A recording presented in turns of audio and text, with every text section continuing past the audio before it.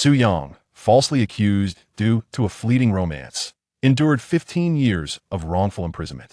Upon his release, he found himself bereft and his future irrevocably shattered.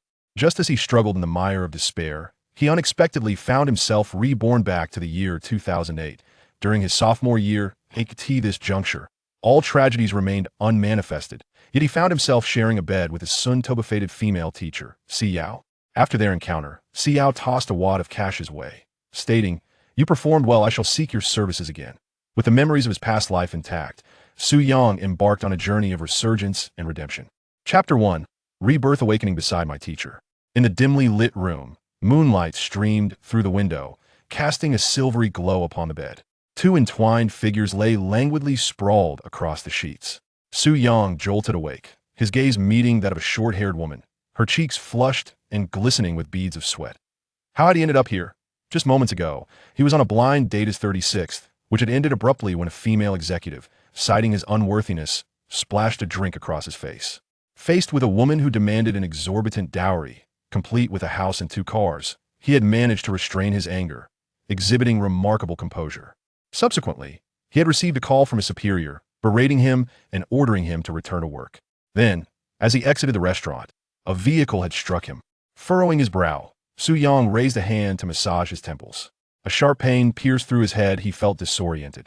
The smooth surface beneath him and the softness pressing against his chest elicited a physical response he could not ignore. The woman atop him stirred, frowning as if unable to endure the situation, and struggled to turn on the light. Su Yang gasped in realization. Was this not the quaint little inn adjacent to his university? The decor, the ambience, all mirrored his recollections. And the woman? He recognized her instantly as finance professor, CYAO. Yao. Her brow slightly furrowed as she regained lucidity, rose unsteadily, almost losing her balance. Yet there was no hint of embarrassment or repulsion on her face. She stood unabashedly before him, methodically donning her attire. She retrieved her bag, pulled out a stack of cash, and placed it beside Su Yang. Tonight's events were merely a misunderstanding. Depart from here, and consider this as compensation for your troubles. With that, Si Yao exited the room. Su Yang slapped his own face sharply, a gasp escaping his lips as he recoiled in pain. This was no dream. He was absolutely certain had been reborn. He instinctively reached for a cigarette to calm his nerves, only to remember that during his university days, he had not yet taken up the habit. It was 2008. He would forever remember this day, the day he shared a bed with Si Yao and the commencement of his bleak existence. For it was on this very day that Si Yao met her tragic fate. She had been struck down by a speeding truck at the entrance of Jiangxing University, rendered a vegetable upon arriving at the hospital, and subsequently succumbed shortly.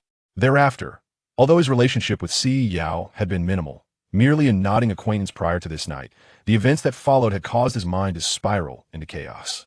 The driver responsible for Si Yao's demise produced evidence of a hired contract, claiming Su Yang had orchestrated the incident, and surveillance footage showing them entering the inn together ultimately led to a conviction for a crime of passion, but he was sentenced to 15 years in prison. The days spent in custody were suffocatingly torturous for Su Yang. Si Yao was not only a professor at Jiangxing University, but also the sole daughter of the Si family, owners of a powerful conglomerate. He endured relentless care from the Si family, with his head repeatedly submerged in toilets, surviving on scraps from others' meals, and often subjected to brutal beatings that left him with broken ribs, all while knowing that a report would result in even harsher retribution. The Si family had no intention of allowing him to emerge alive from prison. 15 grueling years passed, during which he suffered immeasurably. His parents had squandered their savings in a desperate attempt to secure his release, and upon his eventual liberation, the world had transformed beyond recognition. He wandered the streets, marked as a murderer, subjected to scorn and humiliation. Despite securing a job, the stigma of his past rendered him unworthy of love or companionship. Little did he know that he would ultimately meet a fate akin to Si Yao's. Crushed beneath the wheels of a speeding vehicle, Su Yang's nails dug deep into his flesh, blood trickling through his fingers as he lamented his life of injustice. Witnessing his parents age overnight, moving from their home in the city to a lower-end apartment, countless sleepless nights were plagued by grievances against fate. Yet he had never anticipated that destiny would grant him a second chance, returning him to 2008, to the moment before Si Yao's tragic end, providing him with an opportunity to clear his name and unveil the truth. This time, he would not stand idly by as Si Yao perished beneath the wheels of a truck, bearing the weight of undeserved blame. Dressing quickly, he seized the cash Si Yao had thrown at him and rushed towards Jiangsheng University. To the office door, Su Yang burst in, drawing the attention of several teachers within. Without pausing, he made a beeline for Si Yao, grasping her hand firmly. "Come with me," he urged, his heart racing as Si Yao's eyes widened in alarm. Instinctively shaking free from his grip, "Su Yang, what are you doing?" she exclaimed. With gritted teeth and rising urgency, he implored, "Professor Si, please, this afternoon, do not leave Jiangsheng University. Especially do not cross the street alone, or you may face grave danger." Su Yang's earnest gaze conveyed his sincerity. If anyone wished to prevent Si Yao's demise, it was undoubtedly him. Si Yao's death would be swift and merciless, while he had endured 15 years of confinement. Furrowing her brow, Si Yao found Su Yang's behavior perplexing. She had experienced enough absurdity first to break up with her fiancé after 3 years, and now she found herself entangled with a student in such a compromising position, only to have him warn her of impending doom. That Su Yang, you may leave now. Do not enter the faculty office without permission in the future. Turning, she resumed her seat. Su Yang leaned against the desk, locking eyes with her. "Professor Si, trust me, you are truly in danger." Chapter 2. Do you really think I'm a simp? Si Yao felt a surge of anger. Even though she had shared a bed with Su Yang just hours earlier, it was no justification for his incessant alarmism. She was perfectly fine. How could she possibly be in danger? "Get out." Su Yang clenched his teeth. "Teacher Si, I implore you to believe me. This afternoon, please do not leave the school." Si Yao pointed towards the door. "Leave?" With a heavy sigh, Su Yang understood that Si Yao did not trust him. Continuing the conversation would be futile, even if he spoke until he was hoarse. He stepped out of the office and closed the door behind him. Around him, the other teachers buzzed with gossip, but Si Yao paid them no mind, focusing instead on drafting her lesson plans. At 3 o'clock that afternoon, a notification chimed on her computer. It was a message from her close friend, Guan Shanshan, inviting her to go shopping together. After the commotion caused by Su Yang, Si Yao had little interest in such an outing, but Guan Shanshan's relentless persistence wore her down. "I just broke up and need to buy some beautiful clothes to infuriate that scoundrel." With no classes scheduled for the afternoon, Si Yao reluctantly acquiesced. Outside Jiangsheng University, Su Yang extinguished a cigarette and promptly lit another. In less than 2 hours, he had consumed nearly half a pack, leaving a trail of cigarette butts scattered about. He resolutely remained at the school gate, fearful that Si Yao might repeat her past mistakes. "Su Yang, what are you doing here? Waiting for me?" As Su Yang scanned the vicinity, a woman clad in a miniskirt and a tight white blouse called out to him. Turning back, he could not conceal his disdain. The woman was Xiaoya, a classmate and the object of his past affections. Who would have thought that after his imprisonment, she would deceive his parents out of hundreds of thousands, claiming she could testify on his behalf, only to vanish once she had taken their money? Throughout their 2 years at university, Xiaoya had treated him like a mere lapdog, while he naively believed it was love. He even accumulated significant debts for her sake. Only years later did he realize that while he ardently pursued her, she had already been involved with a wealthy and handsome student. Before Su Yang could respond, Xiaoya caught sight of the cigarette he was holding and erupted in anger. "How many times have I told you? I don't like men who smoke. You didn't smoke before. When did you pick it up?" Su Yang shot her a sidelong glance, incredulous at her audacity. Did she truly believe she could dictate his actions? Thinking he was in the wrong, Xiaoya crossed her arms defiantly. "Have you realized your mistake? As punishment, Motorola has just released a new touchscreen phone. Buy one for me as an apology." Su Yang nearly hurled his lighter at her surgically enhanced face. Had he been his former self, he would have been begging for her forgiveness, borrowing money from all his dorm mates, and even conning his parents for a loan, willing to subsist on instant noodles for 2 months just to buy her that phone. But alas, the old Su Yang was long gone. He let out a cold laugh. Xiaoya, puzzled, asked, "What are you laughing at? Hurry up. When can you bring it to me?" Su Yang flicked the cigarette, but at her feet. "Wait until you're dead. I'll burn one for you." Xiaoya froze, taken aback by Su Yang's words, which had never been directed at her in such a manner before. "What did you say?" Su Yang sneered. "I said you should take a good look in the mirror and see what you're made of. Your chin is enhanced, your double eyelids are surgically altered. The clothes are bought by me, and even your permed hair is paid for with my card. And you dare to ask for a phone? How about I give you a slap instead? Do you truly think I am your devoted admirer? Get lost. I have no time for you." Xiaoya was bewildered. In her memory, Su Yang had always been like a dog that came at her beck and call. A little flirtation, a few favors, or even holding hands would have him treating her like a goddess. But what was happening today? Had Su Yang lost his mind? You must be crazy. Xiaoyu trembled with anger. Su Yang, I was considering making you my boyfriend, but you have disappointed me too much. It's over between us. You will regret this. Clenching her fists, she stormed toward the school. To her, having a loser like Su Yang pursue her was a tremendous honor for him. But what was his attitude? Did he think that if she left, she wouldn't find another admirer? Naive. She had admirers aplenty. If it weren't for Su Yang's slight financial standing, he wouldn't even be in the running. Xiaoyu began to scheme about which admirer she would enlist to help pay off her credit card debts. Meanwhile, Su Yang was indifferent, focused intently on the intersection of the school. In his previous life, when Si Yao had her accident, he hadn't been present and had no idea which car had struck her. But as long as he remained vigilant, he would ensure nothing went awry. Lighting another cigarette, he suddenly realized something. With Si Yao being affluent, she surely wouldn't take the bus. She was most likely driving. But he didn't know what car Si Yao drove. Damn it, this was bad. Su Yang sprinted towards the school parking lot.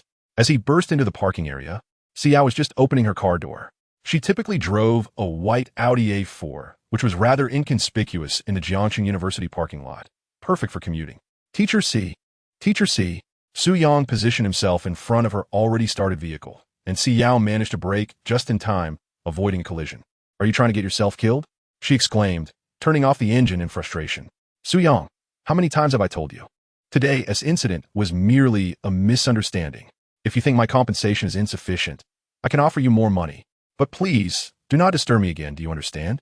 Recalling the wild night spent with Su Yang at the hotel, she felt a twinge of embarrassment. After all, it was the first time in nearly 30 years that she had shared a bed with a man. Teacher C, I'm not here for money. Su Yang interjected hastily. Could you please listen to me just this once? You cannot leave Jiangxing University. It could lead to a fatal incident. Si Yao gripped the car keys tightly. Her previously favorable impression of Su Yang evaporating in that moment. Su Yang, where I go, what I do, is none of your concern. Whether I live or die is equally irrelevant to you. I am your teacher, not your girlfriend. You have no right to restrict my personal freedom. Get lost. Su Yang stood resolutely in front of the car, fearless in the face of death. Then you shall drive over me, unless I am dead. I will never allow you to leave Jiangxing University. The humiliations of his past 15 years flooded back to him. The moment the judgment was passed, the despair in his parents' eyes, the disdain from his classmates, the agonies endured in prison, and the desperate kneeling for employment, all while still facing the contemptuous gazes of others. In this life, nothing had yet transpired. There was still a chance for redemption. Unless he perished, he would not permit Si Yao to step outside the school. Si Yao clenched her fists, feeling an overwhelming surge of anger. This scoundrel, Su Yang, had first caused a scene in the office, and now he obstructed her car. What else did he intend to do? Was he planning to expose their past intimacy to the world? I have seen many like you. You claim it's for my own good, yet you only seek to profit. Si Yao opened her bag and pulled out all the cash within, hurling it at Su Yang's face. Here is 3,000 yuan. Take the money and leave. I am perfectly fine. Do you really think I would believe your nonsense? Go away. Su Yang stared at the scattered bills, a sharp sting in his face. He looked at the obstinate Si Yao and nodded. Fine. If you don't believe me, I shall prove it to you. He snatched the car keys from her hand and took the driver's seat. Get in. Si Yao hesitated momentarily, but thinking that once they left the school, she could expose Su Yang's lies, she climbed into the car without further ado. Su Yang started the engine. Si Yao crossed her arms dismissively, convinced that in broad daylight, no one would dare to harm her. His claims of danger and impending death were merely alarmist rhetoric. As Su Yang drove out of Jiangxing University and onto the main road, he recalled vividly that in his previous life, Si Yao had been struck down by a speeding truck right at the school's entrance. As fate would have it, they encountered a red light, and he slammed on the brakes. Si Yao scoffed. We're out now. Where is this so-called danger? Su Yang remained silent. Si Yao continued to mock. Are you at a loss for words? Hurry up and park. I have no time to waste with you. As the red light turned green, Su Yang resumed driving, scanning the surroundings. Si Yao grasped the steering wheel. I'm talking to you. Su Yang glanced to the left at the intersection, where a red Dongfeng semi-truck belched black smoke from an alleyway. In the next instant, the truck hurtled toward them like an arrow released from a bow. Chapter 3. I conduct legitimate business.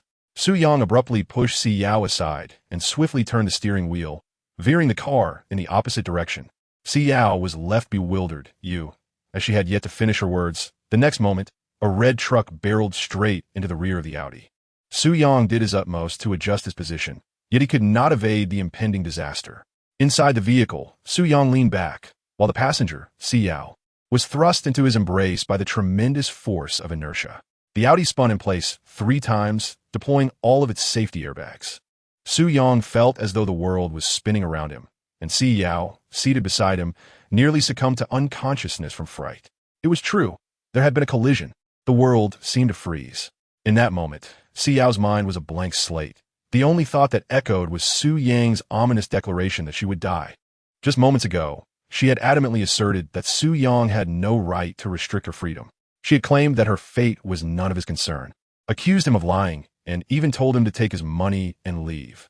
Yet, gazing at the wreckage before her and the line of mangled cars behind, Si Yao finally believed him. She accepted the truth of his words. Had she been the one driving, she would surely be dead by now. Can you still move? Su Yang wiped the blood from his hands. Si Yao nodded slightly. He kicked open the car door and pulled her out, though they had been in an accident. As long as she was alive, he could clear his name. What should I do now, Su Yang? Should I call the police? Si Yao clung to him, paralyzed by fear, her body limp and devoid of strength. Su Yang felt a headache coming on. Though they had narrowly escaped disaster, Si Yao was a significant burden. As long as she was alive, no one could guarantee that danger wouldn't loom again. Earlier that morning, he had spotted that red truck, which had clearly been waiting for Si Yao. The foremost priority now was to uncover who sought to take her life. Identifying the mastermind would ensure his own safety. You should return to school, he instructed. Si Yao was momentarily taken aback. If I go back to school, what about you? Su Yang glanced at her. The matter has concluded. Do you expect me to trail behind you? Si Yao's cheeks flushed. That was not her intent. She was frightened and desired Su Yang's company, for she believed he must know something, or else he would not have desperately tried to stop her. Then I shall return to school first.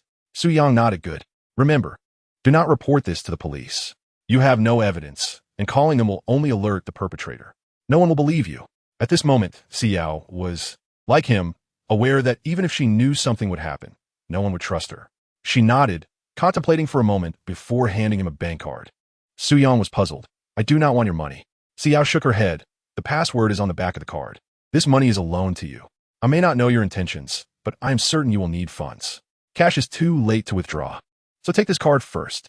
Today's events were a misunderstanding on my part, and I owe you an apology. I am truly sorry, Su Yang. I cannot believe someone wants to kill me. After a moment of contemplation, Su Yang accepted the money. There was indeed some truth to what Si Yao had said. He was in dire need of funds. In his previous life, he had endured 15 years of wrongful imprisonment due to this woman. While he bore no animosity, there was certainly a lack of affection. Although Si Yao possessed an alluring figure and striking beauty, captivating many as a dreamlike figure, particularly as the sole daughter of the chairman of the C Group, a quintessential affluent heiress, he realized that to indulge in her charms, he first needed to survive. In this new life, he vowed to avoid repeating the same mistakes. In his past existence, the prosecution's case against him was bolstered by 2 key pieces of evidence: the testimony of a truck driver and a video recording that captured his intimate encounter with Si Yao shortly before her demise. This was not merely footage from the hotel entrance. It was recorded within the confines of the room itself. The owner of a small and near the school had a habit of clandestinely recording guests, selling the footage online. The orchestrator behind the plot to eliminate Si Yao had taken advantage of this, ensuring that the innkeeper provided crucial evidence of his closeness to her. However, in this life, that evidence would soon be his. After withdrawing cash from the bank, Su Yang ventured into the Fengxiao Inn, not far from the school, where he spotted the rotund owner engrossed in a video game. Without preamble, he pulled down the roller shutter. The startled proprietor exclaimed, "What are you doing? Who told you to close the door?" With a smile, Su Yang replied, "Boss, let us discuss business." The portly owner, setting aside his mouse, rose to his feet, a hint of wariness creeping into his demeanor. "Business? Why the shutter then? Are you a student from Jiang University?" Su Yang offered no response, instead producing 3,000 yuan and slamming it onto the counter. "I want the surveillance footage from room 307 from last night." The owner scratched his head and glanced around. "What do you mean? This is a legitimate business. How could there possibly be surveillance in the hotel rooms?" Su Yang chucked, placing an additional 2,000 yuan atop the pile. 5,000 yuan. I'm purchasing it for a bit of amusement. The owner hesitated, contemplating raising the price further. Su Yang lowered his voice. Think carefully. The police station is just 2 streets down. If you refuse, I will report you. The owner grew visibly agitated. No, no, I'll sell it. It's just the footage from room 307. I'll retrieve the storage card. He lumbered upstairs, uncertain of what had been recorded in each room. The cameras merely held storage cards that he collected monthly to sell selectively. Although he was aware that this activity was illegal, the allure of profit was too tempting to resist. Should he be caught, he would feign ignorance, claiming to be a victim amidst the bustling clientele. Before long, the owner returned with a storage card in hand. Su Yang checked the contents using a card reader on the inn's computer, confirming its integrity before pocketing the card. Boss, would you mind if I sat here for a while? The owner, pocketing the 5,000 yuan, beamed with satisfaction. Not all. Feel free, young man. If you need anything else, do come back. I have some exclusive versions available as well. Su Yang scoffed lightly and lit a cigarette. He remained there, intent on discovering who, in the previous life, had taken the surveillance footage from room 307 after Si Yao was struck. Puffing on a cigarette and watching the passage of time, many individuals traversed the hotel, yet none mentioned the surveillance tapes. As the clock approached 6 o'clock, a brazen bald man entered the Fengxiao Hotel, accompanied by 2 young men sporting dyed yellow hair and clad in tight-fitting trousers. The bald man mirrored Su Yang's earlier actions by promptly lowering the hotel's roller shutter. The plump proprietor, rising in trepidation, rubbed his hands together and forced a smile. Brother, is there something you need? The bald man caressed his head and cast a sinister smile in return. Oh, nothing much. I just heard that you sell things that men typically fancy. Can you sell me a copy of the surveillance footage from room 307 from last night? Chapter 4. Chun Shan. The proprietor froze momentarily, instinctively glancing at Su Yang seated on the adjacent sofa. Who had leaked this information? His dealings were clandestine, and yet 2 groups had boldly approached him within the span of a single day, both seeking the footage from the same room. Big brother, I can't sell it. The bald man shot him a piercing glare, causing the proprietor's legs to quiver. Subsequently, the bald man produced 500 yuan from his bag, placing on the counter. I've never paid for services in this area, but today I shall make an exception. Can we do this as a favor? The proprietor's legs trembled uncontrollably. He felt as if he were embroiled in a significant predicament. I truly cannot sell it. With a cold chuckle, the bald man placed his hands on his hips, revealing a knife sheathed at his waist. What is this? You refuse to cooperate? The proprietor, frightened, collapsed into a chair. No, it's not that, big brother. It was him. He purchased the storage card for the surveillance from room 307. The bald man followed the proprietor's pointing finger and, by chance, locked eyes with Su Yang. A grin spread across his face as he snatched the 500 yuan back from the counter and stuffed it into his bag. Young man, haven't we crossed paths before? One of the bald man's companions whispered, Brother Shan, this kid borrowed money from us before. He's a student from Jian University. The bald man smacked his forehead. Right. I remember now. Su Yang, I assenti it. Su Yang extinguished his cigarette, realizing he had stumbled into another troublesome encounter. In his previous life, he had borrowed money from this group at exorbitant interest rates to buy a bag for Xiaoya, ultimately paying a hefty price to repay his debts. This bald man, Chun Shan, along with his 2 companions, had sought to collect that debt. Chun Shan swaggered over to Su Yang. Since we're acquainted, this should be straightforward. Hand over what you have. Su Yang crossed his legs defiantly. Just because he claims it's in my possession, does that make it true? Have you grown a brain? Chun Shan raised an eyebrow. Oh, you little rascal, your audacity has swelled since we last met. I like that. He tossed his knife at Su Yang's feet. Here, take a stab at me, and we can call it even for today. Chun Shan lifted his head with an air of utmost arrogance, believing that these university students could easily be intimidated. He thought to himself that they wouldn't dare to harm him. They were too cowardly even to kill a chicken. When it came to collecting debts, how many had not obediently handed over their money when faced with his tactics? He initially anticipated spending some money today, but unexpectedly found himself saving instead. With one foot propped on the sofa, Chun Shan sneered, well, what is it going to be? Dare you? Stab me, and I'll walk away. If you don't have the guts, then hand over the storage card. Before he could finish his sentence, Su Yang seized a knife from the table and plunged it into Chun Shan's shoulder. Blood gushed forth instantly, and Chun Shan's face flushed red. A scream of pain escaped his lips. Damn it, you really stabbed me? As Chun Shan's 2 lackeys were about to rush forward, they witnessed Su Yang swiftly withdrawing the knife from Chun Shan's shoulder. Stop right there. Boss Chen, you asked for this. Su Yang taunted, recalling the previous life spent in prison S maximum security, where he had seen far worse. These two ruffians were no more than a kick against the steel door.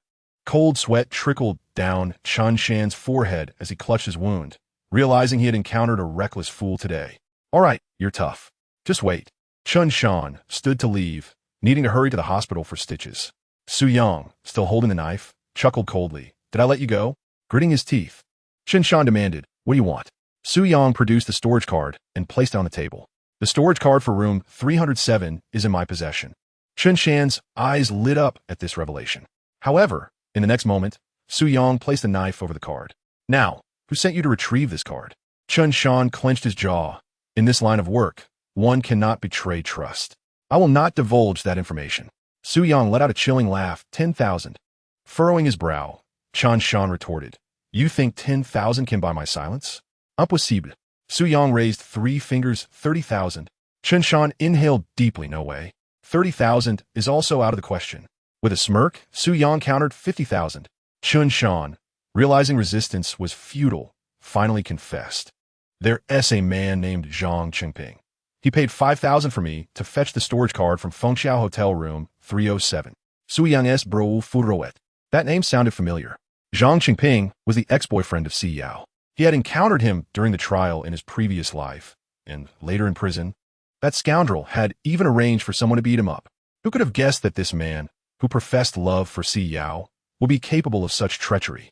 Su Yang tucked the storage card away and stood up. Chun Shan blocked his path. What about the 50,000? Su Yang pondered briefly. You have a debt owed to someone named Zhou Yixian, right? He is hiding out in a cabin by Songjiang Lake. Go collect from him. With that, Su Yang turned to leave. Chun Shan nearly cursed aloud. This was the true source of the 50,000. But how did Su Yang know where Zhou Yixian was? One of his lackeys frowned and asked, Boss, what if he is deceiving us? Chun Shan grimaced in pain. You can't run from the temple if you're the monk. He is studying at Jiang University. We'll find him sooner or later. Hurry, take me to the hospital. One of the lackeys, lacking tact, asked, Boss, what about that Zhang fellow? Chun Shan erupted in anger. Having paid a sum of 5,000 yuan, am I also expected to risk my life? Outside the Maple Bridge Inn, Su Yang stepped out the door and, just as he was about to turn into an alley, his phone vibrated in his pocket. Glancing at the screen, he noticed an unfamiliar number. After a moment's hesitation, he answered the call. Is this Su Yang? Came the voice of Si Yao. Su Yang lit a cigarette and responded vaguely. Si Yao sighed with relief. Su Yang, I am at the teacher's dormitory. Could you please come over? A hint of confusion crossed Su Yang's mind. Why haven't you gone home? In a trembling whisper, Si Yao replied, I'm scared. I don't dare to go home. Just now, I heard footsteps outside the dormitory door. But I'm the only one on this floor. As soon as she finished speaking, Su Yang heard a series of urgent knocks on the door from the other end of the line. The sound was as if someone were attempting to break it down. Su Yang, hurry. A sudden scream pierced through the connection. Si Yao abruptly hung up. Chapter 5, Zhang Qingping. At Jiangxing University, within the teacher's dormitory, Su Yang rushed inside like a gust of wind. The elderly man at the entrance had not even set down his teacup, thinking something untoward was afoot, only to find no one in sight. In the blink of an eye, Su Yang had dashed up to the 3rd floor. Outside Si Yao's dormitory, a tall, slender man, standing at nearly 6 feet, was forcefully kicking the door. Si Yao, you wretched girl, just after breaking up with me, you've already gone to bed with someone else. I've been with you for 3 years, and you wouldn't even let me hold your hand. Yet here you are, pretending to be some pure maiden in front of me. Open this door. Leaning against the door, Si Yao trembled in fear. Zhang Qingping, I won't open the door. Please leave, or I will call the police. Zhang Qingping gritted his teeth, his anger boiling over. Call the police? You have the audacity to call the police. Your lover must be inside with you. Am I supposed to leave and let you two continue your illicit affair? With a powerful kick, he struck the door. The old dormitory doors of Jiangxing University, wrapped in iron, shuddered perilously under the force of the blow. Zhang Qingping reached for the handle, his teeth clenched in rage. He loathed the man who had been with Si Yao even more than he despised her. The shameless woman. If it weren't for the Si family's business, would he have endured 3 years of humiliation for her? As the door appeared on the verge of collapse, a shadow suddenly lunged forward, delivering a sharp kick to his waist. In the next moment, the tall Zhang Qingping was sent flying several meters away. Su Yang approached him, his footsteps echoing ominously in the corridor. like the tolling of a death knell. Zhang Chengping was furious, but Su Yang was even angrier. This afternoon, he had risked his life to save Si Yao, only to have her nearly fall victim to Zhang Chengping once again. After enduring 15 years of wrongful imprisonment in his previous life, he would never again play the scapegoat. Who are you? Zhang Chengping's voice trembled. Su Yang rolled his shoulders. Haven't you been looking for me? I'm a so-called lover you've been talking about. Zhang Chengping, I finally caught you. Su Yang placed his foot firmly on Zhang Chengping's wrist, causing him to writhe in pain. How dare you tread upon me? My father is Zhang Wohua, and I am the betrothed of Si Yao. He shouted, lift your foot. If you do not, I swear I will end your life. Hurry, lift your foot. Su Yang complied, raising his foot. Believing he had instilled fear in Su Yang, Zhang Chengping grew bolder. Now you understand the fear, don't you? You dare to trample on me? Immediately bow 3 times before me, and I might consider sparing your life. Otherwise, you shall learn who truly wields power in Jiangqing. Su Yang let out a cold laugh. Zhang Chengping was nothing more than a spoiled rich kid. However, his father was a well-known figure in Jiangqing, owning several factories. Though not as prestigious as the C Group, his wealth exceeded hundreds of millions. Dealing with him in this life would be as effortless as crushing an ant. Kneel and bow, and then what? Su Yang regarded him with amusement. Zhang Chengping rose from the ground, a sinister smirk on his face. And then, of course, I shall bind you and make you witness how I toy with that wretched woman. Si Yao. Damn it, after 3 years of yearning, I end up with a pauper like you. Rest assured, I have obtained the footage from last night. Once I deliver it to the C family, how long do you think you will survive? Now, kneel, and I might spare your worthless life. Su Yang stared at Zhang Chengping with icy indifference, secretly amused. If the footage were truly in Zhang Chengping's possession, he would indeed be troubled, but the fool was unaware that he had already taken it. Inside, Si Yao burst through the door. Zhang Chengping, you are despicable. Zhang Chengping chuckled coldly. Despicable? Even if I were, I could never match your lack of shame, especially for someone so pathetic. The cost of my socks could buy your entire wardrobe. You're not a student from Jiangxi University, are you? Si Yao, you certainly know how to play. Si Yao clenched her fists, a wave of helplessness washing over her. She was a teacher at Jiangxi University and the only daughter of the chairman of the C Group. If the footage from last night were to leak, her father would undoubtedly target Su Yang first. Zhang Chengping, name your price. Sell me the footage. Zhang Chengping laughed derisively. Name a price? Si Yao, are you truly that naive? What I desire is the entire C Group, your father's fortune. If you want me to refrain from releasing the footage, then marry me. If you become my wife, I shall keep it to myself. Zhang Chengping licked his lips and approached Si Yao. Over the years, he had pursued countless women, but none compared to Si Yao. Each time he pretended to be a gentle gentleman in her presence, he secretly fantasized about overpowering her. Today, with this young man present, he thought it fitting to let him observe the spectacle. What do you think? Care to join the show? Si Yao retreated, pressing against the wall as Zhang Chengping drew nearer. Just as he was a mere step away, Su Yang seized Zhang Chengping by the shoulder. Zhang Chengping turned back, ready to insult him. Su Yang executed a shoulder throw, slamming him to the ground with a resounding thud. Zhang Chengping was momentarily bewildered. How dare you strike me? You miserable wretch. Su Yang's lips curled into a sly smile. I anticipated you had some formidable skill, yet it appears you resort to such despicable tactics. Zhang Chengping struggled to rise. You dare raise your hand against me. Just wait. I assure you, there will be no refuge for you in Jiangqing. Si Yao, your little paramour seems quite disobedient. Do you wish for me to disseminate the footage throughout the streets? Si Yao suppressed her fear and approached Su Yang. Su Yang, this is a matter between him and me. It does not concern you. I will find a way to resolve it. Please, let him go. If he releases the footage, everything will be over. Su Yang chuckled softly. If I fear not, why should you? He grasped Zhang Chengping's jaw. Zhang Chengping writhed in pain, instinctively opening his mouth. Su Yang retrieved a storage card from his pocket. You desired the footage from 307, did you not? Consider this a gift. Zhang Chengping momentarily lost his wits, then burst into laughter. You think you can deceive me? How could the footage possibly be in your possession? Are you trying to intimidate me? With a cold smile, Su Yang crushed the storage card and forcefully shoved it into Zhang Chengping's mouth. Zhang Chengping reflexively swallowed, the entirety of the card disappearing into his stomach. Su Yang clapped his hands. There, the footage has been eliminated. Si Yao quickly pulled him aside. Su Yang, you should return to your dormitory. I will handle the remaining matters. The footage absolutely must not be leaked. Su Yang replied calmly. The footage has been destroyed. What I forced into his mouth is now likely in his stomach. Xiao felt a wave of frustration. At such a time, you still jest. Return, and leave this to me. Zhang Qingping, in a frenzy, scrambled to his feet and glared at Su Yang. Where do you think you're going? You little brat. You stepped on a landmine, cornered, and still hiding behind a woman. Xiao, do you really think I hold you in high regard? If you choose to disregard my generosity, do not blame me.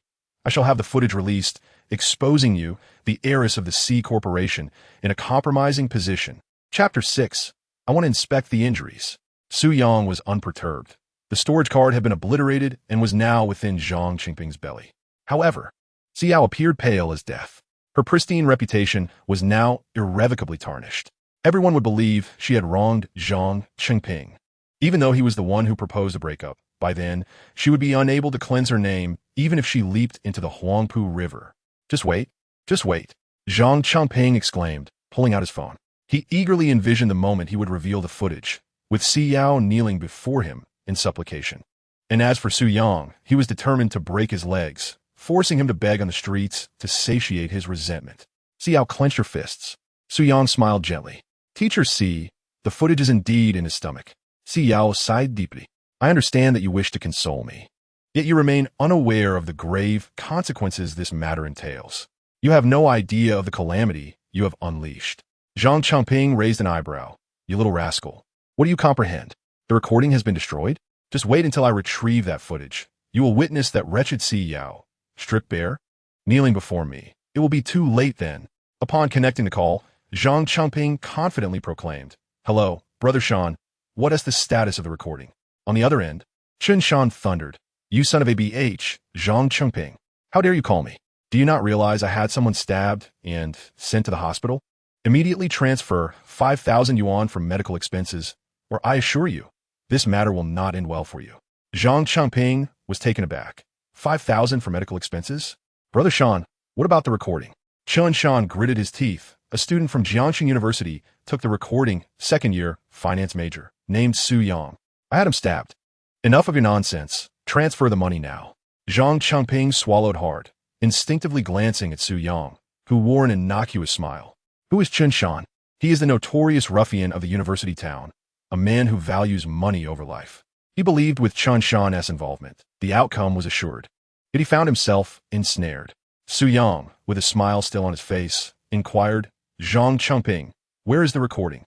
Zhang Qingping was dumbfounded. The only leverage he possessed, the soul means to subjugate Xiao, was gone. Could it be that Su Yang had indeed shattered the recording he had fed him? He clutched his throat, attempting to expel the memory card.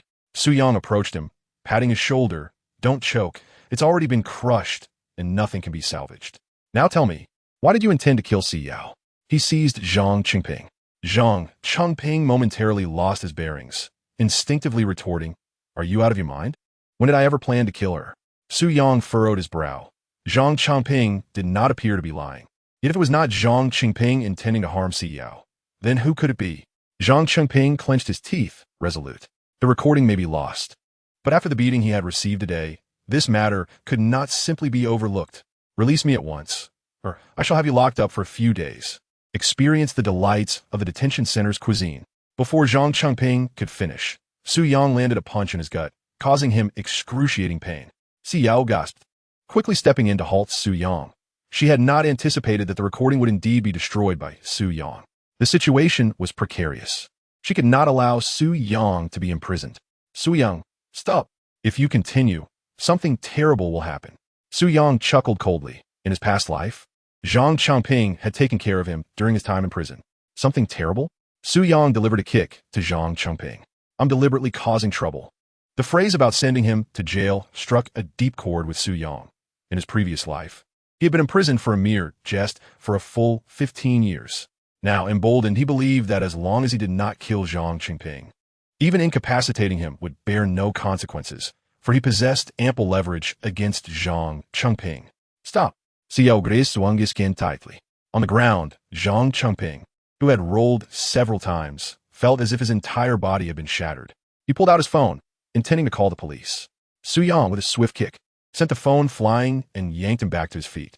Trembling with fear, Zhang Qingping, accustomed to bullying others, had never encountered a desperate character like Su Yang before.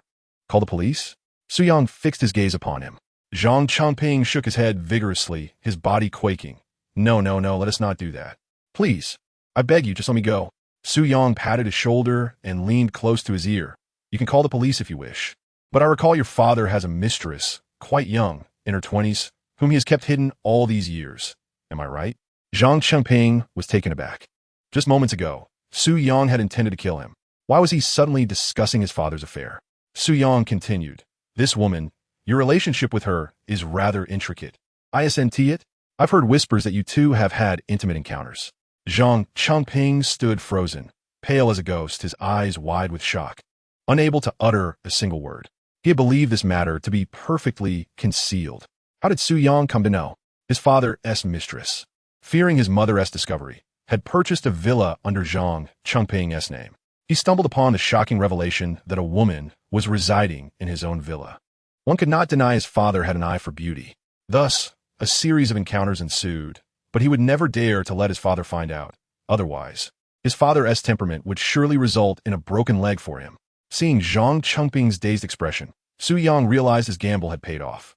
In a previous life, Zhang Changping's father's mistress had schemed to elevate her status, publicly exposing the affair that involved serving both Zhang Changping and his father, causing a scandal that tarnished the family's reputation. Su Yang was certain that Zhang Changping would not dare to let this information leak, thus rendering the beating he received today utterly pointless. As Zhang Changping stood in a stupor outside the teacher's dormitory, 2 police cars and several officers headed straight for the 3rd floor. Upon seeing the police, Si Yao became flustered. The dormitory housed numerous teachers, and it seemed someone had called for help. What was happening? Had a fight broken out? Si Yao stepped in front of the officers. Excuse me, officers. It was just a student altercation. We'll cover the costs and settle this privately. She was willing to pay any amount to satisfy Zhang Changping. After all, Su Yang had resolved a significant dilemma for her and saved her life, which she felt was her obligation. However, before she could finish her sentence, Su Yang interrupted. Ms. See, you are mistaken. Clearly, he was the one who struck me first, and I didn't retaliate. Look at my hand. I have injuries. I demand a medical examination. Chapter 7. The phrase repeated thrice. Si Yao's smile instantly faltered, nearly collapsing under the weight of despair. The injuries on Su Yang's hand were merely the result of his earlier confrontation with Zhang Changping, were they not? What was he trying to accomplish? Surely he did not intend to turn the tables? The police officer cast a glance at the spirited Su Yang, then at the battered Zhang Changping, whose face was marred with bruises, eyes bloodshot, and a shoe print imprinted on his abdomen, feeling somewhat perplexed. Is this what he claimed?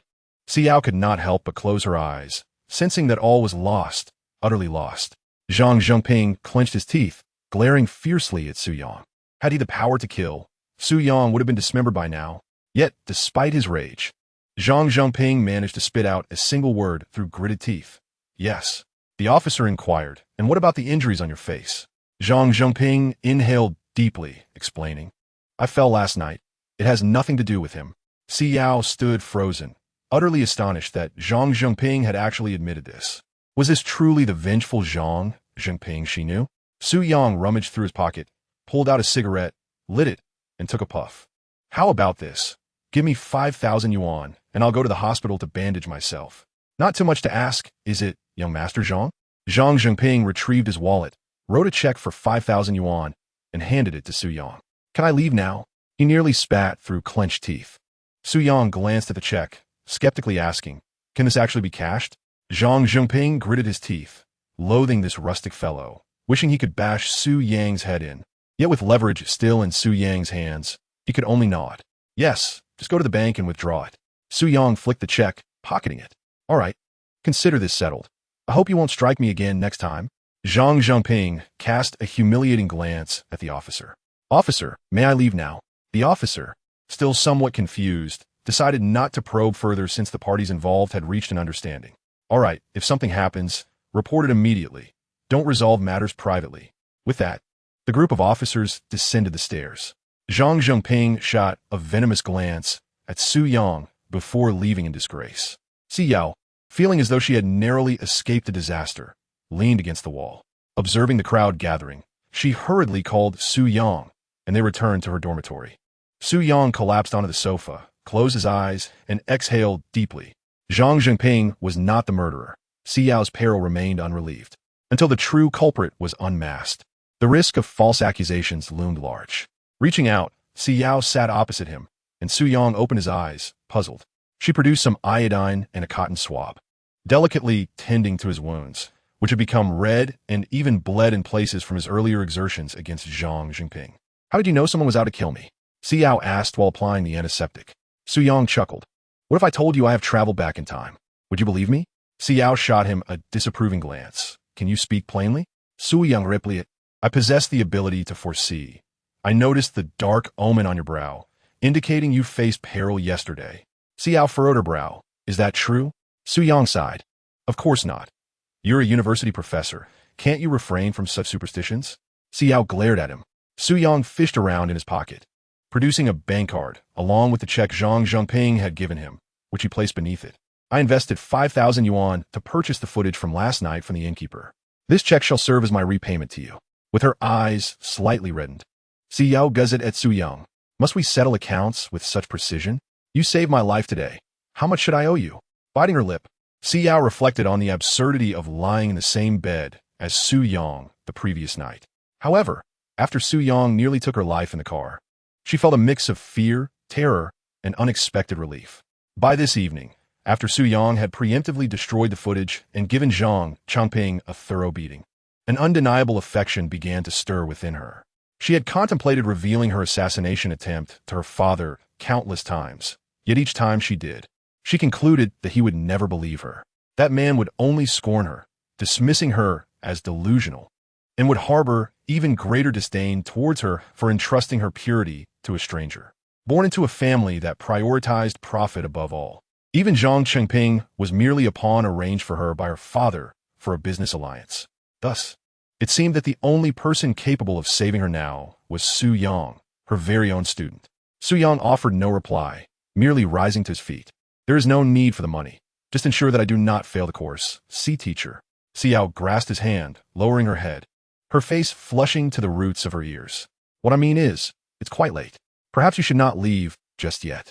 At dawn, sunlight streamed onto the bed as Su Yang sat upright, rubbing his waist. If the night before had been merely an accident, then last night was a proactive initiative on Xiao's part, one that took Su Yang quite off guard. Even at his 20-something years, he found it somewhat overwhelming. Turning to glance at Xiao, who was still sound asleep in bed, he dressed himself. Fortunately, he had no classes today.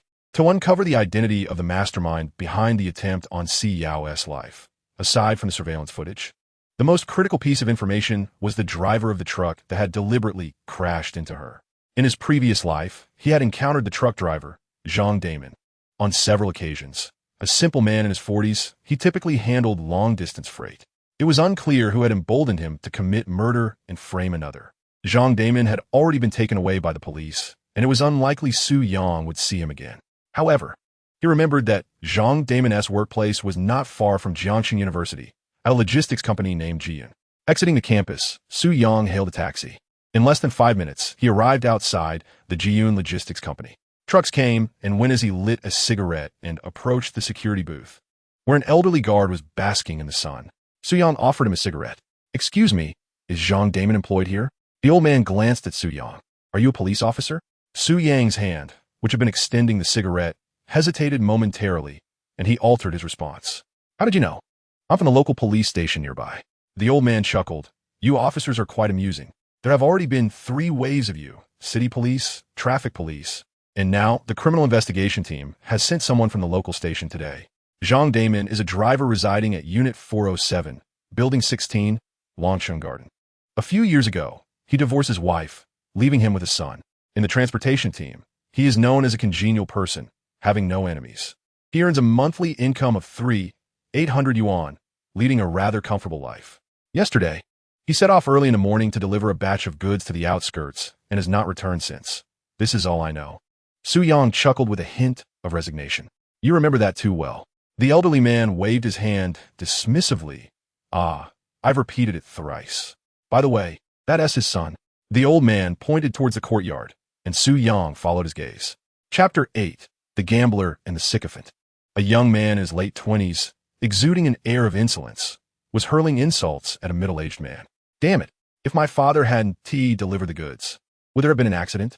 Now that trouble has arisen, you're looking to avoid payment. I don't care if my father ends up in prison. You must pay me the 200,000. Su Yang eyed the young man, his brow furrowing instantly. He recognized him. Near the university town, many had borrowed money from Qinshan. Previously, when Qinshan nearly faced repayment issues, he had violently assaulted a debtor right in front of Su Yang, almost knocking out his teeth. Ironically, the one who was beaten was none other than Zhang Damon's son. Thank you, sir. I'll go see what's happening. Su Yang headed towards the courtyard where Zhang Damon's son continued his tirade. The middle-aged man sneered, Your father drove someone into the hospital, and now my vehicle is impounded. I have no grounds to argue. Zhang Damon's son spat angrily. What do you mean by that? Are you trying to be unreasonable? I'm asking if you will pay. If not, I'll die right here. The middle-aged man examined his nails. I don't have 200,000, but considering my long-standing friendship with old Zhang, I can offer you 3,000 for now. The rest will have to wait for the court's verdict. Now, get lost and don't delay our work. The middle-aged man counted out 3,000 yuan from his wallet and handed it to Zhang Damon's son. The son took it, spat on the ground, counted the money, and pocketed it only after confirming it was indeed 3,000. Stop wasting my time. 200,000, not a cent less. I'll return in a few days. Have the money ready. After saying this, Zhang Damon's son left, with Su Yang trailing behind him, beginning to understand why Zhang Damon was willing to take risks. His son must have accumulated substantial debts. Following him through several alleyways, Su Yang watched as Zhang Damon's son entered a gaming hall. He stood outside, lighting a cigarette. In less than half an hour, Zhang Damon's son emerged, looking dejected, clearly having lost everything. Su Yang approached him with a smile. Lost it all again? Zhang Damon's son glanced at him. What is it to you? Su Yang smirked. When will you repay the money you owe Brother Shan? Upon hearing the name, Shanga, Zhang Damon's son turned on his heels and fled. But after merely a few steps, he was knocked to the ground by Su Yang's kick. Flee? How dare he attempt to escape? Su Yang delivered another blow to him. Zhang Damon's son, on the verge of tears, implored, Big brother, I truly have no money left. I wish to repay my debts, but you must allow me the time to earn it. Su Yang yanked him up from the ground. Tell me, are you aware of your father's incident involving the car crash? Zhang Damon's son froze, his eyes darting around before he finally stammered. You are not one of Shan Ji's men. Su Yang responded with a resounding slap across his face. What business is it of yours who I am? Just answer my questions. Zhang Damon's son suddenly regained his bravado. What does it matter to you? Su Yang sneered. Very well. I shall take you to Qinshan and see whether it is more arduous to converse or to endure the pain of 2 broken ribs. Zhang Damon's son quickly began to squirm. No, brother, I will speak. I will tell you everything. With a heavy sigh, he continued. It's just that I've been fond of playing cards, but my luck has been terrible these past few years, and I've incurred considerable debt. Those ruthless debt collectors sold my family's house, and we are still far from settling the remaining amount. As fate would have it, last month, my father was diagnosed with terminal stomach cancer. You know, it's a waiting for death kind of illness. When a manager of the transport team learned of this, that vile creature from GN Logistics, he offered my father a job, claiming he would give him 200,000 upon completion. But then my father had his accident, and that scoundrel denied any responsibility. He handed me 3,000 and attempted to dismiss me. The more he spoke, the angrier he became. Su Yang furrowed his brow. Are you implying that the transport manager orchestrated your father's crash? Zhang Damon's son scratched his head. Not exactly. I heard my father mention that the person who hired him had some connection to the owner of GN Logistics. They suggested that my father could drive under the influence, serve 5 or 6 years in prison, and receive an additional 500,000. Su Yang pressed further. Who is the owner of GN Logistics? Zhang Damon's son shook his head. I do not know, but I have heard that his surname is Si. My father overheard him speaking on the phone once, and he spoke in a rather peculiar Mandarin. Brother, I genuinely know nothing more. Please do not send me to Qinshan. They will surely kill me. I've shared all that I know. Please let me go. Su Yang released his grip and sighed. Go on. Do not gamble anymore. Zhang Damon's son brushed off the dust from his clothes. Once I recoup my losses, I shall quit. He added, I swear, my luck has been particularly good lately. Just moments ago, I drew a winning hand. Su Yang turned away, knowing that a gambler will not turn back until they have lost everything. Whether they wish to recover their losses or double their winnings, he reflected on his past self, who was no different. Yet, while Zhang Damon's son was a mere gambler, he himself was a love-stricken fool, ultimately left with nothing. Exiting the alley, Su Yang lit a cigarette, retrieved his phone, and dialed Si Yao's number. The ambiguity in Zhang Damon's son's words was noted, but the surname Si is exceedingly rare in Jiang City. There is a 10,000% chance that he belongs to the Si family. However, the Si family is quite numerous, and, as an outsider, it is difficult for him to ascertain his target. He decided to call Si Yao for clarification. As soon as he dialed, the call connected instantly. Si Yao, on the other end, sounded somewhat excited. Su Yang, where have you been? Su Yang took a puff of his cigarette and replied, just out for a stroll. May I ask you, how many members are there in your family? After a moment's thought, Si Yao responded, we don't have many relatives. Just one uncle and one aunt. Su Yang's brow furrowed. Has anyone in your family ever invested in a logistics company? Si Yao chuckled. I wouldn't know. But how coincidental. My aunt came to visit me today, and we are currently at a CAF outside the school. I can ask her. She would surely know. Chapter 9. I won't let you regret it. Su Yang nodded. Since Si Yao could inquire, the identity of the perpetrator was unmistakably clear. The individual he had tirelessly pursued in his previous life had surfaced so easily. Within half a minute, Si Yao exclaimed, what a coincidence. My aunt said she has indeed invested in a logistics company. What's the name of that company? Before Si Yao could finish her sentence, a strange voice interrupted the call. It's called Jian Logistics. Su Yang's mind nearly exploded with this revelation. A bead of sweat trickled down his forehead, followed by a chilling sensation that surged down his spine. Where are you now? Si Yao paused momentarily. At the CAF, why? Su Yang nodded, forcing himself to regain his composure. Stay there and wait for me. He ended the call, hailed a cab, and rushed towards Jiangxing University. Outside the university, there was only one upscale CAF, where the prices were daunting enough to make him hesitate. However, at this moment, Si Yao was likely in the presence of the very person who intended to harm her. He could not afford to concern himself with the cost of coffee. Outside Jiangxing University, at the CAF, seated opposite Si Yao was a middle-aged woman. Although she was over 50, Si Ryun appeared remarkably well-preserved, looking a decade younger than her actual age. Was it your little boyfriend who called you? Si Ryun took a sip of her coffee. Si Yao nodded. Si Ryun's brow furrowed. You know your father would never allow a poor student into the Si family's home. Si Yao sighed. I understand, but the situation has already unfolded, and I hope my aunt can assist me. Si Ryun set her cup down. Assist? How can I assist? You disregard the traditional expectations of social standing and chose to be intimate with a poor student. I can help with many matters, but this one is beyond my capabilities. I will inform your father of the truth. As for this poor student, if he knows what's best for him, he should take some money and disappear from your life.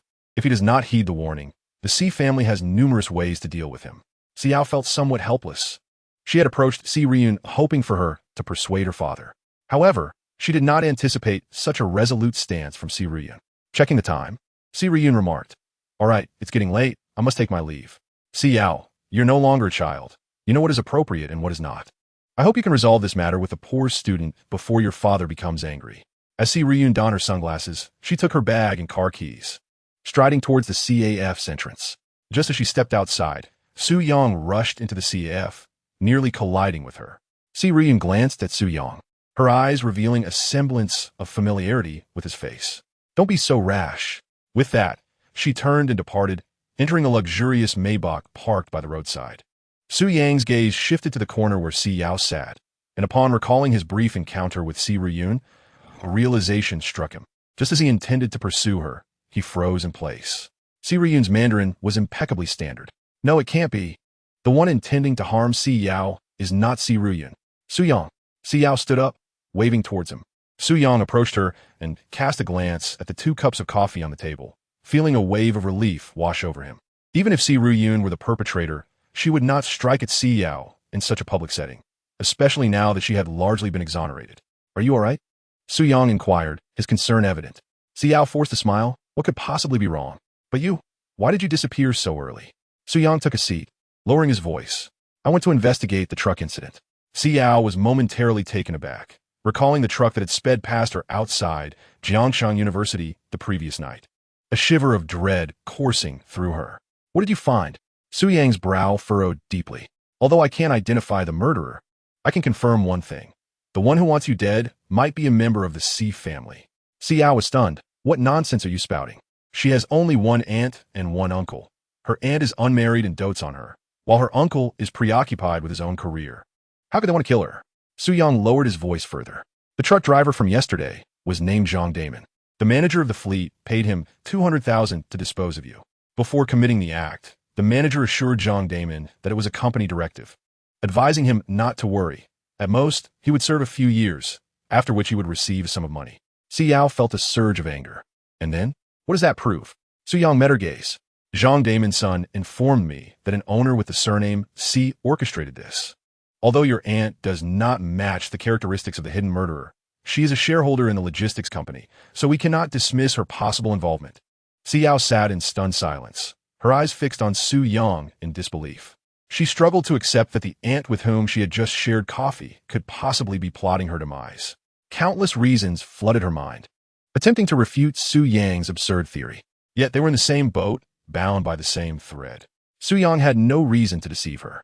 He wished to keep her alive, having already saved her once, and those who sought her death must now harbor a deep-seated hatred towards him. This is impossible. Xiao's lips trembled.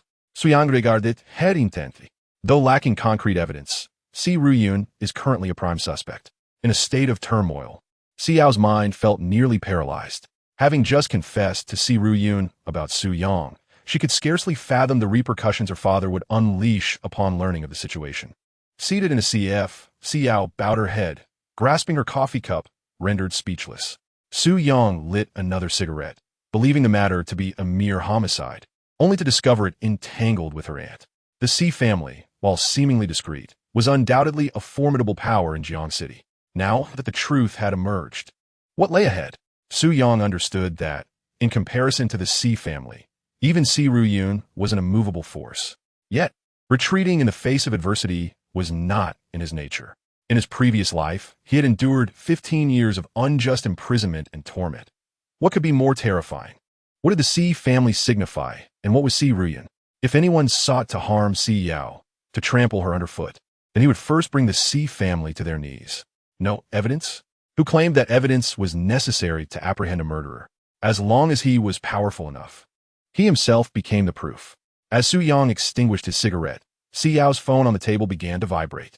Glancing at the caller ID, she saw her father's name and fell into a long silence, reluctant to answer the call. Answer it, Su Yang urged, handing her the phone. Since Teacher Si has chosen me, I shall not allow you to regret it. With trepidation, Si Yao answered the call, met with a prolonged silence from the other end. Eventually, a low, grave voice broke through. Si Yao, your aunt has spoken to me about your situation. Will you grant yourself dignity, or shall I provide it for you? Chapter 10, Freeze. Si Yao's heart raced. Approaching 30, she still felt an overwhelming fear in the presence of her father, Si Xuezhong, raised alongside her mother. She had seldom seen her father, who had been preoccupied with work, despite being his only child. Father, the situation has already unfolded. Besides, I do not have feelings for Zhang Qingping. Before she could finish, Si Xuezhong's icy voice interrupted. Then you favor that impoverished student? How well do you know him? If you were stripped of your wealth and current status, would he still hold affection for you? Lowering her head, Si Yao glanced at Su Yang, aware of the gamble she was taking. After all, Su Yang was still a student. What capabilities did he possess? How much pressure could he withstand? Although she had contemplated opposing the entire Si family, she had never acted upon such thoughts. If she, as the young lady of the Si family, felt this way, then what of Su Yang? Hearing her silence, Si Xuezhong let out a cold snort. Resolve this matter before this afternoon. I do not wish to hear any further association between you and that impoverished student. I have already apologized to the Zhang family. Zhang Chengping remains your fiancé. You shall marry him this year. That is all. Si Xuezhong was about to hang up the phone when Su Yang abruptly snatched it from Si Yao's hand. Chairman Si, this is Su Yang. On the other end, Si Xuezhong paused for a few seconds, seemingly pondering who Su Yang was, not allowing him a moment to think. Su Yang spoke bluntly. Someone wants to kill your daughter. Si Xuezhong furrowed his brow. Kill my daughter? What a joke, and not a funny one at that. Su Yang scoffed coldly. As a father, you seem to lack concern for your daughter. Si Xuezhong remained silent for 3 seconds. It had been a long time since anyone had spoken to him in such a manner. What business is it of yours to meddle in the affairs of the Si family? Is this ridiculous statement how you've convinced my daughter to accept you? Su Yang sighed. In truth, My affection for teacher isn't as profound as you might think, though she is beautiful and has an appealing figure, making her the object of many dreams. There are countless lovely women in this world. My choice to be with teacher C is rooted in a desire to ensure her safety. Therefore, she cannot marry Zhang Qingping. Si Xuezhong clenched his teeth. Huh, not marrying Zhang Qingping. And what, marrying you instead? What do you think you are, to presume you are worthy of the C family? Su Yang, I acknowledge that my daughter has been involved with you, but that does not give you the right to threaten me. Zhang Qingping is Si Yao's fiancé. He cares nothing for your relationship. Mind your own business and refrain from meddling. Leaning back in his chair, Su Yang chuckled softly. What if I insist on intervening? Si Xuezhong slammed his palm on the table with a loud bang. He cannot recall the last time he had been this angry. He had intended to marry off his daughter peacefully and enjoy his twilight years. Who would have thought that a poor young man would emerge from nowhere and enchant his daughter so thoroughly? Now, this audacious individual dared to involve himself in his family affairs. Fine, you want to meddle? Is that Si Yao's stance? Su Yang switched the call to speaker mode. Si Yao frowned. Her rational side urged her to stop Su Yang from acting so recklessly. If she returned home and pleaded with Si Xuezhong, there might still be a chance for reconciliation. Yet her emotions told her that Su Yang was right. Si Xuezhong would not believe her. Any further words would be futile. I trust Su Yang, Si Yao declared resolutely. Si Xuezhong sneered. Very well, then follow this poor boy. Do you really think he can turn the tide? He hung up the phone, viewing Su Yang as no different from a persistent leech, clinging to his daughter merely for financial gain. Once Si Yao lost her wealth, he would flee faster than a dog. Just a penniless student. Did he truly believe he was worthy of a wealthy family's daughter? Such notions belonged only in the realm of fiction. Since Si Yao chose to frolic with him, she would have to bear the consequences of her folly. Watching the call end, Su Yang remained unperturbed. Everything unfolded as he had anticipated. Ultimately, Si Xuezhong would not harm Si Yao. His so-called tactics amounted to severing her financial support. As for him, if Si Xuezhong demanded the school expel him, so be it. For Si Yao, it would be a blow. For him, it was of little consequence. In the darkest abyss of life, he has endured much. The prisoner who laughed and chatted cheerfully in jail was taken out for execution the very next day. In this second chance at life, does he truly lack money? Given time, wealth and fame are within his grasp. The only genuine danger lurking beside him is Si Yao. Having saved her, the murderer intent on her demise must loathe him deeply. Should Si Yao perish, he would undoubtedly be framed as the culprit. Thus, he must seize the moment to strengthen himself, at least to possess the ability to fight back when danger arises. Do not fret, wait for my return home, and I shall have a thorough discussion with my father. He will surely accept you. Si Yao sighed, summoning the waiter to settle the bill. However, after swiping her card 3 times, it displayed an error message. The waiter, somewhat apologetically, informed her, Miss, your card may have been frozen. Do you have another bank card? Si Yao was momentarily taken aback. She had not anticipated her card would be disabled so swiftly. She rummaged through her bag for cash to complete the transaction. But little did she know, this was merely the beginning. Before she could exit the CF, her phone erupted with dozens of messages. 6 properties and 2 commercial units under her name had been frozen. Furthermore, her 2 credit cards, once boasting maximum limits, were now inactive, and she was demanded to repay a total of $300,000 in principal and interest immediately. In addition, the access card to her residence had its password changed. The 4 luxury cars in her name, including the Audi she used for commuting, had all been reclaimed by Si Xuezhong. At this moment, Si Yao found herself with nothing but the faculty dormitory at Jiangxing University. Feeling somewhat dazed, Si Yao's thoughts were interrupted when Su Yang pulled out over 300 yuan from his pocket and handed it to her, saying, This should suffice for your meals. Si Yao sighed. I had prepared for this, but I did not expect it to come so soon. This time it's not just me. I've implicated you as well. I need to think about how to repay this 300,000 on my credit cards. Si Yao appeared troubled. Su Yang smiled. It's just 300,000, a minor matter. He glanced at the large screen television beside them, which was currently broadcasting the new news. Today, the Jiedong Logistics Company has reported a significant loss of goods destined for Hangqing. They are publicly seeking clues from the citizens, with a maximum reward of 50,000 yuan. Su Yang's eyes lit up. He recalled this incident vividly from his previous life. He remembered that Jiedong Logistics had received a substantial order for a shipment of high-quality steel bound for Hangzhou, valued at over $1 million. Unexpectedly, during transit, The cargo went missing, and both the truck driver and the vehicle vanished without a trace. The shipping company insisted that Jiedong Logistics had embezzled their goods and demanded compensation. With no other recourse, Jiedong Logistics had to publicly seek information in hopes of locating the driver and the truck. However, in reality, the shipment of steel lay hidden in a cave not far from where the driver had gone missing, a remote area accessible by only a single, winding road. As for the reason behind the disappearance, that remained a mystery. In truth, it was a covert conspiracy between the shipper and the truck driver, who stealthily absconded with the cargo midway, creating a FAAD of loss in order to extort the logistics company. The national highway in 2008 was fraught with rugged terrain. Not to mention the absence of surveillance cameras, even human presence was scarce. If the goods vanished along the route, they simply vanished, let alone the fact that both the truck and the driver had disappeared. The shipper had anticipated that the logistics company would compensate them at the declared value. But they had not foreseen that in a past life, the logistics company would adamantly refuse to pay. It was not until several years later that the truck driver, who had fled, was apprehended.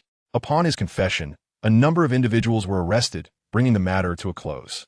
This story was relayed to Su Yang while he was in prison, narrated by none other than the shipper who had orchestrated the extortion against the logistics company. Thus, he was not only privy to the sequence of events, but was also aware of the location where the goods were concealed.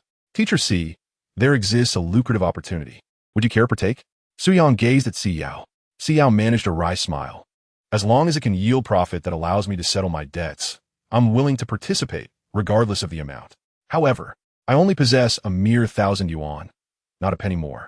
Suddenly stripped of all economic support, relying solely on her meager salary from the school, she found it difficult to sustain herself, let alone repay her credit card debts. Although she harbored doubts about Su Yang's ability to uncover any promising business venture, she felt compelled to grasp at this lifeline, treating a dead horse as a live one. Su Yang hailed a taxi, ushering Si Yao inside. Driver, to the logistics company, please. Si Yao was taken aback. To the logistics company? She vividly recalled that the driver of the truck who had nearly run her over was an employee of that very company, which was also owned by her aunt.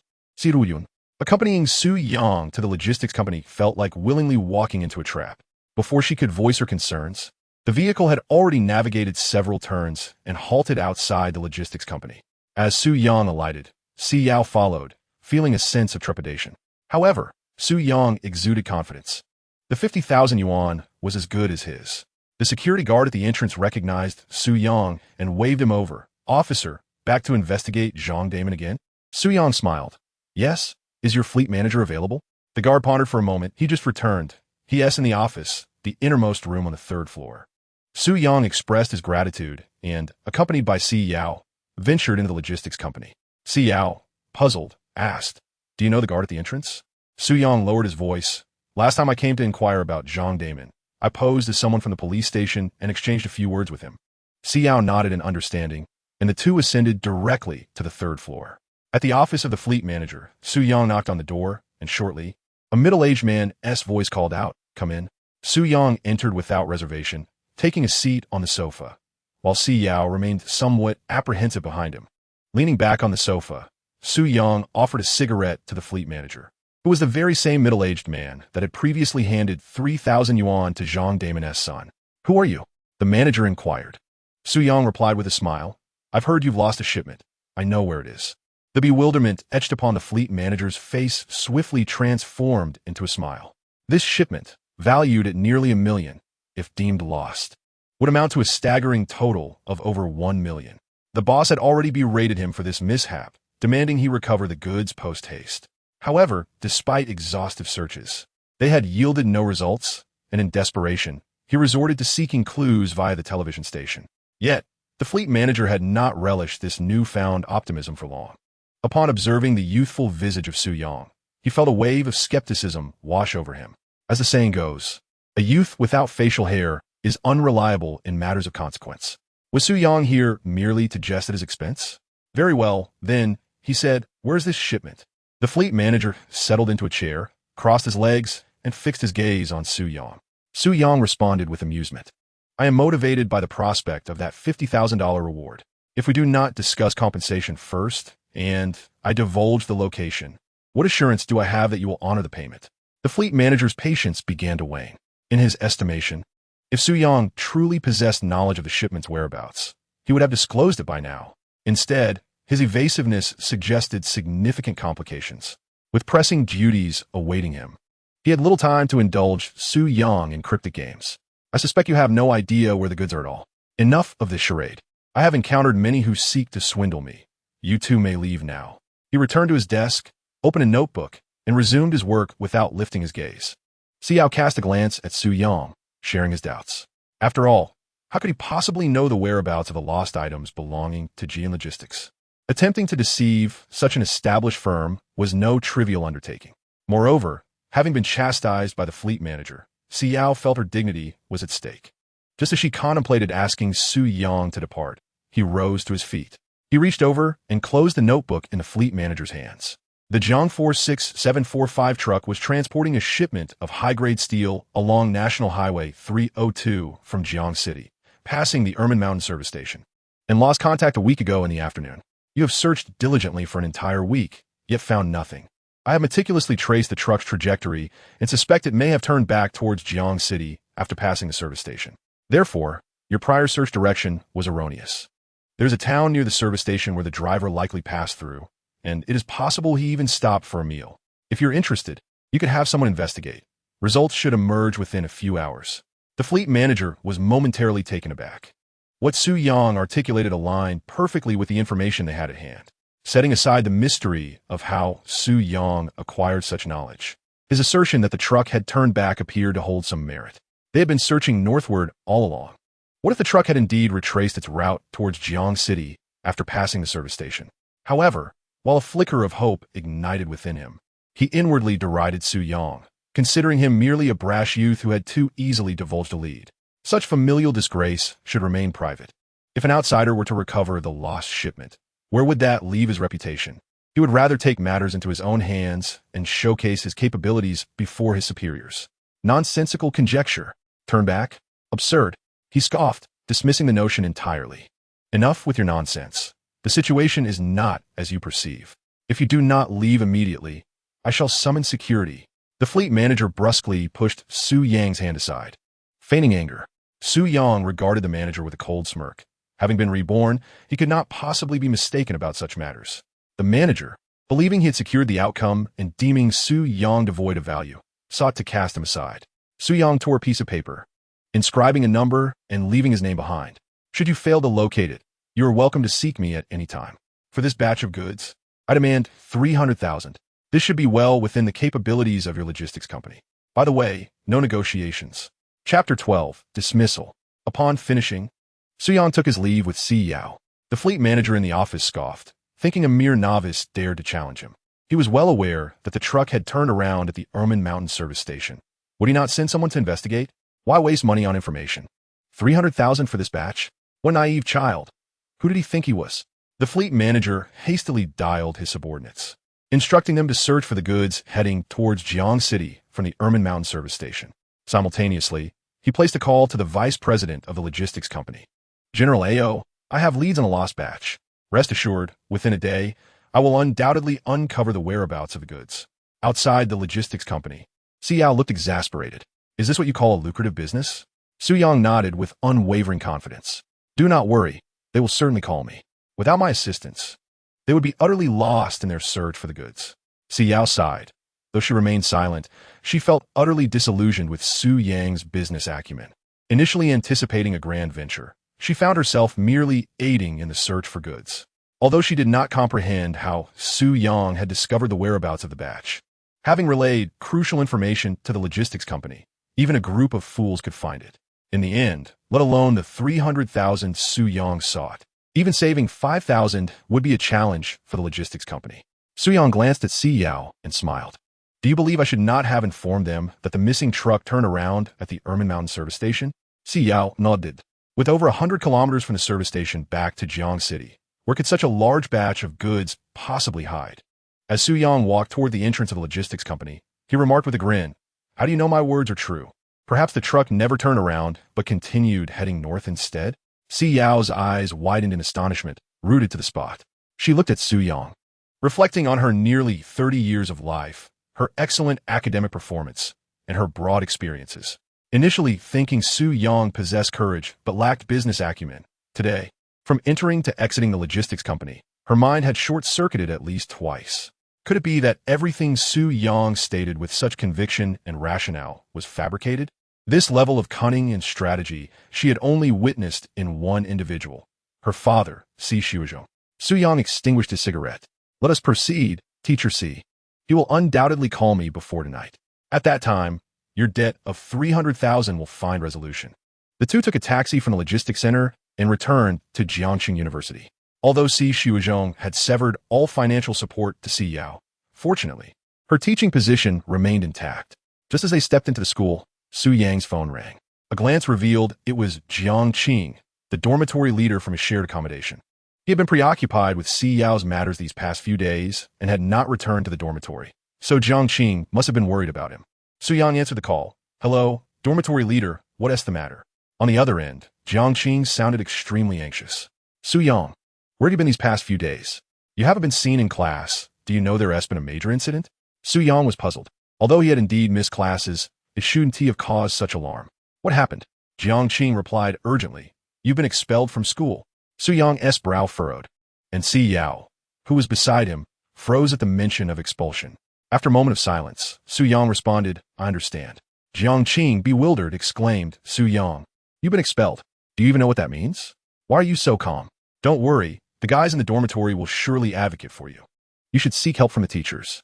Su Yang chuckled bitterly. The ruthless measures of Si Xiuzhong were not something a few students and teachers could rectify. Once the attack was initiated, it was aimed at rendering him utterly ruined, making him taste the consequences of his own actions. In his previous life, was it not the same? No one heeded his pleas, and he faced only the wrath of the Si family. Those who wielded power were deeply entrenched in every inch of the city. His mission was to uproot them and the Si family entirely. Thank you all, but let me handle this matter myself. I will refrain from returning to the dormitory for a while to prevent involving my friends. Su Yang Smilet. On the other end, Jiang Qing hesitated, then sighed. Actually, not attending school doesn't necessarily mean there's no path forward. Su Yang nodded, I understand. After hanging up, he noticed Si Yao's clenched fists. Si Yao gritted her teeth. What he is doing is ruining your future. Rest assured, I'm going home right now. No matter what, I cannot allow the school to expel you. Furious, she turned to leave, but Su Yang intercepted her. Teacher Si, will going back resolve the issue? It's merely expulsion, not imprisonment. How about this? I wager with you. Give me 3 days, and I will ensure that the school reverses their decision to expel me.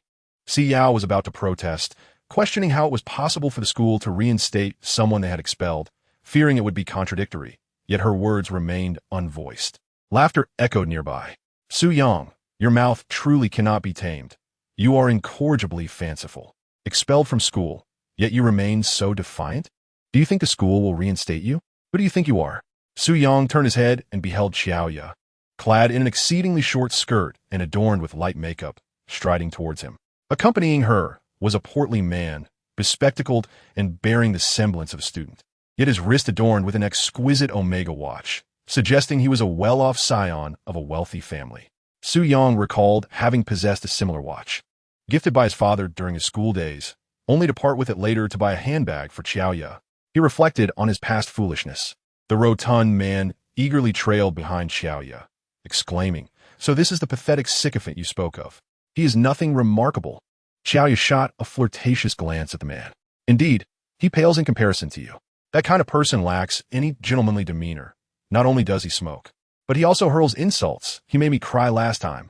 However, divine justice prevailed, and that despicable man was expelled from school. She provocatively regarded Su Yang, casting a glance at Si Yao beside him, momentarily feeling a twinge of inferiority. In terms of appearance, even with her makeup, she was overshadowed by Si Yao's natural beauty.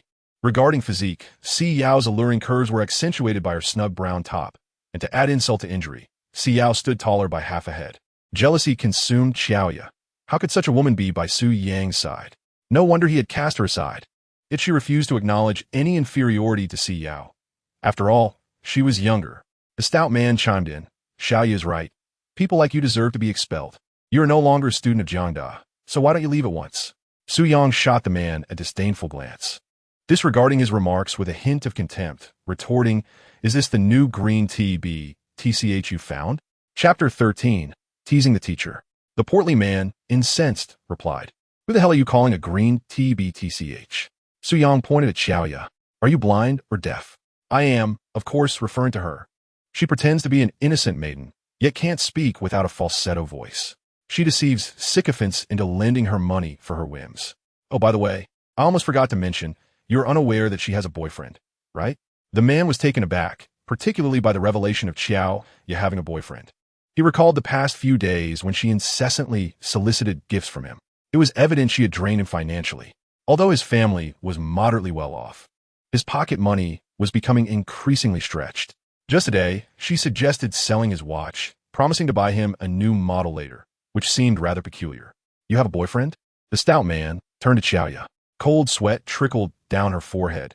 She had just ensnared a junior from Jiangxing University, the student council president, a genuine rich heir, and they had only recently confirmed their relationship. How did Su Yang find out? "No, that is not true. Don't listen to his nonsense. He is merely trying to sow discord between us. Can't you see he has found a new little flirt? He is deliberately trying to tarnish my reputation in front of her." "Su Yang, you truly make me feel disgusted."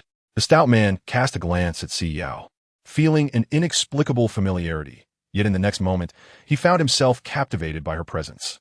This woman exuded an air of intellectual maturity that was entirely unlike Xiaoya, her beauty and figure far surpassing those of Xiaoya. Especially while standing beside Su Yang, the stout man felt utterly defeated. He could scarcely fathom how such an exquisite woman could choose to associate with someone as impoverished as Su Yang.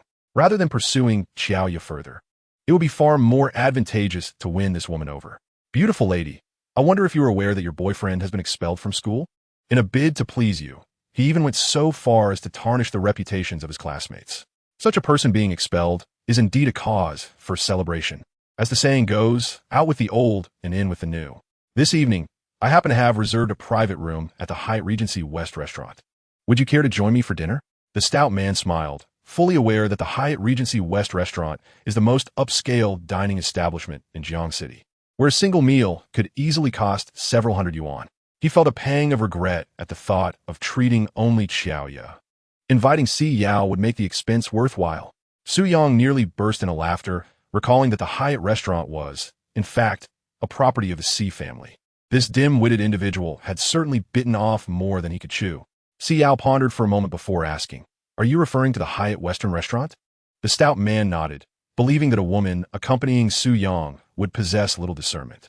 Did he not see that Xiaoya had abandoned Su Yang? Such an unrefined woman would be an easy conquest. With a sigh of resignation, Si Yao took out her phone and dialed a number.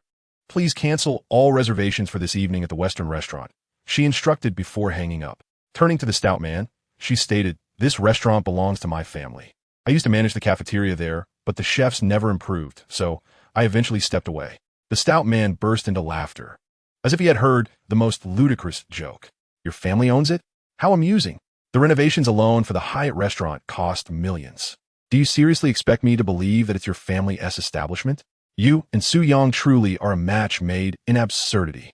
Xiaoya clung to the stout man's arm, sensing his growing suspicion. "You're absolutely right. The two of them are indeed a match made in heaven. How dare they even suggest that she has a boyfriend when she is still single? No wonder the school expelled him. A person like that would only bring shame to the institution." Xiao felt a headache coming on. Although her financial support had been cut off, she still held the title of the Si family's eldest daughter, and the Hyatt restaurant would still grant her a modicum of respect. Yet, facing this green TCH and this dim-witted sycophant left her utterly speechless. Xiaoya, crossing her arms, continued her mockery. "Su Yang, why are you silent? Did you not say you would need 3 days to convince the school not to expel you and to reinstate you? And what about this woman beside you? So brazenly claiming that the Hyatt restaurant is her family's?" Having been exposed, they seemed at a loss for words. Su Yang sighed.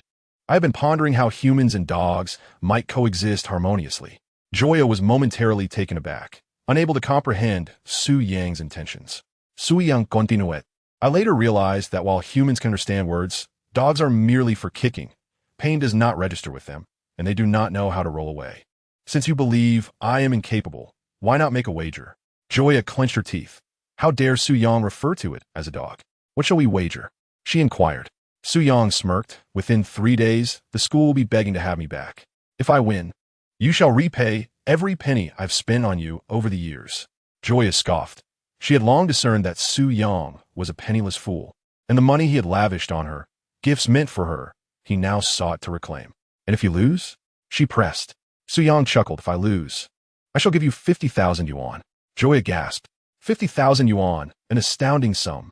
In 2008, a university student's monthly allowance was merely a few hundred yuan. Those like Su Yang, who were relatively affluent, might manage 1,000 or so in a month. 50,000 yuan was nearly equivalent to the total living expenses of a university student over 4 years. Having known Su Yang for such a length of time, she was certain he had not spent that much on her. Now, simply by making a bet, Su Yang was offering her 50,000 yuan? No problem, let us wager. Su Yang, whoever backs out first shall be the fool. Joya was thoroughly intoxicated by the prospect of money. With such a windfall, she could purchase countless handbags, smartphones, and luxury goods, enough to last her a considerable time. Su Yang turned to the stout man beside him. What about you? Care to wager? The stout man smiled slightly, his gaze drifting towards Si Yao, tinged with a hint of possessiveness. Of course I'll wager. However, if you lose, I require no money. I simply wish for her to accompany me for a meal. Su Yang found this amusing. Although Si Yao was young, she was nonetheless a teacher in the finance department of Jiangxing University. It was audacious for a student to seek a meal with a teacher and to attempt to woo Si Yao. Very well, if you dare, I am more than willing. The stout man scoffed. What is there for me to fear? His eyes lit up at the sight of Si Yao. The mere thought of dining with such a woman filled him with bliss. Inviting this beauty for a meal would indeed be an honor. He extended his hand, grinning at Si Yao, envisioning the scenario after he had won her over. Naturally, he also desired Joya, for women like her were indeed rare. Si Yao let out a cold laugh. Well, you certainly possess audacity. Now tell me, what class are you from, and who is your advisor? I wish to inquire how your advisor would handle a student publicly flirting with a teacher. Chapter 14, Regret. Si Yao's words struck like a blow to the head. The stout man faltered, nearly collapsing to the ground as he recalled where he had seen Si Yao, her photograph on the exhibition board at the school gate. An elderly teacher. Cold sweat dripped from his forehead. Su Yang grasped the stout man's hand. My dear classmate, I truly admire your bravery. Let us formalize our wager. If the school has not restored me by 3 days hence, I will arrange for Teacher C to dine with you. The rotund man swiftly extricated his hand from Su Yang's grasp. No, no, no. I shall not gamble anymore. I apologize, Teacher C. Please pretend you have never seen me. He bowed repeatedly, his words barely escaping his lips when suddenly his phone rang. He hurriedly retrieved it and answered. Hello, Mr. Sunday. This is the Hyatt Regency West Jiangxi restaurant. We regret to inform you that your reserved private room for tonight has been canceled. The man was taken aback. What do you mean? I booked the room 3 days in advance. The voice on the other end expressed a slight apology. I am sorry. This is a directive from the head office. We look forward to your next visit. As the call ended abruptly, he nearly faltered, on the verge of kneeling before Si Yao. Si Yao was neither lying nor exaggerating. The Hyatt restaurant was indeed owned by her family. Teacher, please spare me. I was blind to my own folly. Flirting with female classmates is easy for him. Yet he wouldn't dare to tease a female teacher, even if he had 10 lives. Nearby, Xiaoyu was equally astonished, gazing at Su Yang with disbelief. After just a few days apart, he had managed to get involved with a female teacher at school. What teacher? She is nothing but a shameless woman. I do not care whether she is a teacher or not, Su Yang. Our bet has been set in 3 days. I expect you to provide me with 50,000 yuan. Before Xiaoyu could finish her sentence, the rotund man delivered a resounding slap to her face. The crack echoed, sending a tremor through Xiaoyu's body. She could hardly believe that the previously obsequious man had the audacity to strike her. The rotund man, now agitated, thought about the Hyatt restaurant, who, without power and influence, could possibly own a restaurant there. For the sake of courting women, he was willing to spend a little. Yet he feared the repercussions of offending the wrong person. How dare you hit me? Xiaoyu was beside herself with rage. The rotund man retaliated with another slap. Shut your mouth. A teacher is not someone you can insult. Su Yang watched the unfolding drama with amusement, arms crossed. Xiaoyu, I suggest you hasten to sell off your pile of luxury goods at a discount, lest you find yourself unable to repay me in 3 days. Xiaoyu clenched her fists. You're delusional. I will never lose. Be prepared with 50,000 yuan. With that, she turned to leave, but the rotund man attempted to follow. Xiaoyu swung her bag and struck him across the face. How dare you hit me, you fat pig? Get lost. Su Yang sneered as he observed the scuffle. In 3 days, when Xiaoyu failed to produce the money, he would ensure she understood the true meaning of regret. In his previous life, while he was imprisoned, Xiaoyu had deceived his parents into testifying against him, absconding with hundreds of thousands. Ever since his rebirth to 2008, he had not intended to let Xiaoyu escape unscathed. Reflecting on the grievances his parents had endured over the years, and the once relatively affluent family that had been shattered because of Xiaoyu, he felt a surge of anger. That sum was all they had, and due to Xiaoyu, their already crumbling business had completely collapsed. Had it not been for her actions, even with his imprisonment, his parents would not have struggled so desperately for the past 15 years. Joya intends to retrieve 50,000 yuan from him 3 days hence, and he aims to make Joya comprehend the essence of regret. The logistics manager of the fleet, casually smoking a cigarette, sat behind his desk, engrossed in a game of Snake on his mobile device. A petite woman entered the office. Manager Hu, following your instructions, I have dispatched people to search for the lost shipment towards Jiang City from the Ermin Mountain Service Station. How astute of you to know that the driver turned back from the Ermin Mountain Service Station. Manager Hu remarked, putting down his phone and gesturing her over. The woman, understanding the cue, seated herself in his lap, and he playfully tapped her nose with his finger. It's fortunate we have that fool. He came to me, claiming to know the whereabouts of the goods. I deceived him a little, and he divulged that the shipment did not head north but turned around at Ermin Mountain. Yet, he has the audacity to demand 300,000 from me. Is he not a simpleton? The woman laughed heartily, leaning into Manager Hu, her softness stirring something within him. You are indeed clever. That fool is probably still waiting for you to call him, unaware that we are close to finding the goods. Manager Hu felt a surge of pride. Once the shipment was located, he would undoubtedly earn significant praise from Director AO, and his bonus this month might even double. He envisioned treating this alluring woman to new clothes and a night out, a welcome escape from the drudgery of his home life with his nagging wife. Enough of this. We still have work to do. Tonight I'll take you out. He urged her to inquire about the shipment as status. He lifted her playfully, delivering a playful smack to her backside, eliciting a soft gasp from her as she glanced at him with a feigned reproach. Just then, the phone on the desk rang. Manager Hu shushed the woman and answered the call.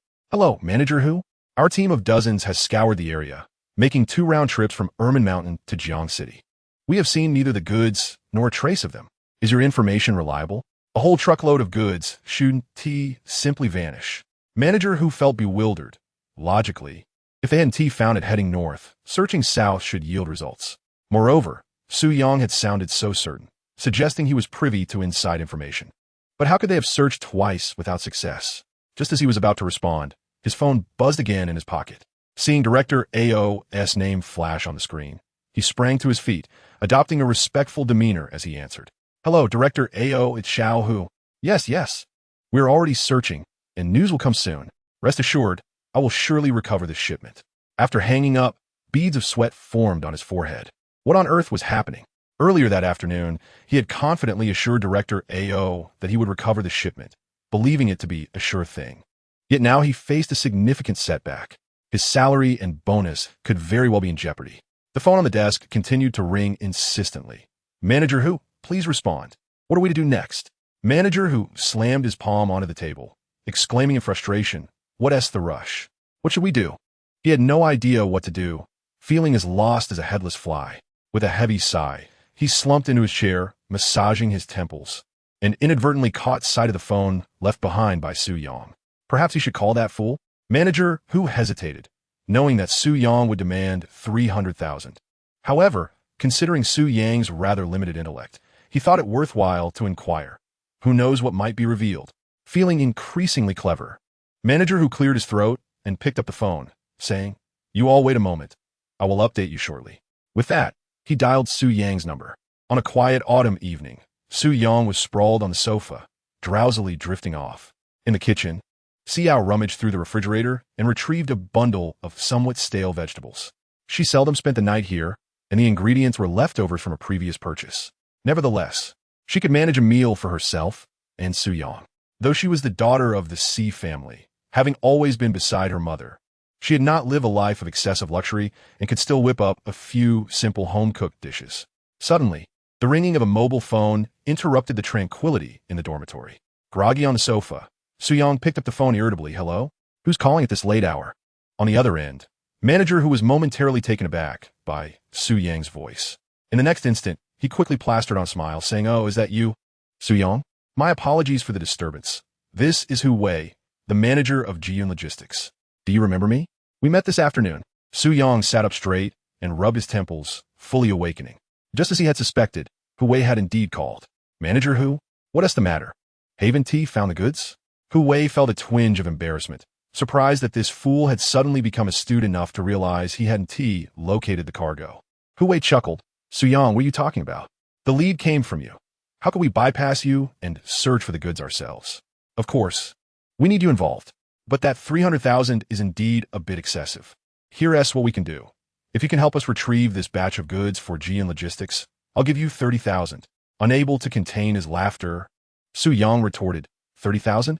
The value of that truck lost by Jiyun Logistics far exceeds 30,000.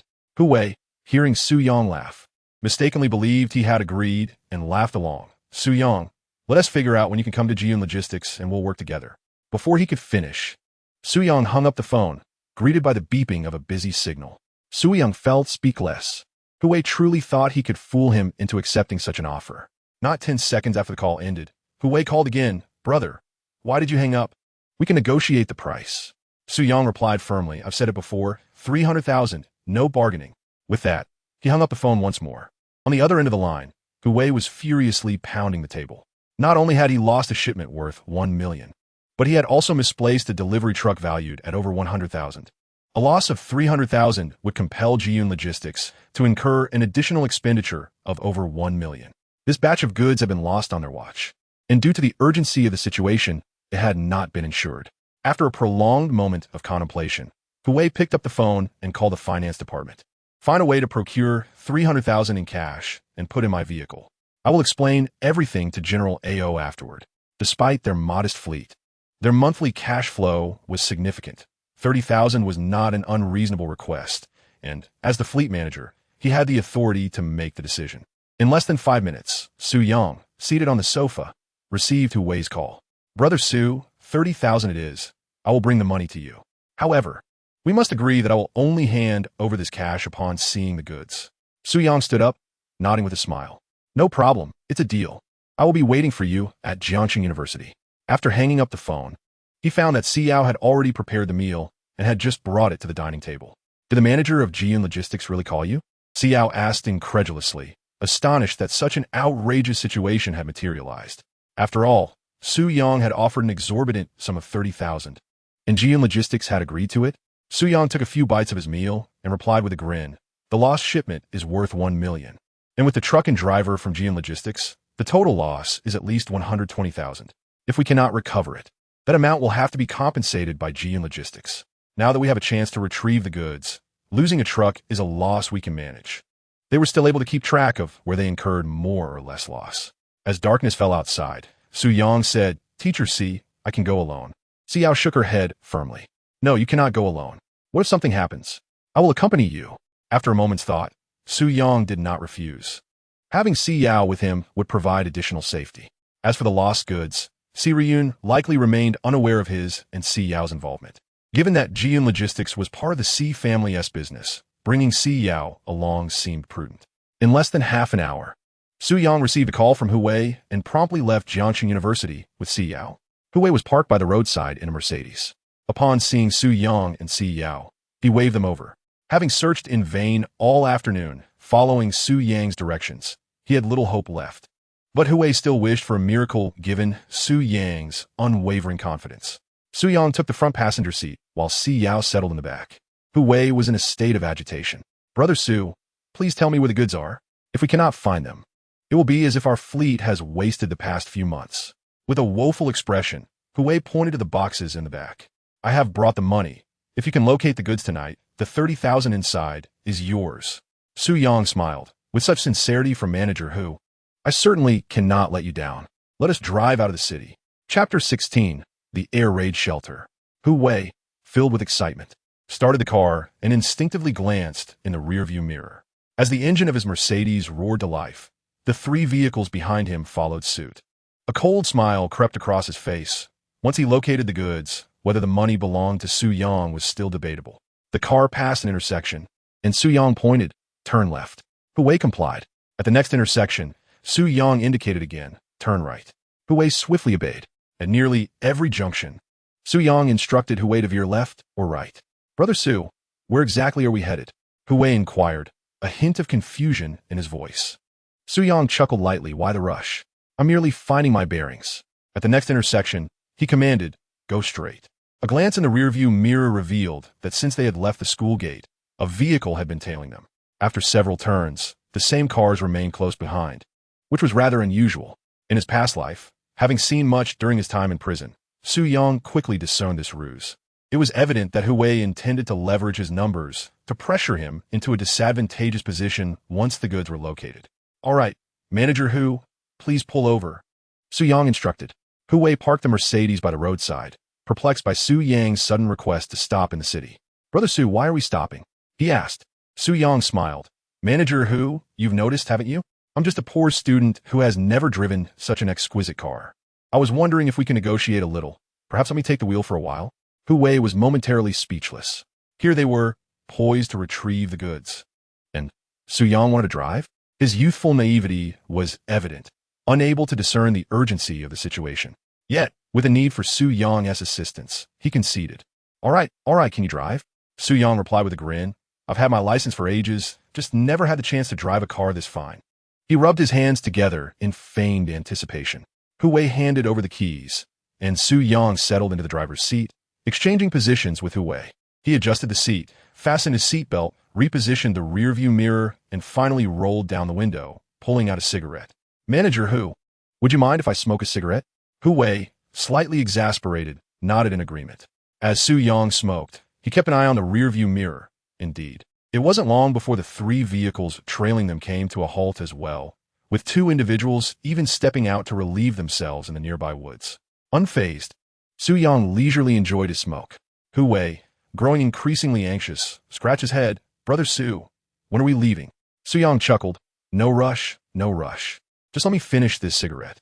This luxury car is something else. Look at the interior, the steering wheel, the screen. It's simply extraordinary." Su Yang extolled, all the while puffing away. Hui could hardly suppress his eye rolling. He had never encountered anyone so unsophisticated as Su Yang. Once he finished his cigarette, Su Yang heard a persistent dripping sound not far off and started the car. "Buckle up, Manager Hu." Su Yang released the handbrake, pressed the accelerator to the floor, and made a sharp left turn, propelling himself forward just as the traffic light turned green. Ahead lay a railway junction, where the barriers on either side were slowly converging. With determination, Su Yang surged past, crossing the tracks before the gates fully closed, executing a drift that rendered him invisible to the vehicles behind. By the time the trailing cars arrived, they found themselves halted at the junction, waiting for a train to pass. It was not until 5 minutes later that they managed to proceed. "Is this kid doing it on purpose?"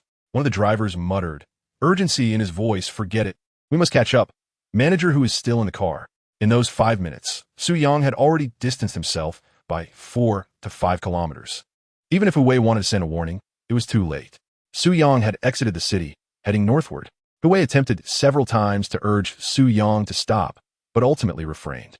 He did not believe Su Yang had seen through his ruse. Rather, he found the timing of the train's arrival suspiciously uncanny. The journey from Jiang City to the Liangmen Mountain Service Station typically took about an hour. As they approached, Hui pointed out the window. "Brother Su, we've arrived at Liangmen Mountain Service Station. Should we turn back?" Prior to their departure, Hui had informed the other vehicles that upon reaching Liangmen Mountain, they would have to return. If they lost track of Su Yang, they could simply wait along the route. Thus, he was not overly concerned about losing him. However, Su Yang merely chuckled, maintaining his speed as he continued northward. "Apologies, Manager Hu, but I miscalculated last time. That truck was actually heading north, just a short distance away in the mountains. We'll be there shortly." Hui was utterly bewildered, feeling the urge to slap himself for underestimating Su Yang. In comparison, he felt foolish. He had claimed that they searched high and low from Liangmen Mountain to Jiang City for the cargo, only to realize Su Yang had been deceiving him. You didn't say that during the day, Hu Wei exclaimed, frustration boiling over. Su Yang smiled. After all, without seeing the money, how could I speak the truth? Why is manager Hu so irate? Did you send someone south towards Jiang City? Hu Wei bit back a torrent of curses, forcing a smile through gritted teeth. No, of course not. I've been waiting for you this entire time. I would never go looking myself. That would undermine your business. That's fine, just drive on. As long as we find a cargo, that's all that matters. Su Yang chuckled inwardly. He could easily see through Hu Wei's petty schemes. Did this scoundrel really think he would willingly part with 30,000 for mere information? Regardless, the money was already in his hands. The cargo was destined for Jian Logistics. Su Yang continued along the national highway, eventually exiting onto a road that starkly contrasted the smooth cement of the highway, now a bumpy dirt path. After navigating the rough terrain for several minutes, he turned onto a mountain road, ascending further into the hills. It must be said that the individual who orchestrated the logistics for the subway in the previous life was truly ingenious to locate such a concealed spot. Nestled within the mountains is an abandoned air raid shelter, ample enough to accommodate a truckload of high-quality steel, and the nearest village lies a good 10 kilometers away. Furthermore, with the autumn season upon us, the desolate surroundings, with their withered branches and fallen leaves, serve as the perfect camouflage. Bringing the vehicle to a halt halfway up the mountain, Su Yang ceased driving. Si Yao, seated in the back, alighted as well. As a native of Jiangcheng, having lived for 2 to 3 decades, she had never set foot in this place before. Su Yang gestured towards the cave behind the car. Manager Hu, the goods you requested are within, he stated while lighting a cigarette. Hu Wei, filled with skepticism, ventured into the air raid shelter. After advancing about 7 or 8 meters, he found himself enveloped in darkness. Activating his phone's flashlight, he discovered a towering pile of goods, shrouded under a waterproof tarp. Hastily removing the stones that weighed it down, he pulled back the tarp to reveal the very batch of high-quality steel they had lost. Unbelievable! Hu Wei nearly cursed under his breath, inhaling sharply. This was worth millions, simply stored away here, had it not been for Su Yang. Who could have possibly discovered it? Su Yang stepped into the cave, his cigarette flickering in the dim light. Si Yao, following closely behind, gazed at the impressive stack of goods, astonished. How had Su Yang managed to find such a hidden location? With a cigarette pinched between his fingers, Su Yang smiled. Isn't the cargo right here? Hu Wei sighed deeply. Brother Su, I must admit defeat. Could you enlighten me on how you located this batch of goods? Were it not for your grand display, I might have suspected you of thievery. Yet, it makes no sense. This cargo could be sold for a significant sum. Why would you go to such lengths for 30,000? Su Yang chuckled, having already prepared his explanation. Manager Hu, while it may not be visible from the ground, it can certainly be seen from above. You're familiar with satellites, I presume? Once they scan an area, nothing can be hidden. I simply observe them placing it here. Well then, the goods have been located. Shall we discuss the 30,000 you owe me? Chapter 17, A Visit for Collection. Su Yang smiled warmly at Hu Wei. Hu Wei felt a pang of regret. He had intended to locate the goods and then leverage his brothers to threaten Su Yang into accepting a mere 50,000 as a settlement. However now, in this remote mountain forest, with Su Yang and Si Yao present, he was alone. Attempting to renege on his debt would be an insurmountable challenge. Hu Wei chuckled. Brother Su, do you truly believe I could possibly owe you 30,000? Come, the money is in the trunk. I shall retrieve it. He opened the trunk of his Mercedes, extracting a box containing 30,000 and handing it to Su Yang. Su Yang instructed Si Yao to inspect the contents. Upon opening the box, she found it neatly filled with cash, evoking an inexplicable sensation akin to participating in an underground transaction. Nevertheless, the amount was accurate. Earning 30,000 so effortlessly left Si Yao questioning whether she was dreaming. Yet, with the money now in her possession, she felt a sense of relief. Hu Wei clapped his hands together and expressed his gratitude to Su Yang, instructing the two of them to wait while he made a call to the company to arrange for the goods to be retrieved. You'll follow back with me once they arrive. Su Yang extinguished his cigarette and pulled out 2 sheets of paper from his pocket. It's quite late, so I want to return with you. Before I leave, Manager Hu, please sign this. He presented a drafted agreement that confirmed that they, as Jian Logistics, voluntarily agreed to pay 300,000 to avoid any future disputes. Hu Wei's expression darkened. He had hoped to find another opportunity to reclaim the funds, only to discover that Su Yang had anticipated this move. However, in this desolate wilderness, he felt powerless, and with a forced smile, he signed the document. You think of everything, little brother Su. I hope we can collaborate again in the future. Su-young took back the agreement with a faint smile. Let us hope we don't have to meet again under these circumstances. As the night wore on, he decided to take Manager Hu's car down the mountain, assuring them that the June logistics team would arrive shortly to load the goods, after which they could all return together. I'll deliver the vehicle to your company tomorrow. Thank you, Manager Hu. Without waiting for Hu Wei to object, Su-young took Si Yao and drove away. Standing halfway up the mountain, Hu Wei kicked 2 stones in frustration, cursing under his breath. After a day of hunting geese, I've been pecked in the eye today. Yet, he felt relieved that at least the goods were recovered. He made a call, and soon after, 2 trucks ascended the mountain to retrieve the high-quality steel from the cave. Outside the dormitory of Jiangxing University, Si Yao stealthily carried the suitcase containing 300,000. Su-young glanced at her, bemused. Teacher Si, surely you've seen 30,000 before? Si Yao rolled her eyes. Of course I have, and 3 million too, but that is all in bank accounts. Who keeps that much cash on hand? She urged him to hurry upstairs. Looking around the quiet dormitory in the late hours, where not a soul was in sight, and even the night watchman had retired, he followed Si Yao back to her room. The door, previously damaged by Zhang Chengping, had been repaired by Su-young, who had honed his skills in fixing things during his years in prison. Noticing the late hour, Su-young intended to go to bed. Si Yao, pondering where to store the money in the suitcase, suddenly heard a buzzing sound from the table. Turning around, she realized it was her phone ringing. Su-young yawned, irritated. Who could be calling at this hour, disrupting our peace? Si Yao picked up the phone and glanced at it before showing it to Su-young. It's my father. Sitting uprig. Su-young felt exasperated. Why would Si Shuezhong call Si Yao at this late hour?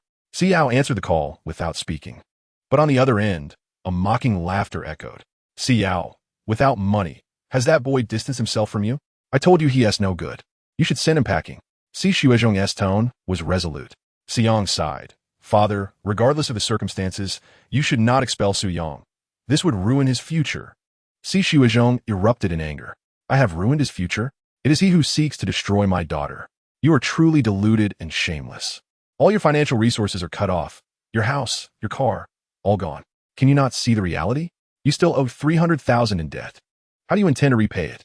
Relying on that impoverished student? His 10 years of labor could scarcely cover a month of your debt. Do you not understand? You two are simply not from the same world. Si Shuezhong's blood boiled. Where had his obedient daughter gone? How had she become so obstinate? Si-young was at a loss for words. What seemed insurmountable to Si Shuezhong was as simple as eating and drinking to Su-young. Had this been before tonight, perhaps Si-young would have hesitated. Yet, she had witnessed firsthand Su-young's ability to conjure fortune from thin air. In a single day, he had managed to secure 300,000 from the manager of Jidan Logistics. Father, I have the money to repay the credit card debt. I do not wish to live under your control any longer, nor do I want to marry Zhang Chengping. If you believe you are in the right, then you may reclaim everything you've given me, except for my life. Si-young's expression remained impassive as she cast a glance at Su-young, who lay on the sofa. Strangely, since her mother's passing, she had never felt warmth in this household. Rather, it was in Su-young that she found a flicker of affection. Si Shuezhong, infuriated, sputtered, Si-young, I once thought you were merely momentarily enchanted. But I never expected you to have learned to lie.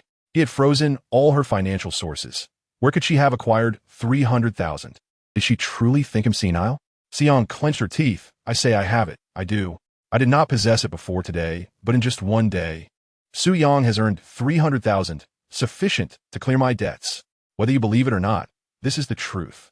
With that, Si-young decisively hung up the phone. On the other end, Si Shuezhong, hearing the busy signal, felt his grip on the phone tremble with rage. He slammed the device onto the computer before picking up the phone beside him to call his secretary outside the office. In less than half a minute, a professionally dressed woman entered and bowed to Si Shuezhong. Mr. Si, how may I assist you? Si Shuezhong twisted open a bottle of water and swallowed 2 pills, taking a moment to steady his trembling hands. Have the client manager from Jiangxing Bank visit Si-young tomorrow morning with a team to collect the debt. I want to see how that impoverished student of hers managed to conjure 300,000 in a single day. When she cannot repay this sum and comes crying to me, I will ensure she learns what regret truly means. Chapter 18. A bet is a bet. In the early morning, the first rays of sunlight graced the bed. Su-young was lost in dreams. reaching out beside him to find a soft figure seemingly resting upon him. Before he could turn over, this gentle presence drew even closer. As two individuals engaged in a pursuit outside the dormitory, a sudden knock echoed from the door. Su-Yang rubbed his sleepy eyes and called out, "Who is it?" Shortly thereafter, he rose from his bed, donned his attire, and opened the door. Standing outside were a middle-aged man accompanied by a relatively young woman.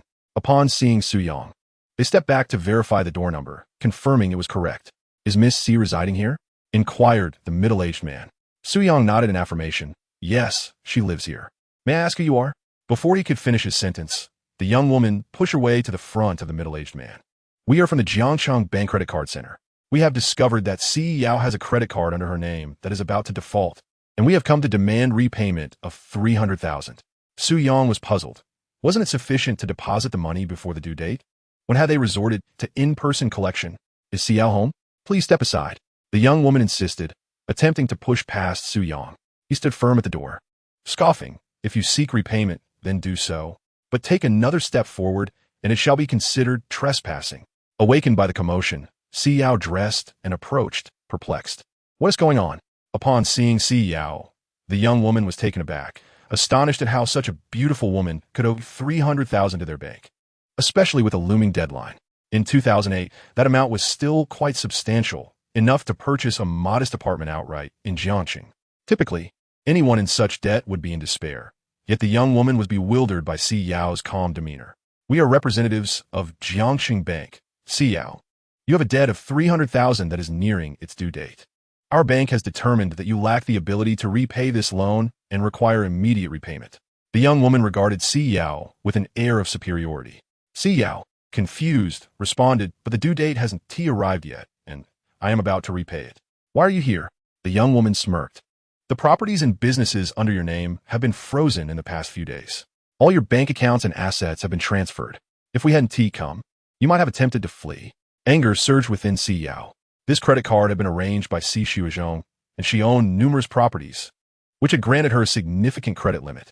However, she never anticipated that the freezing of her assets would lead to these bank representatives demanding repayment at her door.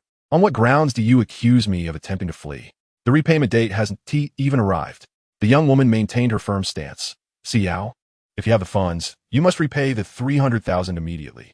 Your words may sound pleasant, claiming you are about to repay, but who truly knows?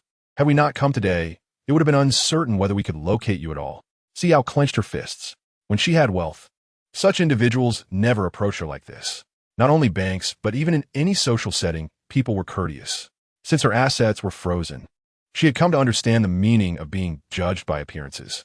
A middle-aged man tugged at a young woman, signaling her to temper her actions. Although this directive had come from the bank president, emphasizing the necessity of successfully recovering debts, the young woman was, after all, a professor from Jiangxing University, and it was remarkable that she had access to such a high credit limit. The intricacies of this situation were manifold. One should not become a mere pawn in another's game.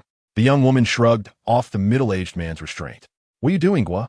"I'm in the midst of collecting payment. In our credit card center, we've encountered many debtors. When cornered, they claim intentions to repay, but if they manage to escape, they vanish. Do you actually believe she can produce 300,000 to settle her debts?" The young woman was perplexed by the unusual behavior of Gua today. He typically took the lead in debt collection. With red-rimmed eyes, Xiaoyao was protected behind Su-Yang, who stood resolutely at the door. "Is this Jiangxing Bank? Is this how your bank treats people, with such disdain?" The young woman retorted, her anger flaring. "What do you mean? I am from the bank's credit department, and it is standard procedure to pursue debts. You dare to accuse me of looking down on you?" Su-Yang chuckled coldly. "Debt collection is inherently a business. Xiaoyao is a client of Jiangxing Bank. Is this truly the treatment you afford your clients?" The young woman, unwavering, replied, "Those who repay are clients. Those who do not are debtors. Do you expect us to treat those who owe money with courtesy? Is there still a business to be conducted here?" Su-Yang nodded.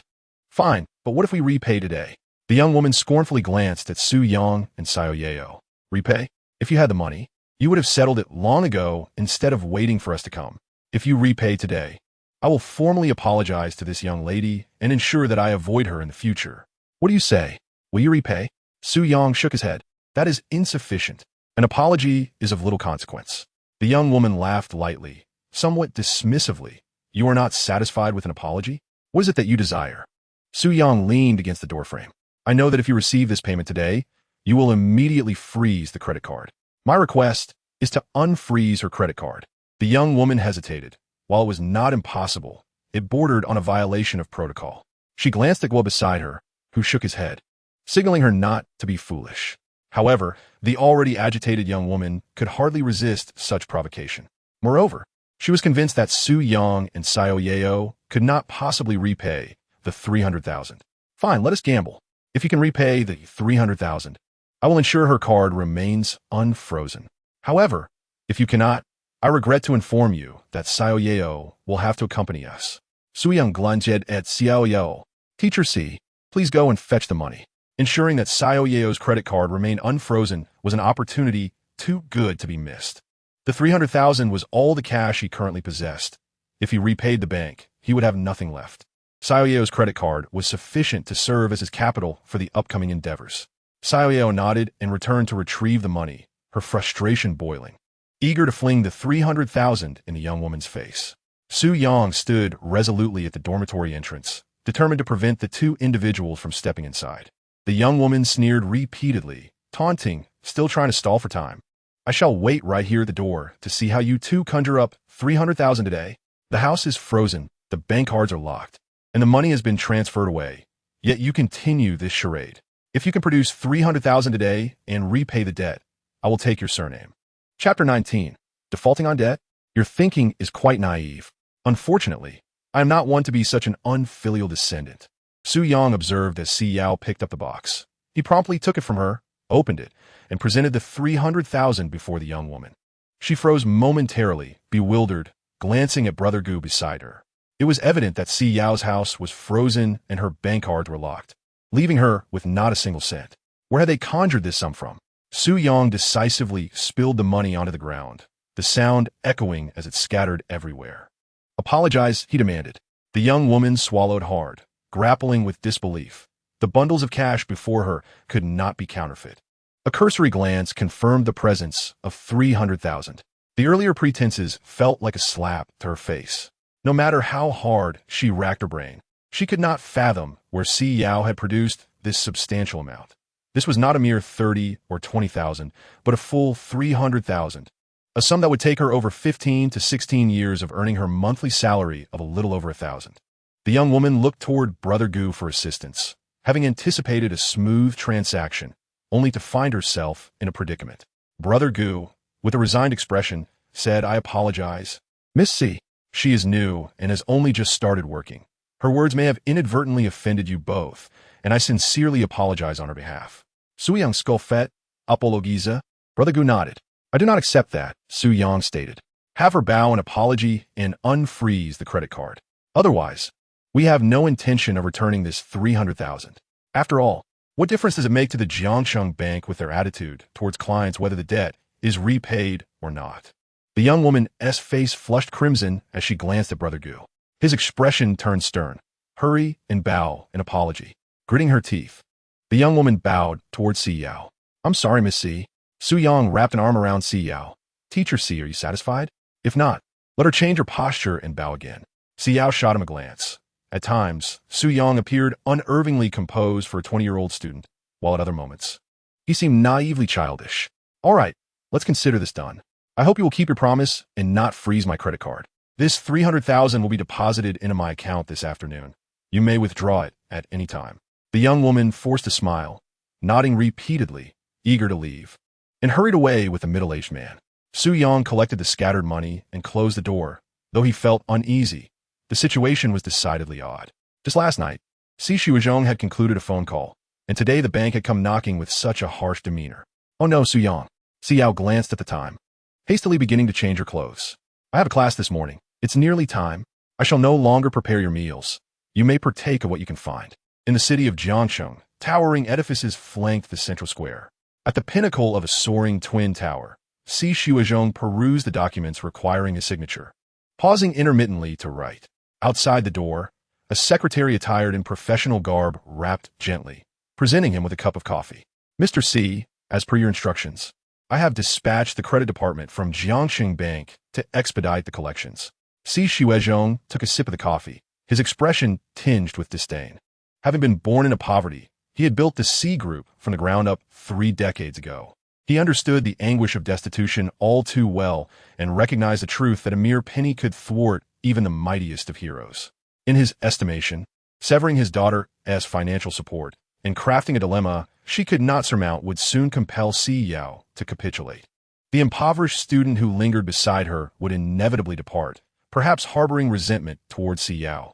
Absent her, he would still be a distinguished student at Jiangxing University, poised for a promising future upon graduation. Yet now, he might struggle to retain his diploma. A mere 300,000 could dismantle her so-called love. How utterly trivial. My daughter bears no resemblance to me at all. To deceive me, she has concocted an absurd lie about that destitute student earning 300,000 in a single day. After completing a document, he affixed his signature. The attentive secretary promptly removed the file and presented the next. Miss will eventually comprehend your sincere intentions. Si Shuizhong scoffed. I did not expect her to grasp my noble intentions. I merely wish for her to marry and bear a child. Despite his immense wealth, having only Si Yao as his daughter was his greatest regret. He now harbored hopes that she would bear a son to inherit the sea fortune. Yet, his daughter seemed to have lost her senses, fixating on a penniless student and even claiming someone sought to harm her. Such fabrications, undoubtedly the product of that impoverished boy's imagination, did not even warrant his desire to expose the truth. As he calculated the passage of time, he mused that if she could not procure the 300,000, she would soon be subject to mockery and scorn, thereby learning the harshness of reality. Si Shuizhong rose from his seat. The secretary offered a wry smile. Mr. Si, have you not considered that perhaps Miss might indeed manage to repay that sum? He replied with a cold laugh. Repay 300,000? Are you jesting? I have severed all her financial resources. Property, vehicles, everything that could be seized is gone. Apart from her meager cash and her salary from Jiangxing University, she possesses not a single penny. Not to mention 300,000. She cannot even muster 30,000. She dares to rely on that impoverished student? If he were truly capable, would he still be attending school? 300,000 is the equivalent of a decade's wages for the average person. I await her tearful pleas for my assistance. Si Shuizhong settled onto the sofa and retrieved his mobile phone, anticipating a call from Si Yao begging for mercy. When that moment arrived, he would ensure that Su Yang, the destitute student, was promptly dismissed. He had never known defeat, and this time would be no different. Before the phone in his hand could ring, the secretary's phone beside him rang first. Si Shuizhong glanced at the secretary. Director Si, it's the president of Jiangxing Bank, the secretary reported. Si Shuizhong pondered for a moment. Answer it. Put on speaker. It seems we have results. He chuckled. Earning 300,000 in a single day. I am curious to see how she managed that. Did it come straight from a money printer? The secretary connected the call and activated the speaker. On the other end, the president of Jiangxing Bank sighed with a wry smile. Secretary Huang, this is Renbin. Regarding the matter you mentioned, I have acted in accordance with Director C's instructions. I specifically dispatched 2 individuals to urge for repayment. Secretary Huang chuckled. President Run, what was the outcome? Did they, as Director C suggested, fail to repay the debt? Renbin hesitated, letting out a deep sigh, unsure of how to articulate his thoughts. Si Shuizhong interjected with a cold snort. Old Run, just speak plainly. I am eager to know how my ungrateful daughter has evaded her debts. With a sense of resignation, Ren replied, Director, they have indeed repaid the 300,000 owed. Chapter 20. Rocket Launch Recovery Technology. Si Shuizhong was momentarily taken aback, thinking he had misheard. Please repeat that. Ren reiterated, Director, I sent someone to collect the debt, and Miss C brought out 300,000 in cash from her room, settling the debt on the spot. She even scolded our 2 employees for their poor attitude. Renbin was at a loss for words. Initially, Si Shuizhong had confidently asserted that his daughter could not possibly repay that sum, urging him to send someone to impose shame upon her. Yet, she had turned the tables by repaying the amount and demanding an apology from the bank's employees. What on earth was happening? Si Shuizhong fell silent, his mind racing. No matter how hard he tried to think, he could not fathom where Si Yao had acquired such a sum. Could it truly be that the impoverished student Su Yang had earned it in a single day? Impossible. Utterly impossible. His thoughts were in disarray. He refused to believe that his daughter could conjure 300,000 overnight. On the other end of the line, Renbin continued to sigh deeply. Secretary Huang quickly offered some comforting words, acknowledging that as the head of the bank, such a setback would reflect poorly on C Group. Si Shuizhong was at a loss for words. The pit he had dug for Si Yao had only been this one. He had been so certain she could not repay the 300,000, yet in just one night, she had managed to do so. Secretary Huang approached Si Shuizhong's side. Director, what shall we do next? Si Shuizhong clenched his teeth. What should we do? Keep an eye on those two. Report any developments immediately. At Jiangxing University, Su Yang walked back and forth. In his previous life, he had only attended this institution for a year and a half before being arrested and imprisoned, ultimately leaving without even obtaining a diploma. In this life, things seemed considerably better. At the very least, he had not ended up in prison. However, he still faced expulsion from the school. Though he was confident he could make the school regret their decision within 3 days, he needed to find the right opportunity. After meandering through the school for a while, Su Yang turned into the experimental building. When it came to returning to school, he had numerous methods at his disposal. The most straightforward being to donate a building to the institution. With a sum of 10 million, all issues would be resolved. Previously, Si Shuizhong held significant influence, compelling others to accommodate him. However, with this 10 million investment, the school, as a beneficiary, would naturally safeguard his interests.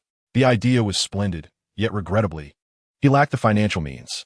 The second approach involved making a name for himself and bringing honor to the school, and it needed to be executed swiftly. Delay would be detrimental. This posed a conundrum for him. Nevertheless, he recalled a past event.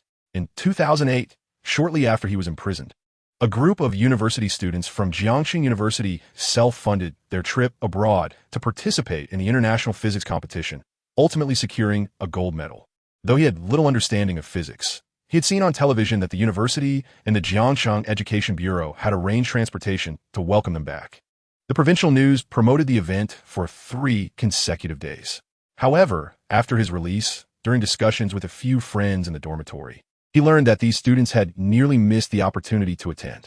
Jiangxing University had deemed their chances of success negligible and had refused to allocate funds for their expenses. Even for a trip to a nearby country, costs would amount to around 30,000 yuan. A few extra thousand would suffice to cover a year's salary for a teacher like Si Yao, who had only recently begun working. Eventually, the students had to solicit funds from their families, economizing their resources to gather enough to participate in the competition. If only he could get involved in such an endeavor. Even without competing, merely associating his name with the event might be enough to persuade the school to rescind the expulsion decision. Contemplating this, Su Yang delved into the research building, wandering through the levels until he finally located the physics competition team. Just as he was about to knock on the door, it swung open violently. What does the school mean by this? We are competing to bring glory to the institution. They refuse to allocate 30,000 yuan for us? A robust young man exclaimed, striding out of the building.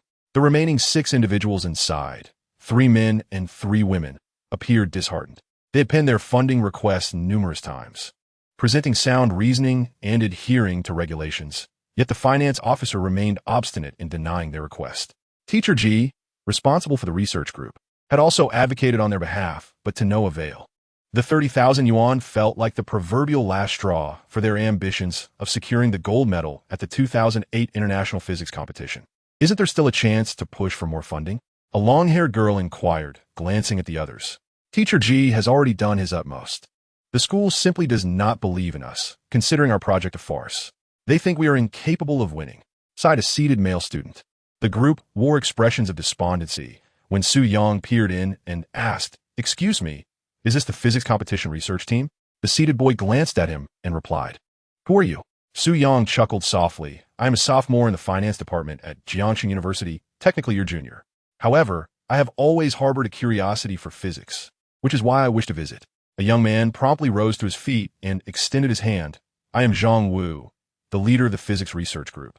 Welcome to our gathering." Upon hearing this, another male student despondently remarked, "What is the point of visiting? The research group is on the verge of disbanding. I suggest we focus on preparing for next week's job fair instead. This so-called rocket recovery technology is utterly ridiculous." He stood up, ready to leave, but Zhang Wu stopped him with a firm grip. "Theoretically, there is absolutely no issue. We are merely short on funds to attend the international physics competition. Rest assured, I will continue to seek solutions regarding the financial aspect." A female student sighed. Leader, we understand this is your passion, and we have contributed significantly to the calculations. However, this endeavor is far too avant-garde, making us appear fraudulent within the university. 30,000 yuan is already a frugal estimate for our expenses. If we cannot go, then we cannot go. Let us consider it a dream unfulfilled. I too shall partake in job fair. Others nodded in agreement. The further away the job fair loomed, the lesser the quality of the companies attending. If they waited any longer, they might have to resort to job hunting on their own. Su Yang observed the heated debate among the group, silently marveling at their predicament. He did not grasp the intricacies of their research, yet he was somewhat familiar with the concept of rocket recovery technology, which had been derided in his previous life, garnering little support. Although theoretically sound, practical application seemed implausible.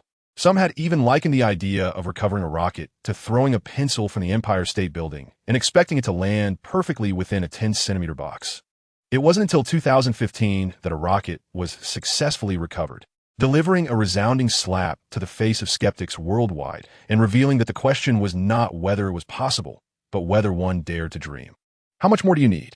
Chapter 21, Personal Sponsorship. Zhang Wu sighed heavily. We still require 30,000, or even 20,000 yuan will suffice. We can tighten our belts, but the round-trip airfare and accommodation costs consume a large portion of the budget. The issue lies in the university's unwillingness to allocate these funds. Su Yang smiled. What if I were to personally sponsor you? In an instant, silence enveloped the room of the physics research group. All eyes turned to Su Yang. Over the past fortnight, they had exhausted their voices in vain, securing not a single penny. The primary reason was not a lack of funds, but rather a lack of belief in their project. Few professors in the physics department regarded the rocket recovery technology as anything but fanciful. Even if there were theoretical possibilities, practical applications seemed distant. Even Zhang Wu and his team held doubts about the viability of their project to secure an award. This skepticism was precisely why the university was reluctant to provide financial support for their competition participation.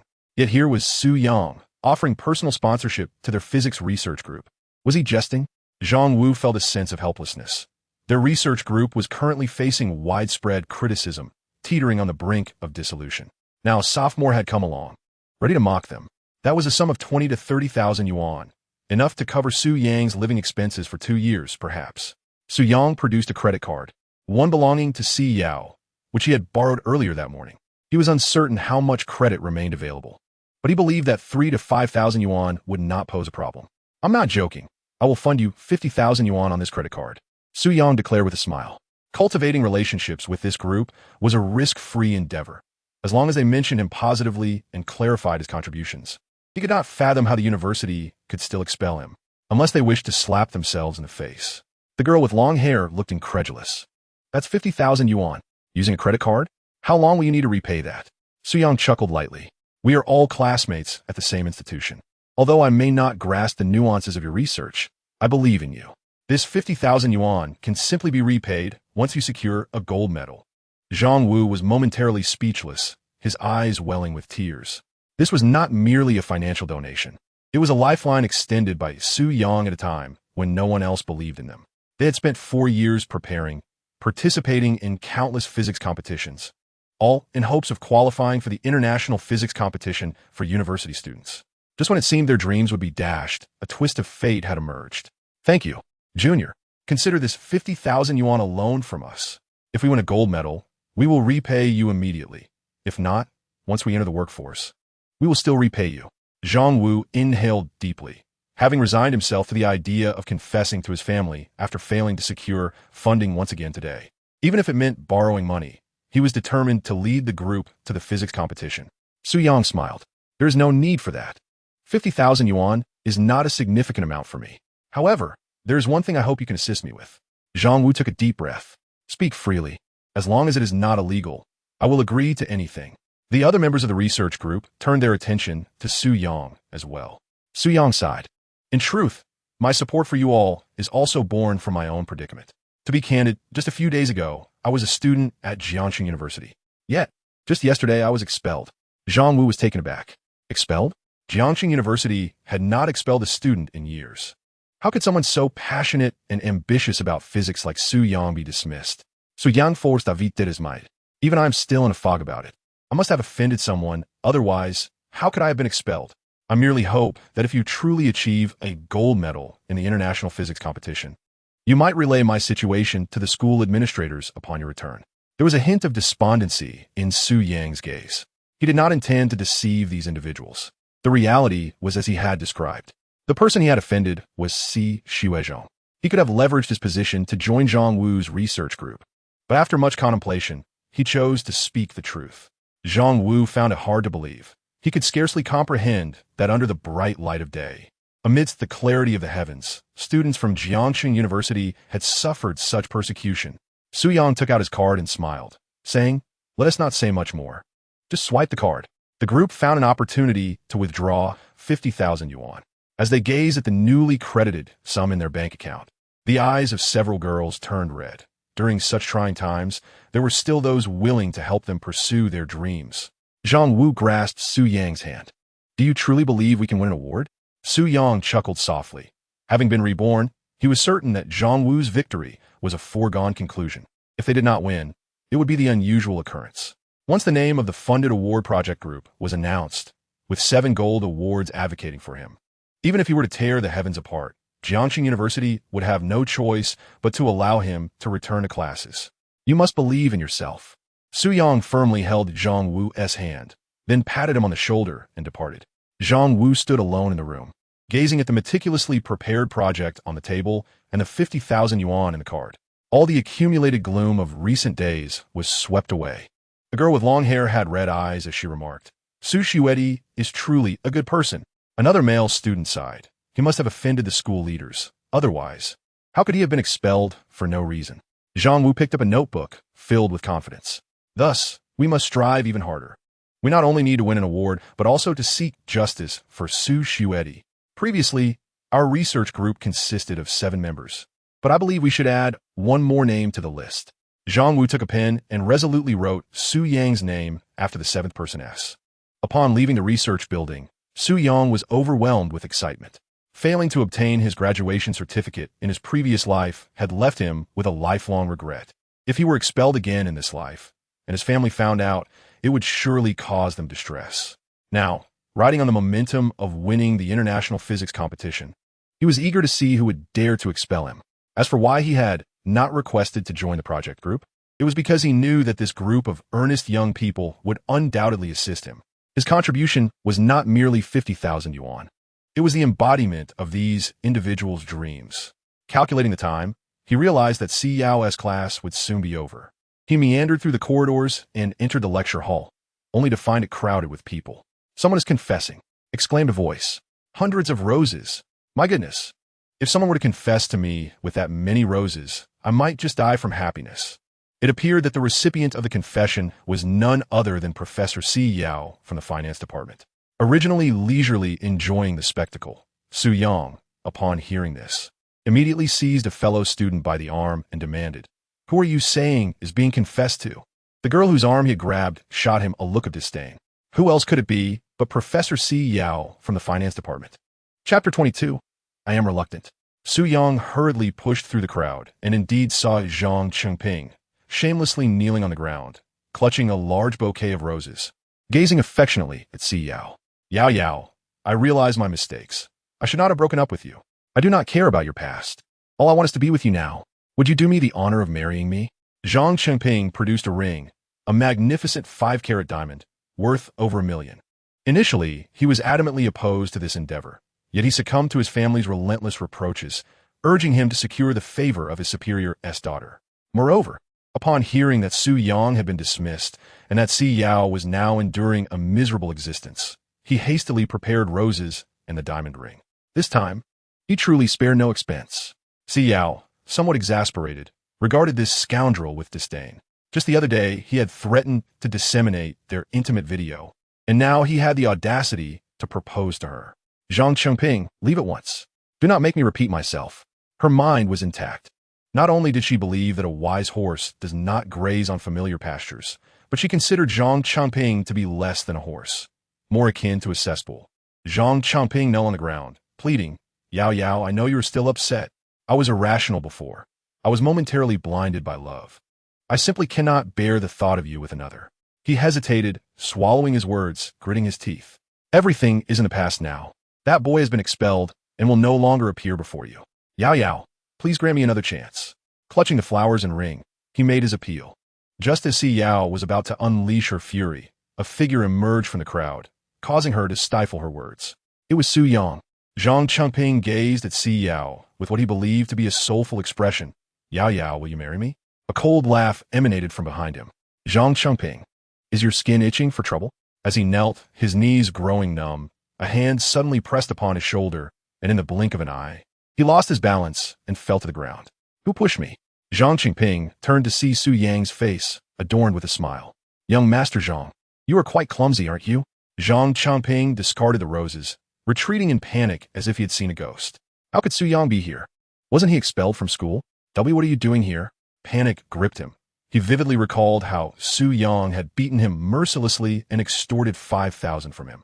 Su Yang raised an eyebrow. If I weren't here, what would you intend to do? Zhang Changping, do you wish for everyone to know about your family's sordid affairs? You dare to show your face here again? Are you courting disaster, hoping to deliver me some more money? Su Yang's voice was low, yet it sent shivers down Zhang Changping's spine. If it were merely a beating, he could endure it.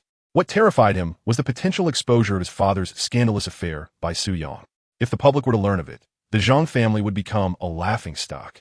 He had assumed that Su Yang's expulsion would render him bold enough to confront him, yet here Su Yang stood.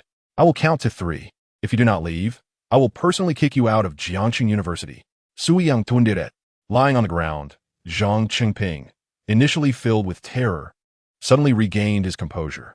He cast a disdainful glance at Su Yang. What was there to fear?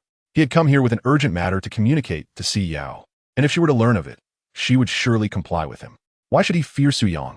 Su Yang, your feelings for Si Yao run deep indeed. Zhang Qingping's gaze was laced with malice. He had once thought Su Yang merely shared a fleeting encounter with Si Yao, a mere dalliance that night. However, it now appeared they had long since become entangled. Unbeknownst to him, Si Yao had adorned him with the ultimate betrayal. Su Yang, uninterested in engaging in trivial banter, advanced directly towards him, poised to deliver a kick. Zhang Changping shut his eyes, trembling all over. Go on, kick me. After all, Si Yao is on the brink of death. Once she's gone, let's see how you fare. His teeth clenched in frustration.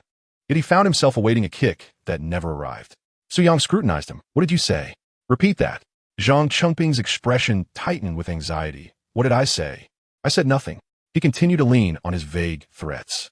Su Yang lowered his foot, his brow furrowed in concentration. Zhang Chengping felt a flicker of relief. This tactic had indeed proven effective. Upon returning home, he had unearthed a staggering secret from his father. He finally comprehended why his father insisted on a separation from Si Yao. She was a woman on the verge of death. If Si Yao were willing to marry him, perhaps the Zhang family could save her, and in turn, the wealth of the Si family would become his. Yet, the thought of this woman having shared a bed with Su Yang repulsed him. He could entertain other women, but a woman who had been with another man was not to his liking. However, contemplating the riches of the Si family quelled his disgust with wealth. What kind of woman could he not have? Su Yang's heart raced. He had previously suspected Zhang Qingping, recognizing he had a motive. But Zhang Chengping's earlier bewilderment had led him to conclude that he was unaware of Si Yao's plight. Yet today, this uncharacteristic behavior from Zhang Chengping. How could he suddenly declare that Si Yao was dying? He was certain he had not misheard. Although Zhang Chengping's voice was low, he had indeed said that Si Yao was to perish. Zhang Chengping brushed off the dust from his clothes, his gaze flitting over Si Yao. Si Yao, I offer you one more chance. Consider it carefully and tell me, do you wish to marry me or not? Si Yao, having heard his words, recognized the truth in them. In that moment, however, she remained silent. She had long since lost hope in Zhang Qingping, yet she could not fathom that at this juncture, he would still resort to threats. From the moment he had approached her, his intentions had been clear, coveting the wealth of the Si family. She was uncertain of the enchantment Zhang Qingping had cast over Si Xuezhong, but she was resolute. She would never marry him. I refuse. In a fit of rage, Zhang Changping kicked over the roses strewn on the ground, pocketing the diamond ring. Very well, then wait for your demise. With that, he turned and walked away.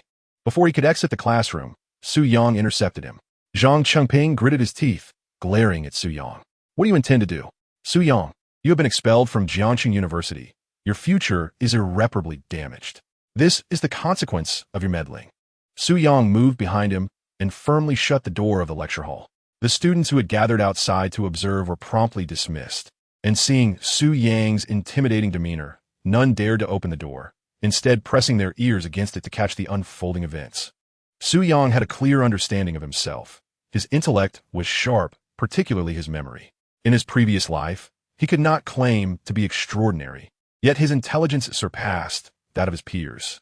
However, there were times when intellect alone was insufficient. Sometimes one had to resort to physical confrontation. After spending 15 years in prison, had he not possessed genuine skills, he would have long been devoured by others.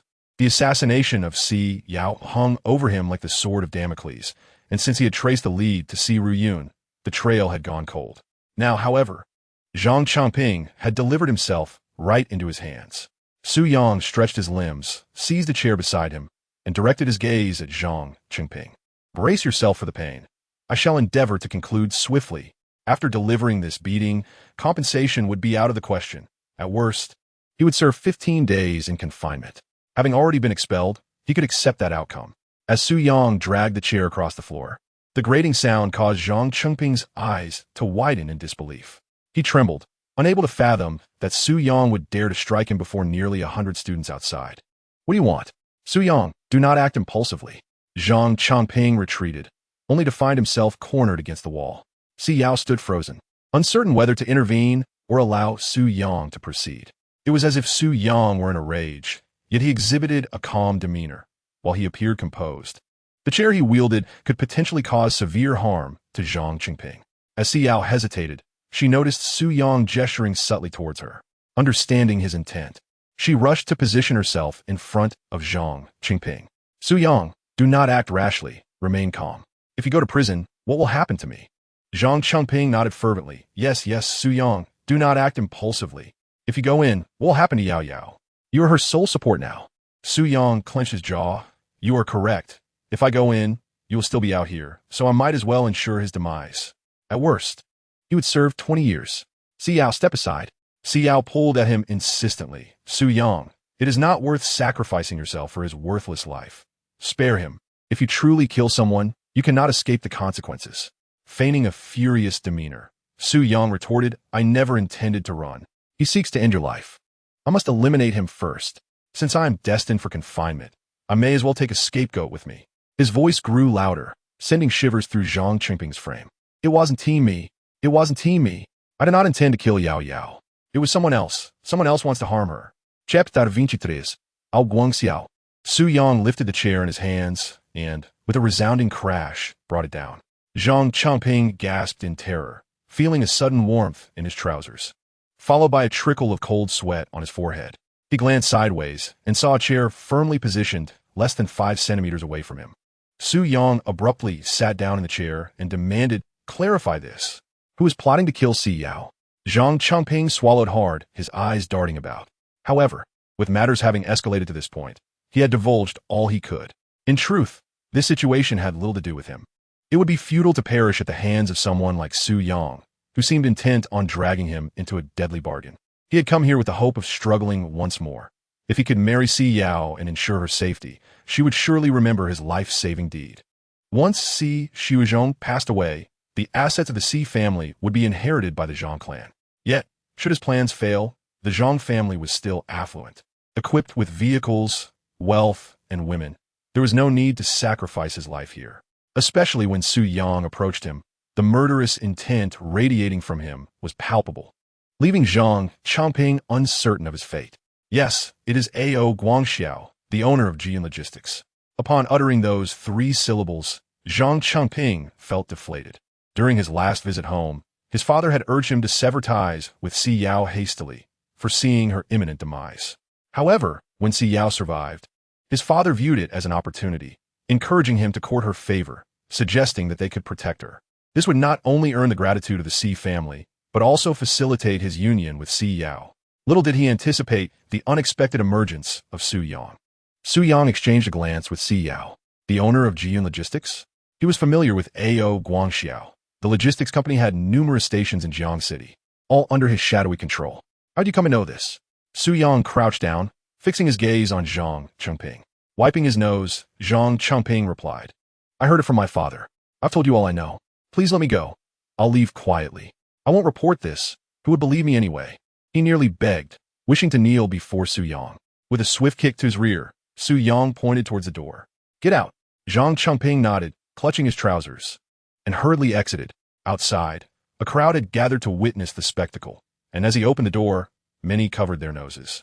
What is that smell? Indeed, why is it so foul? He couldn't have wet himself, could he? Su Yang returned the chair to its original position and, taking Si Yao by the hand, exited through the back door. He understood that since the truck driver Zhang Damon had failed to kill Si Yao, those involved would undoubtedly return, though he was uncertain of their next move. What should we do? Si Yao looked to Su Yang, the only person she could rely upon now. Si Shuozhong did not trust her, and she was weary of trying to persuade him further. Su Yang furrowed his brow, contemplating the situation. Now that he knew A.O. Guangxiao intended to harm Si Yao, he felt a sense of relief. It was better than being lost and confused upon his return from the dead. At least he was aware of the identity of the threat against her. A.O. Guangxiao was deeply entrenched in Jiang City, and it was unclear what treachery he might employ. Let us return to the dormitory for now, he decided. Su Yang beckoned his superior, Yao, to accompany him, and the two entered the dormitory one after the other. Despite having scarcely ventured outside in recent days, many were still aware of his residence. However, Yao remained indifferent. Their romance was a matter solely between them. Upon reaching the third floor, just as Yao was about to unlock the door, Su Yang abruptly halted her by grasping her arm. Taken aback, Yao instinctively inquired, "What's wrong?"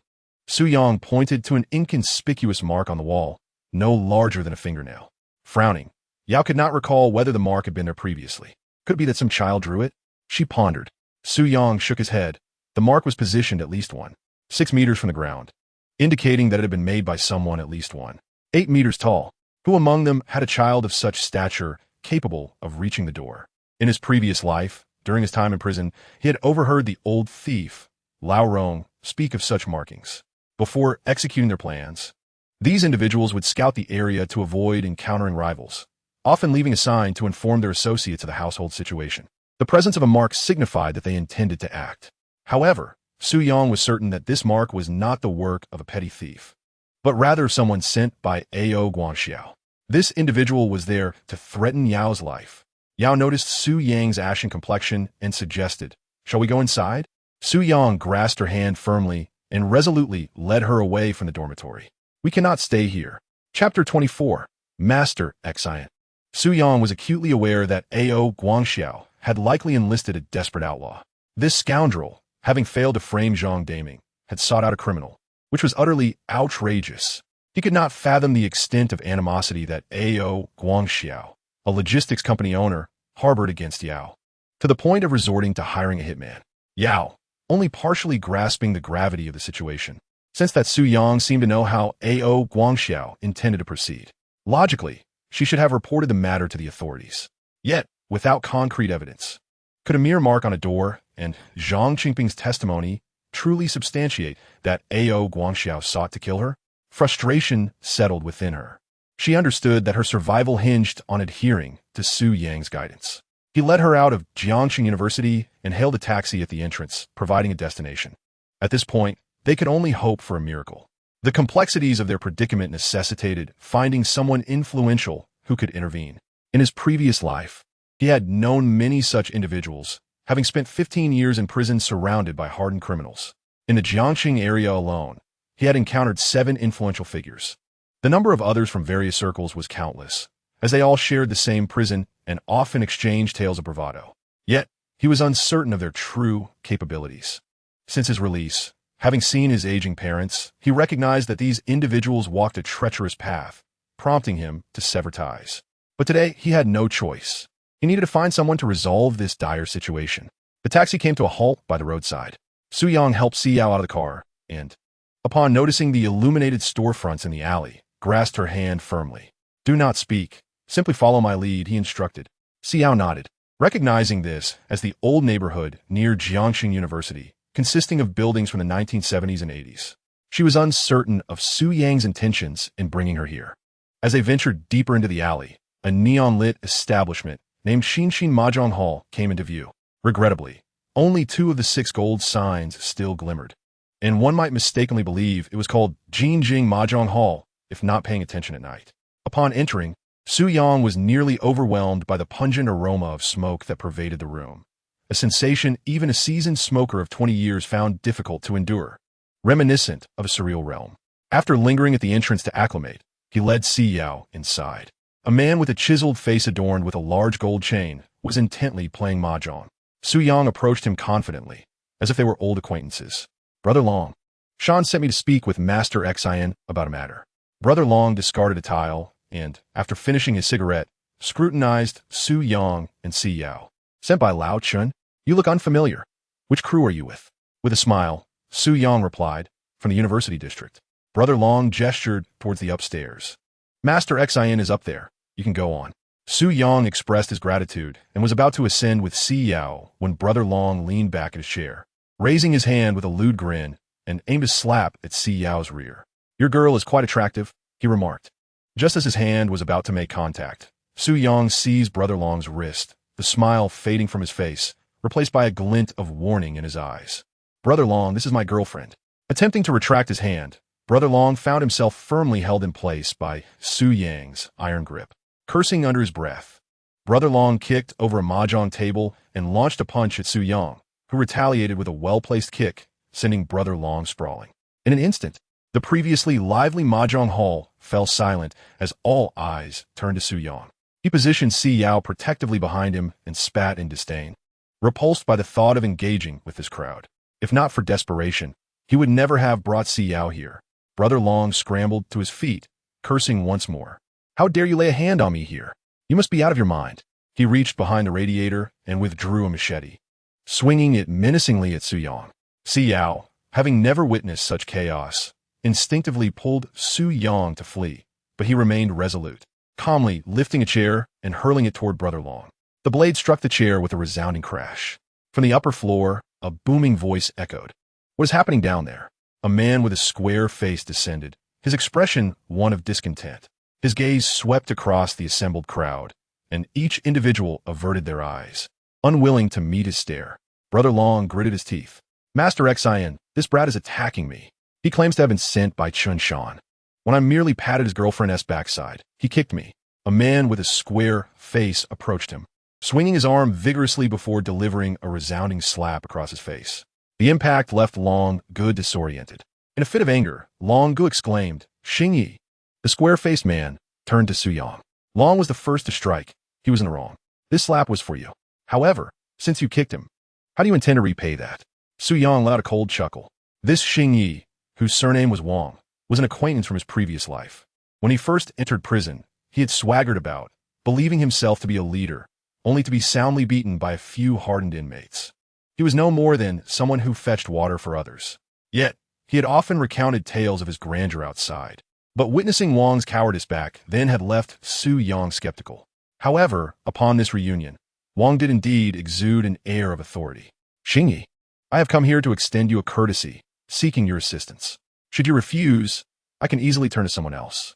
Just bear in mind, by declining this favor, you may miss a significant opportunity. As for how I shall repay that kick, I can offer you a piece of information.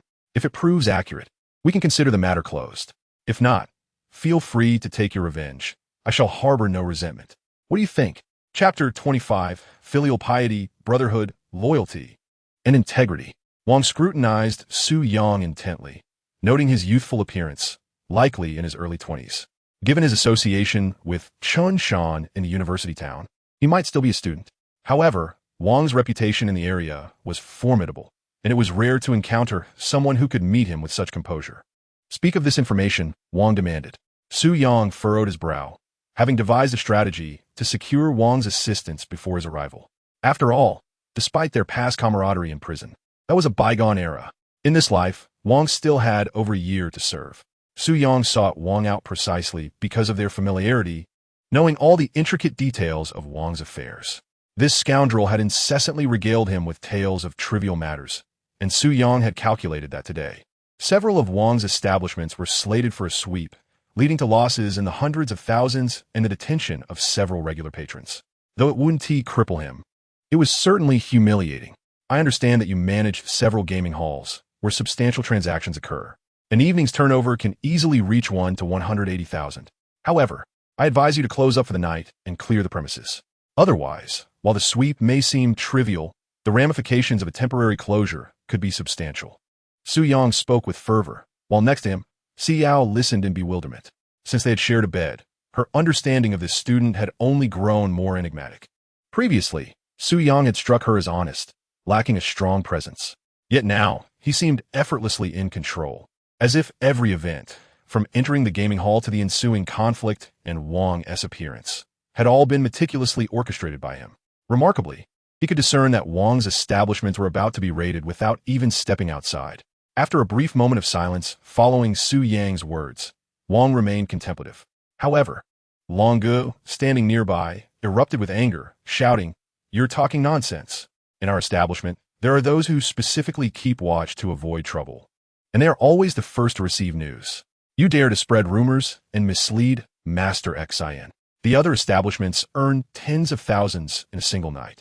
Are you suggesting Master Xin shut down the venue, leaving us, his brothers, to starve? Master Xin, I believe this fellow is merely a disruptor sent to create chaos. You must not heed his words." Wang Xin raised his hand and turned to Su Yang. "Where did you hear this news?" Su Yang shrugged. "That is of little consequence. For Master Xin, there are only two options. One is to heed my advice and close for a day, incurring a loss of several tens of thousands. The other is to ignore me, which could result in a loss of hundreds of thousands in ill-gotten gains and a month-long closure for rectification, leading to a deficit of over 1 million. Brother Long was furious. This scoundrel was demanding the closure of the gaming house. If it were just that, it could be tolerated, but it was evident that he was intent on causing trouble, and the greater the loss, the more blame would fall upon him. Enough of your nonsense. You threatened to shut down the establishment as if you were someone significant? Su Yang regarded the indecisive Wang Xin and coldly recited, "The moon descends. Crows cry, frost fills the sky. The river's maples and fishing lights offer solace to the restless sleeper." Brother Long, enraged, approached Su Yang with a knife. "I am speaking with you, and you continue to recite poetry." Yet, upon hearing those two lines, Wang Xin suddenly froze. They were from a poem his elementary school teacher had made him memorize. He had failed to recite it and had been punished with a day of standing and 100 slaps on his hands. Recently, with the arrival of his new child, he had been pondering those lines for inspiration to name his baby. To his surprise, he heard them from Su Yang. Ignoring Brother Long, Su Yang continued, "I understand that Master Xin recently welcomed a chubby boy. I think these lines are quite fitting. The child could be named Wang Jiangfeng, which is certainly preferable to Wang Yuhua." Brother Long inhaled sharply, aiming his knife at Su Yang's nose. "Are you disregarding my patience? What nonsense are you spouting? Master Xin, this fellow clearly deserves a lesson. I'll gather a few brothers to break his legs and throw him out, leaving the woman here for me." Before he could finish his sentence, Wang Xin slapped him again. "We are here to make a living, not to commit crimes. Do you understand the meaning of goodwill breeding wealth? Over the years, I have learned 6 words. Heed advice, fill your belly. In matters of shutting down the establishment, it is better to believe it could be true than not. Immediately inform several venues that they shall not serve customers tonight and ask them to return tomorrow." Brother Long was momentarily stunned by the slap, yet he was accustomed to Wang Xin's strikes and scarcely felt any pain. After all, outsiders lacked the capability to provoke Master Xin. "Master Xin, this fellow is merely spouting nonsense. Our venue earns gold daily. A day's closure, incurring a loss of several tens of thousands, is manageable. But if we alienate our regulars, the losses could be catastrophic." Brother Long's gaze towards Su Yang grew increasingly menacing, as if he wished to end his life. These establishments were their lifeblood, painstakingly built. After finally earning money, could they allow this scoundrel to disrupt everything? Wang Xin cast a sharp glance at him. Money tucked into one's pocket is indeed money. If it is swept away by others, then it certainly does not belong to you. Hurry, make the call, and shut it down. After all, it's just one night. For some inexplicable reason, Wang Xin found himself in a quandary. Logically, he should not have placed his trust in Su Yang. However, upon hearing Su Yang recite a couplet of poetry, he felt an inexplicable affinity with him. Moreover, Su Yang mentioned the name Wang Jiangfeng, which resonated with Wang Xin's sentiments. Although he was unaware of how Su Yang had learned of his recent fatherhood, it was hardly a secret. Brother Long was seething with anger. Yet, as Wang Xin had commanded, He complied without question, promptly contacting several venues to announce a closure for the night. "Come up and take a seat, little brother." Wang Xin gestured towards the upper floor. The outcome of this matter would soon be revealed. Whether Su Yang had deceived them or if his claims held truth, that someone indeed came to sweep the venue, would determine Su Yang's fate. If it were indeed true, all would be well. If false, then the losses would be reclaimed from Su Yang.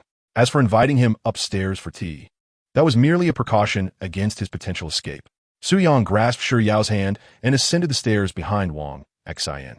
The upper floor was even more spacious than below, adorned with a tea table arranged by Wang Xin, behind which hung a calligraphy piece emblazoned with the 4 characters: filial piety, brotherly respect, loyalty, and trust. Wang Xin poured tea for Su Yang, who, feeling parched, accepted the cup and took a sip.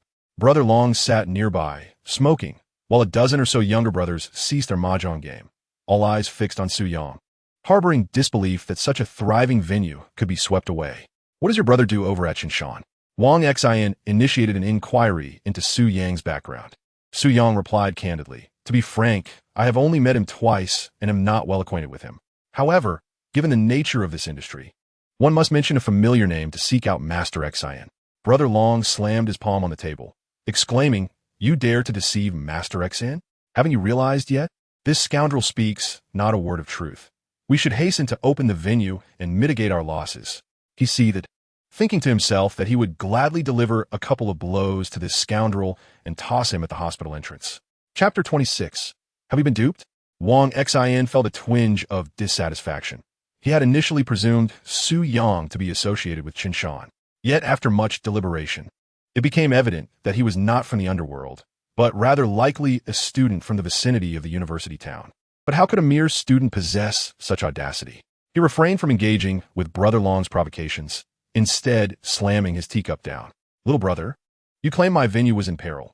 Now that it is closed, how long must we wait?" Su Yang glanced at the clock on the wall. "After 12. The truth shall be revealed." Wang Xin nodded. With just an hour until midnight, he could afford to wait. Beside him, Brother Long was as restless as an ant on a hot stove, counting down the seconds. Each moment that passed not only closed the doors but also drained their finances. He was so furious he could have easily taken a knife to Su Yang, bewildered at how Master Xin could entertain such nonsensical claims. Time continued to tick away until midnight arrived. The room was enveloped in silence, devoid of any sound. Longu abruptly rose to his feet, exclaiming, "What more do you have to say? It is already past midnight. Where is the venue? Have you cleaned up?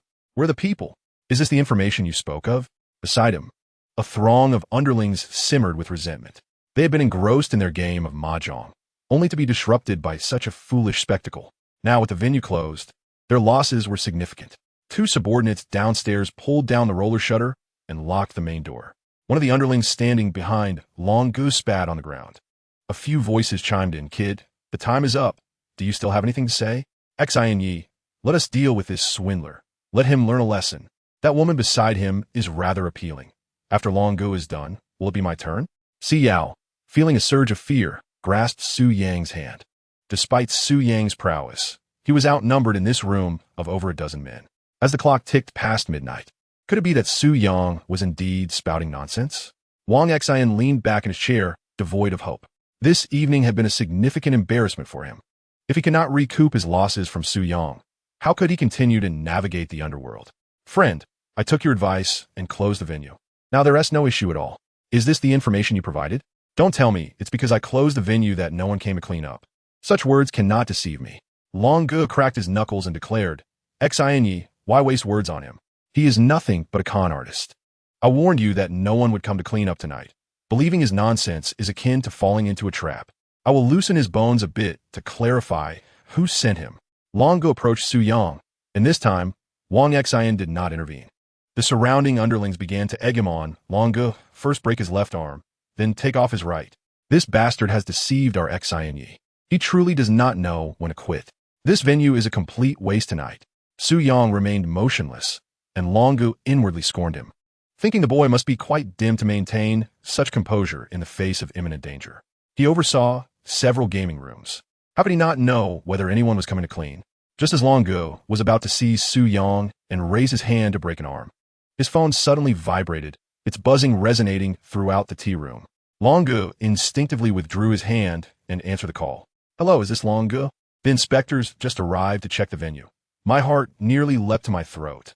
Thankfully, you informed us, allowing us to hide everything. They found nothing.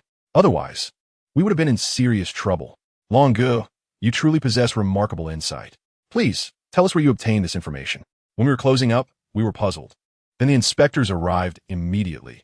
You are indeed extraordinary. Long Ji's face shifted between red and pale.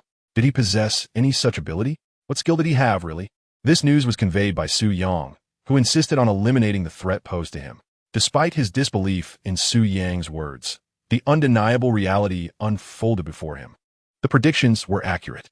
Brother Long, weary of further discussions, hastily ended the call. His face flushed with anxiety, akin to a kettle on the verge of boiling.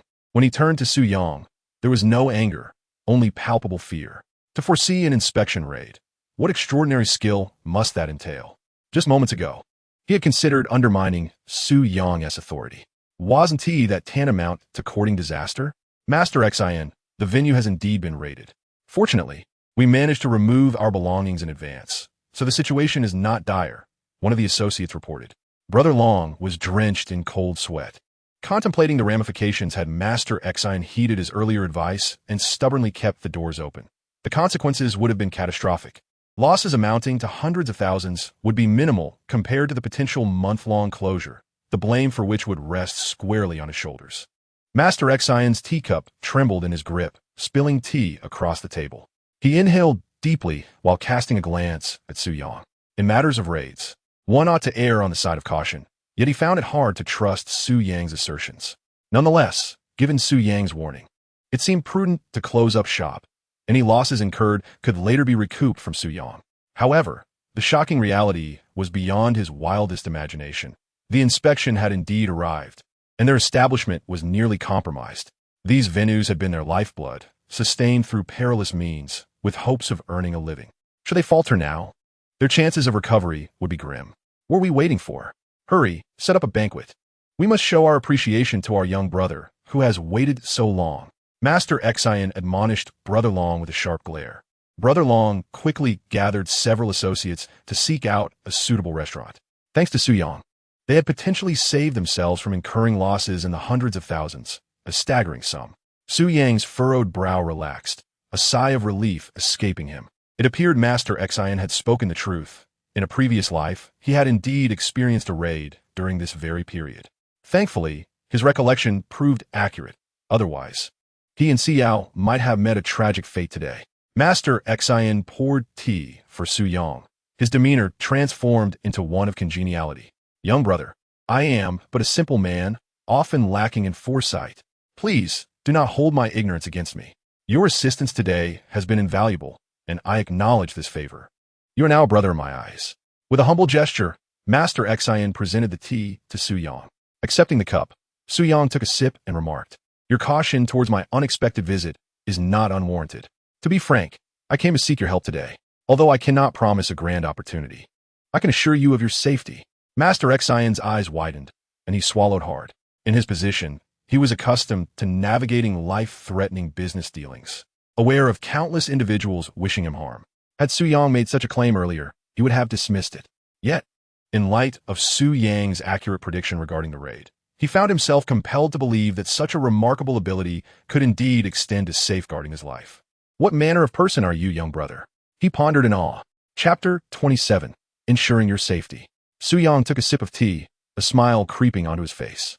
Having spent such a long time with Wang Xian, he was keenly aware of the little schemes that stirred within Wang Xian's mind. Wang Xian likely believed he had someone backing him. Otherwise, how could he be privy to such information about someone planning to undermine him? This was indeed advantageous for Su Yang, as it simplified matters for him. With a soft hiss, Su Yang lowered his voice. Master Xian, you are a wise man. Since you are clever, do not delve too deeply into the roots of this matter. I assure you, I possess the means to ensure your safety. It merely depends on your willingness to assist me with this task. Wang Xian's understanding suddenly deepened, and he found himself stirred with excitement. The kind of connections that many would yearn for had unexpectedly presented themselves to him. Brother, just say the word. Whatever I can do to help, whether it be climbing mountains or traversing fire, nothing is too daunting. Su Yang nodded. With Wang Xian's agreement, the deal was half-sealed. If Ao Guangxiao dared to send someone to assassinate Si Yao, it was certain that this person was not a local, but rather a desperate outsider. The fact that he had scouted the area and marked the doorway indicated that he was not merely a mindless killer. He must have some sense of decorum as well. The best course of action would be for Wang Xian to confront this individual directly. If discussion was possible, they would engage. If not, he could simply report the matter and perhaps even receive a reward.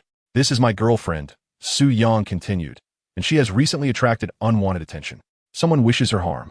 I hope Master Xian can assist in uncovering who has taken on this contract and whether there is any room for negotiation.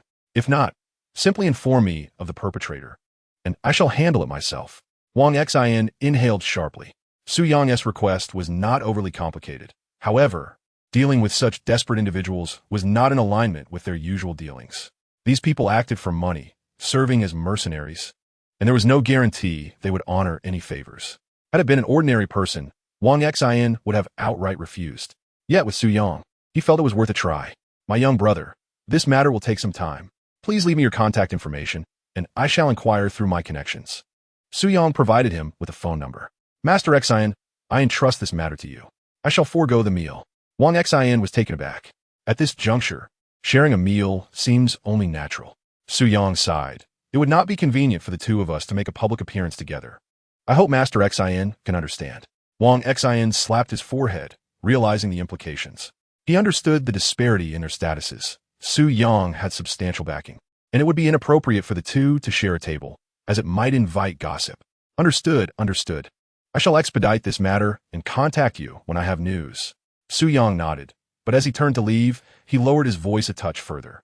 Master Xian, as a parting reminder, be wary of those around you. In these times, human hearts are as opaque as the stomach, and greed can corrupt even the closest of allies. With that, Su Yang fell silent, leading Si Yao away. In his previous life, Wang Xian had faced dire consequences due to betrayal from those he considered close. Being a clever man, he understood the importance of discernment, knowing well what actions to take and which to avoid. However, he found himself surrounded by individuals lacking wisdom, many of whom believed he was obstructing their paths to wealth. Betrayal among brothers had become a common occurrence. He could only offer Wang Xian a brief warning, a gesture of goodwill stemming from their shared experiences in a past life. Yet, to divulge the intricacies of the situation was entirely out of the question.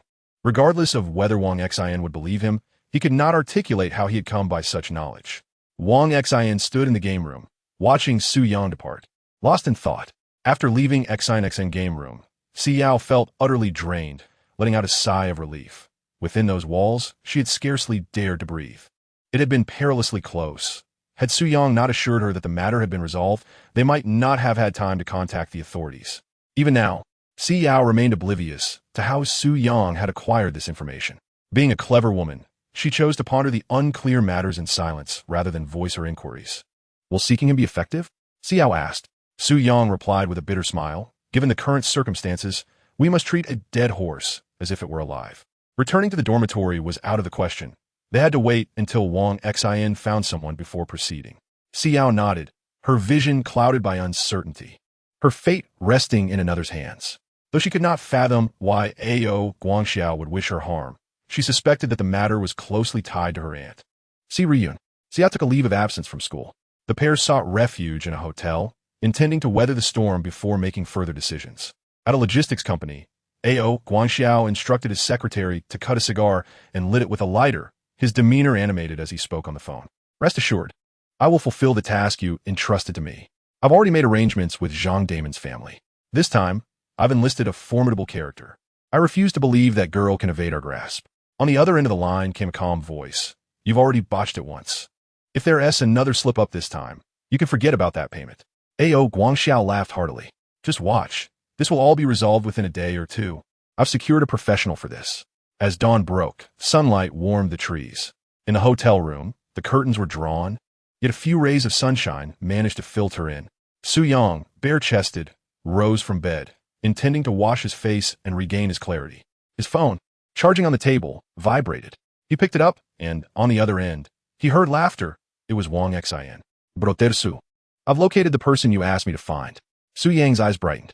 Were they? Wang Xian replied. I've ensured that the person is here in my game room. Coincidentally, it's someone familiar, one of our brothers with whom I share some connections. Hurry over, but remember, come alone and leave your girlfriend behind. While we may know him, caution is prudent. If he were to commit a crime and flee with the money, we would be unable to explain ourselves. Su Yang glanced at Si Yao, still peacefully sleeping, and nodded. I'm on my way. Chapter 28. Considered a debt I owe you. He stepped outside, gently closing the door behind him, and descended the stairs to hail a cab, heading straight for the Xin chess room. The journey from the hotel to the chess room was a mere 5 minutes. He and Xiao had not ventured far the previous night and had decided to stay here. As for the payment, it was, of course, charged to his credit card. Although this grand undertaking had yet to materialize, he had already spent over 50,000, but he believed there was no harm in incurring more debt. He would figure out repayment later. Upon entering the chess room, he noticed a dozen or so brothers standing around. One stout, short man, robust and boisterous, was at a table, voraciously gnawing on a pig's trotter, alternating mouthfuls of meat with swigs of liquor and belching without a care. When Wang Xian saw Su Yang arrive, he was eager to introduce him. The short man turned to face Su Yang, and as their eyes met, Su Yang's heart nearly halted. To his astonishment, he recognized this man. In an instant, memories of a past life flooded back, reminding him of the prison where the Si family had bribed 2 desperate men to sharpen iron wires with the intent of ending his life. It was this very stout man who had stood in his defense. Xiaoyang, my mother has passed, and I am all alone. You have been providing for me, so you are my brother. If they wish to kill you, they must first step over my body. Fear not, my brother, I have taken many lives. Death will come to me eventually, so what difference do 2 more make? You must survive, endure these 15 years, and do not follow my path. I was forced into this. 3 months later, that man was executed. The resurfacing of these dormant memories caused Su Yang to momentarily lose his composure at the sight of the man before him. Guan Fei, he exclaimed instinctively. The stout man, still gnawing on the pig's trotter, was momentarily taken aback. You know me? Wang Xian was equally stunned. He had intended to introduce Su Yang, but was caught off guard when Su Yang pronounced the man's name with such familiarity, while Guan Fei's bewildered expression suggested he did not recognize Su Yang. Guan brother, allow me to introduce you to this esteemed individual. He is the one I mentioned, a person of considerable influence. Guan Fei merely acknowledged this with a grunt, returning to his meal, clearly prioritizing the feast over any lofty accolades. Su Yang inhaled deeply, recalling from his previous life that Guan Fei had a mother who suffered from cancer. In a desperate bid to afford her medical expenses, he had taken on numerous illicit jobs, and by the time he was apprehended, he had claimed 5 lives, with countless others left maimed. Despite such sacrifices, his mother did not survive long after his imprisonment. She passed away while he was incarcerated. Guan Fei had recounted that initially, his mother's condition was not dire. Had surgery been performed in a timely manner, there would have been hope. However, due to a lack of funds, they had opted for conservative treatment until it was too late, and the cancer had metastasized beyond recovery. Upon entering prison, Guan Fei had expressed his reluctance to kill, yet felt he had no choice. Had he possessed wealth, he would not have resorted to such grim work. As Su Yang's thoughts returned to the present, he gazed upon a younger Guan Fei before him, and with a composed demeanor, he addressed Wang Xian. Xingyi, would it be convenient for me to have a private conversation with Guan brother? Wang Xian smiled, of course. Brothers, please step outside and give Su brother some space. Wang Xian greeted his dozen or so brothers as they exited the game room. They did not venture far, instead dispersing to smoke and chat. Su Yang sat opposite Guan Fei, observing his ravenous consumption with a pang of sorrow. In a previous life, Su Yang had heard Guan Fei mention that he had grown up without a father. His father had tragically fallen from a construction site shortly after he was born, leaving him to be raised by his mother, who eked out a living scavenging. Guan Fei had attended school for a few years, but had dropped out in junior high. With his strength, he had worked on construction sites, yet the meager earnings were insufficient to cover medical expenses, leading him down a path of no return. Guan brother, how is your mother? Su Yang inquired, producing 2 cigarettes and offering one to Guan Fei. Guan Fei accepted the cigarette and wiped his mouth. You speak in a peculiar manner. I've never met you, yet you seem to know me well. My mother is unwell and currently hospitalized. The doctor said she has a tumor that requires surgery. As Su Yang lit the cigarette and inhaled, he asked, so, you took on a job from A.O. Guangxiao, and he instructed you to kill someone? Guan Fei, taken aback, was puzzled by how Su Yang had come to know this. Someone did ask me to kill a person, but I don't know this Ao Guangxiao. He offered me 30,000 yuan for a woman. Su Yang took a deep breath. Is there any way you could decline this job? Guan Fei shook his head. That's not possible. I've already taken the money, 10,000 up front, with 20,000 to follow. Su Yang pressed down on his hand. I understand you do not wish to take a life. You know this is wrong. You are at your wit's end, with no other options. I will give you the money to return the 10,000. I will provide you with whatever sum is needed for your mother's treatment. If it's 50,000, I'll give you 50,000. If it's 100,000, I'll give you 100,000. I will continue to support your mother's care until she is well. Is that acceptable? Su Yang gazed at Guan Fei, his heart pounding like a drum. In his previous life, after his release from prison, he had visited Guan Fei's grave annually. This man, lacking in education, had been a victim of life's harshness, driven to desperate measures. He had once asked Guan Fei whether he would have chosen this path if given a choice. In his previous life, he had had no choice. In this life, he was determined to offer Guan Fei an opportunity to choose. Guan Fei was momentarily stunned, holding his cigarette, unable to respond for a while. Why are you being so kind to me? Su Yang trembled. Grasping Guan Fei's hand, consider it a debt I owe you. You must not accept this job, nor any future jobs. This is where it ends. Guan Fei wiped his hands and pondered for a long time. If you truly will give me the money, then I want to go through with this job. However, my mother is waiting for surgery in the hospital. Can you provide me with the money up front? If you can truly help my mother recover, I would sell my life to you. Su Yang nodded. Guan Fei was not deceiving him.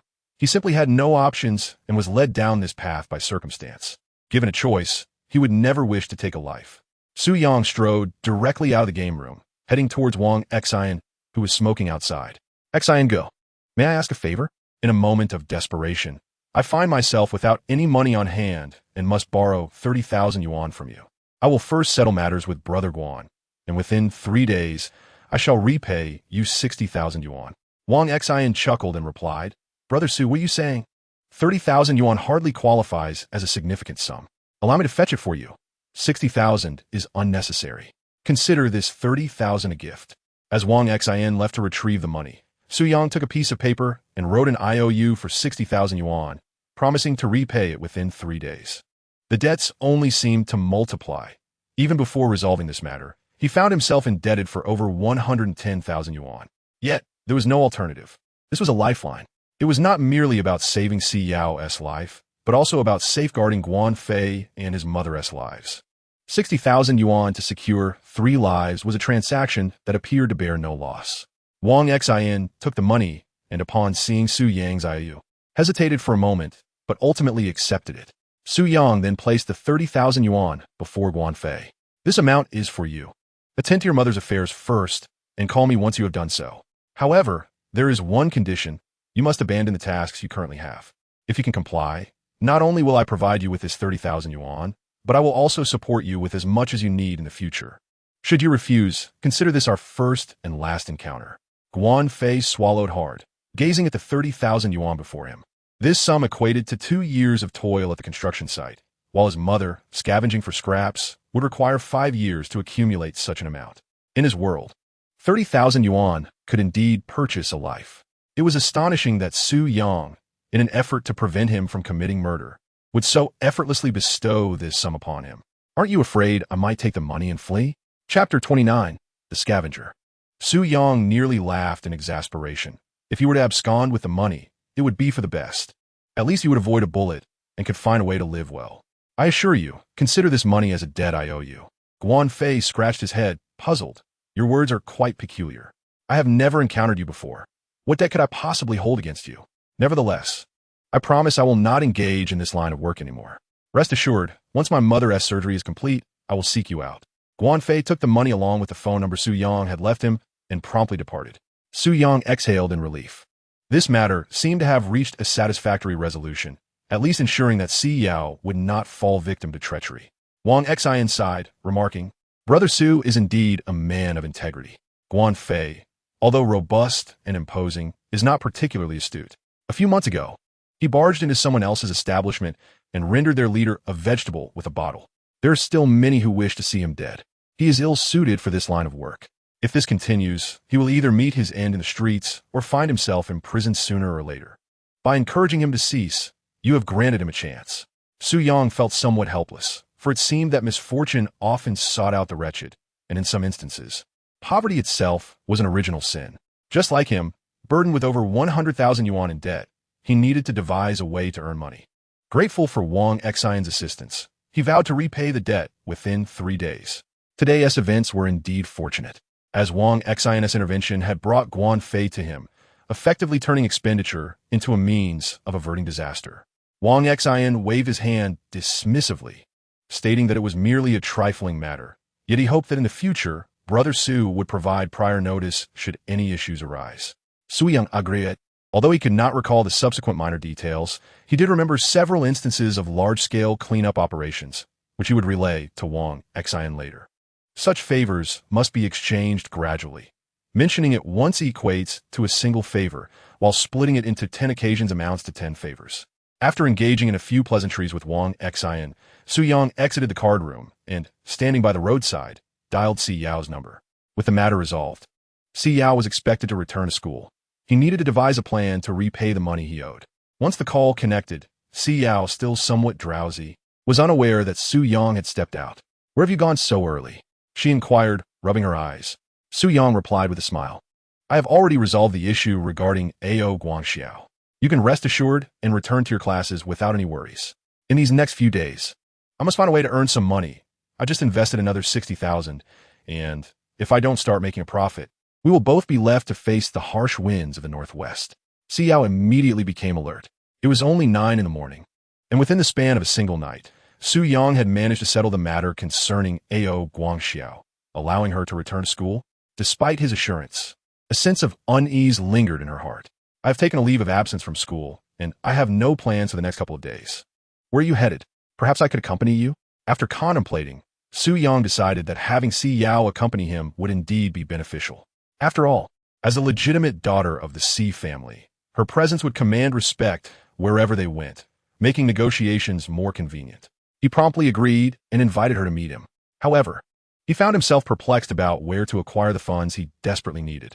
Currently, he owed over 50,000 on his credit card and had borrowed 30,000 from Wang Xian, which he needed to repay double, totaling 60,000. Additionally, he owed Guo Fei 30,000, for which he must repay 10,000, leaving him with 20,000, insufficient for his mother's surgery. The entire cancer treatment could escalate to over 100,000. Altogether, he found himself short by at least 200,000. Feeling a headache coming on, Su Yang squatted by the roadside, smoking a cigarette. An elderly man pedaled past him on a tricycle, rhythmically striking the handlebars with cymbals, producing a sound that attracted considerable attention. The old man shouted, "Collecting scrap! Collecting scrap! We pay high prices for refrigerators, televisions, washing machines, computers, air conditioners, and motorcycles. Collecting scrap." Su Yang watched the old man and scratched his head thoughtfully. In his previous life, while watching the news in prison, he recalled that in the first half of 2008, iron ore prices reached an all-time high, only to plummet back to 2005 levels following the financial crisis in September. The overall price was halved, with declines reaching as high as 50%. Particularly, domestic scrap iron dropped from over 4,000 yuan per ton to merely 1,600 yuan per ton, which equated to just 8 jiao per pound. Across the nation, countless individuals faced bankruptcy, and heaps of scrap iron went unsold, rotting away in warehouses. The once bustling scrap collectors had disappeared without a trace. However, if you remembered correctly, shortly after the price of iron reached its lowest point, the Jiangxing Steel Company received a substantial order, swiftly depleting all the scrap iron within the city at the lowest price. Yet, this was insufficient, merely covering 50% of the order shortfall. The remainder had to be procured at a high price from neighboring provinces, causing iron prices in Jiangxing to double in a short span. Those who were the first to sell their iron to the Jiangxing Steel Company were regretting their decisions. It remained uncertain whether he accurately recalled the events. "Sir, sir," Su Yang hurriedly called out to the scrap collector. The collector turned back. "What is it, young man?" Su Yang smiled and inquired, "How much do you pay per pound for scrap iron?" The collector sighed. "You don't know? The scrap iron isn't fetching a good price anymore. It used to be 80 to 90 cents per pound, but recently, I can only offer 30 cents. Do you have some at home? I can come pick it up," he added. Su Yang could hardly contain his excitement. Yes, that was the price. It had plummeted to a point where it was unrecognizable. That is too cheap, sir. You go about your business. I'll sell another day. The scrap collector, unfazed, continued merrily clanging his cymbals as he went along the street collecting scrap. Su Yang was nearly bursting with joy. This was akin to a windfall from the heavens. If he could seize this opportunity, he could repay not just the 110,000 he owed, but even 2 to 300,000. As for where to buy scrap iron, he could simply consult Si Yao.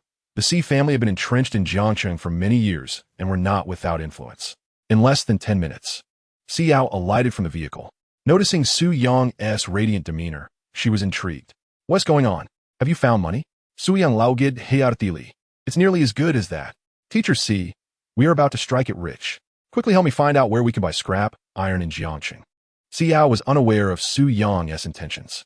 Although her financial source had been cut off, her connections remained intact. Despite her falling out with Si Xuezhong, that was a matter for the Si family alone. Anyone who thought Si Xuezhong would resent her as his daughter and thus refuse to assist her was simply mistaken. While she knew she wouldn't be able to ask for money, inquiring about information was certainly feasible. I know an uncle who runs a scrap recycling business. He should have some scrap iron. I'll call him and ask. Though Si Yao was uncertain of Su Yang's motives, she instinctively trusted him. She dialed the number and explained her purpose, only to hear the old man on the other end nearly lose his breath. Si Yao, who suggested such a foolish idea to you? Buying scrap iron at this time? Have you been kicked in the head by a donkey? Chapter 30. Leverage creates miracles. Si Yao was taken aback. In her recollection, Uncle Zhou had never been this angry with her. She had simply inquired if he had any scrap iron, mentioning her intention to purchase some with a friend, and yet she was met with an outburst of anger. She quickly switched the call to speakerphone. Zhou Bo gritted his teeth in frustration. The price of scrap metal has plummeted to near rock bottom. Just yesterday, it was 2,000 per ton, and today it's down to 1,500. Who knows if it will even reach 1,000 tomorrow?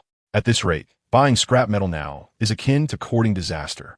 Si Yao, heed my advice. You cannot associate with such a friend. He must have hoarded a substantial amount of scrap metal that he can't sell. And now he is trying to ensnare you, fully aware that your family is affluent. However wealthy one might be, such extravagance is unwise. Si Yao felt a sense of helplessness. She was unaware of the current state of the scrap metal market. Watching the prices plummet was indeed a daunting risk. Previously, the matters discussed by Su Yang were within his grasp. As long as there was information and a means to profit, success was assured. Yet, the price of scrap metal is influenced by global iron ore prices and the dynamics of supply and demand, not something determined by a single individual. Such commodities are subject to the intricate negotiations of numerous financial consortiums and even nations. No matter Su Yang's capabilities, he cannot reverse the tides of the global economy. Su Yang, Zhou Bo has laid out the situation. Do you still wish to proceed with the purchase? Si Yao turned to him, hoping for a graceful exit from the conversation. However, to her surprise, Su Yang stamped his foot in determination. Yes. Haven't you heard, Zhou Bo? The prices are continuously dropping. If it keeps going down, a rebound will be imminent, and soon you won't be able to buy it all. Zhou Bo, how much scrap metal do you have? Package it for me at 1,600 per ton.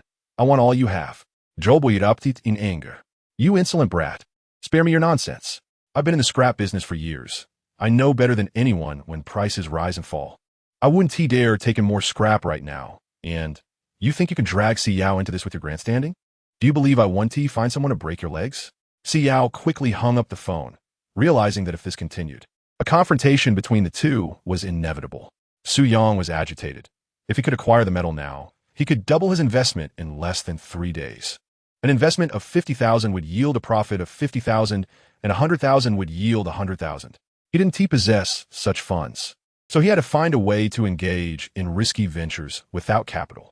Si Yao took a deep breath. You are my student and a finance major at Jiangxing University. You know that the prices of bulk commodities like steel are unlikely to experience a rapid rebound after such a significant drop. With the global economy contracting and a lack of substantial demand, the supply side will inevitably lower prices, leading to a vicious cycle of devaluation. This is not merely business. It is a gamble. Are you certain you can win? Su Yang chuckled, looking at Si Yao as he raised 3 fingers. 3 days. Within 3 days, I can sell all the steel I acquire at 3,000 per ton. Will you trust me one more time? Si Yao felt torn, biting her lip. And if you lose? Su Yang sighed, understanding her concerns. In his eyes, this was a certain victory, but for Si Yao, A loss would mean irreparable consequences. If she lost, she would have to return to see Shuezhong to concede defeat. As for him, expulsion from school would mean a lifetime spent in debt. Do you recall me mentioning that someone intends to take your life? Furthermore, I managed to earn 300,000 in a single day. Since you have placed your trust in me on numerous occasions, why not extend that trust once more? Let us wager on this one chance. I assure you, I shall not falter. Su Yang exuded confidence. Si Yao was swayed. She could not deny that Su Yang had persuaded her. The series of miracles he had orchestrated seemed to suggest that there was nothing this man before her could not achieve. Yet, we find ourselves devoid of funds. This credit card, upon inspection, has been capped. It holds a mere 80,000 limit, of which over 50,000 has already been exhausted, leaving us with just over 20,000. At best, we could procure merely a dozen tons of steel, and even if we managed to double our return, we would still be unable to settle our debts. Su Yang nodded, having recognized this predicament long ago. Therefore, if we are to gamble, let us do so boldly. Leverage creates miracles. We shall borrow as much as we can. Provide me with a credit card and the address of a scrapyard. Await me there while I devise a means to procure the funds. With hesitation, Xiao handed the credit card to Su Yang and sent in the location of the scrapyard via her phone. I will first negotiate on your behalf, striving to secure the lowest price possible. Ultimately, the decision to purchase rests with you. I hope you will deliberate carefully. Su Yang nodded as he escorted Si Yao to her vehicle, which then headed towards the university town. He was penniless. Seeking a bank loan was futile without employment, and even obtaining a credit card was beyond his reach. To acquire funds, he would have to resort to unconventional methods. After half an hour of walking, Su Yang turned into a storefront. A sign indicating mortgage and pawn services hung outside. He had been here once before. This was Chun Shan's domain. Chun Shan's subordinates frequently lent money in the university area through a myriad of methods, most of which skirted legality. However, one advantage was that this group was bold enough to lend without fear of repayment. Many students, unable to settle their debts, found themselves assisted in securing jobs, from which they could earn a service fee, employing various peculiar strategies to reclaim their money. "Good morning, Brother Shan," Su Yang greeted as he entered. Upon seeing Su Yang, Chun Shan instinctively recoiled. The injury on his shoulder throbbed painfully. Days prior, Su Yang had inflicted a wound that required several stitches, and he had yet to have them removed. The very fact that Su Yang had returned unsettled him. "What the hell are you doing here?" he stammered, though the presence of several subordinates in the room bolstered his courage. Su Yang chuckled. "Brother Shan, there's no need for such tension. I'm here, of course, to borrow money." Chun Shan exhaled, relieved. Su Yang's visit was indeed to seek a loan, which translated to profit for him. "How much do you need?" Chun Shan grabbed a notebook, ready to draft a loan agreement. Su Yang raised a single finger. 1,000? Chun Shan tilted his head. 100,000, Su Yang declared, with a sharp clap. Chun Shan closed the notebook. "Are you mocking me, Su Yang? Have you looked in a mirror lately? Do you truly believe all your body parts combined are worth 100,000? Chapter 31, The Loan of Desolation. Last time, you borrowed 20,000. This time, I can lend you a maximum of 30,000. Chun Shan propped his feet up. Su Yang, seated at the counter, remained unfazed. 30,000 is hardly sufficient. 100,000, and Brother Shan is merely inconvenienced? If all else fails, 8,000 will suffice. Chun Shan scoffed, stating, "Don't mention 100,000. Even if I had 800,000, it's not an issue. But you must clarify your intentions for borrowing such a sum." Su Yang feigned embarrassment. "The last time I borrowed money, it was to purchase a bag for my girlfriend. Alas, I was unfortunate. She dumped me. However, I found someone new. And let me tell you, Brother Shan, this one is different. She is wealthier than the last. A person of means wouldn't settle for a cheap bag. As the saying goes, one cannot catch a wolf without letting go of the child. This time, I plan to spend 100,000 on a Hermes bag, going straight for the top." Chun Shan listened to Su Yang's rationale, finding it reasonable. In the vicinity of the university town, there is no shortage of devoted suitors borrowing money for their girlfriends to buy bags, phones, computers, and luxury items. Su Yang is neither the first nor the last. However, that 100,000 compounded interest would surely amount to 150,000 upon repayment. Could Su Yang manage that? Noticing Chun Shan's hesitation, Su Yang continued to smile. "Last time, did you recover that 50,000 from Zhou Yixin? If not, I could assist Brother Shan once more."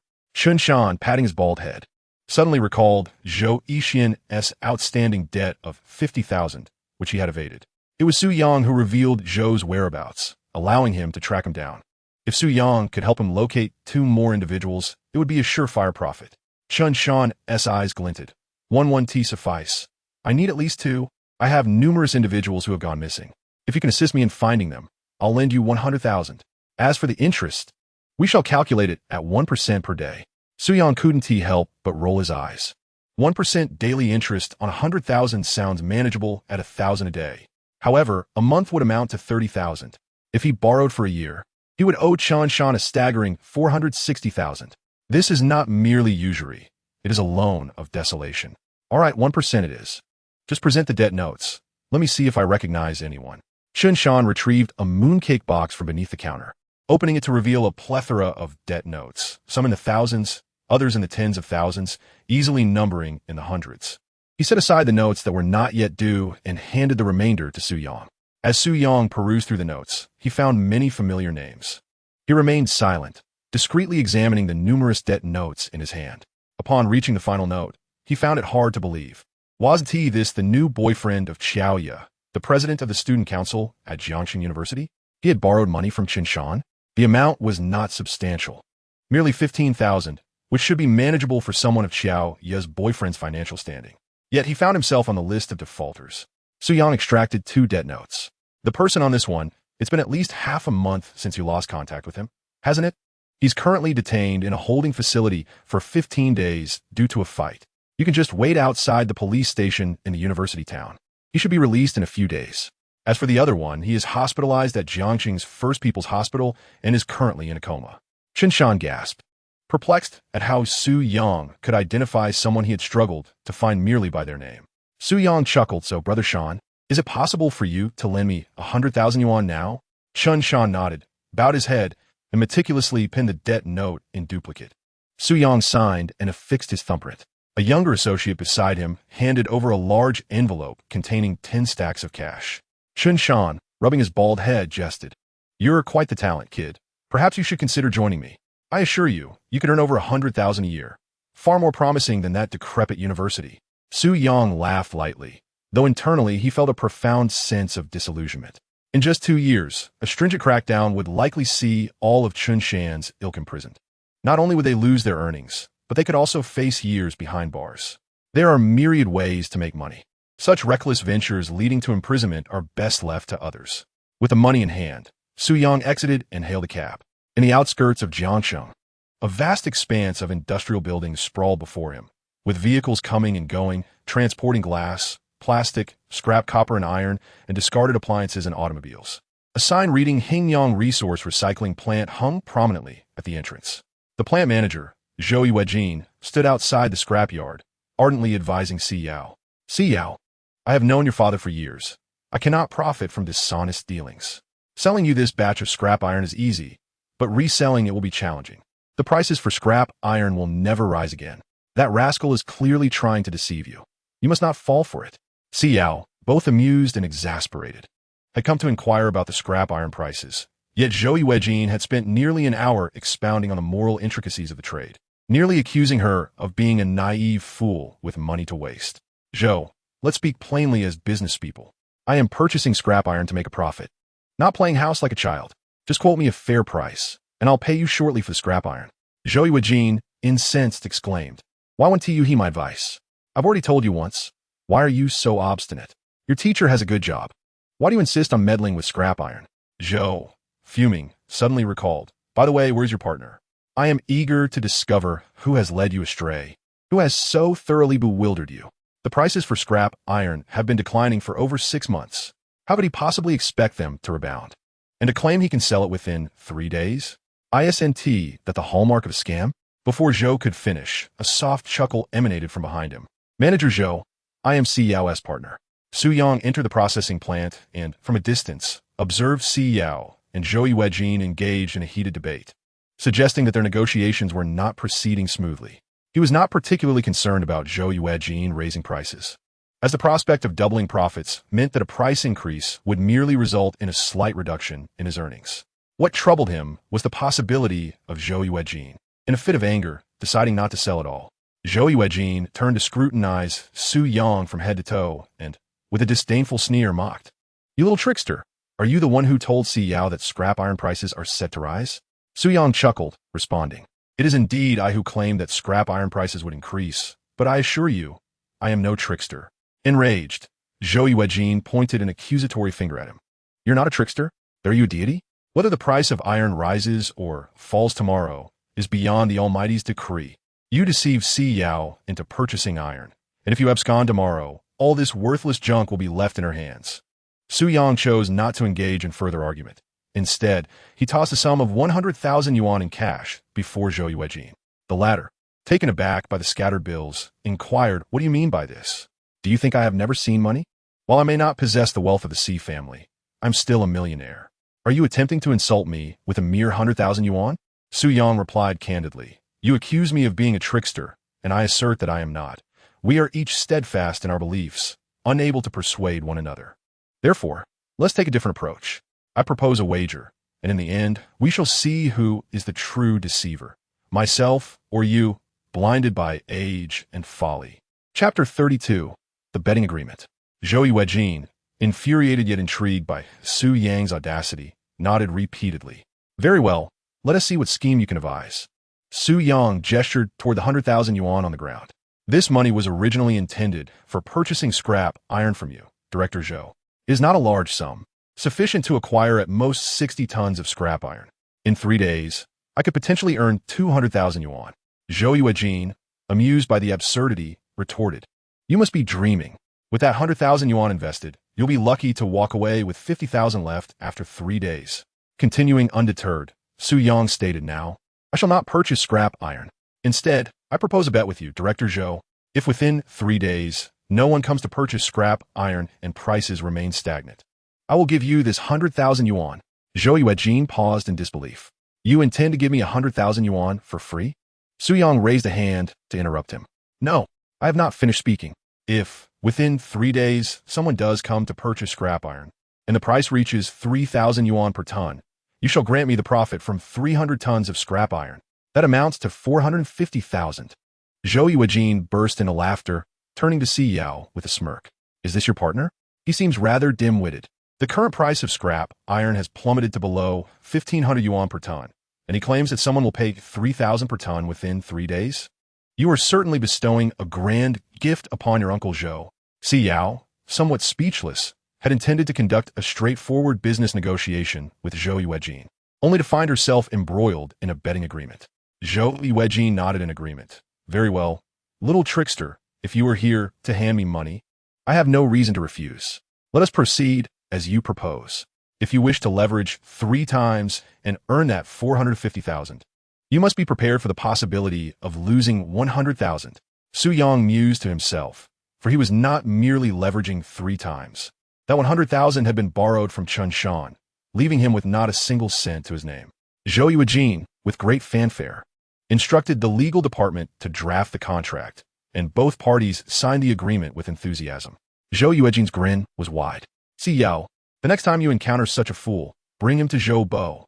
Zhou Bo will lay out a feast for you at the Hyatt. Zhou Yuejin's laughter grew more manic, overjoyed that someone had come to his door so early in the morning with money. His fortune was truly remarkable. Su Yang quietly tucked away the agreement. Laugh now, old man, but in 3 days, let us see if you can still smile, he thought. Si Yao sighed as she walked out of the scrap processing plant with Su Yang, aware that he was devoid of funds and that the 100,000 was likely borrowed again. Should the price of scrap metal rise within 3 days, it would be a joyous occasion. However, if it plummeted, coupled with previous debts, he might find himself in dire straits. Nevertheless, the contract was signed. All they could do was fulfill their duties and leave the rest to fate. Let us return to school, Si Yao said, hailing a taxi for both of them to head back to Jiangxing University. At the headquarters of the Express Logistics Company, A.O. Guangxiao was wiping the sweat from his brow. Before him, a woman leaned against the desk. He slapped her thigh and, just then, the phone on the table rang unexpectedly, causing him to flinch. The woman, with a sultry demeanor, stood up. President A.O., are you already done? A.O. Guangxiao, putting on his trousers, shot her a glare. The boss just called me. You need to leave now. I'll deal with you later. The woman exited the office with a hint of sorrow. A.O. Guangxiao quickly answered the phone, his tone dripping with flattery. Why did you call? Yes, I have been urging them regarding your instructions. It's just about finding the right opportunity. Rest assured, I guarantee it will be flawless. After exchanging a few more pleasantries, he hung up, but his expression shifted dramatically. Damn it. All they do is urge me. Are they afraid something will go wrong? Everything is arranged. What could possibly happen? That young girl can only wait for her fate. A.O. Guangxiao sat back in his chair. Tightening his belt, he considered calling back the woman for another round when the phone rang again. Upon glancing at the caller ID, his spirits lifted. Is this good news? He thought. He answered the call, but the voice on the other end was frantic. President A.O., we have a problem. A.O. Guangxiao was taken aback. He had just assured someone that everything was secure, and now he was being told there was an issue? What happened? Speak clearly. The man hurriedly explained. The contact we had before said he is no longer interested. It seems he suddenly came into some money and doesn't want to take on this task anymore. A.O. Guangxiao was left dumbfounded. What the hell? You accepted the money and now you want to back out? He slammed his palm onto the table with ferocity, exclaiming, Damn it! How can you not comprehend such a trivial matter? I've given him 200,000 and we're just waiting for him to act. You really think he is going to back out? The man on the other end of the line stammered, admitting that A.O. Guangxiao had indeed provided him with 200,000, but he had only spent 30,000 on Guanfei, with 20,000 of that to be paid after the deed was done. The money had also been returned. A.O. Guangxiao trembled with rage. How could one possibly think that money returned equates to the end of the matter? Are you an idiot? What if this brat spills the beans? You dare to accept the returned money? A.O. Guangxiao rose, pacing anxiously around the office. I don't care what method you employ. Even if you have to do it yourself, you must eliminate this Si Yao. I don't care how much you spend. I only want Si Yao dead. Do you understand? Kill her. Kill her. If she doesn't die, and this leads back to me, I want have long to live either, and before I go, I will certainly take you down with me. He hung up the phone and violently hurled his device to the ground. He gazed out the window, gritting his teeth as he cursed, damn. At Jiangxing University, Su Yang and Si Yao had just disembarked from their vehicle, making their way towards the classroom dormitory. From a distance, Qiao Ye, accompanied by her close friends, spotted Su Yang and hurried over, blocking his path alongside Si Yao. With her chin raised, Qiao Ye inquired, Su Yang, didn't you claim that within 3 days the school would be begging you to return? The time is nearly up. Have you prepared that 50,000? Her eyes sparkled with delight, as she had already envisioned how to spend the money, planning to mock Su Yang first, reminding him of the consequences of his arrogance. The school's decision would not be altered. It was naive to think so. Su Yang glanced at the time and smiled. What is the rush? We agreed that the deadline is this afternoon. It's still midday. With that, he attempted to walk away with Si Yao, only to be intercepted once more by Qiao Ye. Chapter 33, The Golden Prize. Su Yang, are you deliberately avoiding me because you know you can't win? Qiao Ye sneered. You're a grown man. Have a little pride. Why can't you handle losing? She looked at Su Yang with disdain, viewing him as a pathetic figure who not only insulted her, but also spread the news of her relationship, resulting in her receiving multiple slaps from that fool. Now, as the bet seemed to be turning against him, he was hiding away, unwilling to present the 5,000. Such a situation was unacceptable. She wanted not only the money, but also to humiliate Su Yang thoroughly. Su Yang responded with a cold laugh. Qiao Ye, we agreed on 3 days. The time isn't up yet, and you're already eager to return the money? Fine, I'll give you a chance. Let us wait in the lecture hall this afternoon. We'll see if anyone comes pleading for my reinstatement. Qiao Ye scoffed. All right, let us wait then. I'm not worried about you running away.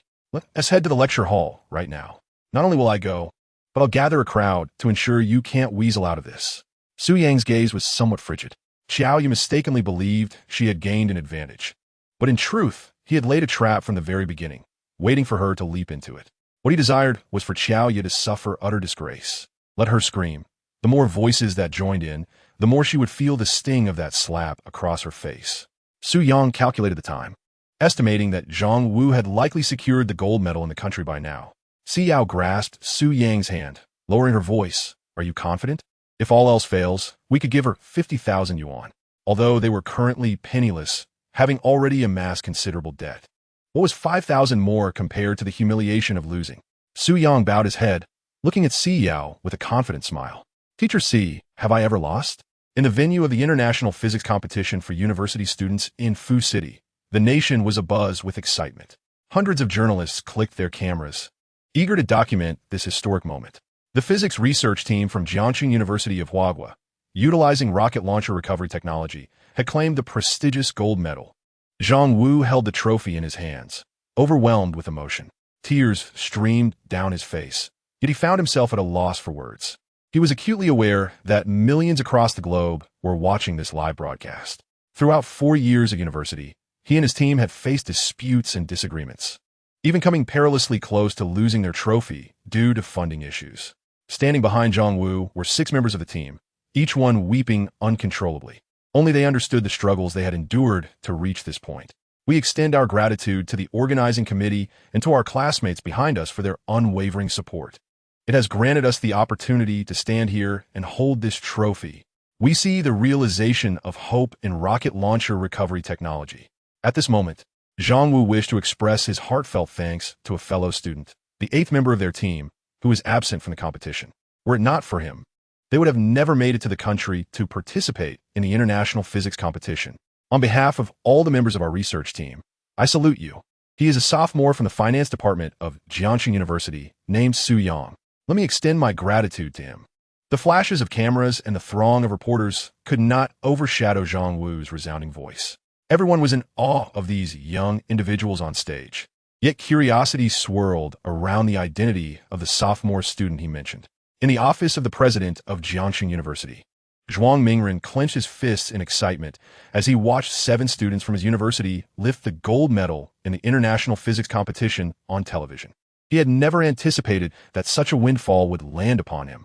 How could Zhuang Mingren, with no particular merit, have his physics research team outperform prestigious institutions like Tsinghua, Peking University, and Fudan University to win the gold medal?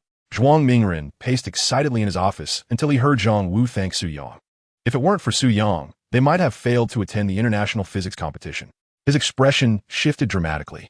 In the next moment, he picked up the phone and called the academic affairs office. Have them come to my office at once.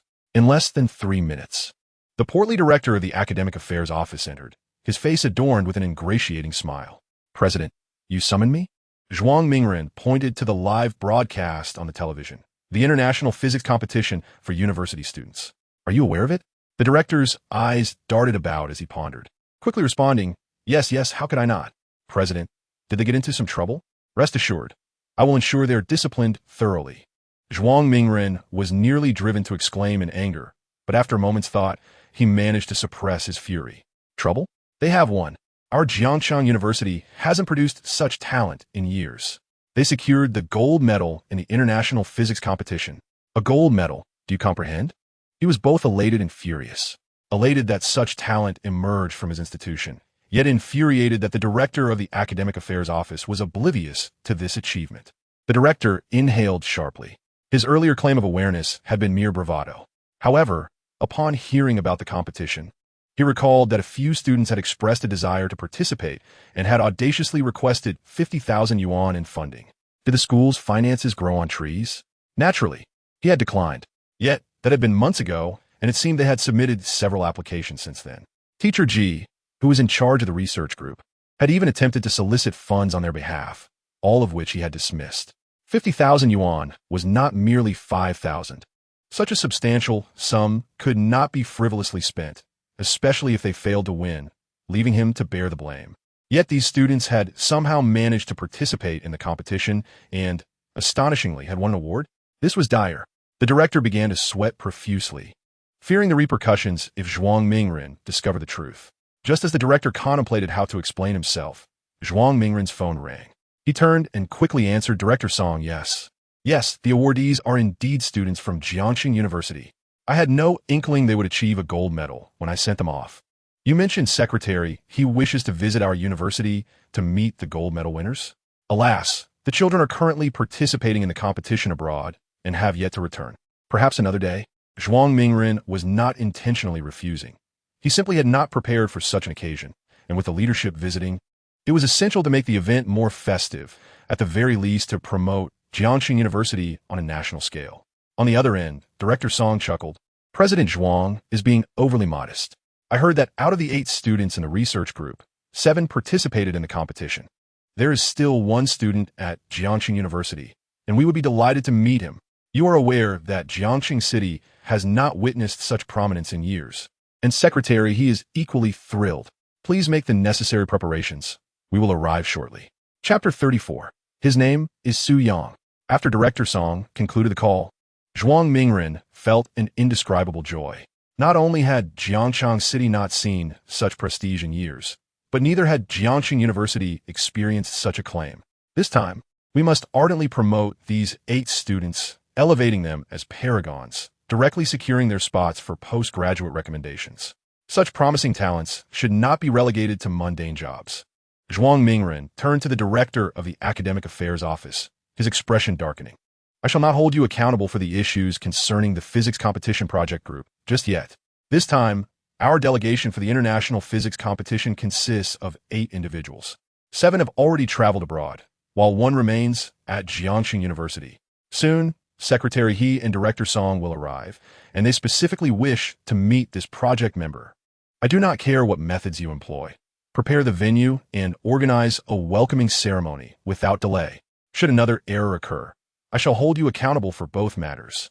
The director of the Academic Affairs Office exhaled in relief, fully aware that Zhuang Mingren was indeed privy to the fact that he had not allocated funding for the Physics Competition Project Group. Such matters were usually overlooked, counting as his merit. However, who could have anticipated that this group would actually achieve success? At present, this situation has captured national and even international attention. If it were to leak that the project members nearly lacked the funds to participate in the competition, could he bear the blame? Rest assured, President Zhuang, I will handle this matter meticulously. I shall ensure that Secretary He and Director Song find no fault. He hesitated, yet I am unsure which department our 8th project member hails from or their name. Zhuang Mingren scoffed. This director of the Academic Affairs Office is utterly oblivious to the world outside, fixated solely on financial matters. Did you not hear Project Leader Zhang Wu express gratitude to the 8th member of their project group? The student is Su Yang, a second-year student from the finance department of Jiangxing University. The director of the Academic Affairs Office nodded in a panic. Oh, Su Yang, a splendid name. Yet, as he repeated the name, his expression suddenly turned blank. What did you say his name was? Zhuang Mingren replied with impatience. Su Yang. Indeed, Su Yang. The director's legs weakened, and he felt a cold sweat trickle down his forehead, even more than when he first heard about the physics competition group's victory. His gaze became unfocused, his breathing rapid, and he nearly collapsed to the ground. Su Yang. Just a few days prior, he had expelled a student by that name, also a second-year finance major. What a strange coincidence. Surely, it must be a common name. It could not possibly be the same person. Zhuang Mingren regarded the director with curiosity. What is the matter? The director hastily shook his head. No, nothing, President Zhuang. I shall swiftly prepare for the arrival of Secretary He and Director Song. Zhuang Mingren nodded. The director stumbled out of the room, racing toward his office. He needed to confirm whether the Su Yang he had expelled was indeed the same Su Yang who had won the gold medal at the International Physics Competition. If they were not the same, all would be well. But if they were, then he would be in quite a predicament. He expelled the student who won the gold medal, and the students whom Secretary He and Director Song wanted to meet were also dismissed. He will never ascend another step in his life. In the lecture hall of Jiangxing University, fortuitously, there were no classes this afternoon. Under Qiao Ye's promotion, the lecture hall was filled with nearly 100 people, all eager to witness the spectacle. Qiao Ye, with an air of arrogance, coldly declared, "Fellow students, allow me to introduce to you the individual standing before you, Su Yang, a second-year student from our university's finance department." Oh, my apologies, I misspoke. He should be referred to as a former student of Jiangxing University.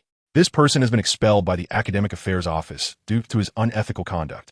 I believe many of you have seen the announcement posted outside. Haven't you? As her words fell, a murmur of discussion erupted. So this is Su Yang, the first student to be expelled from our school in recent years? Unethical conduct? TSK, I never would have imagined he was such a person. If he was expelled, there must be a valid reason, right? Su Yang leaned against the desk in silence, watching Qiao Ye stir up the storm. The more people gathered, the more pleased she appeared, and he anticipated that once Qiao Ye entangled herself in this mess, there would be no escape for her. Hearing the whispered conversations around her, Qiao Ye sneered. There is something even more astonishing. Just 3 days ago, this student boldly claimed to me that within 3 days, the school would be begging for him back. Naturally, I didn't believe him, so I wagered 50,000 yuan. Today marks the end of that 3-day period. So I'd like to ask you, Su Yang, Why hasn't the school begged for you back yet? Upon hearing this, nearly 100 students in the lecture hall erupted in laughter. Has he lost his mind since being expelled? Does he really think the school would beg for him? Who does he think he is? I've been in school for years and have never encountered such a fool, clinging on after being expelled and making bets. Su Yang, meanwhile, was engrossed in his phone, browsing news articles. The headline read, 8 students from Jiangxing University win the international physics competition, and it had climbed to the top of the trending list. Had the school not noticed yet? Wasn't this a bit too slow? What was the rush? After all, it was only 2 in the afternoon. He put away his phone, his expression impassive. Seeing Su Yang's nonchalant demeanor made Xiao Yu feel nauseated, even at death's door. He was still putting on an act. What a pathetic sight. However, thinking of the 50,000 yuan that would soon be hers, her spirits lifted once more. Su Yang, whether you pay me now or later, you've already lost, so you might as well give me the money early. You can hand it over in front of everyone. Then leave Jiangxing University, and we can consider this matter settled. What do you say? Delighted at the prospect, Xiao Yu felt jubilant. Once Su Yang, this eyesore, was gone, she could effortlessly attract as many admirers as she wished. Ever since the last time, when Su Yang exposed her in front of everyone and she had been slapped by that hefty pig, she had refrained from flirting, fearing he might once again ruin her fun. Su Yang scoffed repeatedly. Xiao Yu, it is not I who should leave Jiangxing University, but you. Xiao Yu lifted her chin defiantly. Nonsense. You're the one who has been expelled. You claimed that the school would weep to have you back. You boasted foolishly and even wagered with me. The one who lost the bet is undoubtedly you. Glancing at the time, Su Yang stretched lazily. It won't be long now. Xiao Yu, puzzled, asked, What do you mean by won't be long? Su Yang replied, The school will soon have to invite me back. Xiao Yu burst into laughter. At this juncture, you still possess such an imagination. I truly cannot discern whether you are feigning ignorance or genuinely dim-witted. The nearly 100 students in the lecture hall roared with laughter, mocking Su Yang's presumption. Jiangxing University had not expelled a student in years. To expel one and then rescind the notice to bring him back? It was utterly ludicrous. The laughter in the lecture hall rose and fell like waves. Yet, in the next moment, the door swung open. The head of the academic affairs office entered, hands clasped behind his back, surveying the room before striding directly toward Su Yang. Upon seeing the head of the academic affairs office, Su Yang opened his mouth to speak, but noticed a faint smile on the official's face as he addressed the teacher beside Su Yang. Ms. C, do you not have classes this afternoon? Si Yao smiled apologetically. I am feeling unwell and have taken a leave. Director Ma, what brings you here? Director Ma pointed at Su Yang. I'm here to handle a student matter. You must be Su Yang, a second-year student from the finance department? With a raised eyebrow, Director Ma adopted an overbearing demeanor. He had come prepared, confident that Su Yang remained unaware of the physics competition team's victory. He relished the opportunity to assert his authority, suggesting that the school was granting him a chance to return to class. After all, it was unbecoming for the head of the academic affairs office to grovel to a student. Su Yang nodded. I'm Su Yang. Director Ma replied curtly, Very well. I have come to inform you that you may return to class. It seems you are well liked. After your expulsion, numerous students and faculty petitioned on your behalf. I approached the administration, and they decided to grant you another opportunity. I hope you will learn from this and refrain from tarnishing Jiangxing University's reputation. Su Yang chuckled coldly, recognizing the absurdity of Director Ma's grandstanding. It was evident that the physics competition team had won the award, and the school needed him to maintain appearances, yet Director Ma twisted it into a narrative of offering him chance. However, as Director Ma's words echoed in the lecture hall, an abrupt silence enveloped the room. The stillness was palpable, with even the slightest sound seeming intrusive. Xiao stood frozen in disbelief. To call back an expelled student for class, wasn't that akin to slapping oneself in the face? Was Jiangxing University truly willing to forego its dignity? Had the head of the academic affairs office forsaken his own integrity? Yet, the most bewildered and crestfallen was undoubtedly Xiao Yu. Like a thunderclap, the revelation struck her as she stood amidst the silence, staring at Su Yang, her mouth agape. Within her heart, she wrestled with the impossible notion that the school would rescind Su Yang's expulsion. How could something she believed to be a foregone conclusion possibly unravel? Xiao Yu suddenly collapsed to the ground, unable to discern the voices of those around her. Su Yang had invested 2 years and several tens of thousands of yuan on her. She hadn't even paid off her credit card for this month. How could she possibly repay Su Yang? It was all over. After addressing the matter at hand, Director Ma did not neglect to admonish Su Yang. With his hands clasped behind his back, he glanced at Si Yao and continued, "Furthermore, Su Yang, as a student, your priority should be your studies. Avoid engaging in trivial matters. Someone reported that you have been getting quite close to Teacher C lately. Be mindful of your relationship with her. If I hear anything similar again, you'll be packing your things and leaving immediately." Su Yang raised his head to look at Director Ma. What an insufferable old fool, pretending to be righteous. "Director Ma, may I inquire which law prohibits university students from dating their teachers? I am 20, and Teacher C is merely a few years older than I am. We are of suitable marrying age, and you feel the need to intervene in our romantic pursuits?" Director Ma snorted dismissively. "Young man, spare me your arguments. You are a student of Jiangxing University, and your every word and action reflects the university's image. How does a relationship with a teacher reflect well? I warn you to sever ties with Teacher C and focus on your studies. Do not wander down the path of vice." Su Yang let out a cold laugh, sitting atop the desk, looking down at Director Ma.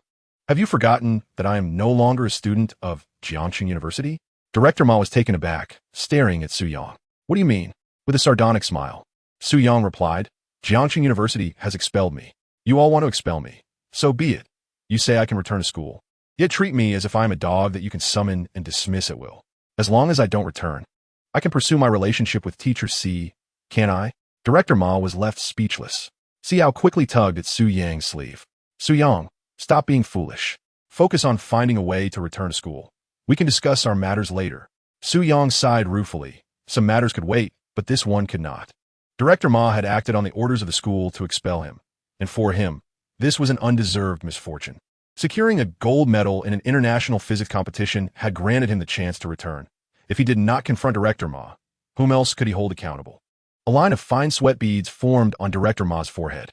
If Su Yang did not return, news of this incident would spread, and not only he but also those who had instructed him to expel Su Yang would be unable to safeguard their positions. A university student and gold medalist in an international physics competition expelled without cause. What should have been a point of pride for Jiangxing University would instead become a source of shame. Director Ma involuntarily softened his tone. "Su Yang, do not act impulsively. Think of your future. Without a diploma, you won't be able to find a decent job in society. A girlfriend can wait.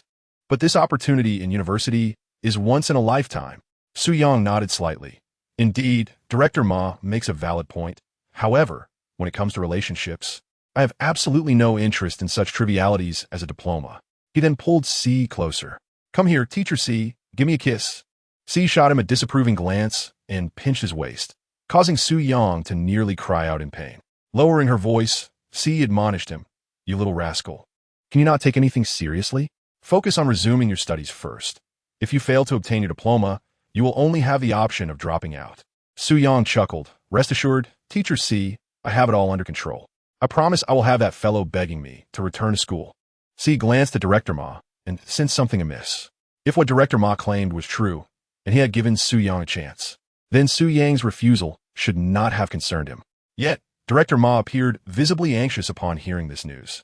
Wiping the beads of sweat from his forehead, Director Ma said, "Su Yang, you are still young and naive, but you must think carefully. Once this opportunity is gone, it may never return." Su Yang nodded along, though the words went in one ear and out the other. He rummaged through his pocket, pulled out a cigarette, and placed it between his lips. "Please continue, Director Ma. I am listening. Perhaps your persuasion might sway me." Lighting the cigarette, he took a deep, satisfying puff.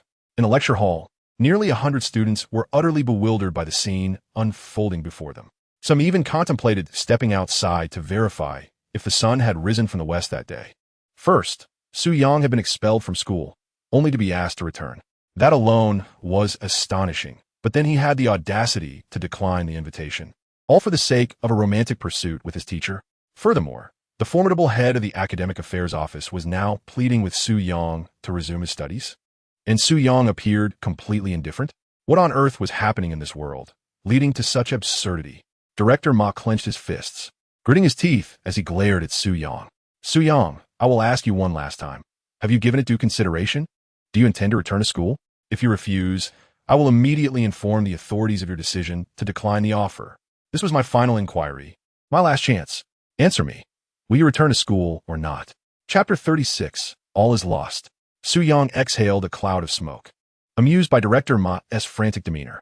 Director Ma, I have repeated myself several times now. I said I will not return to school. This is my final answer. Have you understood? Director Ma stamped his foot in frustration, his corpulent frame reddening with anger. After so many years at Jiangxing University, he had never encountered such a difficult student. If it were not for Director Song and Secretary He waiting, with Su Yang's future and the reputation of Jiangxing University at stake, he would never have retracted the expulsion notice and personally sought Su Yang to persuade him to resume his studies. Su Yang, do you believe I cannot handle you? Do you truly think I am desperate for your return? Director Ma lowered his voice. Su Yang also lowered his voice in response. Director Ma, do you think I am unaware that the physics competition team secured the gold medal at the International Physics Competition for University students?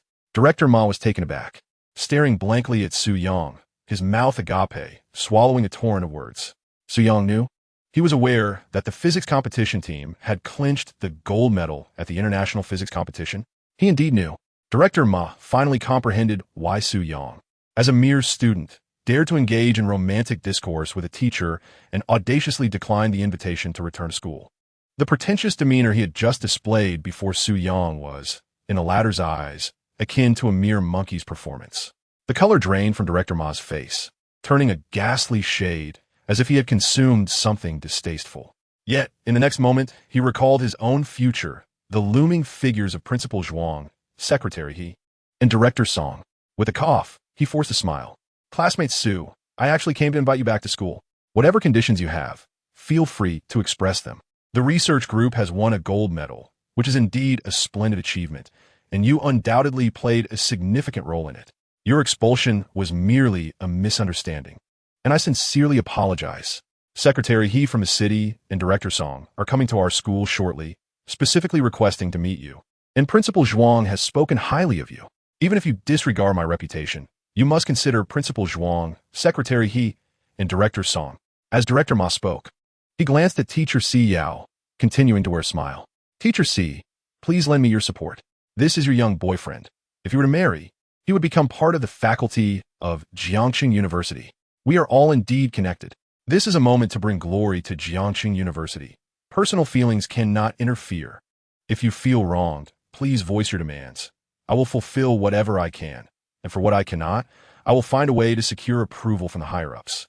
Director Ma lowered himself to the utmost humility. At this juncture, with Su Yang having revealed his cards, there was no point in maintaining any pretense.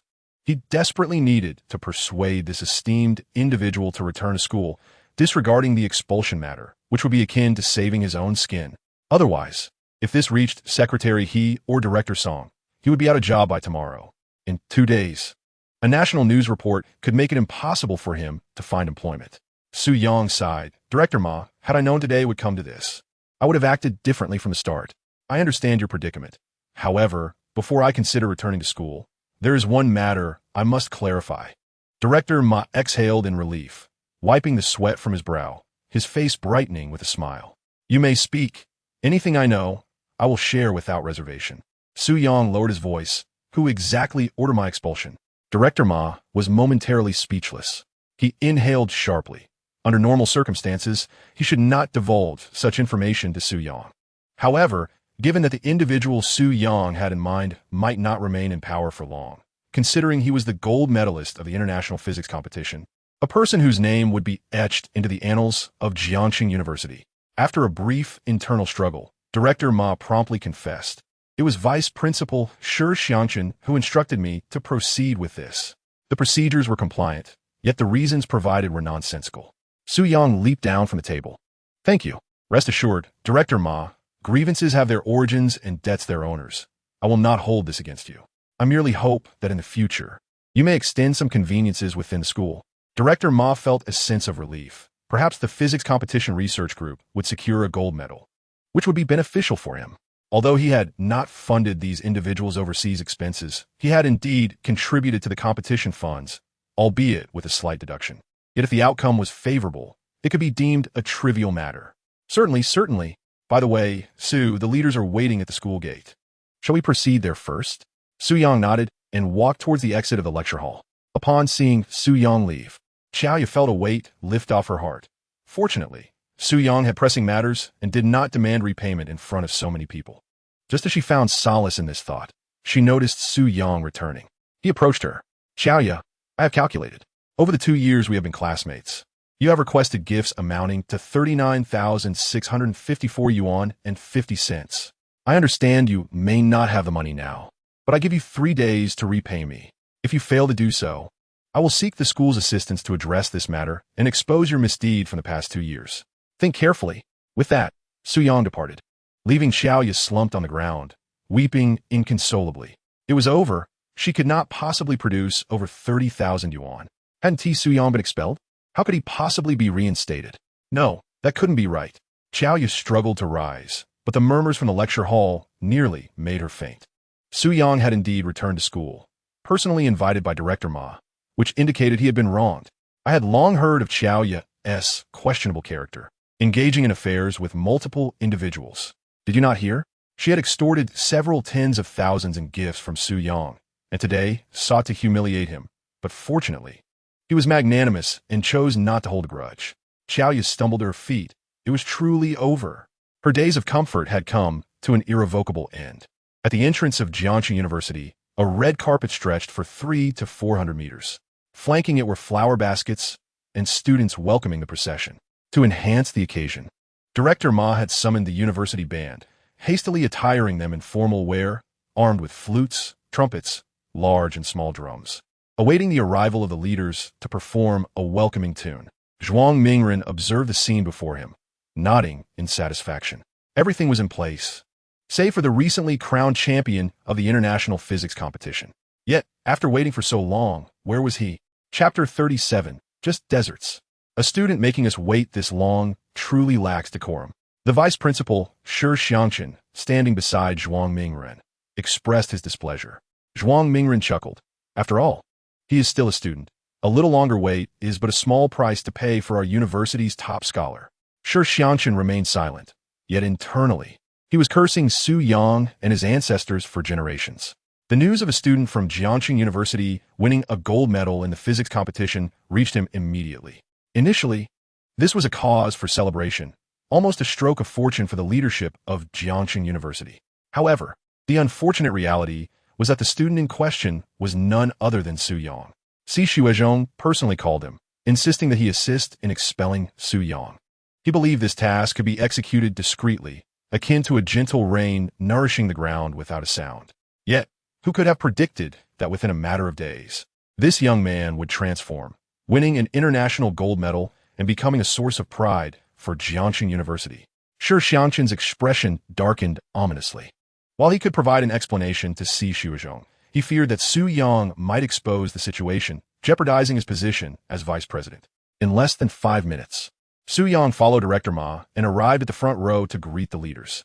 Upon seeing Su Yang, Zhuang Mingren immediately broke into a smile and extended his hand, saying, "Congratulations, Su. On behalf of the university, I commend you and your research team for winning the gold medal in the International Undergraduate Physics Competition." Su Yang, maintaining his composure, reciprocated the handshake. "You flatter me, Principal. It is merely the duty of our Jiangxing University students to bring honor to our institution." Zhuang Mingren, pleased, patted Su Yang on the shoulder, admiring him for being such a polite and humble student. Truly an honor for Jiangxing University. However, nearby, Shi Xiangchen cast a disdainful glance at Su Yang and snorted coldly. Unfazed, Su Yang stood by the roadside, and soon, an Audi A6 slowly entered the campus. A man in his 30s exited from the passenger seat and opened the rear door. Following this, a middle-aged man stepped out and waved at Zhuang Mingren, Shi Xiangchen, and the others. They promptly approached him. Director Ma gestured, and students on both sides waved colorful flags and banners, while the school band began to play. "Secretary He, welcome to Jiangxing University." Zhuang Mingren grasped Secretary He's hand, who reciprocated the gesture. "Principal Zhuang, your school has produced a remarkable group of students.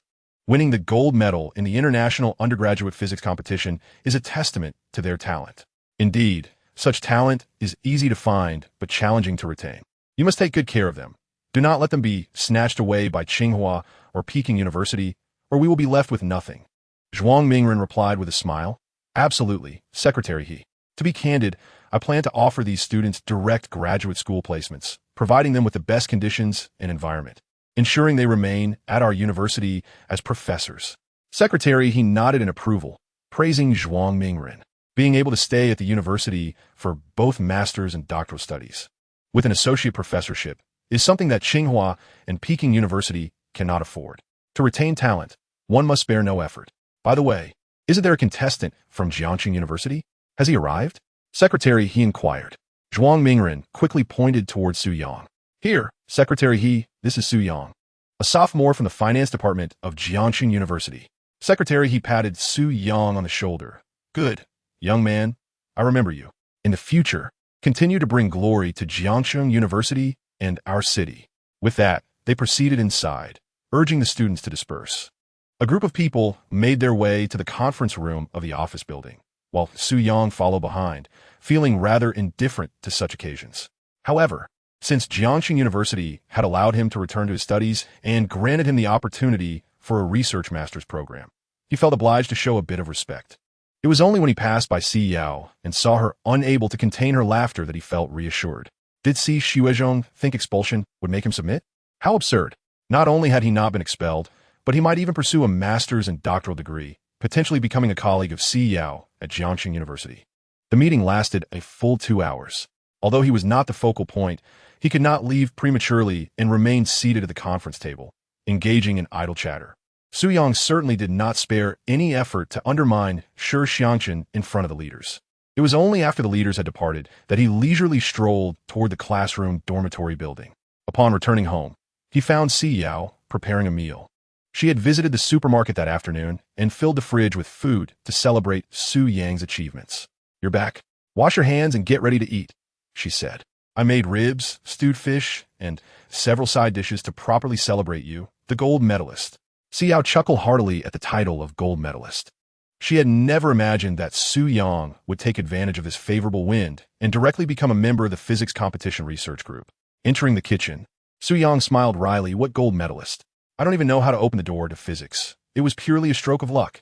Nevertheless, you can rest assured this time, I am definitely not going to be expelled. Si Yao breathed a sigh of relief.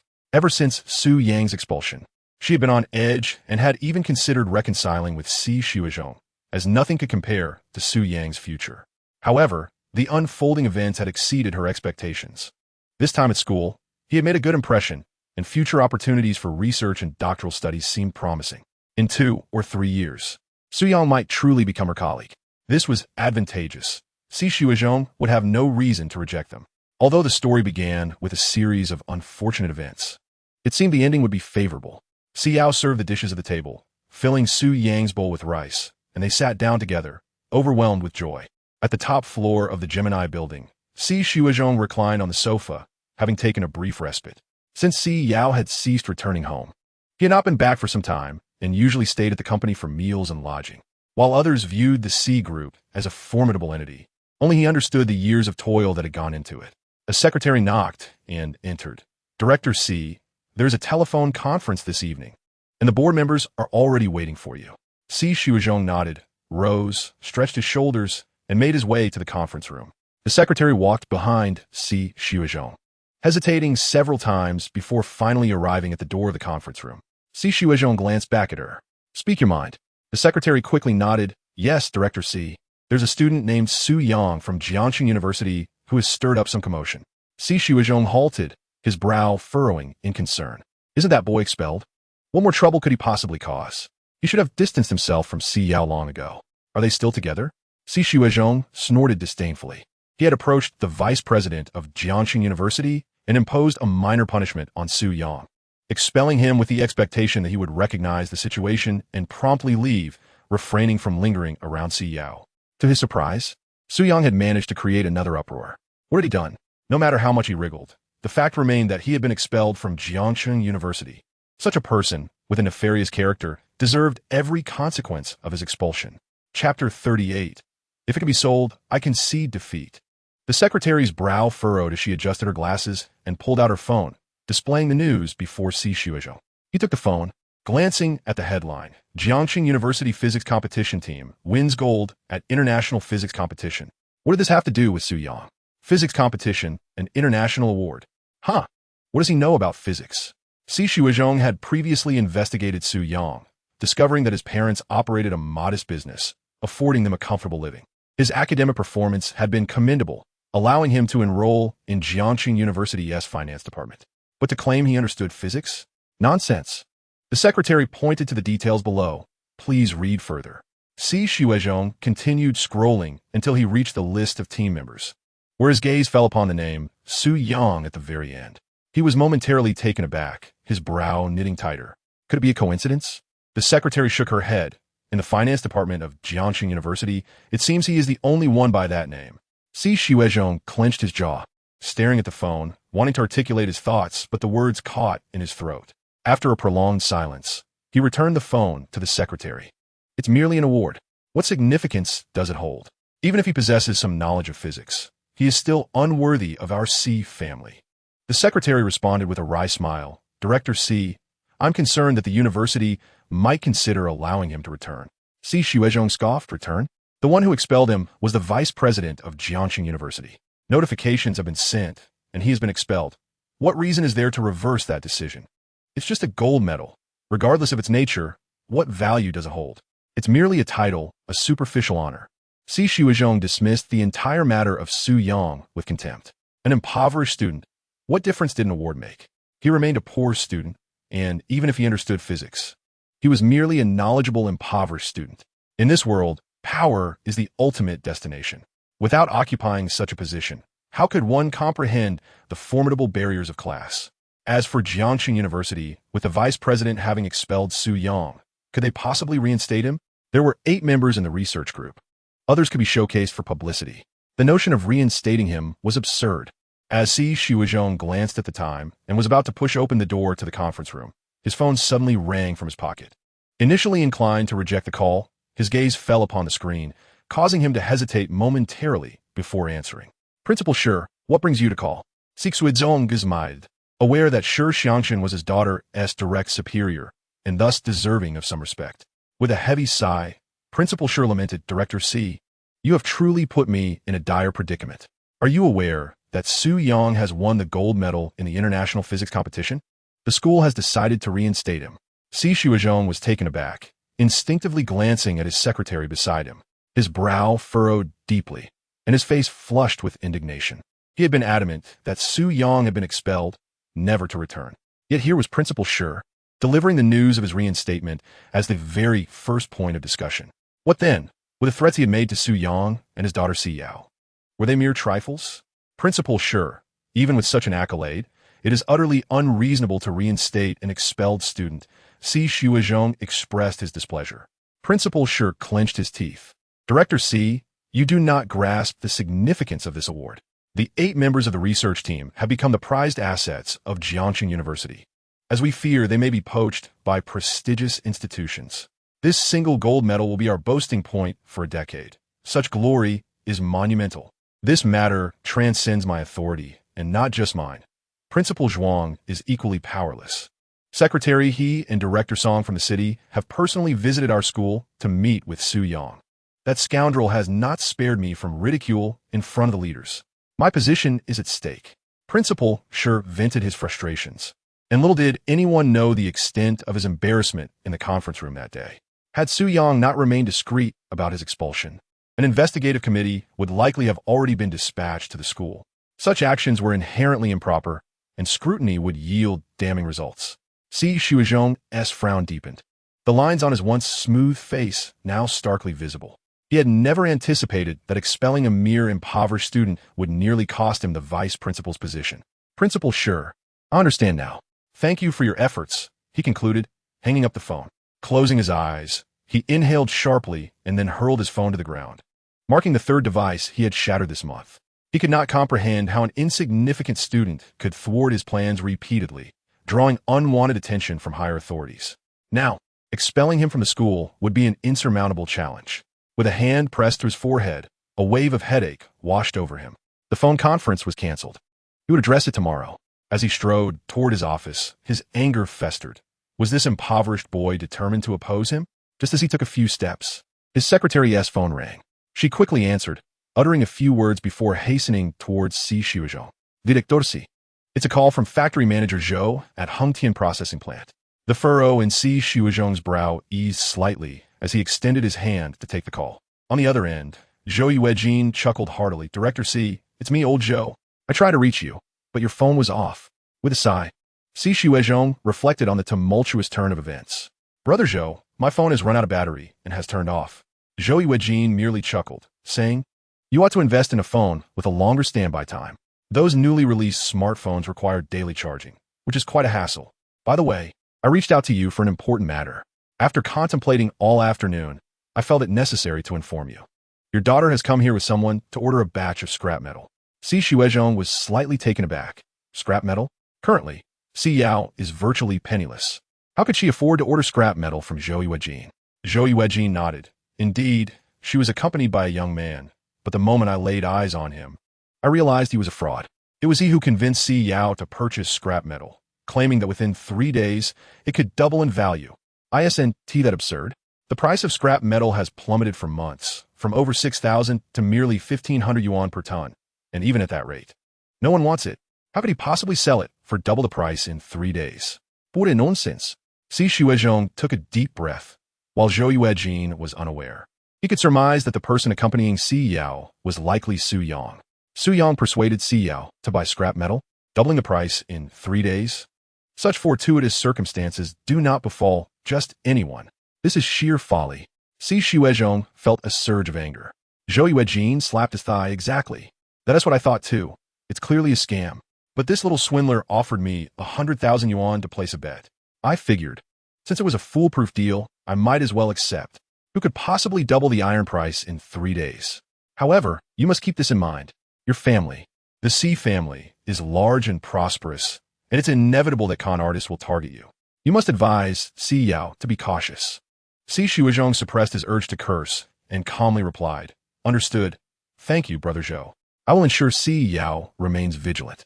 After exchanging a few more pleasantries, they hung up. Si Shuizhong kicked the nearby glass partition in frustration and subsequently hurled his phone at it, shattering the glass into countless pieces. The secretary beside him, witnessing his own phone meet a similar fate, dared not utter a word. Si Shuizhong clenched his teeth, his rage almost seeping through the gaps. This is outrageous. Instead of being a proper teacher, he resorts to speculation, engaging in the scrap metal business. Si Shuizhong trembled with anger.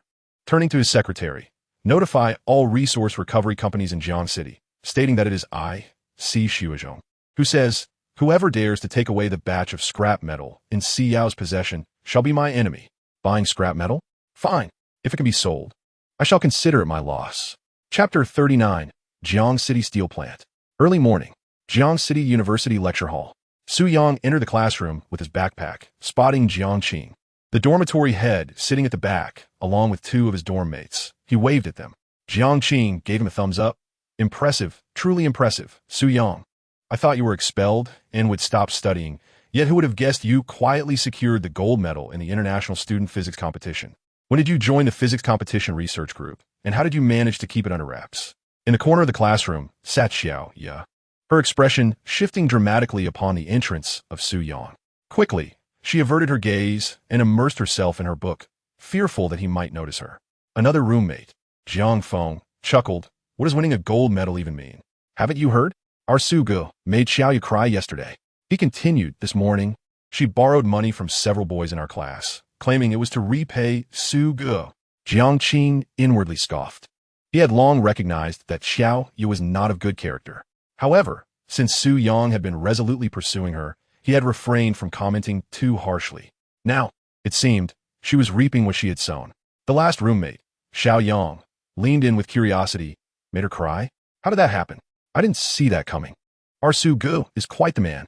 Jiang Qing shot him a glare. Get lost. Why are you always here with your crude jokes? After scolding Xiao Yang, Jiang Qing shifted the topic. Your news is outdated. If someone is going to make her cry, it should be Teacher C, not Xiao Ya. The 3 engaged in lively banter, leaving Su Yang utterly bemused. What on earth was going on? It was his first day back in class after returning to school, and his roommates were already planning something grand for him? Get lost and make room for me. Su Yang glared at the trio, who quickly shuffled aside to make space. As he took a seat, he surveyed the familiar faces around him. Many were individuals he had crossed paths with in his previous life.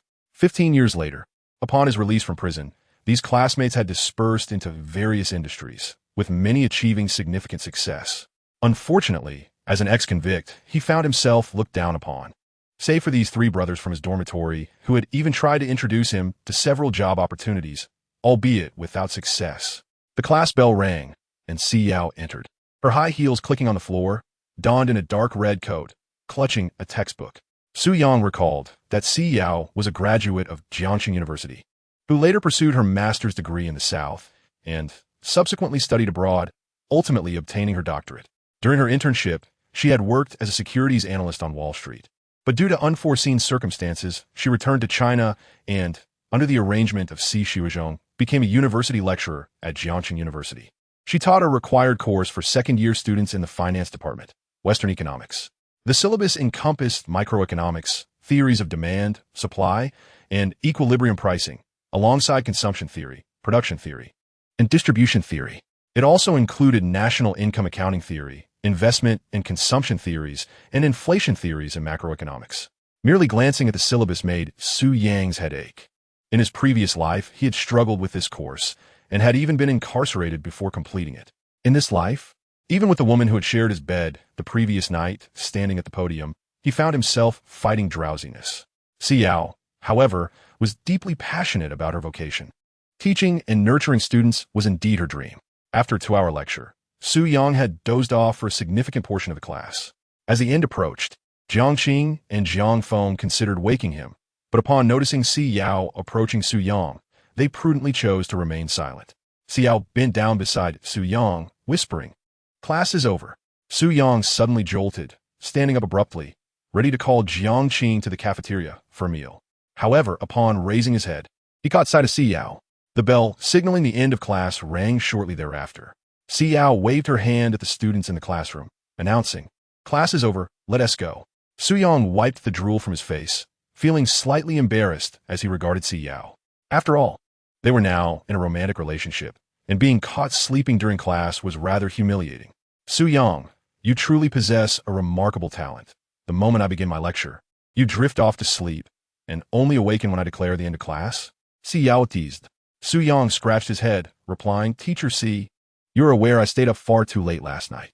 Waking up so early on the first day of class has left me quite unaccustomed." Si Yao picked up a book and playfully tapped it against his head, chiding, "You stayed up so late, and now you blame me? If it weren't for you." Her words trailed off, her face flushing. After all, they had indeed spent the better part of the night together, and she bore her share of the responsibility. Despite her radiant appearance this morning, Su Yang was clearly suffering. "Enough chatter. Let us go to the cafeteria and eat," Si Yao called, and together they headed towards the dining hall. At the Hingyang Resource Recycling Plant, the director, Zhou Yuejin, had just entered his office when a young man walked in. "What's the matter? Do you need me to sign something?" The newcomer was Yu Liangping, the deputy team leader of the sales department. "Director, last night, Jiangxing Steel Company Limited sent someone to inquire about our scrap iron prices. They also wanted to know how many tons of scrap iron we have. I didn't dare to quote a price without you here. I was waiting to see how much we could sell from that pile of scrap iron in the warehouse." Zhou Yuejin inhaled sharply, realizing the implication. Did they mean to buy up all the scrap iron in the warehouse? Yu Liangping scratched his head. They didn't explicitly say so, but it seems that way. I was thinking we could start at 1,500 per ton for 100 tons to test the waters. If demand is high, we can negotiate the price further. We need to convert this scrap iron into cash. Otherwise, the plant's finances will become untenable. Currently, the Hingyang plant was burdened with thousands of tons of scrap iron, which constituted a significant portion of its assets. However, it had been piling up in the warehouse for months, and the accumulation showed no signs of abating. With 10 million in funds tied up, if this continued, they might struggle to even pay salaries. The price of 1,500 per ton was already a loss, but who knew how low scrap iron prices might fall? They had to sell, even at a loss. Zhou Yuejin nodded in agreement, but the more he thought about it, the more uneasy he felt. He was not the primary supplier for Jiangxing Steel. He usually supplied smaller steel mills. If demand were not substantial, Jiangxing Steel would not seek him out. Other suppliers could easily fulfill their needs. Yet, their approach indicated that Jiangxing Steel had a significant requirement for scrap iron. and the urgency suggested that existing suppliers could not meet the demand. Given this urgency, was there room for negotiation on the price? Zhou Yuejin picked up the phone on his desk, contemplated briefly, and dialed a number. He needed clarity on this matter. The phone rang twice before being answered. Zhou Yuejin greeted with a smile. Director Wei, this is Zhou Yuejin. I heard that your Jiangxing steel plant has secured a substantial order and is searching everywhere for scrap metal. Director Wei sighed heavily. Director Zhou, I have been working overtime for 3 consecutive days and scarcely had any rest. This second half of the year, the higher-ups initiated a massive 4 trillion infrastructure project, and our Jiangxing Steel has won the bid. We are currently working tirelessly to produce rebar. In several northern provinces, rebar is solely supplied by our steel plant. We are not merely short on iron. We are in a dire shortage. Zhou Yuejin felt a lump in his throat, his hand trembling as he held the phone. The Hingyang Resource Recovery Plant had over 7,000 tons of scrap metal in its warehouse, averaging around 2,000 yuan per ton, all collected over the past 6 months. He had been troubled about how to sell it, and now, fortune had smiled upon him. Moreover, with such a high demand for steel, the prices of scrap metal and iron ore were bound to rise. Selling at 1,500 per ton would be a loss. If he could sell at 2,000, he would break even. If he could reach 2,002 or 2,003, he could earn a profit of 1 to 2 million from this batch of scrap metal. Thank you, Director Wei. I understand the situation now. I will certainly treat you to a meal later. Zhou Yuejin suppressed his excitement and hung up. He nearly leapt from his office chair. This was what one called windfall. The price of 1,500 was far too low. Raise it to 2,000 and sell 100 tons at that price. Moving forward, he would not sell for less than 2,000. This batch of scrap metal should be sold for at least 2,002 or 2,003 per ton. Taking a deep breath, he clenched his fist, feeling elated. His luck had truly turned. First, a fool had come to give him 100,000 yuan, and now the Jiangxing steel plant was about to purchase so much scrap metal from him. Just as Zhou Yuejin was reveling in his good fortune, his expression suddenly changed, and he slumped. Damn it! He suddenly recalled the bet he made with Su Yang. The price of scrap metal would double within 3 days. A line of fine sweat formed on Zhou Yuejin's forehead as he trembled, swallowing hard and muttering to himself, "No, it can't be." The current market price for scrap metal was merely 1,500 yuan per ton. He had gathered intel suggesting he could raise the price to 2,002 or 2,003 when selling to Jiangxing Steel, which was already commendable. If the price rose any higher, the Jiangxing steel plant could easily procure from other cities and transport back. 3,000 yuan was a price purely from dreams. Zhou Yuejin continually reassured himself, feeling some relief. His agreement with Su Yang was that he would lose if scrap metal prices reached 3,000. Within 3 days, even with a surge, it was impossible for prices to reach 3,000. Meanwhile, Yu Liangping from the sales department noted down everything Zhou Yuejin had instructed. By the way, Director, the C Group has made it clear that Ms. C's recent purchase of this batch of iron is off limits for any other transactions. We have received notification about this, and you should be aware. Zhou Yuejin bristled. He not only knew, but had also been the one to inform Si Shuzhou. Of course I know. Besides, Xiao hasn't purchased scrap metal from me at all. It's that fellow named Su Yang I need to keep an eye on. Did he perhaps have prior knowledge of the Jiangxing steel plant's successful bid? Zhou Yuejin pondered for a moment, then let out a cold laugh. Impossible. If this person had indeed known in advance about the Jiangxing steel plant's bidding success, he would have likely squandered his fortune on scrap metal. How could he possibly produce a sum of 100,000 yuan, expending such effort only to earn a mere few thousand? This does not suggest insider knowledge. Moreover, that young lad, barely in his 20s, with little experience and a tendency toward folly, is undoubtedly a fraudster. The success of the Jiangxing steel plant must be a mere coincidence. He was overthinking it. Certainly, he was overthinking it. As for the claim that scrap metal could sell for 3,000 yuan per ton, that is sheer nonsense, a fabrication to deceive. It would be astonishing if the price reached 2,200 yuan per ton. Zhou Yuejin found himself at a loss for his own fanciful thoughts. Just a con artist? How could he possess such extraordinary abilities? According to my suggestion, let's contact the Jiangxing steel plant. This time, we are bound to reap substantial profits. After a day of classes, Su Yang fell into a deep slumber. That night, Xiao did not disturb him, allowing him a restful night. The following morning, the sound of the television broadcasting morning news roused him from sleep. Su Yang glanced at the television in the living room. It was a local channel from Jiangcheng. Recently, the Songjiang Dike project in our city has officially commenced, with an estimated construction period of 3 years. Upon completion, it will meet over 40% of the electricity supply for the southern region of our province. Su Yang glanced at the time and calculated. This timing coincides perfectly with the post-economic crisis period, when the country began large-scale infrastructure projects to stimulate domestic demand, indicating that the Jiangcheng steel plant had secured a substantial order and was poised to consume scrap metal from across the province. The time has come. Teacher C, I recall you have no classes today. Su Yang looked towards Si Yao in the kitchen. Donned in an apron, Si Yao emerged. Indeed, I have no classes. What is the matter? Su Yang chuckled. It is time for us to collect our accounts. After breakfast, Su Yang asked Jiang Qing to mark him present, concocting an excuse for the teacher while he and Si Yao headed out, hailing a vehicle directly to the Hingyang resource recycling plant. He calculated that the price of scrap metal across the province had begun to rise. If Zhou Yuejin would heed his advice and wait until the price reached 3,000 yuan per ton before selling his scrap, he would undoubtedly make a considerable profit. Of course, if Zhou Yuejin stubbornly believed that the price of scrap metal would continue to plummet and sold his stock during the initial round of procurement at the Jiangxing steel plant, he would be in for considerable misfortune. But that was not his concern. He only needed the profit from his 300 tons of scrap metal. That 450,000 yuan was already in his pocket. The two arrived at the processing plant, exited the vehicle, and made their way toward the office area. Inside Zhou Yuejin's office, Yu Liangping, the deputy head of the sales department, was entering with a sales order in hand. Director, as you instructed, the first batch of 100 tons of scrap metal has sold remarkably well. Last night, the goods were transported, and this morning, the payment has already been transferred to us. This is the income voucher from the finance department, along with the transfer record of 200,000. Zhou Yuejin clapped his thigh, overwhelmed with joy. This scrap metal had long been a heavy burden on his heart, and today, he finally had the opportunity to dispose of it. What a splendid piece of news. Yu Liangping continued. Not only this, but the procurement department of Jiangxing Steel is aware that our factory has a large quantity of scrap metal and is willing to purchase it at a premium. Zhou Yuejin seized his hand. How much per ton? Yu Liangping shook his head.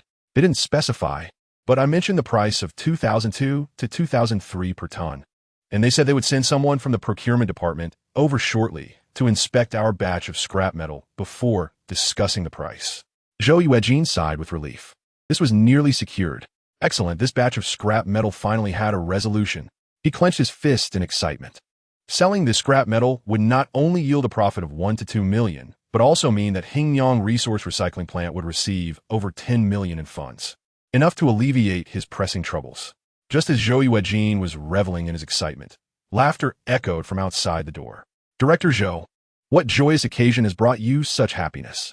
Su Yang entered with Si Yao. Upon seeing Su Yang, Zhou Yuejin's expression instantly soured. What are you doing here? Chapter 41. Come on, let's go downstairs. Su Yang looked at Zhou Yuejin's flustered demeanor and couldn't help but chuckle. Director Zhou, you don't mean to tell me you're trying to renege on our bet from the day before yesterday? Zhou Yuejin huffed coldly. Little trickster, what we agreed upon was that if someone took away the scrap metal for 3,000 per ton within 3 days, but the price of scrap metal has risen recently, dreaming of selling it for 3,000 is pure folly. That 100,000 you gave me is in my pocket now, so don't think you can get it back. Su Yang raised an eyebrow. Did Jiangcheng Steel not find you? Don't tell me you sold all that warehouse full of scrap metal for just over 2,000. Zhou Yuejin was momentarily stunned, his eyes darting around. He anticipated that Su Yang knew about Jiangcheng Steel winning the bid, but even if they did win, a price of 3,000 per ton for scrap metal was merely a fantasy. Su Yang must be trying to swindle him. Did he really think that Zhou, after so many years in the industry, was that naive? They found me, but they only offered a price of just over 1,000, far from the 3,000 you mentioned. Su Yang frowned, calculating in his mind that something was amiss. Logically, the price of scrap metal today, even if it hadn't reached 3,000, should be at least 2,000 something. But Zhou Yuejin's claim of just over 1,000 felt like an attempt to fool. Besides Su Yang, Si Yao was utterly confused. All she understood was that the price of scrap metal had risen, and it was related to Jiangxing Steel. You sold it all for just over 1,000? Su Yang gazed at Zhou Yuejin. Zhou Yuejin nodded. Yes, sold all. You should hurry back where you came from, stop dreaming your spring and autumn dreams. And keep your distance from Si Yao. You're just an eyesore here. Zhou Yuejin felt a surge of anxiety. He needed to prepare for the arrival of the Jiangshang Steel personnel. Su Yang was present, and there was no need for further disturbance. With a cold smirk, he comprehended that Zhou Yuejin was merely spouting nonsense. Both were seasoned foxes in their own right. Was he attempting to engage him in a fanciful tale? Su Yang stretched lazily and settled onto the sofa in Zhou Yuejin's office. The more anxious the old man became to shoo him away, the less inclined he was to leave. He intended to discern the true motives behind Zhou Yuejin's effade. All right, Teacher C, as fortune would have it. I find myself with some leisure today. Let us test our luck here. Who knows? We might encounter a fool willing to buy scrap metal for 3,000 yuan a ton. Si Yao felt a surge of anxiety. The closer they drew to this pivotal moment, the more nervous she became. What if Su Yang's gamble turned out to be folly? The consequences would be far graver than mere financial loss. They had both risked everything they possessed. Zhou Yuejin, seething with frustration, found himself unable to directly expel Su Yang. Beside him, Yu Liangping remained silent. The four of them stood in a tense stalemate within Zhou Yuejin's office. Su Yang, showing no restraint, picked up a Chinese cigarette from the table, lit it, and then casually tucked the remaining half-pack into his pocket, nodding contentedly as he smoked. These cigarettes are truly delightful, he remarked. Zhou Yuejin gritted his teeth. Su Yang, you are unwelcome here. I insist you leave immediately. Do not force my hand to call security. Since Si Yao is present, I shall grant you some dignity. Exhaling a plume of smoke, Su Yang replied. The various processing plants outside are collaborating to inflate prices. The cost of scrap metal will undoubtedly exceed 3,000 yuan a ton today. I find it hard to believe you sold it to Jiangshang Steel for just over 1,000. If you plan to sell at 2,002 or 3 per ton, I advise you to wait until it reaches 3,000. That way, you can earn an additional 700 per ton. The scrap metal in your warehouse could yield an extra 5 million. Zhou Yuejin slammed his palm onto the table, furiously pointing at Su Yang. Stop talking nonsense. I have an entire warehouse of scrap metal. How many workers depend on it for their livelihoods? If the price rises to 3,000 a ton, you'll be long gone with your profits. If it doesn't, I'll 1T be able to sell, and those workers will be left out in the cold. Su Yang, you have no right to dictate terms for our Hengyang processing plant. I will tell you this. Even if the sun rises in the west, the price of scrap metal will never reach 3,000 a ton. Su Yang calmly retorted, it certainly will. Zhou Yuejin inhaled sharply, nearly choking on his breath, his heart racing. I have been accommodating you out of respect for the Si family, but it appears you have mistaken my patience for weakness. Si Yao, do not blame your uncle for lacking consideration.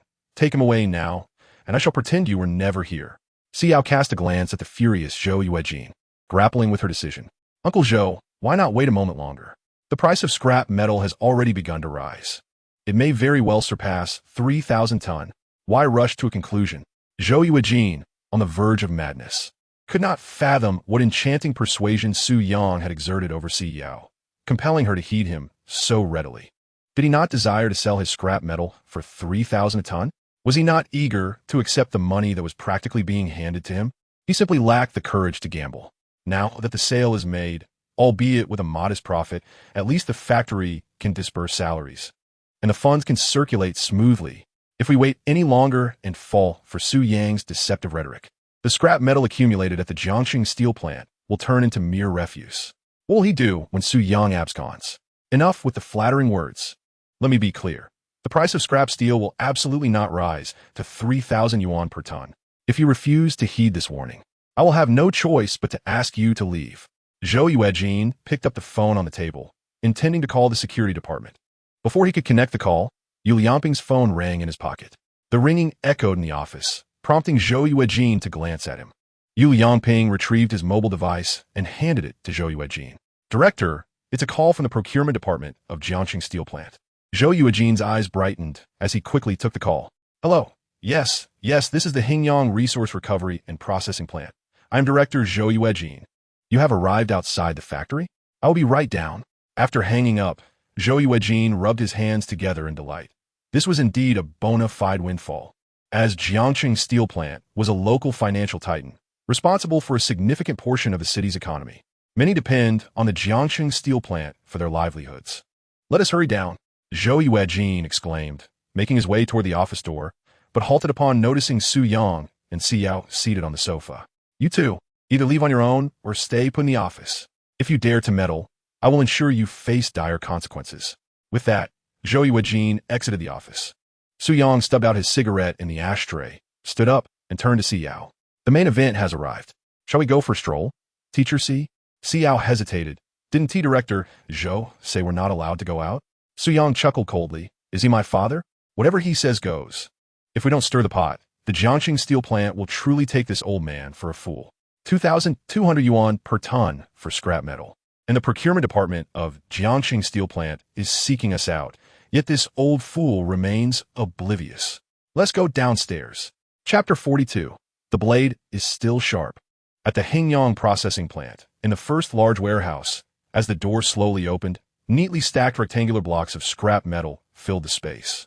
This warehouse was nearly at capacity, housing the scrap metal that had been unsold for several months. A total of 7,000 tons. Edfe, the head of the procurement department at Jiangxing steel plant, entered the warehouse and circled around, unable to suppress his admiration. The quality of this batch of scrap was remarkably high. Acquiring it for 2,200 to 300 yuan per ton would be an incredible bargain for Jiangxing steel plant.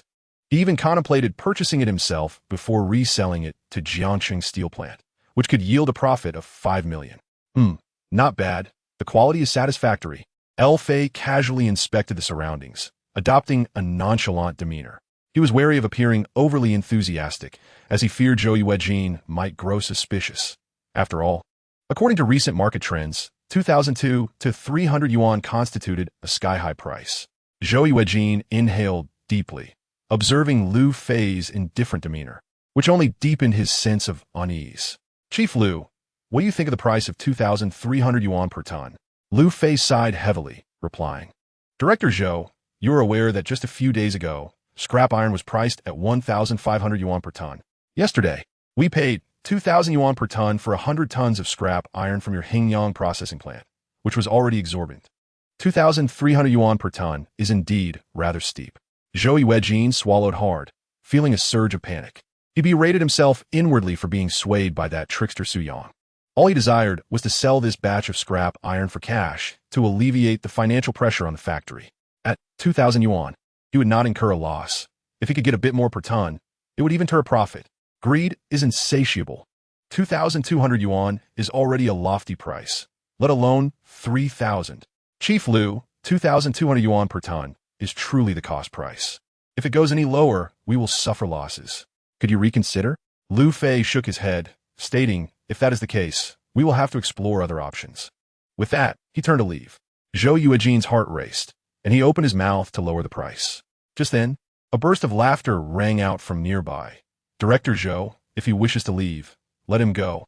I wonder who in the entire Jiang city would sell him 7,000 tons of scrap iron at 2,200 yuan per ton. Zhou Yuejin followed the voice and immediately spotted Su Yang, the source of the disturbance. What are you doing here to cause trouble? Security! Security! Zhou Yuejin shouted toward the entrance, simultaneously grabbing Lu Fei. Chief Lu, do not heed his nonsense. The price is negotiable. If 2,200 yuan per ton is unacceptable, how about 2,150? Lu Fei remained silent, but turned his gaze towards Su Yang, saying, Young man, your words carry a hidden meaning. Are you suggesting that 2,200 yuan per ton for scrap iron is too cheap? Su Yang approached Lu Fei, questioning, is it truly expensive? Scrap iron in the market has soared to 3,000 yuan per ton. You hesitate at 2,200 yuan, which is merely exploiting Director Zhou's age and frailty. A flicker of panic crossed Lu Fei's face. Su Yang's statement, though somewhat biased, held weight. For many processing plants had raised their prices today, with Jiang City Steel plant begrudgingly paying over 3,000 yuan per ton for some scrap iron of lesser quality than what was in Hingyang processing plant's inventory. Before Su Yang could finish, Zhou Yuejin rushed at him, delivering a kick. How dare you speak here? I may be old and forgetful, but your words are utterly absurd. You assert with conviction that scrap iron is 3,000 yuan per ton. If I were to believe your nonsense, all the workers in my processing plant would starve. Hearing Zhou Yuejin's shouts, two security guards at the entrance hurried over. They quickly restrained Su Yang, who received a couple more kicks in the process. Su Yang was on the verge of cursing. Zhou Yuejin, having acquired 7,000 tons of scrap iron for a mere 2,200 yuan, will undoubtedly come to regret this decision. When the time arrives, slapping oneself in the face will be of no avail, nor will it reclaim the 5 million in losses. With hands on his hips, Zhou gasped for breath. I can hardly believe your words. 5 million in losses? If I don't earn that amount in the end, will you compensate me? He shouted. Throw him out. Toss him aside. If he dares to approach the processing plant again, break his legs. I will cover the medical expenses. Zhou was seething with rage, especially at Su Yang, who threatened to ruin his business with the Jiangxing steel plant, jeopardizing his livelihood. As he watched Su Yang being expelled from the processing plant, Si Yao followed suit. Zhou suppressed his fury and turned to Lu Fei. Director Lu, pay him no mind. He is merely a fraud. Let us continue our negotiations regarding this business, slowly and surely. Lu Fei observed Su Yang being thrown out, the veins on his forehead pulsating. He understood that while there were many clever individuals, only Zhou Yuejin was a fool. This deal needed to be finalized promptly. Delays could allow others to snatch that 5 million profit away. Once the contract was signed, even if Zhou eventually uncovered the price, what could he possibly do? This was business. One must be willing to take risks and accept losses. Zhou had neither the capability nor the audacity to confront the Jiangxing steel plant. Director Zhou, creating such a commotion is indeed somewhat embarrassing. The final price I can offer is, in fact, 2,200 yuan per ton. Since you are so earnest, let us proceed with this price for the 7,000 tons of scrap iron. Lu Fei waved his hand, feigning generosity. The metaphorical weight that had pressed upon Zhou Yuejin's heart finally lifted. He joyfully shook Lu Fei's hand. Thank you, Director Lu. I will fetch the official seal immediately. Let us sign a contract now. And I shall arrange for the transport of this 7,000 tons of scrap iron to the Jiangxing steel plant at once. 7,000 tons of scrap iron at 2,200 yuan per ton amounts to a staggering 15,400,000. After deducting costs, he would still net a profit of 140,000. While it may not be an extraordinary windfall, it certainly alleviated his immediate financial distress. The contract was drafted, signed, and sealed in duplicate, and with the deal finalized, Zhou Yuejin's smile grew ever brighter as he escorted Lu Fei out of the processing plant. Lu Fei informed him that the funds would be transferred within 3 days. Outside the processing plant, before Lu Fei entered his vehicle, Zhou produced a large envelope from his pocket. Director Lu, I am immensely grateful for your assistance in this acquisition. In the future, do come visit us. Let us enjoy some tea and converse. Lu Fei weighed the envelope, estimating it contained around 100,000 yuan. While he had just made 5 million effortlessly, receiving an additional 10,000 as a kickback made him feel slightly uncomfortable. Lu Fei discreetly accepted it, smiling as he replied, Certainly. I feel an instant camaraderie with Brother Zhou. I will surely come by for a cup of tea when the opportunity arises. I must take my leave now.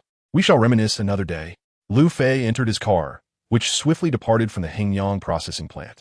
Zhou Yuejin stood outside the processing plant, waving goodbye to the departing vehicle. As it receded into the distance, he exhaled deeply, feeling a sense of accomplishment. He not only avoided losses, but also garnered a profit of 1 million. Such a deal was a testament to his prowess. Zhou Yuejin was indeed still at the height of his capabilities. Chapter 43. Late after bidding farewell to LV Fei, Zhou Yuejin stepped into the courtyard of the processing plant, his thoughts drifting to Su Yang, which only fueled his ire. What infuriated him further was the fact that Si Yao, the daughter of Si Xiuzhong, had conspired with Su Yang to deceive him. Today's transaction had nearly been jeopardized by their antics. Yu Liangping, who trailed closely behind Zhou Yuejin, wiped the cold sweat from his brow.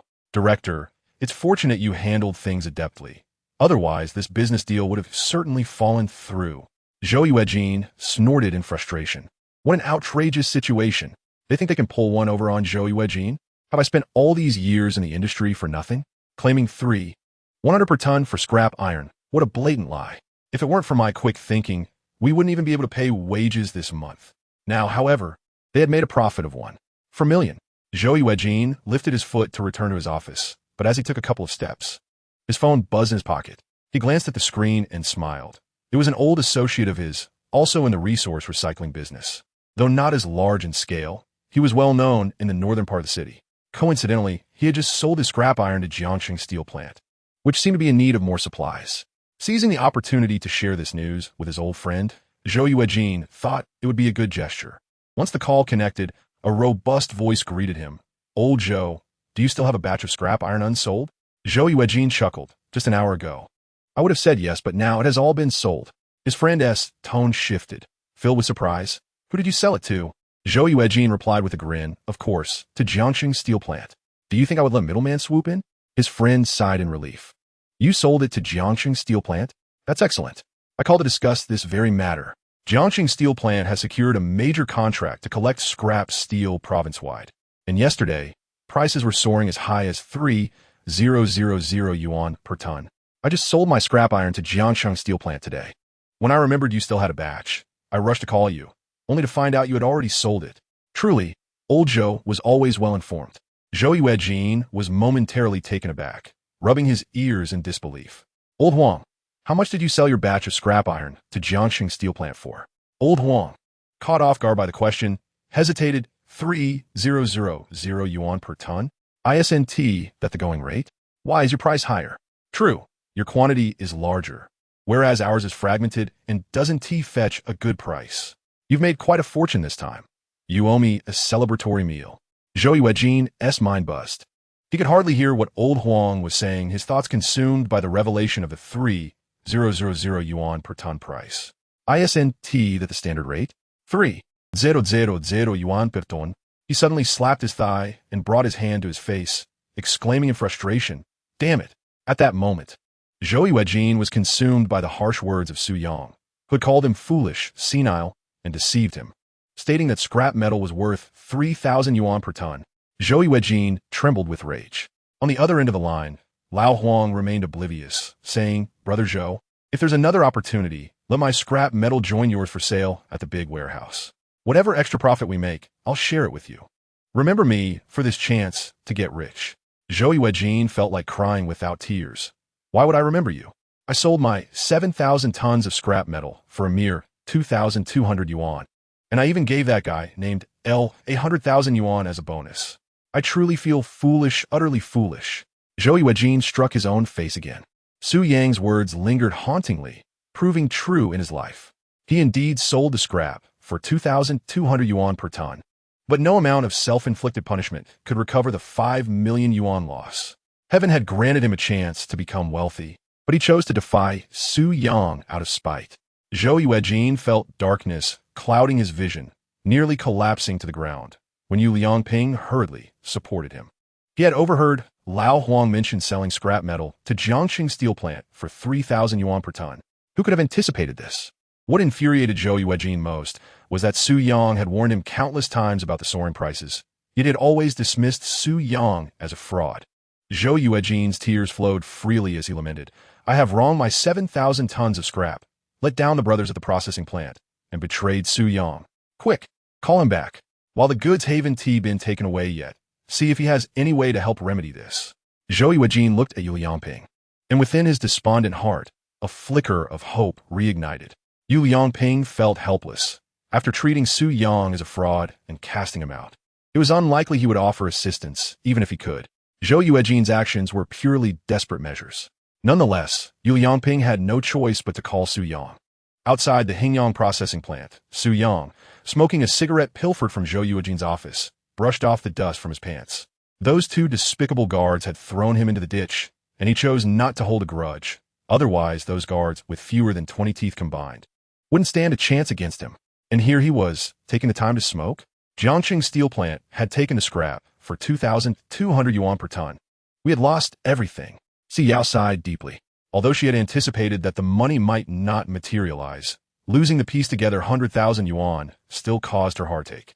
Su Yang exhaled a puff of smoke and replied with a smile, "This isn't over yet." Yao, unwilling to speak, thought to herself, "What do you mean it's not over? The contract has been signed. The representatives from Jiangxing Steel Plant have left, and soon the scrap metal will be sent to them. This is settled. How can it not be over?" Su Yang, with a cigarette dangling from his lips, retrieved his phone and mumbled, "Just wait. Within an hour, that old fool will definitely call me. Being sold out and still counting the money for others." Yao forced a smile. "I doubt he will call you this time. You've misjudged him." Su Yang merely chuckled. Before his smile could fade, his phone rang. Xiao was taken aback as she snatched the phone, glancing at it in disbelief. It was indeed a call from Zhou Yuejin. She never expected that, despite the circumstances, there would still be a glimmer of hope. Su Yang cheerfully took the phone. Ah, so now you remember call me? When the child is lost, you come and nurse it. When the car crashes, you know to turn. When the stocks rise, you think of buying. It's too late. He abruptly hung up the call. In the Hingyang processing plant, Yu Yangping listened to the silence on the other end of the line, anxiously glancing at Zhou Yuejin. Director, he hung up.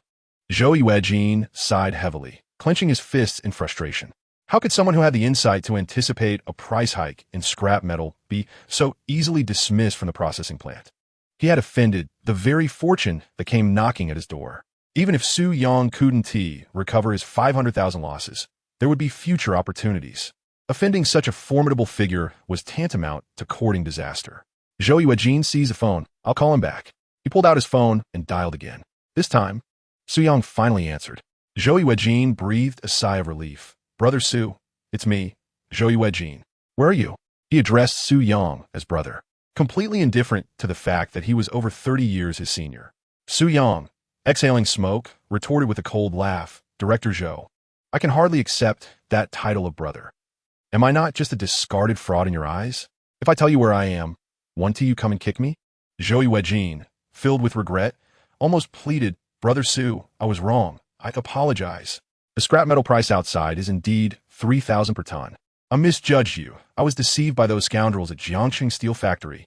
The 450,000 you are owed, I will set aside for you and transfer it shortly. Can you come back so we can sit down and discuss this? I wish to apologize to you in person. Su Yang extinguished his cigarette. He was not a vengeful person and could see that Zhou Yuejin was not malevolent, merely a bit foolish. Aside from those two kicks, he was all talk. Xiao observed Su Yang's hesitation. Director Zhou is just a bit hasty. His call shows he sincerely wishes to apologize. Even if you don't want to give him face, you should at least reclaim that 450,000.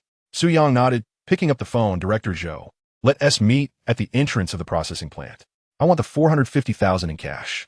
Hearing Su Yang's agreement, Zhou Yuejin was elated, nearly leaping for joy, more jubilant than when he had earned 140,000.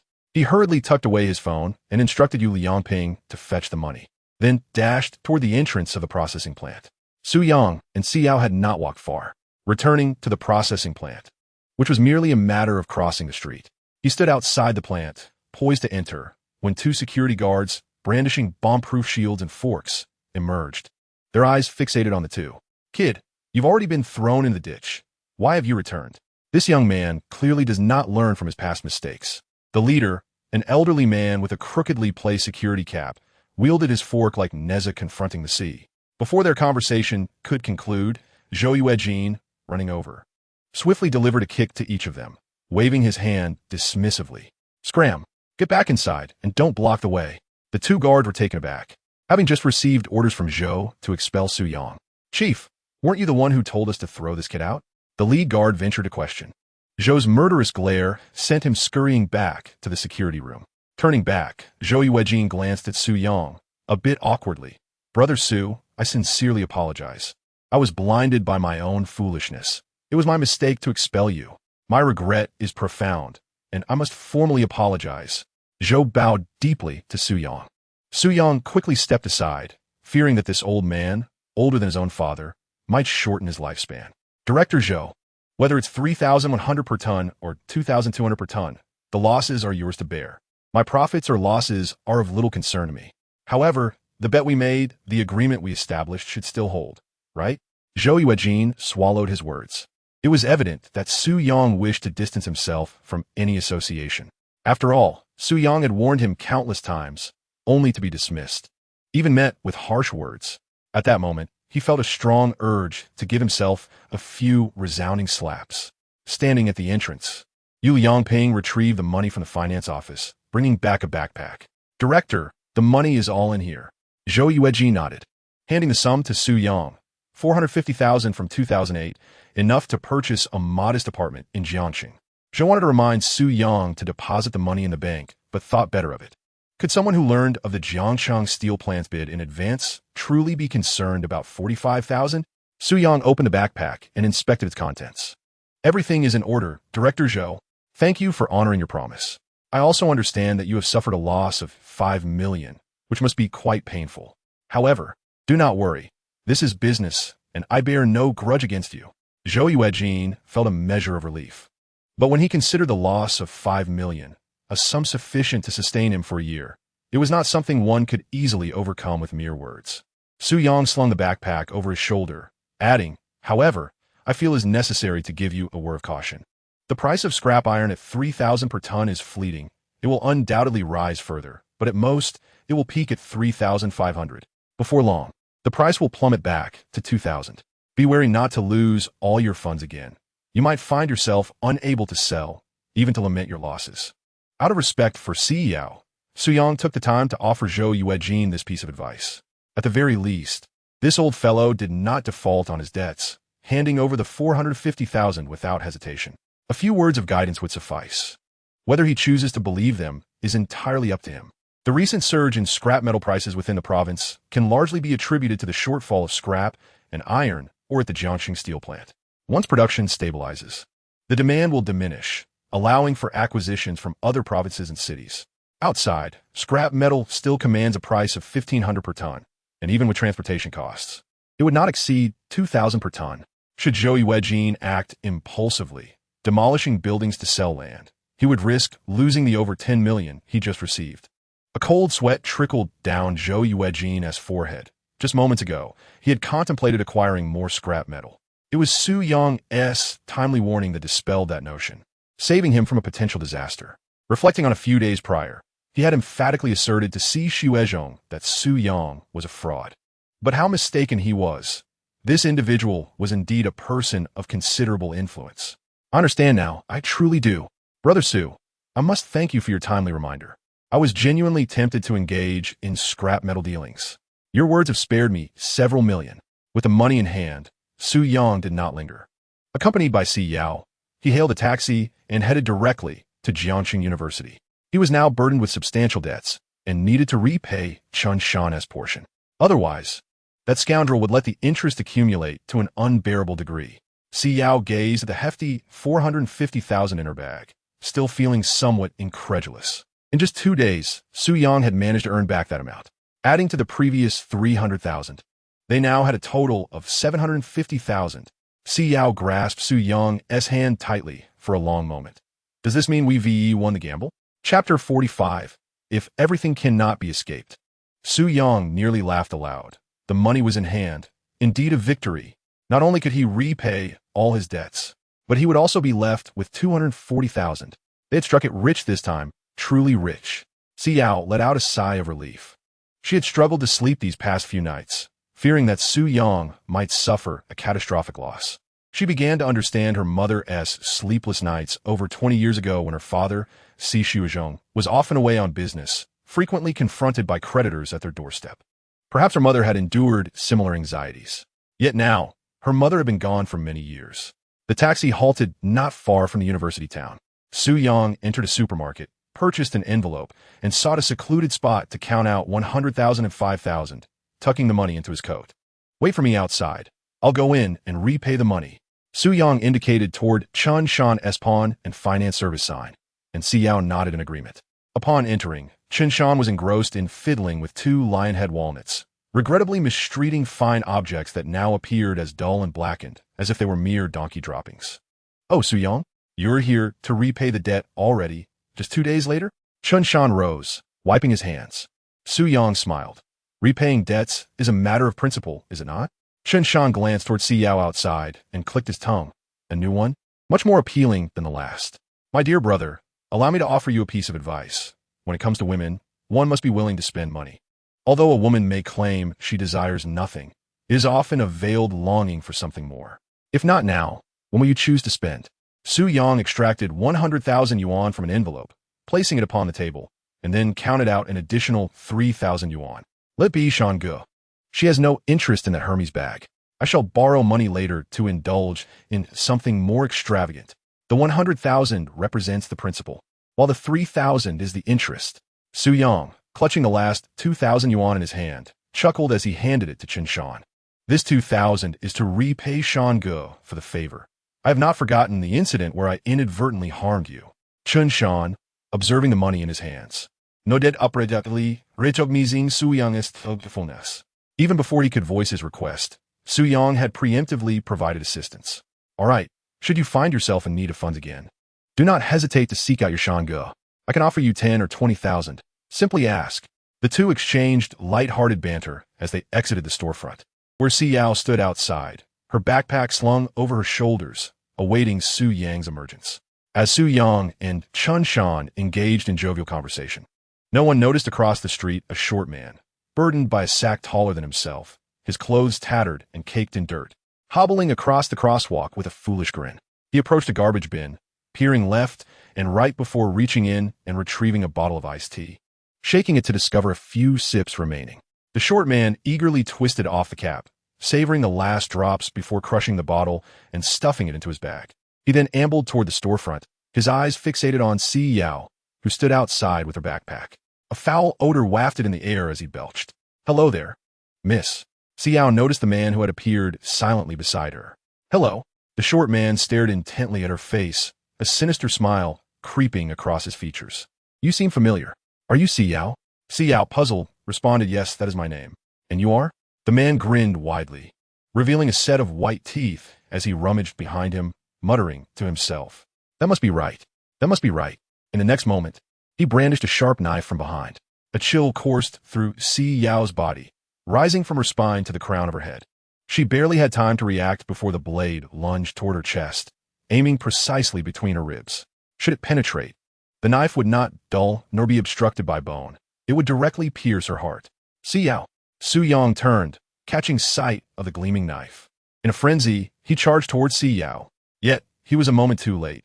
The short man's knife struck Si Yao, but with Su Yang's desperate leap, the blade was diverted just enough to miss her heart, embedding itself 3 fingers deep. The short man, limping, yanked the knife free. A ghastly grin plastered on his face as he gazed at Su Yang. "She must die, and so must you. Both of you must perish." "Ha ha ha." The short man lunged at Su Yang with a knife, leaving him with no avenue of escape as he had fallen atop Si Yao. If he dodged, the blade would surely strike Xiao Yao, yet if he did not evade, it would undoubtedly pierce his own neck. Cold sweat trickled down Su Yang's forehead. In a moment of desperate urgency, Chun Shan delivered a kick to the waist of the short man, causing him to stumble and collapse to the ground. Seizing the opportunity, Su Yang rolled to his feet, crushing the man's hand and sending the knife skidding away. Chun Shan spat on the man's face, exclaiming, "How dare you stab my major client? If you kill him, I'll be left to face the winds of the Northwest." The short man lay on the ground, his gaze vacant, flailing his arms and laughing nonsensically, entirely oblivious to the two men, lost in his own world. Su Yang quickly turned to check on Xiao Yao. She gasped for breath, her eyes fixated on the wound, blood gushing uncontrollably, and in an instant, dizziness enveloped her. She grasped Su Yang's hand, her chest heaving violently. "Su Yang, am I not going to make it?" Su Yang trembled all over. "Stop saying such things. You'll be fine. I'll call for an ambulance right away." He pulled out his phone and dialed 120. Bystanders, noticing the pool of blood, immediately reported the incident to the police. Yet, Su Yang's gaze remained fixed on the man on the floor, a tempest of rage brewing in his eyes. Had it not been for his rationality, that man would have already met his demise by his hand. This was no mere coincidence. Guan Fei had sabotaged this deal, and they had targeted Xiao Yao instead. Suppressing his fury, Su Yang pressed down on Xiao's wound, waiting for the ambulance to arrive. Once she was wheeled into the hospital, he stood in the corridor outside the operating room, his hands trembling as he lit a cigarette, blood staining his fingers. All he desired was to live peacefully, to avoid repeating the tragic past. After 15 years of imprisonment, he had endured days filled with despair, regret, and the haunting thoughts of self-destruction. These memories constantly gnawed at his fragile psyche. He believed he had saved Xiao Yao, returned to Jiangxing University, uncovered the true culprit, and that life would eventually settle back into tranquility. He envisioned earning a living, marrying Xiao Yao, and embracing a life entirely different from the one he had previously endured. But why were these people unwilling to let him go? Why did they seek to end his life and Xiao Yao's? As Su Yang inhaled the smoke, tears streamed down his cheeks. He gazed at the illuminated red light of the operating room and, in a fit of anguish, pressed the cigarette into his palm until it extinguished. If fate could not be evaded, why hide any longer? They sought Xiao's life and his own. Then he would ensure these foes lost everything, leaving them with nothing but regret for opposing him. With trembling hands, Su Yang dialed a number. Chapter 46, A Fight for Life. Outside the operating room at Jiangcheng City People's Hospital, a stocky man approached Su Yang, grinning broadly. Xiao Yang, I was just thinking of finding you. Why'd you call me first?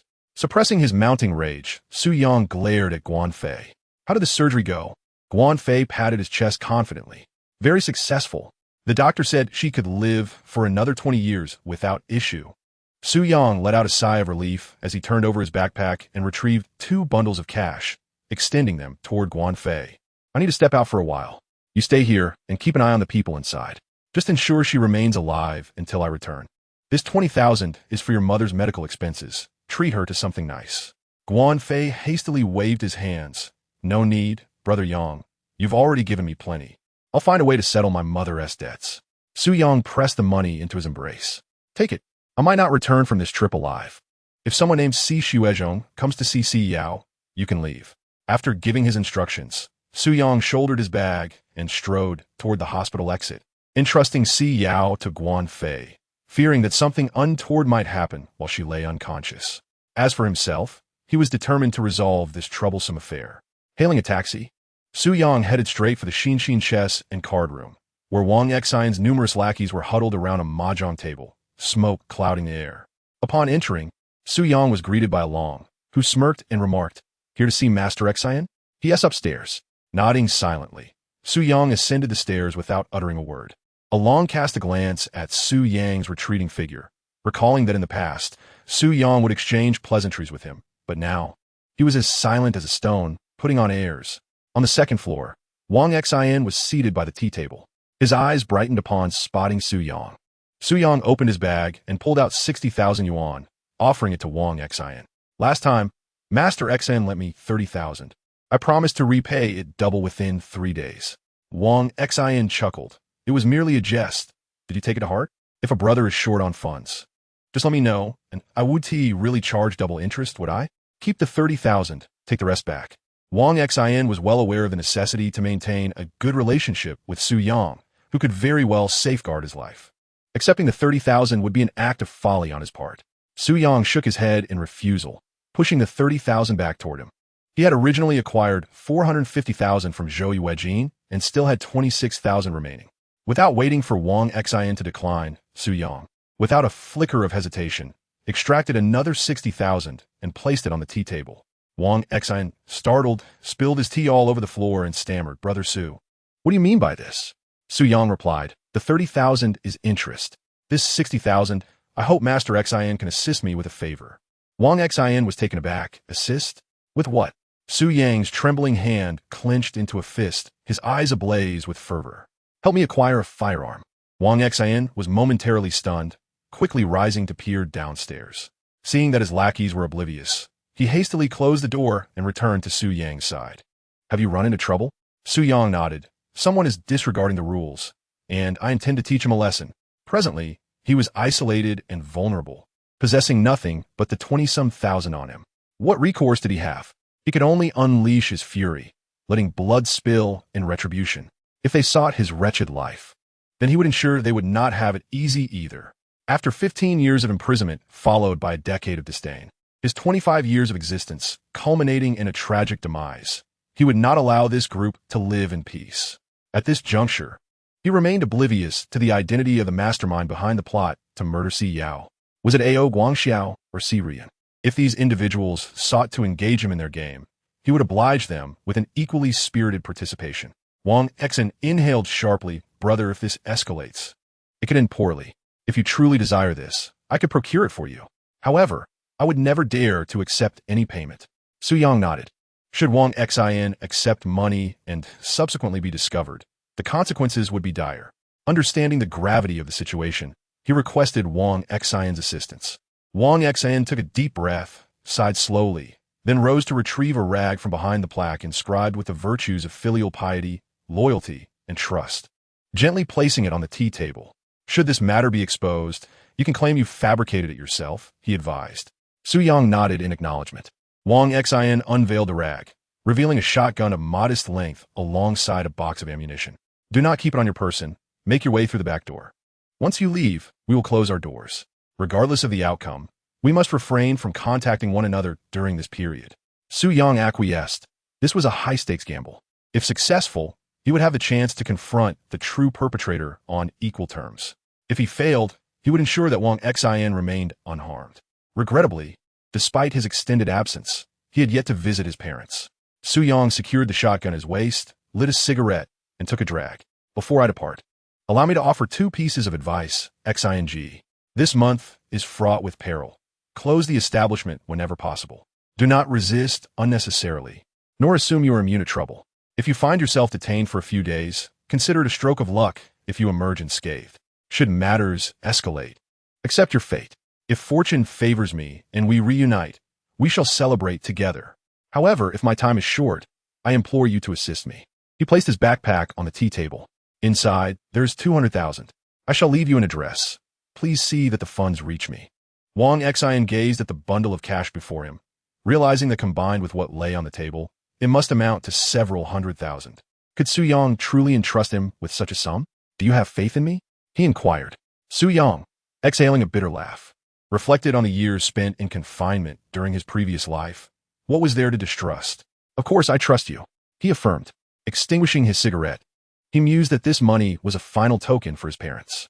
He had anticipated that being reborn in 2008 would herald a glorious new chapter, teeming with business opportunities and boundless prospects over the next 2 decades. Yet, he found himself compelled to risk his life due to these scoundrels. If he did not fight, he would surely perish. Yet, if he did, a glimmer of hope remained. As long as the heavens allowed him to survive and uncover evidence against these villains, he could seize control of the situation, no longer outflanked and besieged by endless treachery. A single punch can dispel 100 blows. In Jiangsheng, at the comprehensive electronics market, Su Yang withdrew the last of his funds to purchase a handheld device and a voice recorder, securing them on his person before heading to the logistics office near the university town. The audacity of these individuals to ruthlessly target Si Yao stemmed from his lack of evidence. He exhausted all means to extract evidence from Zhang Daming, the truck driver, manager of the logistics company, and A.O. Guangxiao. Yet, he was merely a student from Jiangxing University, and even approaching these individuals proved to be an arduous task. Conventional methods bore no fruit, leaving him with no choice but to resort to desperate measures. Brandishing a firearm at their doorstep, indeed, posed a risk of jeopardizing his own life. However, if he managed to secure the evidence, these individuals would undoubtedly tread cautiously. While he could use the gun to coerce confessions, it was a double-edged sword, for they too were implicated in the murder of Si Yao. With evidence as solid as iron, both parties held leverage over one another, rendering them hesitant to resort to lethal actions. What he sought was this delicate equilibrium. He aimed to leverage this balance to rapidly accumulate initial capital, even contemplating the outright dismantling of the logistics company to deprive A.O. Guangxiao of his support, thus granting him a fleeting opportunity to breathe. With steady and resolute strides, Su Yang approached the logistics station. An elderly man at the entrance greeted him warmly. "Officer, you're back again." Su Yang smiled. "Indeed, I've returned to further investigate the matter concerning Zhang Daming. Please take a rest. I am familiar with the premises and can manage on my own." The security guard waved him off, granting him permission to proceed. Navigating through the narrow cargo area, Su Yang passed by a series of trucks and ascended to the office on the 3rd floor. There, manager who had just concluded a rendezvous with a woman at his desk. He playfully patted her backside, instructing her to leave, as he planned for an extravagant outing the following day. As the woman donned her dress and exited Hu's office, she brushed past Su Yang. Upon entering, Su Yang found manager Hu startled, just as he was zipping up his pants. Hu's surprise quickly shifted to a smile as he prepared for pleasantries, only to halt when he noticed Su Yang shutting the door and locking it behind him. "Brother Su, what is the meaning of this?" Before Hu could finish his sentence, a dark barrel was pressed against his forehead. Chapter 47. Seeking to Survive? Manager Hu felt a chill race through him, bewildered as he gazed at Su Yang. Their acquaintance was fleeting, and now, with a gun aimed at him, he was utterly perplexed. "Su, calm down. What is this about? We can sit down and discuss things." Su Yang pulled a chair close, maintaining his grip on the firearm, resting one leg upon it. He activated a recording device from his pocket, his bloodshot eyes fixed intently on Manager Hu. Calm? You think I'm calm, you fool. From this moment on, I will ask a question, and you shall answer. Do you understand? Hu trembled slightly, scrutinizing the gun held by Su Yang. Brother, that thing isn't a fake, is it? Su Yang disengaged the safety, a cold smile gracing his lips. If you possess 2 lives, feel free to test it. Hu quaked in fear, unable to fathom what Su Yang intended to inquire. Before the logistics company lost that batch of high-grade steel, he had no prior knowledge of Su Yang. Even if it were vengeance, Su Yang would not seek him out. After a prolonged silence, Hu, trembling, nodded in fear. All right, go ahead and ask. Su Yang took a deep breath, steadied the gun. Half a month ago, you hired the cancer-stricken truck driver Zhang Damon to run over a woman named Si Yao at the intersection outside Jiangxing University. Is that correct or not? Manager Hu was momentarily taken aback. He swallowed hard, his mind racing in turmoil. He could never have anticipated that Su Yang's inquiry would revolve around this matter. Suddenly, his gaze wandered, and his eyes darted anxiously. What Zhang Damon? I don't know him at all. Su Yang kicked him, pressing the barrel of the gun closer. Listen here. Who? I came in with this shotgun, fully prepared to leave without a trace. Answer me. Was it you or not? Su Yang's finger hovered over the trigger. Manager Hu's heart raced to his throat. It was evident that Su Yang was not jesting. He truly intended to pull the trigger. Yes. It was I who contacted Zhang Damon to have him run over Si Yao. But I was merely following orders. Moreover, Si Yao didn't even die. It was A.O. Guangxiao who had instructed him to find a driver. But after Zhang Damon was imprisoned, he lost track of subsequent events. Su Yang nodded. He was already aware of this. It was imperative that Manager Hu state it explicitly for it to serve as evidence. Continue. Who was it that directed you? With a resigned sigh, Manager Hu conceded, since we've come this far, the remaining details are trivial. It was A.O. Guangxiao, the general manager of Jian Logistics. He asked me to contact a driver to assist with this task. Zhang Damon, stricken with cancer, had a son who owed money outside. Since he was destined to die anyway, it seemed better to help his son settle his gambling debts. Initially, A.O. Guangxiao intended to withhold the 20,000 if the task was not completed, but I had to negotiate hard for him to agree to pay. Su Yang's hand trembled around the gun. 2 lives were at stake, Zhang Damon and Si Yao. In Manager Hu's view, were 2 lives so easily weighed against 20,000? And what about me? Su Yang inhaled deeply. Why are you framing me? His grip on the gun continued to quiver. Manager Hu quickly raised his hands. I truly don't know. Before you came to Jian Logistics, I didn't even know you. Brother Su, this grievance has its source. It was A.O. Guangxiao who wanted Si Yao dead. You should confront him. I'm innocent. Su Yang took another deep breath, struggling to recall what had transpired before he found himself in bed with Si Yao, as if that memory had been erased. Perhaps he had been knocked unconscious or drugged. Regardless of the reason, why had they targeted him? Do you wish to live? Su Yang's gaze bore into Manager Hu. Manager Hu nodded vigorously. Yes. I don't want to die. Su Yang pointed to the phone on his desk. Call A.O. Guangxiao and have him come here. Manager Agao Izitated Al Guangxiao. He rarely visits me. Su Yang raised his gun. So you intend to sacrifice yourself for him? Manager Hu quickly shook his head, trembling hands reaching for the telephone on the desk. His anxiety caused him to mispress several keys before he finally located A.O. Guangxiao's number in the contacts. He dialed hastily. The phone rang only twice before it was answered. On the other end, A.O. Guangxiao sounded somewhat impatient. You call me just before quitting time? Who? Are you out of your mind? Manager Hu forced himself to maintain composure. Mr. A.O., we need to dispatch the shipment to the south tonight, but there has been a problem. If you're available, could you come over? A.O. Guangxiao slammed his hand on the desk. If there is an issue with the shipment, what do you expect me to do? Can't you solve it yourself? Am I just here to feed you? Manager Hu let out a bitter laugh, cursing inwardly. If it weren't for this scoundrel causing trouble, he wouldn't be in such a precarious situation, with his life hanging by a thread. If this escalates, I want to be able to handle it alone. It's best if you intervene. I'll be waiting at the office. The drivers are getting restless outside. If you don't come, we definitely want to be able to send out this shipment tonight. A.O. Guangxiao frowned, visibly angered. The secretive manner of who was making him uncertain. If the shipment was delayed, countless orders would be affected. Fine, I'll come over, but it better be serious. If I find out it's a trivial matter, I swear I'll make you regret it. After hearing A.O. Guangxiao hang up, Manager Hu quivered as he turned to Su Yang. Su, what do you think about this plan? Su Yang nodded. reaching into his pocket to produce a bundle of zip ties, tossing them in front of manager Hu. You tie yourself up, use several ties, and squat in the corner. Don't move. This matter doesn't concern you much. You've done what you needed to do. Once I handle A.O. Guangxiao, you're free to go. Manager Hu sighed in relief, gratefully binding himself with 7 or 8 zip ties before obediently squatting in the corner of the office. On his way over, he contemplated bolting from the office multiple times, but the locked door and Su Yang's weapon made him hesitate, no matter how fast he ran. He couldn't outrun a bullet. Time passed, and finally, footsteps echoed outside the office.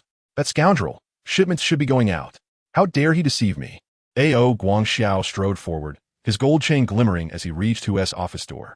He pushed it, only to find it locked, prompting him to kick the door. Who? Who gave you the audacity to deceive me? Open the door. A.O. Guangxiao was seething. It was nearly quitting time, and this fool had summoned him, only to lock himself inside. Does he not want to work anymore? He raised his foot to kick the door again, but heard the lock click open.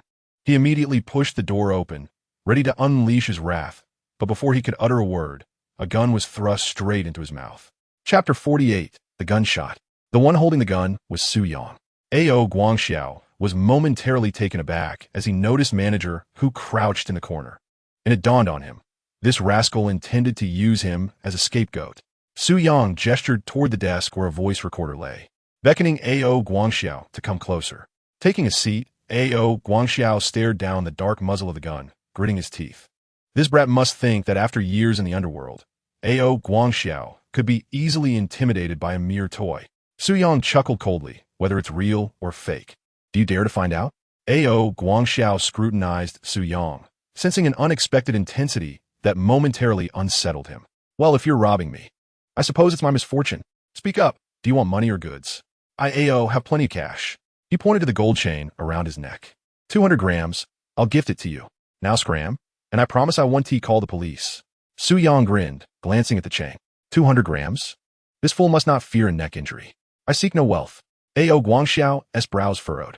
If not for wealth, then what is your intention? Su Yang placed his hand on the trigger. Revenge. A.O. Guangxiao's eyes darted around. He found Su Yang somewhat familiar, but could not place him. Little brother, let us clarify this. I want to die with understanding. Su Yang pointed to the side. Then direct your words at him and clarify. Why did you instruct truck driver Zhang Damon to run over Si Yao? A.O. Guangxiao was instantly rendered speechless, glancing at manager Hu, who lacked even the courage to meet his gaze. A.O. Guangxiao understood that this scoundrel had likely spilled everything.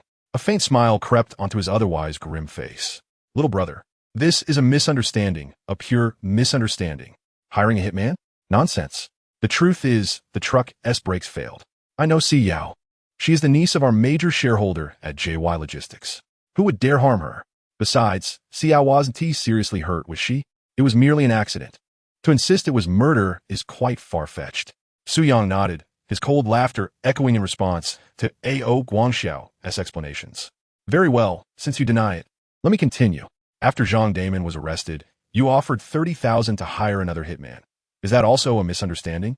A.O. Guangxiao's expression shifted dramatically. What the hell? 30,000? I spent 200,000, 200,000. That brat pocketed a whopping 170,000? But the next moment, A.O. Guangxiao regained his composure. Little brother, don't jest. Can 30,000 buy a hit? Furthermore, you claim I hired a hitman. Yet did Si Yao perish? Isn't she alive and well?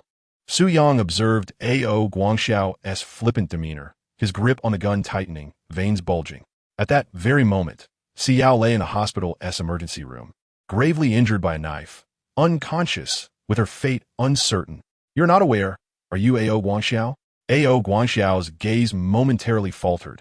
He had underestimated Su Yang. If he lacked absolute confidence, how could he dare to confront him single-handedly, brandishing a shotgun? 3 assassination attempts had been clear to Su Yang. A.O. Guangxiao had already surmised Su Yang's true identity. He was the man who had persistently lingered by Si Yao's side. Were it not for Su Yang, Si Yao would have perished, and he would not have had to expend so much effort. I know what you are thinking, and I understand you have deduced my identity. Su Yang declared, gripping the shotgun firmly, aimed directly at A.O. Guangxiao. Leaning back in his chair, A.O. Guangxiao sighed, his playful demeanor fading. I should have guessed it was you. You cling to Si Yao like a stubborn plaster, rescuing her time and again. What is your true intention? Su Yang bellowed in fury. I am far more inclined to inquire about your intentions. Why do you wish for Si Yao's death? Ao Guangxiao furrowed his brow.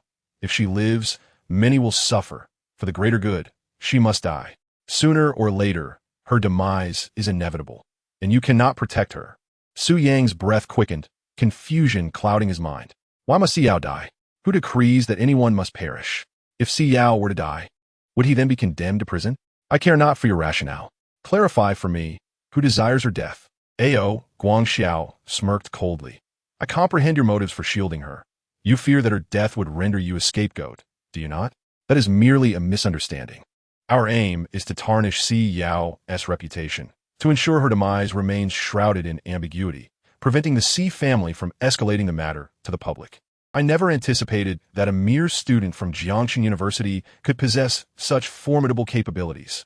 If I were to offer you a sum of money, an amount you could never exhaust in a lifetime, would you be willing to sever ties with Si Yao?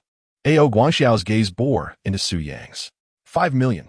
Su Yang clenched his jaw. Silence. With a derisive laugh, Ao Guangxiao pressed on. 5 million is insufficient. How about 10 million? Would 10 million suffice? Silence. I command you to be quiet. Ao Guangxiao sighed. 20 million. To buy your departure from Si Yao? Many toil their entire lives without ever earning such a sum. After a century of hard labor, you might accumulate that much. Now, all you need to do is lower your weapon and leave Jiangxin, and the 20 million will be yours. Su Yang's eyes burned with fury, the depths of which could not be contained. Ao Guangxiao, I demand that you cease your words. In a sudden burst of rage, he pulled the trigger, a deafening bang echoing as the bullet pierced the office ceiling, plunging the room into stunned silence. Manager, who trembled, nearly soiling himself. Fortunate he had not wagered, lest that shot have cost him his life. Ao Guangxiao was taken aback, never expecting Su Yang to actually fire the gun. Su Yang trembled, torn from the depths of his immense fury. 5 million? 10 million? Or 20 million? What were these amounts in light of the 15 years of injustice he had endured in his past life? Countless days and nights he had yearned for the chance to clear his name, to reveal to the world that he was not a murderer, but a victim of wrongful accusation. Yet until his dying breath, that opportunity eluded him. Opportunities lie before him. How could he possibly forsake them? He is indifferent to wealth. Having been reborn in 2008, money is merely a number to him. What he seeks is a pure self and a living Si Yao. The office is eerily silent. Su Yang lowers the gun, directing it once more at Ao Guangxiao. I demand you speak. Utter one more word, and I shall end you. Chapter 49. A game of jest. Beneath the cold muzzle of the gun, Ao Guangxiao can sense Su Yang's fury. He initially intended to deceive Su Yang into lowering his weapon, believing that once he was free, he would have countless means to dispose of him. Yet, he never anticipated that Su Yang would truly dare to pull the trigger. At that moment, Su Yang remains remarkably composed. He is not here to seek death, but rather to fight for his survival. This is his sole opportunity to obtain evidence. How could he be swayed by Ao Guangxiao's deceitful words? Now speak. Who is it that has directed you to repeatedly hire assassins to kill Si Yao? Ao Guangxiao lifts his head, struggling, but as he gazes at the shattered ceiling above, he ultimately exhales a sigh. Is Si Zhen? Yes, Si Zhen. No, no, no. To say Si Zhen is not entirely accurate. Si Zhen is also following someone else's orders.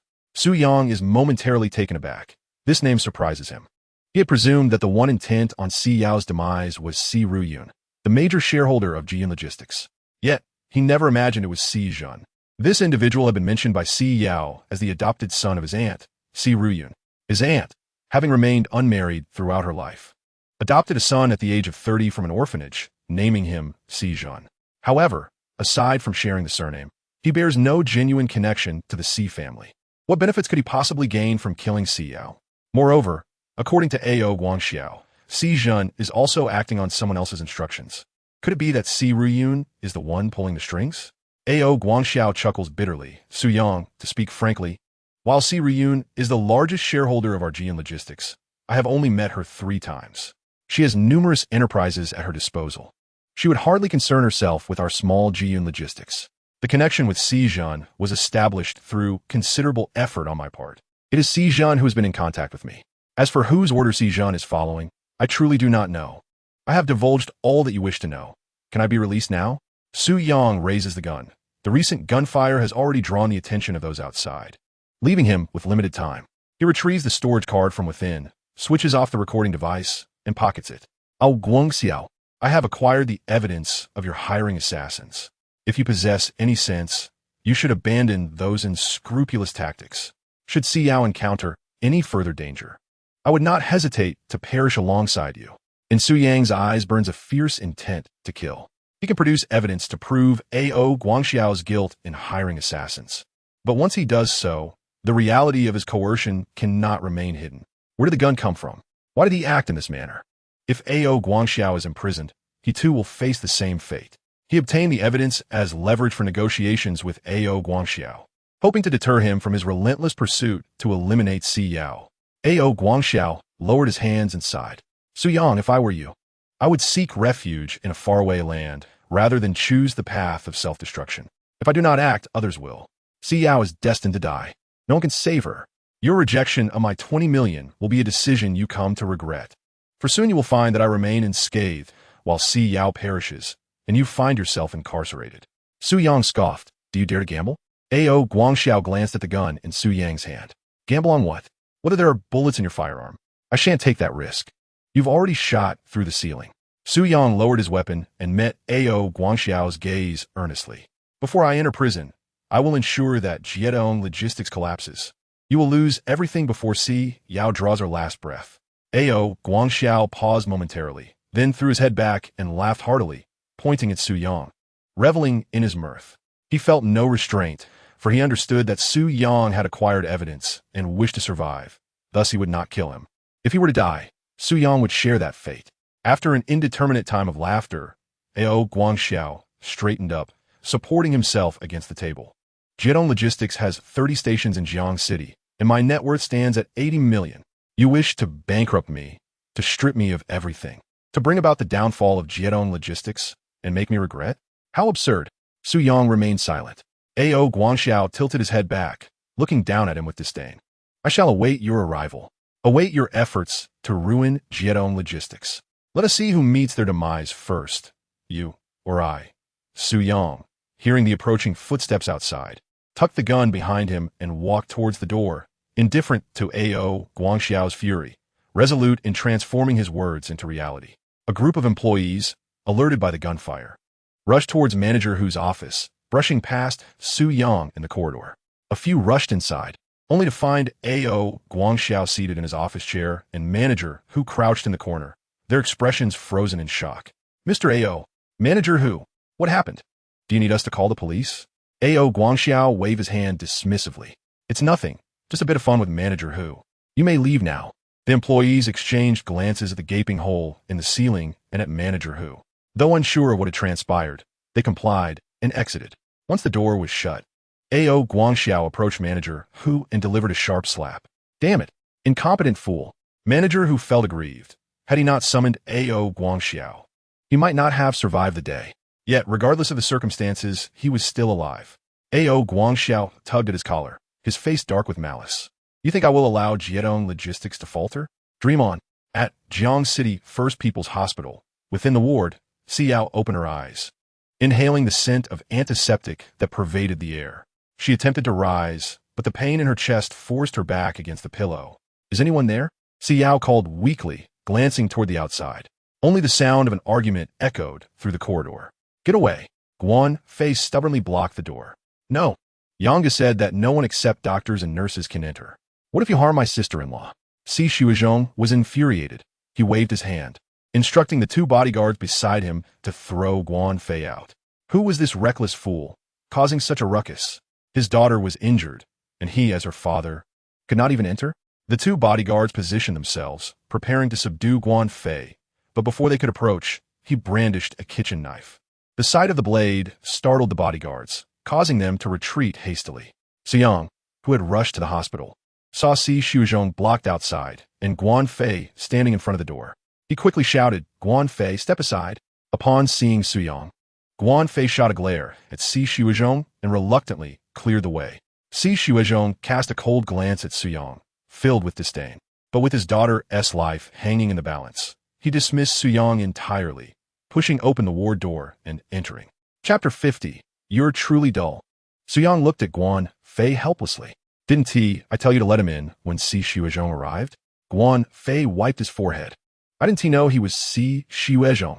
I asked him who he was, but he didn't say anything. He looked menacing, clearly not a good person. Suyang patted his shoulder. All right, quickly put away the kitchen knife. Don't carry such dangerous things. What if you hurt someone? Guan Fei nodded, stowing the knife away. Suyang stood outside the ward, not in a hurry to enter. Inside, Xiao felt a sense of relief upon seeing Si Xuezhong. Although she had always been raised by her mother and considered her father somewhat irrelevant, he was still her father, a blood relation, and at least he wouldn't turn against her.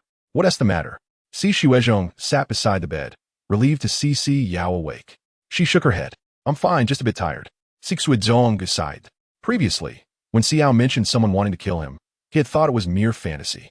In broad daylight, who would dare harm the daughter of Si Xuezhong? It seemed absurd, but as he sat there, he realized how wrong he had been, terribly wrong. Not only was there someone who dared to threaten his daughter, but if Xiao hadn't been fortunate, she might already be dead, thanks to Suyang, who had pushed her away just in time. Xiao lowered her head, recalling the moment when a short man had drawn a knife. She hadn't even had time to cry for help. In that instant, as the knife struck, she truly believed she was about to die. Si Xuezhong coldly scoffed. If you hadn't gone outside, you wouldn't have encountered this situation. He then looked at the bodyguards behind him. What about the assailant? The bodyguard hurriedly responded. Less than 5 minutes after the incident, he was apprehended. However, the hospital determined that he suffers from severe mental illness. He had an episode at the time of the attack. Although he remains in custody, it has been classified as an accident. Si Xuezhong furrowed his brow, never expecting such an outcome. He had initially believed that someone intended to kill Si Yao to send him a message. I never anticipated such an unexpected turn of events. As for the falsification of the case investigation, he had never doubted it. The perpetrator was a scavenger who had long roamed around the university town, well known to many, with a mental state that was already questionable. Si Xuezhong turned to Si Yao, saying, You should rest well. I have arranged for the finest doctor to be your attending physician. Recover fully before returning to school. Si Yao grasped his hand, applying a slight pressure. Dad, this time I owe it all to Suyang. He is not as simple as you perceive. Can you trust your daughter's judgment just once? Please do not allow the school to expel him. Upon hearing Su Yang's name, Si Xuezhong was filled with anger, nearly voicing a reprimand. Si Yao, you are a teacher, a faculty member of Jiangxin University. That Su Yang is merely a poor student. What are your pupils? How could you two possibly be together? Si Xuezhong was utterly indifferent to Su Yang standing outside, unleashing his tirade, viewing Su Yang as inconsequential as air. He rose, pointing at Si Yao. You tell me he is extraordinary? What has he done? Deceiving you, tricking you into buying scrap metal from Zhou Yujin, boasting that the price of scrap metal would double within 3 days? Zhou Yujin's calls have reached me. Do you need any more embarrassment? Si Yao paused slightly. But the price of scrap metal truly did rise, from 1,500 yuan per ton to 3,000. Dad, why are you unwilling to believe in Su Yang? Si Xuezhong gazed at Si Yao, letting out a cold laugh, pointing towards the door. Believe him? Si Yao, you never used to lie to me. Whether the price of scrap metal has risen or fallen, I'm fully aware. If it had indeed increased, Zhou Yujin would have been the first to call, boasting about his profits. Si Yao sighed in frustration. Her father would always remain this way, trusting only himself and no one else. Zhou Yujin had suffered a considerable loss of 5 million in this scrap metal affair. How could he dare to boast to Si Xuezhong? Moreover, she could easily guess that Zhou Yujin would refer to Su Yang as a fraud in any conversation with Si Xuezhong. Now that the so-called fraud's words had proven accurate, why would he call Si Xuezhong? To seek trouble? The price of scrap metal has genuinely risen. You could simply call Uncle Zhou to verify. Si Yao became somewhat agitated. Just as Si Xuezhong was about to retort, Su Yang entered the room. Mr. Si, I understand that in your eyes, I am unworthy of being with Teacher Si. However, that is a matter for another time. The rise in scrap metal prices is indeed factual. Si Xuezhong pointed at Su Yang, nodding very well. Do you both think I am a fool, believing whatever you say without question? Su Yang, I do not know what kind of enchantment you have cast upon Si Yao, but I am her father. If she is not thinking clearly, does that imply I am also lacking in judgment? Su Yang sighed. Facts speak louder than words. This is something you could clarify with a simple phone call. Why continue this argument? Teacher C has just undergone surgery and is recovering from a serious illness. If you wish to argue, I am more than willing to engage. Si Shuizhong raised his hand and pointed towards Su Yang, nodding slightly. Very well. Now I understand, he thought. Facing imminent peril, Su Yang still stubbornly clung to his defiance. Truly a case of not shedding tears until one sees the coffin. Not giving up until one gazes upon the yellow river. Today, before his own daughter, he would completely expose Su Yang's ruse. Once I make this call, there will be no turning back for you. Si Shuizhong pulled out his phone and looked at Su Yang. Su Yang extended his hand. Please proceed. The scrap metal purchasing price in Jiangsheng had surpassed 3,000 yuan, a fact that was hardly a secret. However, Si Shuizhong, being outside this industry, was only now coming to terms with it. Having already secured 450,000 yuan, why would he fear Si Shuizhong calling Zhou Yuejin? Si Shuizhong directly dialed Zhou Yuejin's number, intent on revealing to Su Yang the manner of his downfall. The phone rang only twice before Zhou Yuejin's voice came through. Oh, Mr. Si, the sun must be rising in the west today. A busy man like you has actually thought to call me. Si Shuizhong softened his tone slightly. Old Zhou, I called to inquire about the scrap metal prices. Zhou Yuejin immediately felt dejected. Clearly, Si Shuizhong had heard about his misfortunes from his daughter and son-in-law, and was calling to gloat over him. Yes, I sold scrap metal for 2,200 yuan a ton. I was short-sighted and deceived. Have I become senile? Si Shuizhong raised an eyebrow. The scrap metal price is 2,200 yuan a ton? Hasn't it risen to 3,000? He deliberately switched his phone to speaker mode, wanting Si Yao to hear how Zhou Yuejin would expose Su Yang as a fraud. Zhou Yuejin, furious, retorted, I say, mister. Si, enough with the sarcasm. I sold 7,000 tons of scrap metal for 2,200 yuan, allowing Jiangxing Steel to cheat me out of 5 million. This is already common knowledge. Your son-in-law may be capable and well-connected, but you needn't rub salt in my wounds. Si Shuizhong was taken aback, increasingly perplexed. Old Zhou, what do you mean? Zhou Yuejin, infuriated, shot back. What do you mean? What do I mean? The scrap metal price has risen to 3,200 yuan a ton, and you still question me? You're truly tiresome. He then abruptly hung up the phone. Chapter 51. A Billion.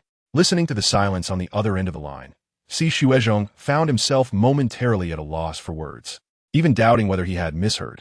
The scrap metal price had indeed risen to 3,000? No, it was 3,200. With the speakerphone on, Si Yao, Su Yang, and even the two bodyguards behind him could hear it all clearly. It was undeniably 3,200. Si Yao smiled. So, Dad, doesn't this prove that Su Yang wasn't lying? The scrap metal price has truly exceeded 3,000. Standing beside her, Su Yang regarded Si Yao with a sense of her naivety. Did she truly believe that Si Shuizhong's rigid perception of him could be altered by merely guessing the scrap metal price correctly once? If it were so simple, he would have faced such harsh words from Si Shuizhong. Si Shuizhong's face turned a shade of iron as he cast a bewildered glance at Si Yao, unable to comprehend why his daughter would be so elated after he had lost face before Su Yang. It was merely a stroke of luck. Did she truly believe he could foresee the rise in scrap metal prices? Si Yao, this kind of blind fortune is something one encounters only a handful of times in a lifetime. Can he sustain you solely through luck? The smile on Si Yao's face gradually faded, her gaze fixed on Si Shuizhong as she bit her lip. Why are you so unwilling to trust Su Yang? Why refuse to acknowledge that he saved me? Why not believe that he accurately predicted the increase in scrap metal prices, that he is not an ordinary person? Si Shuizhong's expression twisted with rage as he thundered. Why should I believe? I am your father. You want me to trust this fraud? He pointed angrily at Su Yang. He may have guessed the scrap metal price correctly once. Perhaps he possesses some skill. But tell me, which of the people I found for you is ordinary? Is there anyone without a 9-figure net worth worthy of being my Si Shuizhong's daughter? Si Yao felt numb, staring blankly at her father, bewildered by how he had transformed into such a mercenary figure, judging others solely by their wealth and appearance. His disdain for Su Yang laid bare. Si Shuizhong, you have gone too far. Unfazed, Si Shuizhong turned to Su Yang. Young man, this is the first time I have seen you, and I hope it will also be the last. Do not cling to my daughter like a persistent leech. I know what you want. It's merely our family's wealth that you covet. I assent it. I have encountered many young dreamers like you. Leave now, and let us both save face. Leaning against the wall, Su Yang let out a cold laugh, lifting his gaze to meet Si Shuizhong's. In his past life, Si Shuizhong had sent people multiple times to attempt to eliminate him. Had it not been for his sheer luck, had he not repeatedly knelt, bowed his head, and admitted fault, he would have long since met his demise. He held no hope for this man, even if he was Si Yao's father. To rise from nothing to the position of chairman of the C Group, one must possess a heart ruthless enough to abandon everything for sufficient gain. I wish to grant you face, yet it seems you do not wish to afford me the same courtesy. Su Ying made Si Yuzong Gizgaze unwaveringly. Si Shuezhong declared resolutely. Face must be earned, not given as charity. Su Yang nodded. You are right, Mr. Si. Then allow me the opportunity to earn my dignity. Si Xuezhong scolded. Do you believe you are worthy? Just because you guessed the scrap metal price correctly once, do you think you can soar to great heights? Are you not VE, or was simply thinking me a fool? Earning a bit of money does not make you worthy of my daughter. The men who can marry my daughter must be lined up from here to the outskirts of Jiangsheng. Su Yang turned to Si Yao, who was now helplessly shedding tears. He understood that Si Shuezhong had always been this way. Yet it was likely the first time Si Yao witnessed her father's cold-heartedness. Then pray tell, Mr. Si, how much is required to be deemed worthy of Si Yao? Su Yang inquired, his gaze fixed on Si Shuezhong. Si Shuezhong paused, slightly taken aback, thinking he had misheard. What did you say? Su Yang spoke. What amount must I pay to marry Si Yao? Si Shuezhong chuckled, his laughter rife with mockery, a derision of Su Yang's audacity. I already stated it, 9 figures. If you possess 100 million, I shall permit Si Yao to wed you. Su Yang nodded solemnly. Very well.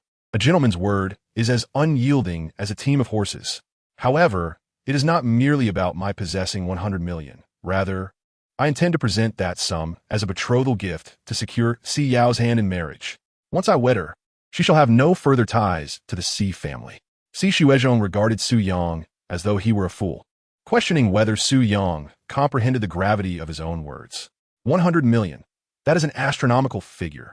In the entire Jiang city, the number of enterprises worth 9 figures could be counted on one hand. Moreover, that figure represents assets, not cash. Should Su Yang offer 100 million in cash as a betrothal gift, it would imply that he must possess at least several hundred million in total assets. Though such a company might not stand shoulder to shoulder with the C Group, it could certainly disregard his influence in Jiang City. It sounded impressive, but was it realistic? Dragons beget dragons. Phoenixes beget phoenixes. A rat's offspring only knows how to burrow. In Si Shuezhong's eyes, Su Yang was but a rat scurrying in the gutter. A person like him likely had never even laid eyes on a sum as grand as 100 million, with a mouth to speak. He could say anything. No wonder he could deceive his daughter into happiness. All right, 100 million. I shall await your presentation of that sum for my daughter's betrothal. It is not that I look down upon you. Aside from burning paper at grave sites, you likely have never encountered such wealth in your life. My daughter cannot wait indefinitely for you. Be clear. How long will it take you to acquire 100 million? Su Yang raised a finger. 1 year. Si Shuezhong was taken aback. 1 year? Are you certain? The smile on his face faltered. Even if Su Yang had claimed 3 years, he might have considered it feasible. But earning 100 million in just 1 year to secure a betrothal was sheer fantasy. Nevertheless, it mattered little. He doubted Su Yang could achieve it regardless of the time frame. 1 year or 3 years, what difference does it make? Fine. To allow Si Yao to let go of her hopes, I shall grant you this year. After 1 year, I shall await your 100 million for the betrothal. Si Shuezhong's derisive smile grew more pronounced as he turned, accompanied by his bodyguards, leaving the hospital room. A clueless youth spouting insane claims. If he believed them, he would be the fool. 1 year to earn 100 million. Did he truly consider himself a prodigy? He was likely just a simpleton. On the hospital bed, Si Yao felt a wave of despair. Su Yang, what nonsense are you speaking? How could one possibly earn 100 million in a year? I understand you do not wish to yield or back down, but agreeing to such an outrageous demand is unwise. Chapter 52. Closing the door. Su Yang settled beside the hospital bed, gazing at Si Yao as he held her hand. Yet, there was no trace of dejection on his face. Instead, he appeared somewhat at ease. At the very least, for this year, you need not worry about your father pressuring you to marry Zhang Qingping. Moreover, how do you know that I am incapable of achieving this? Si Yao shook her head. Earning 100 million a year was an utterly impossible feat. Even if Su Yang possessed exceptional skills and managed to seize a few opportunities from the soaring scrap metal market, relying solely on speculation would not suffice to amass such wealth. Su Yang gently patted her hand, acknowledging her skepticism. I understand your doubts, and I do not blame you. For many, earning 100 million in a year seems insurmountable. However, I never promise what I cannot achieve. Si Yao was taken aback. Recalling the 3 assassination attempts she had endured, the 30,000 Su Yang had earned from logistics, and his unwavering confidence when he assured Zhou Yuejin that scrap metal prices would soar to 3,000 yuan per ton. Time and again, nobody believed in him. If she, at this moment, did not believe in Su Yang, how was she any different from Si Xuezhong? Biting her lip, she declared, "I believe in you." Su Yang nodded in affirmation. He had already formulated a preliminary plan on how to earn that 100 million. Since AO Guangxiao was convinced he would not face bankruptcy or defeat, his first strike would naturally target the logistics company. However, to establish a logistics firm and siphon off business from the existing company, he first needed personnel. The 260,000 he had entrusted to Wang Xin would barely suffice as initial capital. Recruiting the right people would require patience. He sought individuals seasoned in large-scale operations, skilled, and preferably with a background in the underworld, capable of maintaining order in chaotic situations. In 2008, conditions were vastly different from 20 years later. There were fewer highways and surveillance systems, and logistics often relied on national roads to save costs.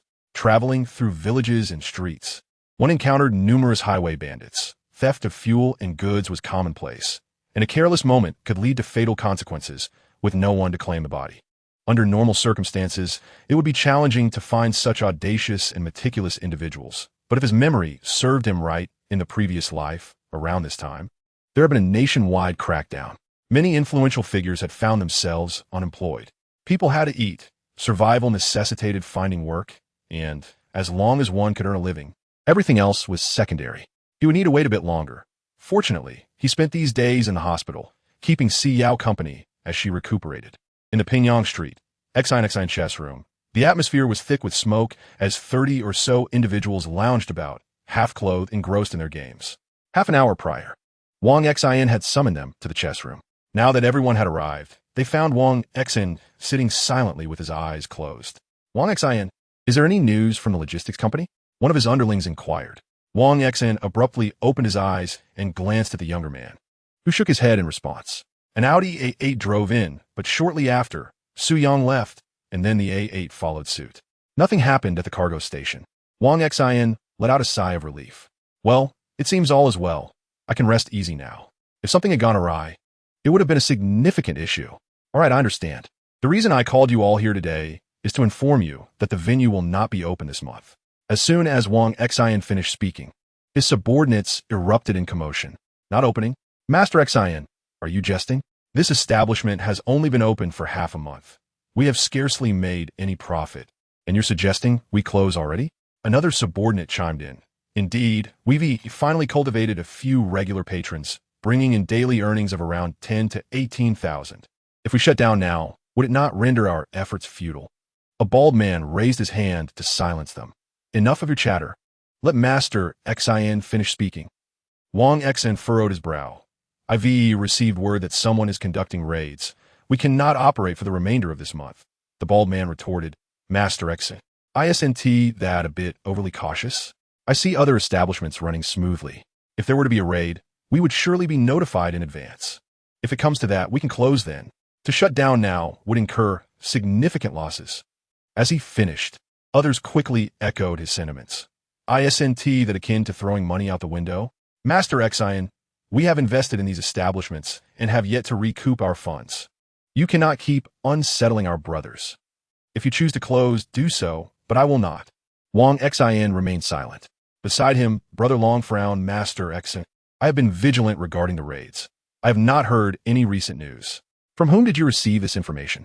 Wang Xin glanced at him, a sardonic smile forming. "It was, of course, Brother Su Yang who informed me. You all doubted him before, but if he says there will be a raid, there will be one. He claims this time it is serious, and no one will escape. Thus I must believe him."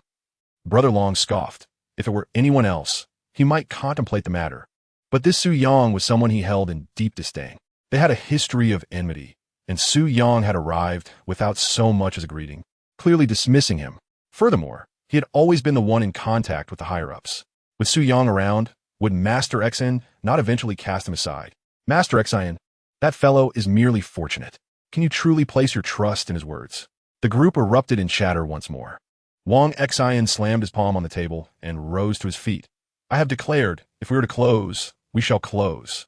Those who are willing to listen, I regard as brothers.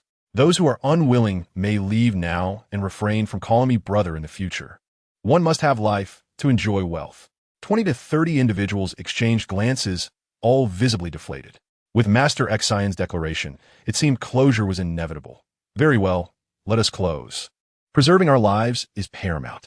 Disperse, everyone disperse. The crowd arrived swiftly and departed just as quickly. Only Brother Long discreetly signaled a few familiar heads. They lingered a moment longer, and when Brother Long caught up, they turned into a nearby alley. Brother Long, smoking a cigarette, cursed, Master Xian has been deceived by that scoundrel.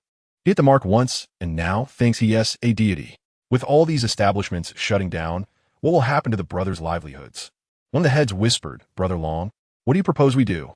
Brother Long beckoned them closer, and they huddled. The establishments will continue to operate. We shall keep earning. When the dust settles and nothing transpires, Master Xian will realize that fellow is a fraud. By then, we will have recouped our losses, and that will be a significant achievement. A leader hesitated and said, what if what Master Xian said is true?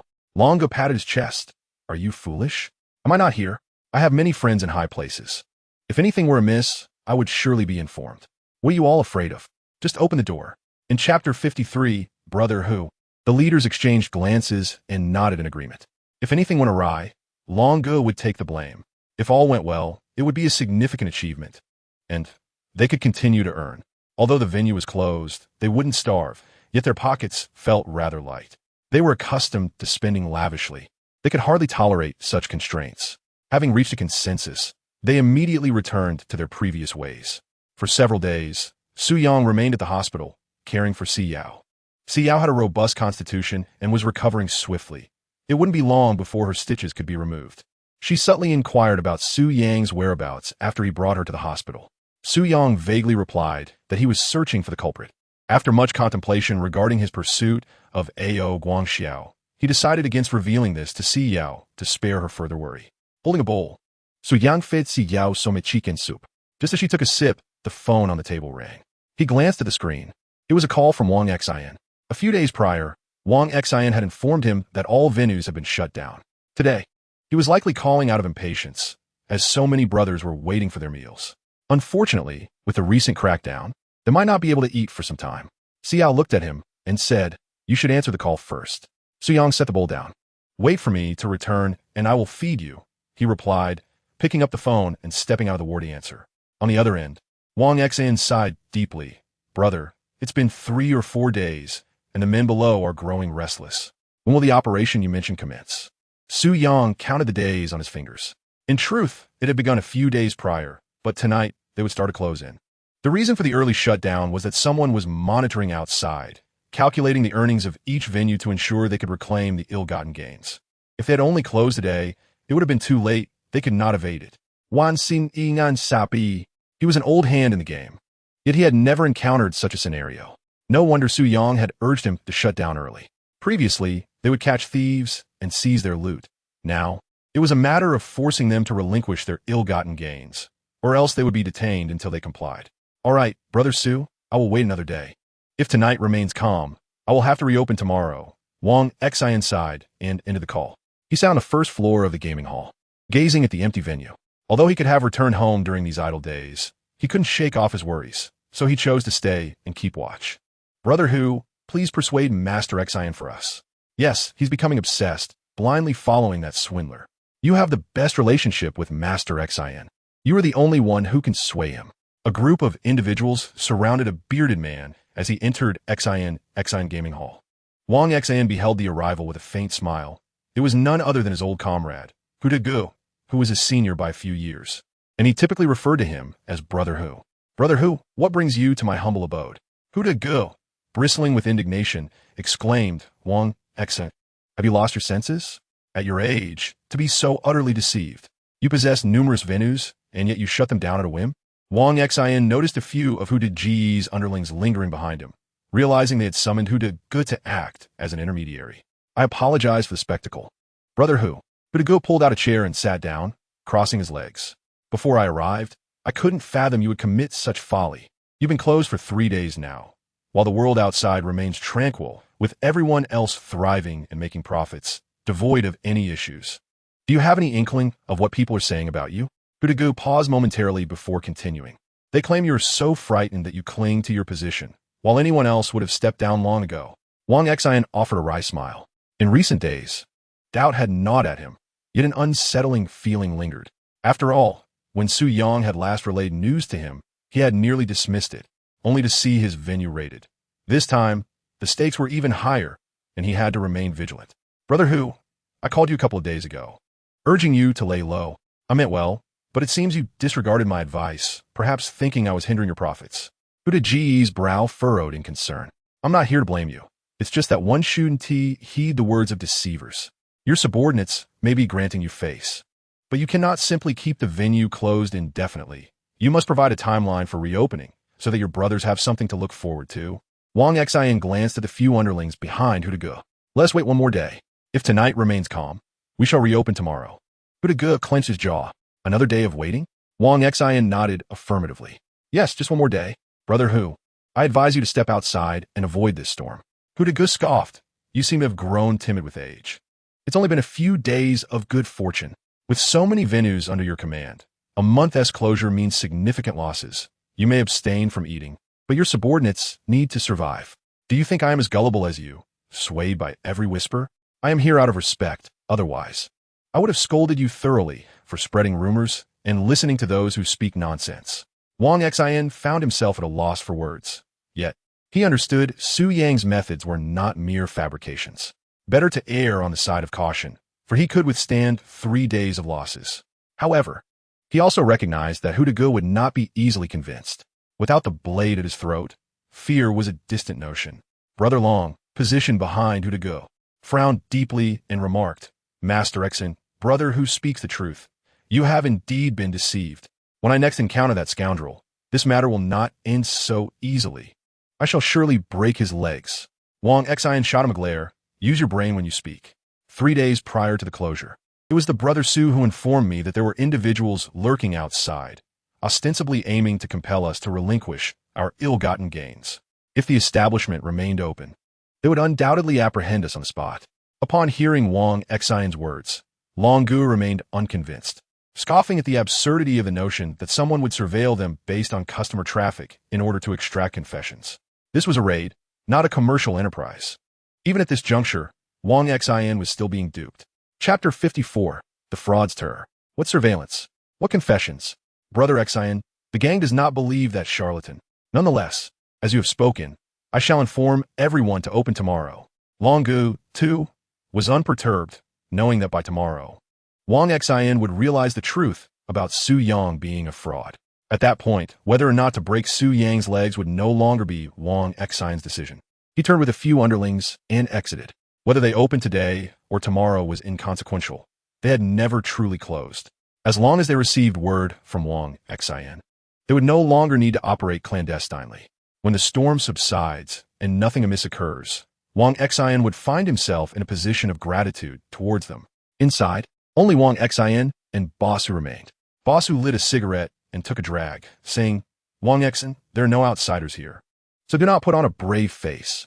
Open tomorrow, and sincerely apologize to the brothers. No one will blame you for being the elder brother. Wan Xin Sai. Boss Hu, do you not believe me either? I, Wang Xian, am cautious and rarely err. Boss Hu chuckled. Rarely erring does not equate to being infallible. At least this time, you are undoubtedly mistaken. With so many eyes watching, if something truly went awry, would we not catch wind of it? Stop being paranoid. I'll have someone bring us some food, and we'll share a meal together. Boss Hu believed Wang Xian was aware of the truth, but was simply reluctant to admit it. If there were indeed an issue, would they really be opening tomorrow? Wang Xian grew weary of further explanations. Whether trouble would arise would soon be revealed after tonight. The two ordered a sumptuous feast and indulged heartily. As night fell, on Puyang Street at the intersection, the UNHS room remained brightly lit on both the first and second floors. The first floor housed a dozen tables bustling with mahjong players, serving merely as a fade.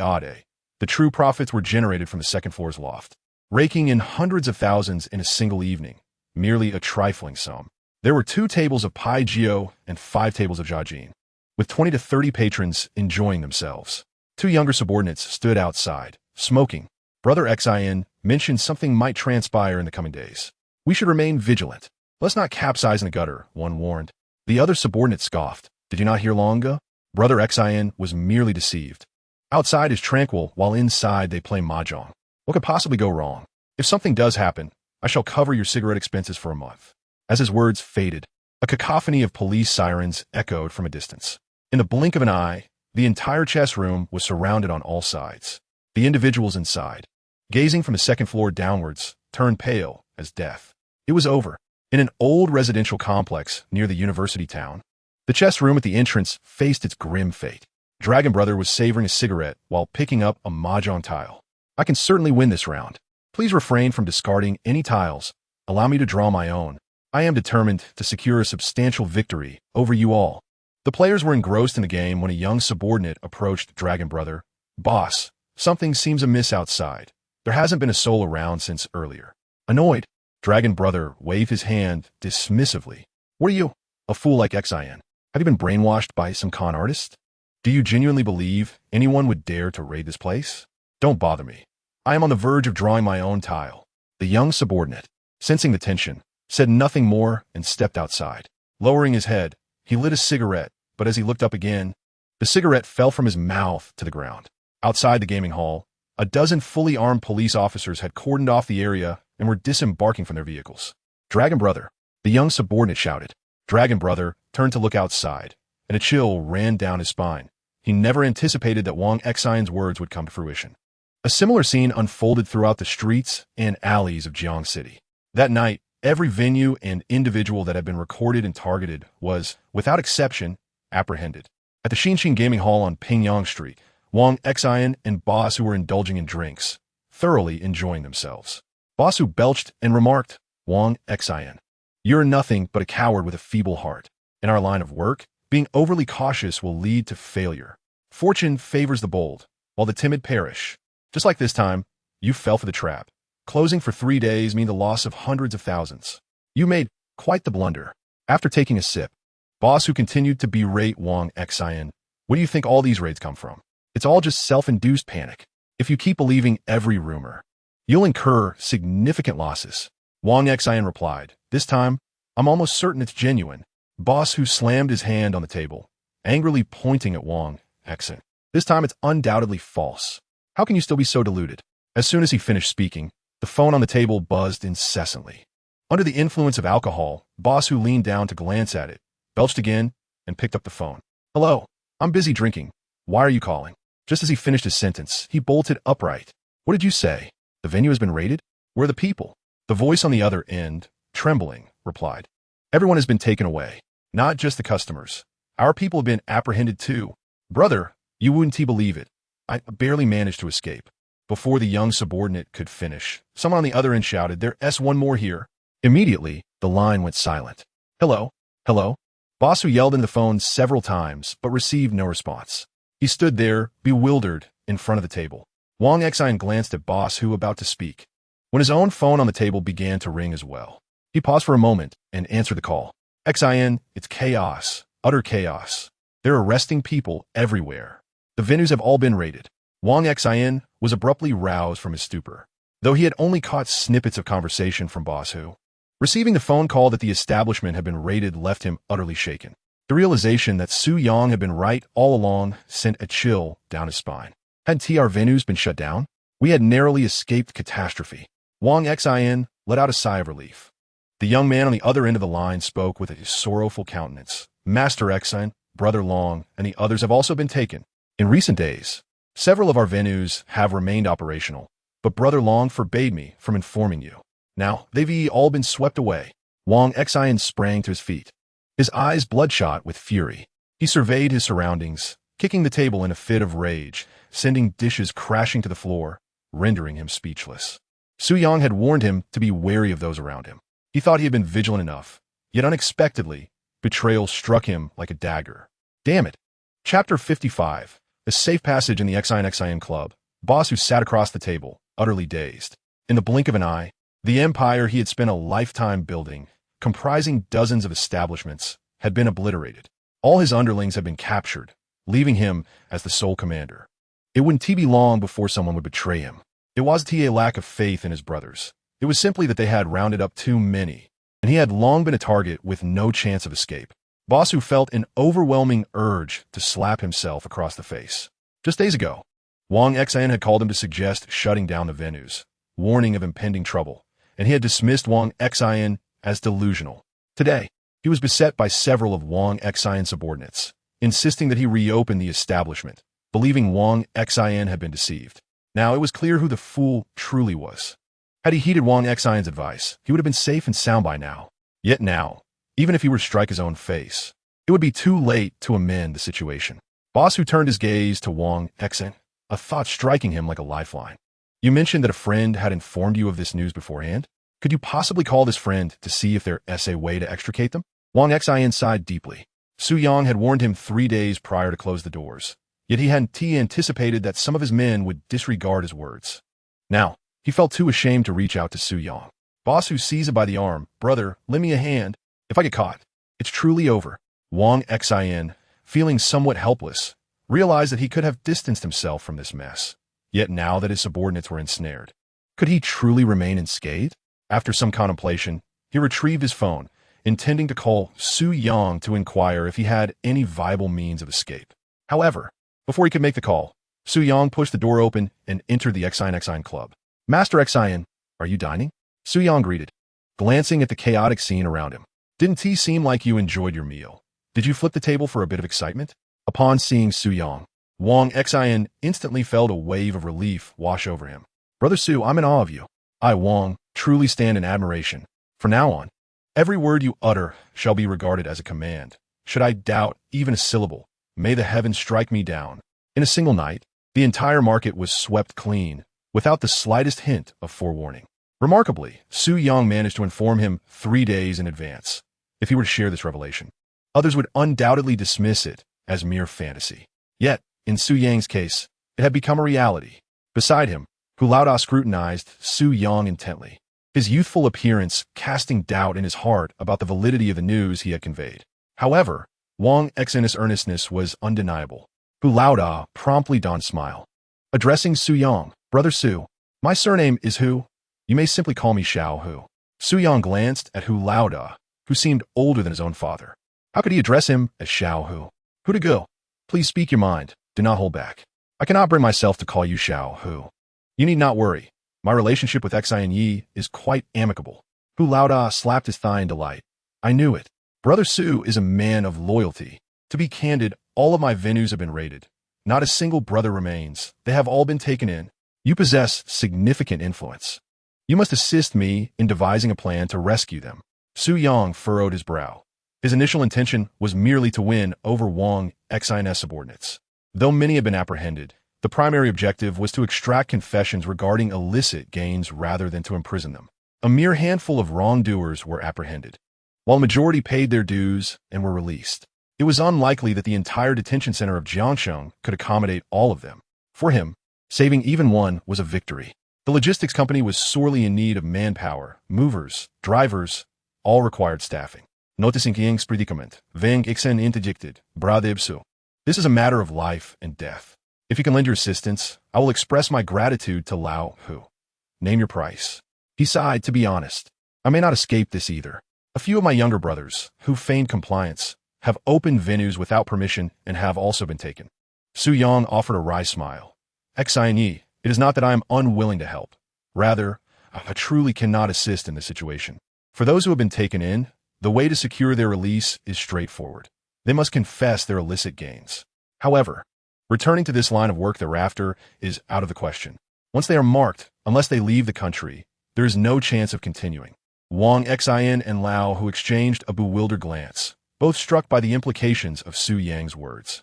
According to his assessment, should these individuals be released, they will be rendered ineffectual. Su Yang continued, this is merely a minor punishment to instill a lesson.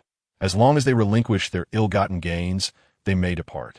Yet, if they attempt to return to their former ways and are apprehended again, they will find themselves imprisoned for the remainder of their lives. In his previous life, Wang Xian thought he had weathered the storm after this incident, believing he could resume operations, only to find that within a year, none had escaped. And he too was incarcerated, sentenced to 10 years. It was no wonder he ended up sharing a cell with Su Yang. In this lifetime, Su Yang was determined not to witness Wang Xian repeat the same mistakes. As an elder brother, he felt an obligation to secure a brighter future for his companions. Operating venues was ultimately not a righteous path. It would be far better for them to join him in the logistics business.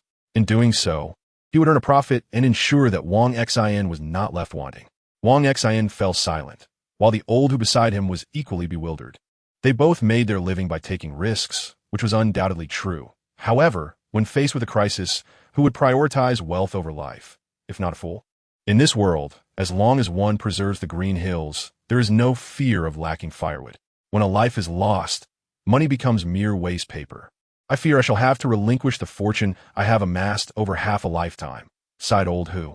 Wang Xin, with a sense of helplessness, replied, Then we must save him. Prepare the funds. Old Hu nodded. Given the current situation, any life they could save was worth the effort. Brotersu. I cannot express my gratitude enough, but I assure you, if you ever need assistance, just call on me. After their exchange, they were about to leave when they were halted by Su Yang before they could exit the gaming room. Gentlemen, it would be futile to go now. The person is still under interrogation. Wait until tomorrow. There will still be time. Speaking of assistance, I actually have a request that requires your help.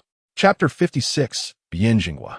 A smile adorned Su Yang's face. He had awaited this opportunity for quite some time, and now that it had arrived, he was determined to seize it. Wan Xin Yuka, saying, Brother Su, please do not stand on ceremony. If there is anything you need, do not hesitate to ask. Old Hu nodded in agreement. Indeed, you have been a tremendous help. We owe you our thanks. Su Yang nodded back, letting out a sigh. The two gentlemen were aware that the perilous business they were involved in was fraught with challenges, especially following the recent crackdown, which would only make matters more difficult. I hope you might inquire amongst your acquaintances. If anyone wishes to leave this life behind and seek honest work, please direct them to my logistics company. Those who can drive are preferred, but I also welcome those willing to lend a hand. The wages will assuredly exceed the average salary in Jiang City. Wang Xian was slightly taken aback. Where did you acquire a logistics company? Old Hu was equally stunned, never having imagined that Su Yang possessed such substantial assets. Su Yang smiled. At present, there is none, but it will soon be established. When that time comes, I hope you both will support me wholeheartedly. Wang Xian and Old Hu exchanged glances, both surmising Su Yang's intentions for approaching them at this juncture. This was indeed an opportunity. Not every brother would desire to continue in this line of work after such an ordeal. Please allow us a few days to consider this matter. Once the situation concludes, we will provide you with a response. Wang Xian, burdened with concerns, was primarily focused on extricating the individual in question. Old Hu nodded in agreement. Su Yang acquiesced, and as the two prepared to rescue their comrade, he decided not to linger any longer. He took the 26,000 he had entrusted to Wang Xin and departed. He needed this sum to secure a location and procure 2 vehicles.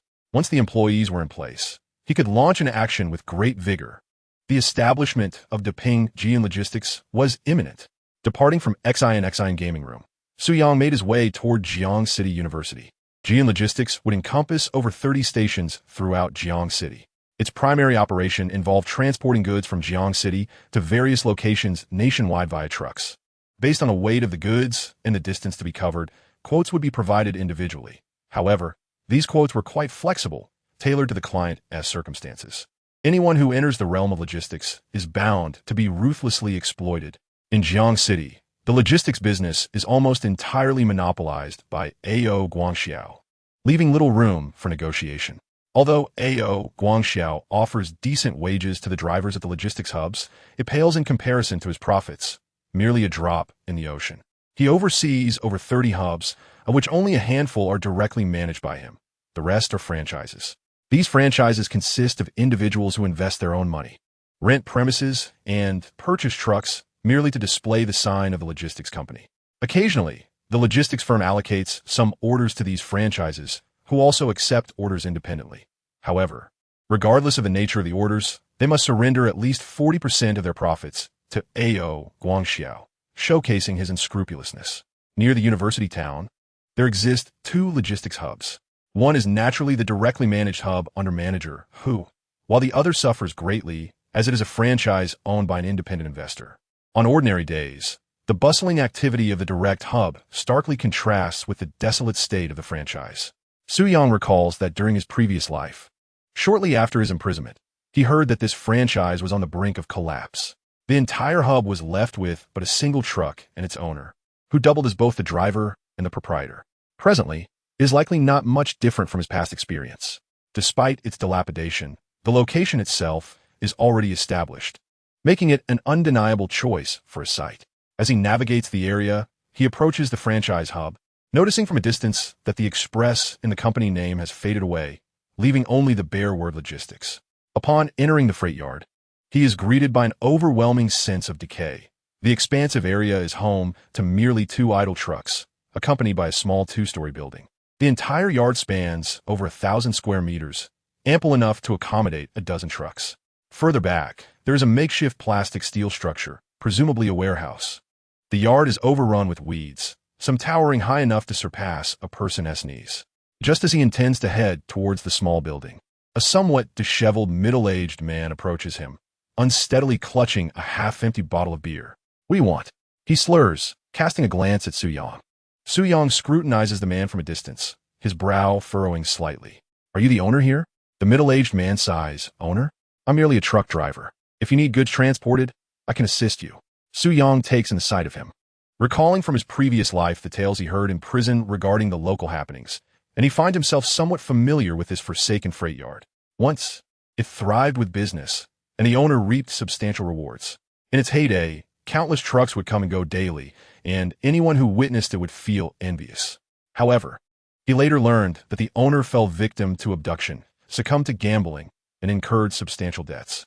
Coincidentally, A.O. Guangxiao stepped in, promising him financial assistance to settle his debts, provided he displayed the logistics company's sign. The owner immediately acquiesced, but in the subsequent years, all business was usurped by the logistics firm, leading to a decline in fortune year after year. The drivers who once frequented the cargo yard have all been lured away, leaving the owner with no choice but to sell a large vehicle from time to scrape by. Presently, it seems that only these 2 large trucks remain in the yard. Once they are sold, the cargo yard will be entirely defunct. "What is your surname?" Su Yang inquired, glancing at the middle-aged man. The man belched, disheartened, and replied, "My surname is Bien Jinghua. Just call me Old Bien. Are you transporting something? Where to?" Su Yang sighed with a bitter smile. "I am not here to transport goods. I wish to inquire if you are selling this cargo yard." Bien Jinghua was momentarily taken aback, then gestured dismissively with a hint of disdain. "Not for sale. Get lost." He grabbed a bottle of liquor and turned to retreat into the house. Su Yang hurriedly followed. "Brother Bien, we can negotiate the price. I am genuinely interested in purchasing." Bien Jinghua's anger flared. "Are you all so bothersome? I have stated countless times that it is not for sale. I have sold over a dozen trucks, and now only these 2 remain, yet you still covet my yard. Am I in debt to you? Keeping the yard allows me to continue, but if I sell it, how will I repay what I owe?" Su Yang was taken aback. He understood that Bien Jinghua mistook him for a debt collector, likely due to previous creditors who had informed car dealers to seize his trucks at low prices. "Brother Bien, please open the door. Let's sit down and discuss. I'm not here to collect debts or to act as a car dealer. I simply wish to open a logistics company." Bien Jinghua abruptly swung the door open, still somewhat incredulous. "You truly are not here to mock me?" Su Yang offered a wry smile as he opened his backpack. "Look, I have brought money. I genuinely wish to establish a logistics company here." Bien Jinghua's eyes dimmed. He sighed deeply. "What logistics company?" "The logistics in Jiangsheng is monopolized by A.O. Guangxiao. I advise you to abandon this dream. Should you open today, A.O. Guangxiao will have 100 ways to shut you down by tomorrow. I recommend you leave and not waste your time here." Chapter 57. I only have 260,000. Su Yang raised an eyebrow, realizing that Bien Jinghua's words carried deeper meaning. Rumors of his gambling debts seemed to hold truth, as he had incurred significant financial obligations and voiced his grievances against A.O. Guangxiao. As the saying goes, "The enemy of my enemy is my friend." "Brother Bien, do you also have a grudge against A.O. Guangxiao?" Bien Jinghua's eyes reddened. He stood at the door for a long moment before stepping back to allow entry. "Guomein." Su Yang entered the 2-story building, where the once pristine white tiles were now covered in dust. The interior was cluttered with pots and pans, while the corners were filled with instant noodles and numerous bottles of mineral water. Bien Jinghua glanced at Su Yang and said, "It has been a long time since anyone visited. Please find a place to sit." After speaking, he lifted the bottle and took a swig, downing the remaining half in one go. Observing the dilapidated state of the house, Su Yang felt a pang of sorrow. Realizing that Bianjinghua likely wished to retain the cargo yard in the hope of one day regaining its former glory. Do you truly want to buy my cargo yard? Bianjinghua cast a glance at Su Yang. At this moment, his entire wealth consisted solely of this cargo yard and 2 trucks parked outside. Although he scoffed at Su Yang's ambition to establish a logistics company, the prospect of receiving a substantial sum to purchase the cargo yard could indeed help him settle his debts. Su Yang nodded affirmatively, stating, "Yes, I wish to buy this cargo yard. However, I currently possess only 260,000. Should you be amenable to an installment payment plan, you may set the price as you see fit." Bianjinghua was momentarily speechless. By market standards, the entire cargo yard covering 500 square meters was worth at least 3,000 per square meter, not to mention the warehouse and the 2-story building. The total would amount to around 5 million. Did Su Yang truly believe he could acquire the yard with a mere 260,000? Was he mocking him? Su Yang chuckled softly. By market value, the cargo yard is indeed quite valuable, but if I am not mistaken, it has already been mortgaged, hasn't it? Even if sold, how much do you think you would receive? 50,000? 60,000? Would that suffice to clear your external debts? Bianjinghua fell silent, sitting atop a beer crate while he opened a bottle with his teeth, the cap popping off as he took a swig. Whether it's enough is my concern. You possess only 260,000. No matter how much you plead, I shall not sell you the cargo yard. Su Yang raised an eyebrow, recognizing that this despondent man still harbored unyielding ambition. Despite the cargo yard's desolation, he could not simply resign himself to this fate. He merely needed an opportunity. Rent it to me. I shall pay you 100,000 a month. If profits begin to roll in, I will assist you in repaying the mortgage on the cargo yard and provide you with an additional 1 million. Bianjinghua paused, taken aback, struggling to comprehend the audacity emanating from Su Yang. What if you incur losses? Su Yang laughed lightly. If I do suffer losses, you will still have received the rent, thus not incurring any loss yourself, and everything I invest here shall remain for you to dispose of as you wish. Bianjinghua squinted thoughtfully, the haze of intoxication fading slightly.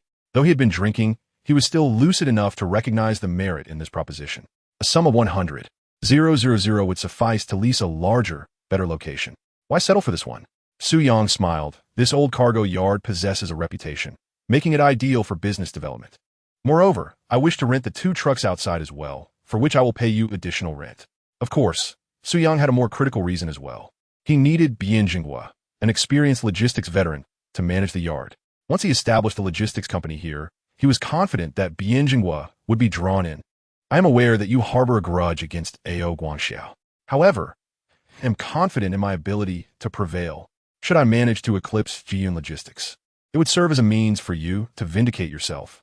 A flicker of light ignited in Bianjinghua's otherwise stoic eyes, only to be extinguished a moment later. The thought of trampling A.O. Guangxiao was indeed exhilarating, yet he suspected that Su Yang might not even be worthy of carrying A.O. Guangxiao's shoes. Bianjinghua took another sip of beer, a cold smirk creeping across his face. He had come to understand that this was merely the audacious scheme of a brash youth. To topple Jiyun Logistics? Such ignorance was indeed fearless. The lease has been granted. Let us draft the contract. Bianjinghua set down his bottle. Su Yang exhaled in relief, exited the freight yard, and located a printing shop on the street, where he printed a contract detailing the agreed-upon terms with Bianjinghua. Upon returning to the freight yard, Bianjinghua, with a pen cap clenched between his teeth, affixed his signature. Noticing Su Yang signing as well, Bianjinghua scratched his disheveled hair and remarked, "By the way, I forgot to mention, this mortgage contract expires in 2 months. If the payment isn't settled by then, the bank will come to reclaim the property." Su Yang was momentarily taken aback. He anticipated that Bianjinghua would retain such a card up his sleeve. Wasn't this a trap? Bianjinghua let out a yawn. The contract is signed. Don't accuse me of deceiving you. Everything here that you need is at your disposal. I'll be moving to the 2nd floor. The rest of the premises are yours to use. That will suffice. Unless necessary, don't seek me out. Just ensure the rent is paid on time. He had assumed that the freight yard would be liquidated by the bank, but unexpectedly, a Navi patron emerged, willing to hand him 200,000 without a second thought. Truly a case of foolishness meeting wealth. Chapter 58. Vice General Manager of Jiangqing Steel Factory. Su Yang regained his composure. Bianjinghua was burdened with insurmountable debts, having mortgaged the freight yard to the bank, a scenario he had foreseen. 2 months was a mere blink. Paying back $4,500,000 was manageable. With $26,000 in his pocket, he allocated $10,000 to Bien Zhenghua, leaving him with $16,000, which should suffice to acquire 2 trucks. Bien, do you still have the contact number of the car dealer who came to collect the trucks? I wish to purchase 2 trucks for the freight yard. Bien Zhenghua gestured toward the table by the door. There are business cards below. Exercise caution when dealing with them. They're a bunch of con artists. Su-Yang located the business card and made a call. Upon learning of his intention to buy trucks, the dealers were naturally elated, especially when he mentioned the model, which they had previously acquired from Bien Zhenghua at a low price. Reselling them would yield a substantial profit.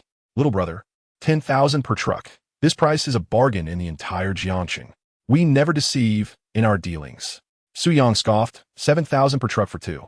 You acquired them from Bien Zhenghua for 4,000. If I buy them back for 7,000, you're already pocketing 3,000.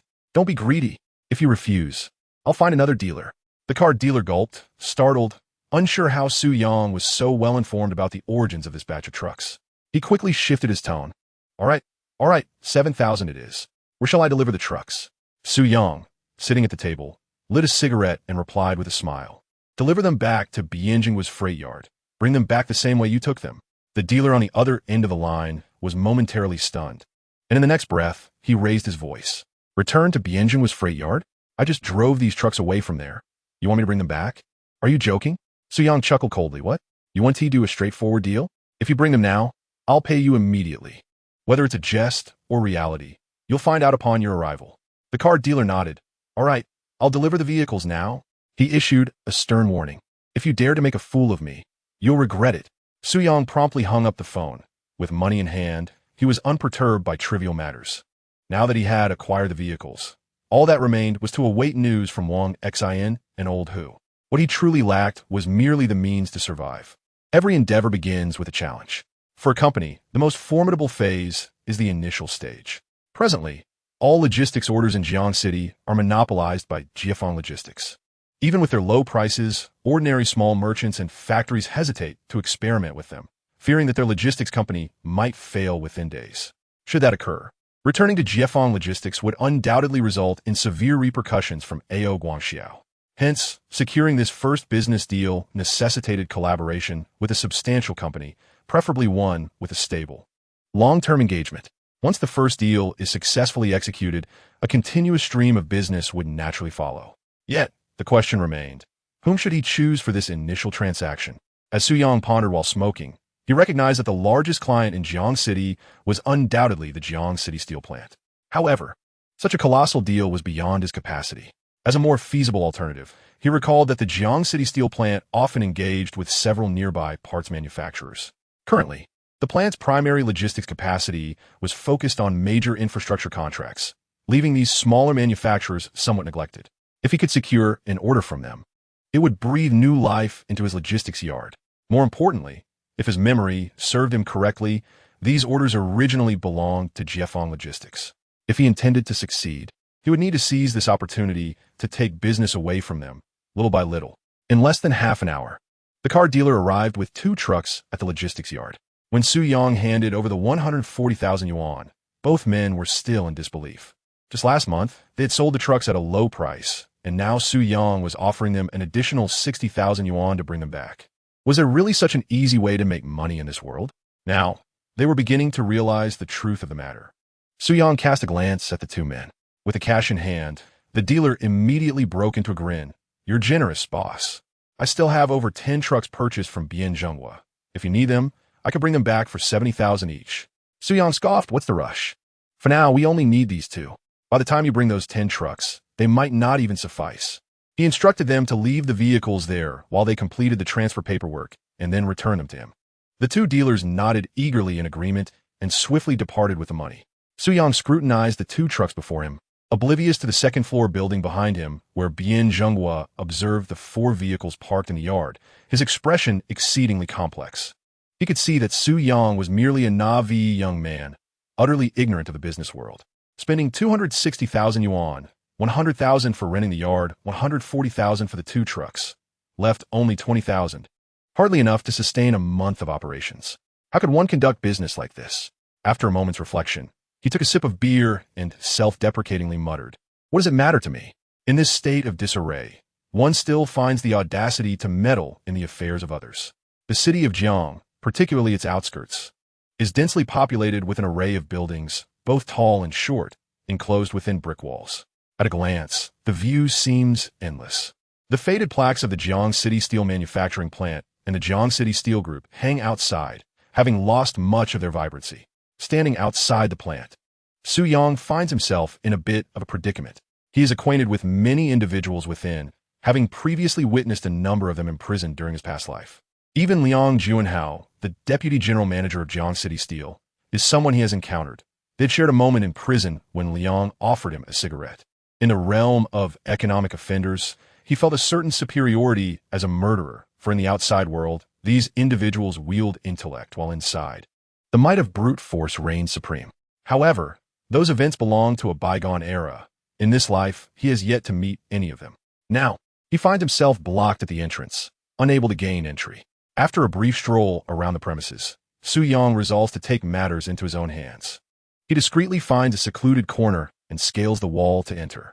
He is no stranger to the Jiang City Steel Plant from his previous life, having heard Liang Juanhao discuss its organizational structure. Aside from the human resources, administration, and finance departments, the most critical divisions are production, sales, and procurement. He recalls encountering the head of the procurement department, L.V. Fei, just a few days prior. It is said that he fell from grace due to illegal appropriation. Yet being of low rank and modest greed, he lacked the opportunity to share a cell with Su Yang. Conversely, Liang Juanhao's imprisonment struck him as unfortunate. At merely 40 years old, Liang Juanhao represents a vital force of reform within Jiang City Steel. Unlike the conservative faction led by the old factory director and the chairman of Jiang City Steel Group, Liang advocates for industrial upgrades and transformations. He foresaw that the domestic steel industry would soon face stagnation and price wars due to overcapacity. Therefore, he aimed to prepare Jiang City Steel for future challenges. Little did he anticipate that such reform would endanger numerous vested interests, leading to his own tragic downfall. After his release from prison, Su Yang recalls how, just as Liang had predicted, overcapacity and severe pollution issues compelled the nation to shutter numerous steel plants within a few years. Those that remained open drastically reduced their output. Consequently, the Jiang City Steel Plant, which once commanded a significant share of the market, fell into a state of decline. To secure orders from the Jiang City Steel Plant, Su Yang intends to approach Liang Juanhao. While in prison, he learned that the reason Liang was ensnared in legal troubles was due to a directive from someone within the finance department, instructing the transfer of 6 payments into an obsolete and unused bank card belonging to him. When this scheme was uncovered, Jiang City Steel accused Liang of accepting bribes and referred the case to the courts, resulting in a hefty 12-year sentence due to the substantial amount involved. Liang, unable to defend himself, became a target of public scorn, with the scandal dominating the news for over a week. He eventually fell ill and was released early from prison, but Su Yang has not heard anything further about him since. In this new life, if he can locate Liang Juanhao, there may be a chance to rectify this unfortunate situation. Thus, the task of delivering goods to various parts manufacturers near Jiangxing City became a matter of smooth sailing. Chapter 59, Swift Transport Logistics. Su Yang walked with his head held high towards the office area of Jiangxing Ironworks, passing by towering blast furnaces and chimneys belching black smoke, with workers clad in uniforms bustling to and fro. Although he was not dressed in uniform himself, his confident demeanor deterred anyone from obstructing his path.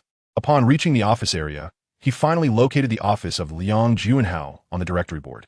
Su Yang was notably audacious. Having endured 15 years of imprisonment in his previous life, he had encountered a multitude of distinguished entrepreneurs, enough to form a line.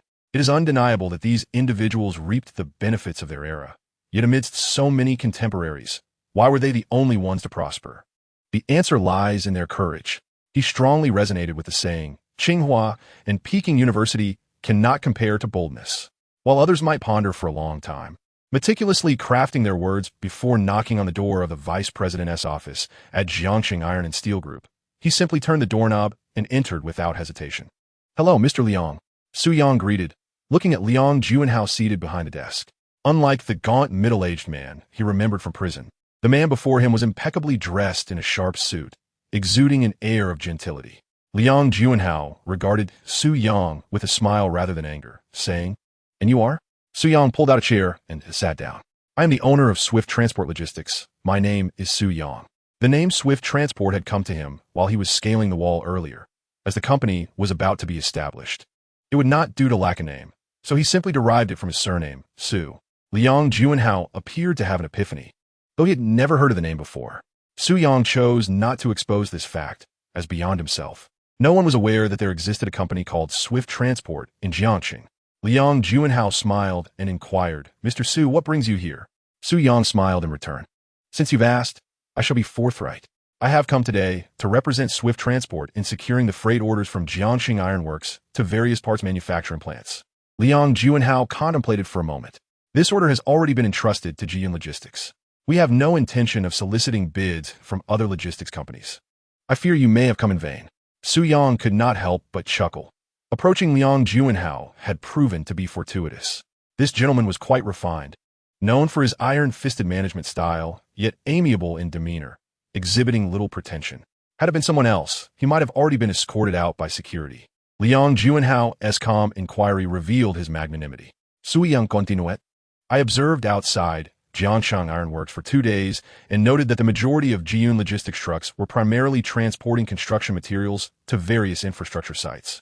Conversely, there were few trucks delivering goods to the parts manufacturers that originally required various types of steel. I suspect these parts are accumulating in warehouses. However, as infrastructure represents a long-term market, the transport volume is unlikely to diminish in the short term, indicating that Jian logistics capacity is insufficient to meet the demands of Jiangxing Ironworks. We can indeed replenish the vacant capacity." Liang Juanhao pondered deeply. Su Yang's observations were not without merit. In recent days, the trucks dispatched to the construction sites for steel materials had exceeded 5 times their usual volume. Conversely, numerous boxes of pre-cut steel, varying in size and hardness, lay in the warehouse, unable to be loaded onto trucks for delivery. The subordinates had already reported the situation to him, and he was contemplating ways to address it. However, according to the bidding process, Su Yang was not in a position to claim any orders. "You have keen observation skills and considerable courage, as evidenced by your knocking on my door," Liang Juanhao stated, albeit with a hint of regret in his gaze directed towards Su Yang. "But, young man, at Jiangxing Steel Group, we must adhere to regulations. I lack the authority to promise you any orders." Though he refrained from elaborating further, the dismissal was clear. Su Yang rose from his seat and addressed Liang Juanhao. "Mr. Liang, having concluded our official matters, I actually have a personal issue I wish to discuss with you." Liang Juanhao was momentarily taken aback, unsure of what personal matters Su Yang might wish to bring forth. Su Yang leaned against the chair, regarding Liang Juanhao. "You have certainly made a name for yourself at Jiangxing Steel Group, a distinguished returnee who studied abroad. You have ascended from the grassroots to the position of Deputy General Manager, undeniably a talented individual. Yet, you are aware that reform inevitably encroaches upon certain vested interests. During several shareholder meetings, your impassioned rhetoric has undoubtedly earned you some grudges." Liang Juanhao's expression shifted from confusion to astonishment. He could not fathom how an outsider like Su Yang was privy to such information. Even within Jiangxing Steel Group, not everyone was aware of these matters. However, what Su Yang said next left him utterly bewildered. "You may believe that the chairman's faction would show leniency, at least allowing you to undertake a few projects before deciding on reform or maintaining the status quo. What you do not realize is that there are already those who wish to see you imprisoned." Liang Juanhao furrowed his brow. "What nonsense are you speaking?" "Mr. Su," Su Yang continued, "I would overlook your youth and dismiss this as mere folly, but I find your audacity rather excessive. I must ask you to leave my office immediately." Su Yang raised an eyebrow. "I recall you possess a construction bank card that has not been used in quite some time. Perhaps it would be wise to cancel it at the bank, lest you attract unwanted trouble. For instance, should several millions suddenly appear in your account. Mr. Liang, you are capable, yet you seem oblivious to the importance of prudence." Liang Juanhao slammed his palm on the table, pointing toward the door and quietly commanding leave. Su Yang smiled, unperturbed. After all, the seed of doubt had already been sown. Unless Liang Juanhao was utterly fearless, he would undoubtedly check with Construction Bank regarding that card. If memory served well, there had been approximately 8 million in that account around the end of 2008, with subsequent installments arriving over the following year or two. As soon as Liang Juanhao made a trip to the bank, this order would effectively be secured. As Su Yang strolled out of Jiangsheng steel plant, intending to hail a cab back to the hospital, a Mercedes-Benz approached from behind and gradually came to a stop beside him. As the window of the car slid down, it was none other than Hu Wei, the manager of Jiyun Logistics, who was at the wheel. Upon seeing Su Yang, who couldn't help but feel a twinge of fear, recalling the recent days when Su had brandished a firearm at him. Nevertheless, upon spotting Su Yang emerging from the Jiangsheng steel plant, he hesitated for a moment before deciding to stop the car. "Ah, Manager Hu, what brings you here?" Su Yang greeted him with a cheerful demeanor.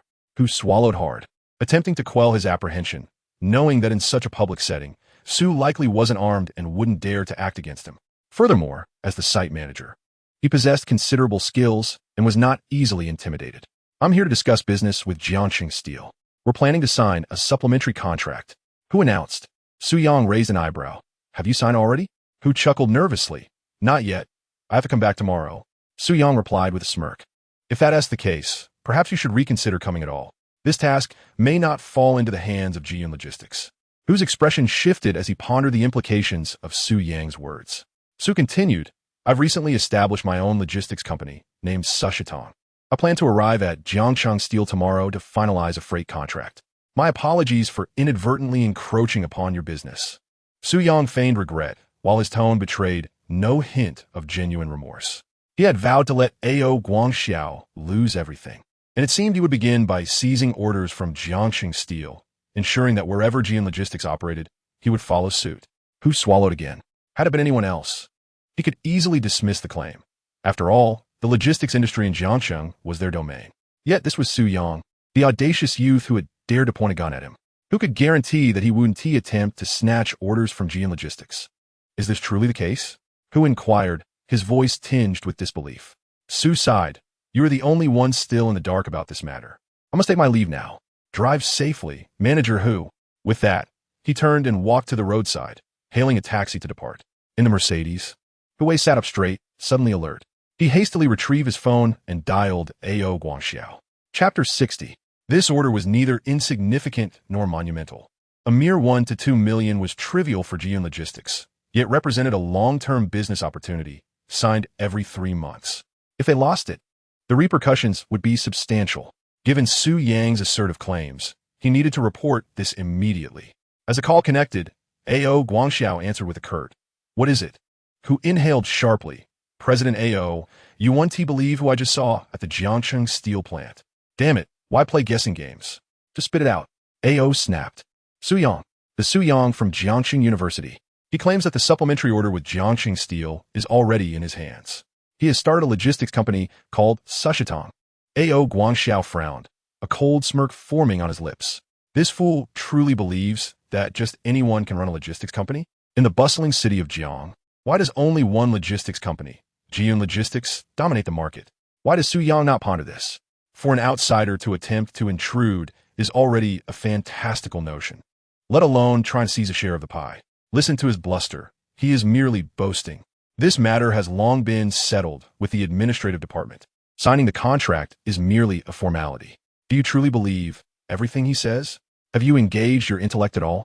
Ao Guangxiao abruptly hung up the phone, viewing Su Yang's antics as nothing more than a trivial charade.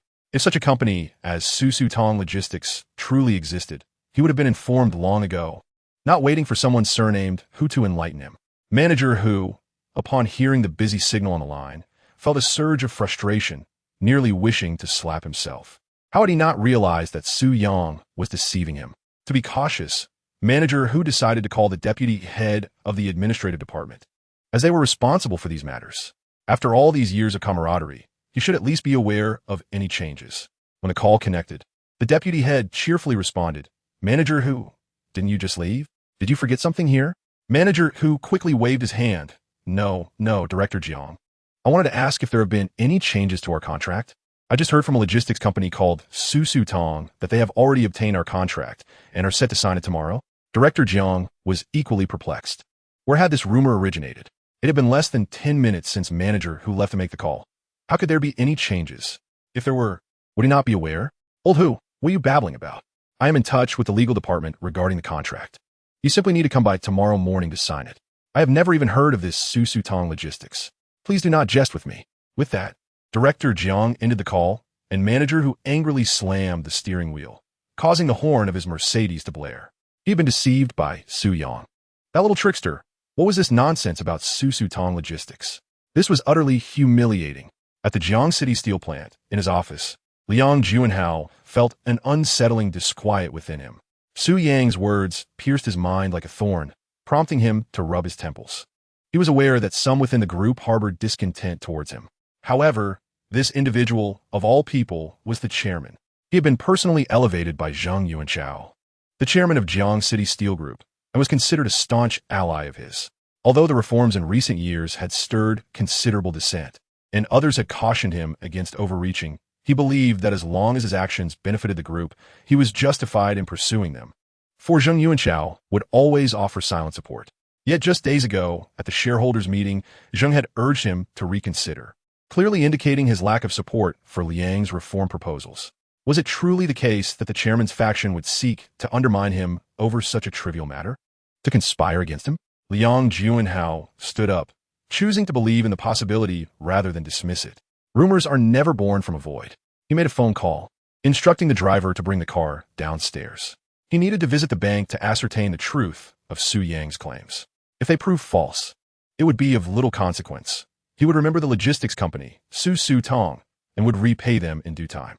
However, if the claims were indeed true, he would have to acknowledge the favor owed to him. The significance of this favor, whether grand or trivial, would depend on the state of his bank account. As Liang Juanhao descended the stairs, he was greeted by employees along the way. "Good day, Mr. Liang. Mr. Liang, are you heading out?" "Mr. Liang, there are 2 documents that require your signature this afternoon." Liang Juanhao responded to each with a smile that remained steadfast until he settled into the car, where he leaned back against the seat, fatigue washing over him. "Where to, Mr. Liang?" the driver inquired, turning his head. Liang Juanhao pondered for a moment before replying. "To the city, perhaps just to wander." The driver nodded and steered the vehicle toward the urban area. In less than 15 minutes, they exited the outskirts. As Liang Juanhao gazed at the towering buildings flashing by, he noticed an inconspicuous construction bank nestled in a corner. "Please pull over. I need to attend to some matters. Wait for me in a nearby parking lot, and I will call you shortly," he instructed the driver. The driver nodded in agreement, and Liang Juanhao alighted from the car. After adjusting his suit, he took a brief stroll before heading towards the construction bank. He recalled that he indeed possessed a construction bank card, albeit in use for a considerable time, and he could not recall where he had misplaced it. It had previously served as his salary card, and the finance department of his company was aware of the card number. Upon entering the bank, Liang Juanhao presented his identification card to the teller. "I have a construction bank card that I have lost and wish to cancel," he stated. The teller took the ID and glanced at the computer, visibly taken aback. "Mr. Liang, there are still funds in this account. Should you wish to cancel it, you must withdraw the entire amount.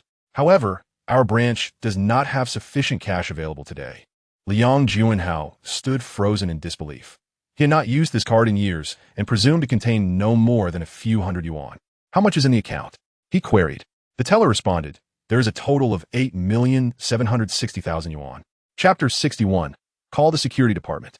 Liang Juanhao sat in stunned silence at the counter, staring at the teller for a full 3 minutes without uttering a word. The teller continued to observe him. "Mr. Liang, if you wish to withdraw the full amount, you can make an appointment in advance, and we will prepare additional cash for you to withdraw all at once." Liang Juanhao shook his head. "No, I will not withdraw it." The teller nodded. "Is there anything else I can assist you with?" Liang Juanhao contemplated for a moment. "Please print a bank statement for me." He was eager to uncover who had deposited 8,760,000 into his account. This substantial sum could sustain him for nearly 30 years. It seemed someone was intent on leading him to ruin. If Su Yang had not alerted him, he might have remained oblivious until he found himself in prison, bewildered by the reasons for his incarceration. He owed a significant favor now. Standing outside the construction bank, Liang Juanhao examined the bank statement in his hand, revealing a total of 7 transfers, all originating from the supplier companies of Jiangxing Steel Group. There are 2 companies responsible for supplying iron ore to the Jiangxing Steel Group, and another that provides auxiliary materials for steelmaking. Should anyone uncover the 7 transaction records, there would be no way to absolve oneself, no matter how deep one submerged in the Yellow River. These procurement projects were all under his purview, and he had accepted bribes amounting to a staggering $8,760,000. Such a crime carries a severe penalty. A 10-year sentence would be lenient, indeed. However, since he had been alerted beforehand, he could simply clarify the situation and transfer the funds back to the Company S account, thus mitigating the issue significantly. Yet, how would he repay the favor owed to Su Yang? Liang Juanhao pondered deeply and eventually dialed a number to the head of the administrative department, Su Fong. The call was swiftly answered. Su Fong sounded somewhat anxious. General Manager Liang, is there something you need from me? Liang Juanhao replied, previously, the shipping warehouse informed me that the transportation contract signed last year with Jian Logistics stipulates an insufficient number of vehicles. They wish to add a few more trucks for transporting raw materials to the parts factory. You're aware of this, correct? Su Fong nodded. Yes, I am aware. I have already contacted Jian Logistics and finalized the contract details. We shall sign tomorrow, and the transport capacity will be increased shortly. Liang Juanhao paused for a moment. There exists a logistics company in Jiangxing called Sushitung, reputed to have a commendable reputation. All transport of goods for Jiangxing Steel is currently handled by Jian Logistics. One cannot place all eggs in one basket. Competition fosters progress. Su Fong gasped. He had never even heard of Sushitung Logistics, but he understood Liang Juanhao's implication. In essence, this batch of orders would be diverted from Jian Logistics to Sushitung Logistics. Understood, General Manager Liang. I should have considered this. I will immediately reach out to Sushitung Logistics to finalize the contract details, and I will report back to you afterwards. Liang Juanhao acknowledged with a grunt and hung up the phone, scrutinizing the bank statements and transaction records in his hand, his brow furrowing in contemplation. Although Su Yang had rendered him significant assistance, how had Su Yang come to know of matters that even he was unaware of? Morning arrived at the hospital. Su Yang rose early, purchasing breakfast for Si Yao and waiting until she finished her meal before hailing a cab to depart. The outcome of securing the order from Jiangxing Steel Group hinged on today. Given his understanding of Liang Juanhao, he suspected that Liang had already uncovered the circumstances surrounding his bank account. Once Liang saw the funds therein, everything would become clear. Furthermore, Liang Juanhao was not one to owe favors lightly. Merely securing an order was a matter of facilitating mutual benefit. He even began to contemplate how to repay the remaining favors owed to him. But that was not his concern. Securing the order from Jiangxing Steel Group was paramount. If Sushitung Logistics succeeded, it would be a matter of survival. Su Yang boarded the vehicle, heading straight for Jiangxing Steel Group. Upon arrival, he sought out the same spot from the previous day, scaling the wall to gain entry, for the security at the entrance was notoriously troublesome. Should he be caught, Jian Logistics might seize the opportunity ahead of him. Oh, ISNT that, Brother Su.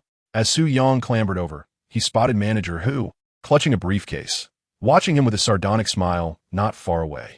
In his eyes, there was a trace of resentment.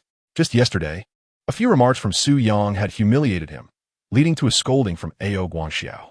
He had thought he would not encounter Su Yang again today. Yet here they were. Su Yang let out a cold laugh. Manager Hu, you truly are relentless. I have stated that this order belongs to our Sushitung Logistics. Why do you still insist on meddling? Manager Hu gritted his teeth. How dare you mention that? I am here today to sign the contract.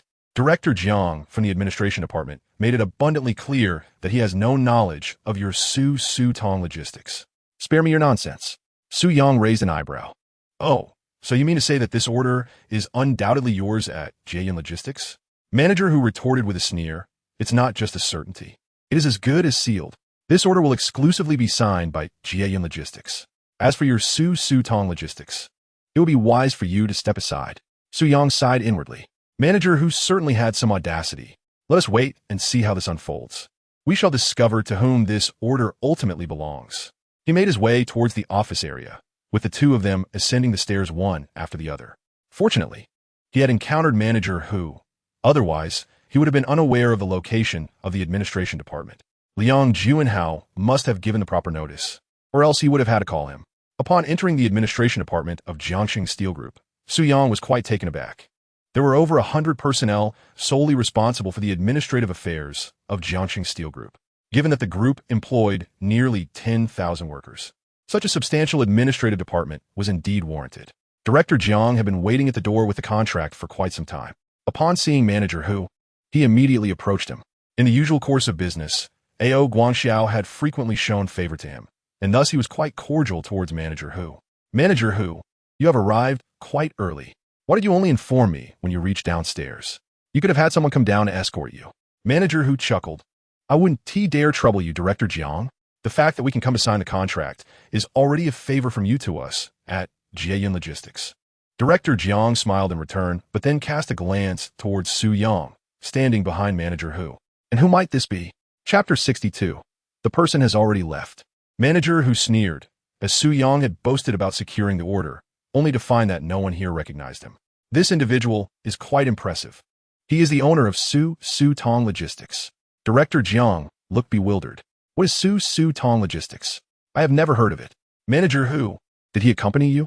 Manager Hu scoffed. Director Jiang, you must not slander me. He climbed over the wall to get in. I do not know him at all. Director Jiang's expression darkened instantly as he turned to an employee, call security, and have him thrown out. Observing Director Jiang's furious demeanor, Su Yang stepped forward, standing firmly before Manager Hu, showing no signs of fear. Director Jiang, you may allow me to leave. What if you regret your decision and wish for my return? Director Jiang furrowed his brow, perplexed by Su Yang's audacity to speak so boldly. Holding the position of deputy director in the administrative department, akin to a deputy general manager in a private enterprise, he oversaw the entire Jiangxing Steel Company, managing myriad affairs involving thousands of personnel. In any other context, he would be regarded as a level division official. What nonsense was Su Yang uttering? To claim he would throw him out and that he would regret it? What a preposterous joke. Before Director Jiang could respond, Manager Hu began to laugh derisively. Su Yang, I initially thought you were merely a bit dull, but it seems I was mistaken. You are unequivocally unhinged. How dare you act out here and threaten Director Jiang? Have you taken a good look at yourself? Who do you think you are? Director Jiang cast a cold gaze at Su Yang. You have 5 minutes. The security department will arrive shortly. At that time, will they simply throw you out after giving you a beating, or will you depart voluntarily now? With a sigh, Su Yang replied, the contract you possess is meant for me. If you doubt it, feel free to call Liang Junhao and inquire. If he denies it, I'll turn and leave. However, should he affirm it and you force me out, are you prepared to bear the consequences? Manager Hu abruptly stepped in front of Su Yang, raising his hand. What madness are you spouting, Su Yang? You trespassed into Jiangchang Steel Group, and now you dare to invoke General Manager Liang's name. Who is General Manager Liang? He asked the Vice President of Jiangxing Steel.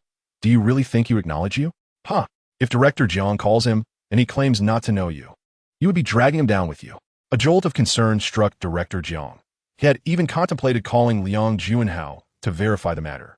After all, if there was any truth to Su Yang's claims, it would indeed be a predicament. However, after hearing Manager Hu's words, he realized he had underestimated the complexity of the situation.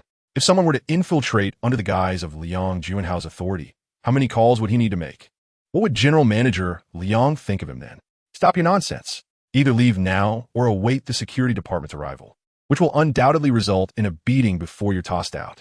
Our security department holds jurisdiction. Should they decide to deal with you, you will have no recourse. Su Yang nodded. Very well, Director Jiang. You are determined to have me leave, are you not? Think this through carefully. I ask you one last time. If you let me go now, it will not be so easy for me to return later. Director Jiang sneered. You want to leave? Then leave. Do you really have so much to say? That contract is intended for Jieyun Logistics. What bearing does it have on you? You dare to invoke General Manager Liang's name. Do you think I'm so easily deceived? Be gone. Manager Hu, with a hint of flattery towards Director Jiang, added precisely. This sort of person merely waves a flag to claim authority. Who is General Manager Liang to even know him? Su Yang, if Director Jiang doesn't he know you, then I certainly don't either.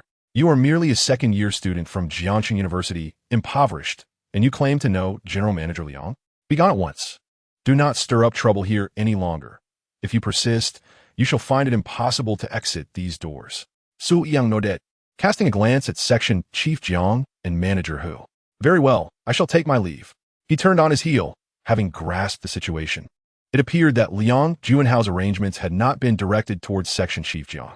These individuals were utterly oblivious to the matters concerning Sushetong Logistics Company. Thus, he decided to depart, contemplating how to invite Section Chief Jiang back at a later time. Upon seeing Su Yang's departure, Manager Hu scoffed, Section Chief Jiang. That man is truly delusional. Just yesterday, He informed me that the order from Jiangcheng Steel Plant had been promised to Sushetong Logistics. Is that not a jest? Section Chief Jiang chuckled in response. Such individuals merely provide entertainment. How could a colossal entity like Jiangcheng Steel possibly collaborate with a company of such poor repute? Cool, Manager, who? Let us finalize the contract. I shall deliver it to Section Chief Su shortly for his signature, and it will be complete. Manager Hu nodded, and the two entered the office. Section Chief Jiang presented the contract to Manager Hu, leaving the space for Jiangcheng Steel Group on the left side of the document blank, as he would later procure Section Chief Su's signature and seal. Manager Hu swiftly inscribed his name and affixed the official stamp. Section Chief Jiang remarked, "Please wait a moment. I shall fetch Section Chief Su." With a smile, Manager Hu awaited the completion of the contract, eager to secure this business deal. Section Chief Jiang traversed the office area, heading towards Section Chief Su's office. Inside, Section Chief Su appeared somewhat agitated. Following Liang Juanhao's instructions yesterday, he had made numerous calls without success in locating Sushetong Logistics. He even contemplated inquiring with Liang Juanhao if perhaps he had misremembered the name. Section Chief Jiang approached, presenting the contract. Section Chief Su, regarding the supplementary contract previously established with Jian Logistics, please review it. If all is in order, kindly sign below. Section Chief Su glanced at the document, his brow furrowing. Yesterday, Director Liang informed me that for the missing transport capacity, we would need to engage a different logistics company. This contract cannot be signed. Section Chief Jiang's expression shifted to one of concern. A different company? Which one? Section Chief Su sighed. A new company. You would not be familiar with it. By the way, what was all that commotion outside about, with demands for the security department and people being told to leave? Section Chief Jiang explained, there was an individual who stealthily scaled the wall, following the personnel from Jin Logistics all the way to our administrative department. He claimed to be the owner of Sushetong Logistics, asserting an acquaintance with Director Liang and that he had come to sign a contract. Upon hearing this, I immediately suspected him to be a fraud and insisted he depart. He was wise enough to leave. Had he lingered, the security personnel would have arrived, and he would have found it impossible to leave. Upon hearing this, Section Chief Su abruptly rose from behind his desk, his gaze piercing as he fixed it upon Section Chief Jiang. He claimed to be the owner of Sushetong Logistics? Section Chief Jiang nodded affirmatively. Section Chief Su pressed on, and he asserted he had a connection with Director Liang, here to sign a contract. Section Chief Jiang continued to nod, though he began to sense that Section Chief Su's demeanor was growing increasingly unsettling. Where is he now? Section Chief Su inquired urgently. Section Chief Jiang thought for a moment. He has already departed. Su Fong stamped his foot anxiously, pointing at Chief Jiang. Are you out of your mind? How could you let him leave? Chief Jiang was utterly bewildered, stammering, What is happening? A swindler. Should we not let him go? Su Fong clenched his teeth in frustration, insisting quickly, bring him back. He is the person Mr. Liang sent to sign the contract. Chapter 63. Stay. Chief Jiang stood frozen, his mind blank, struggling to comprehend what he had just heard. What did Su Fong say? To find that person again? That individual named Su Yang was sent by Mr. Liang to sign the contract? Just moments ago, when Su Yang was dismissed, he had warned Jiang not to regret it. It turned out, everything Su Yang said was indeed true. Su Fong glared at Chief Jiang, urgency etched on his face. What are you dawdling for? Go find him immediately. If this contract fails to be signed today, you will have to explain it to Mr. Liang yourself. Snapping back to reality, Chief Jiang nodded vigorously. Oh, right. I will go find him. Stepping out of Su Fong's office, his face dark as coal, he realized he had just thoroughly offended Su Yang. Who would have thought that Su Yang had such a connection with Liang Juanhao, capable of pulling strings behind the scenes? What was he to do now? Chief Jiang was completely at a loss. Outside the conference room, Manager Hu saw Chief Jiang and hurriedly approached with a smile. Chief Jiang, has the contract been finalized? Chief Jiang's expression darkened. Finalized? What the hell have I finalized? Who? You know very well that Su Yang is connected to Liang Juanhao. Was this deliberate on your part? Manager Hu was utterly perplexed. What do you mean, connected to Liang Juanhao? What is going on? Did you not just go to stamp the contract? Chief Jiang hissed, gritting his teeth. How could you have the audacity to mention that? Su Yang was the manager of Sushetong Logistics, and this order was for Sushetong. I was about to call Mr. Liang, but you kept obstructing me. Only when I got in to stamp the contract did I realize the magnitude of Sushetong Logistics. Are you trying to get me killed? After cursing a few times, Chief Jiang stormed out without looking back. He needed to find Su Yang quickly. If Su Yang had truly left, he would be at a loss for words. He could only hope Su Yang had not gone too far, so he could apologize and perhaps persuade him to return. Reflecting on his earlier attitude towards Su Yang made him feel utterly embarrassed. It was all Hu's fault. Had it not been for him, he would never have offended Su Yang. Manager Hu stood there, completely stunned, unable to grasp what had just occurred. However, one thing was clear. The order they had secured was slipping away. What on earth was happening? He recalled that outside the door, Su Yang had confidently stated that the order was his and no one could take it away. Initially skeptical, he now faced the undeniable truth.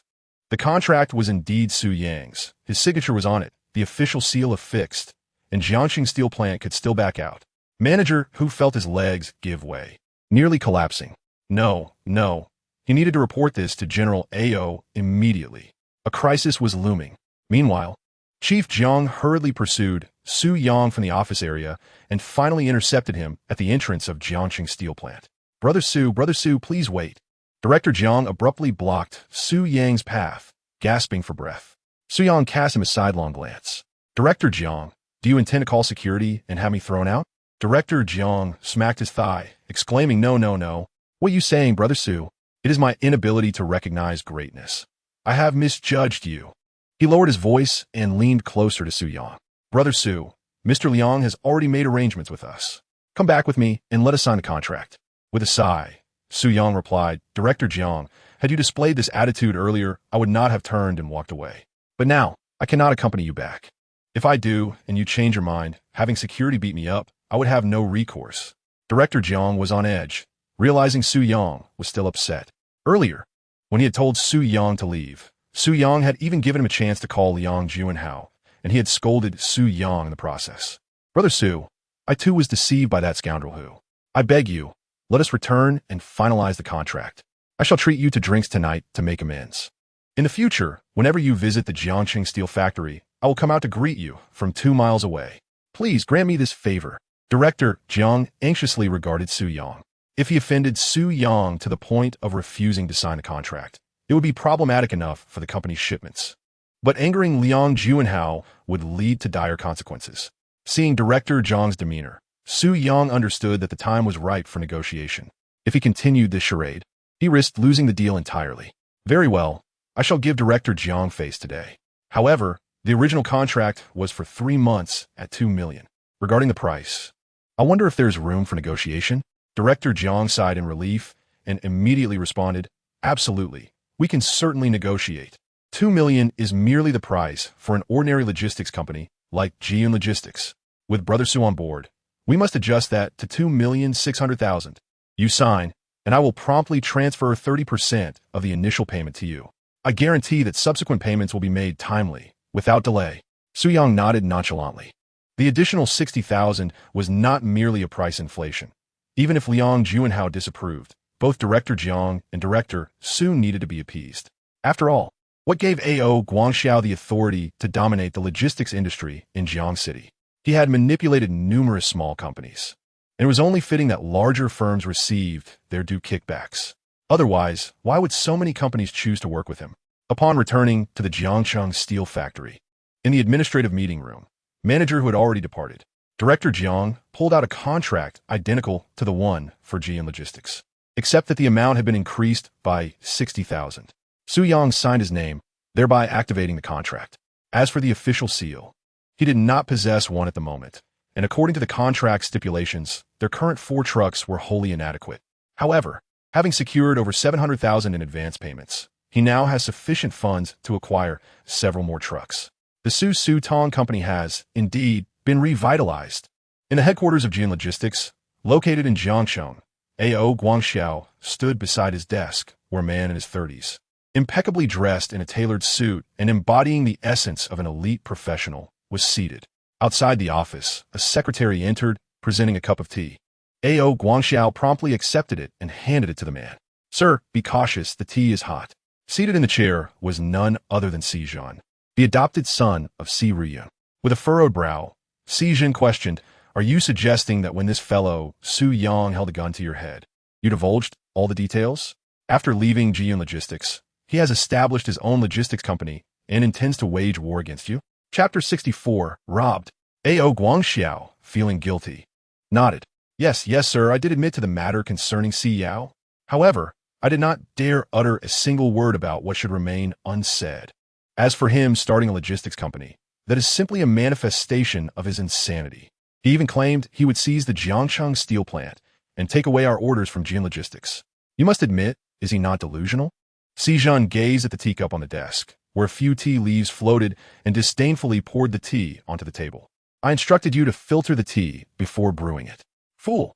In a fit of anger, A.O. Guangxiao raised his hand and struck the secretary across the face. Fool! Get out! Brew another cup for sir. The secretary, hastily nodding while covering her face, fled the room. Si Zhan leaned back in his chair, reflecting. To kill a man requires such effort, and in the end, it exposes me. A.O. Guangxiao, you truly are as foolish as a pig. Daring not to argue. A.O. Guangxiao lowered his head. Si Zhan then inquired, have you investigated his Su Tong Logistics? Is it genuine or merely a fabrication?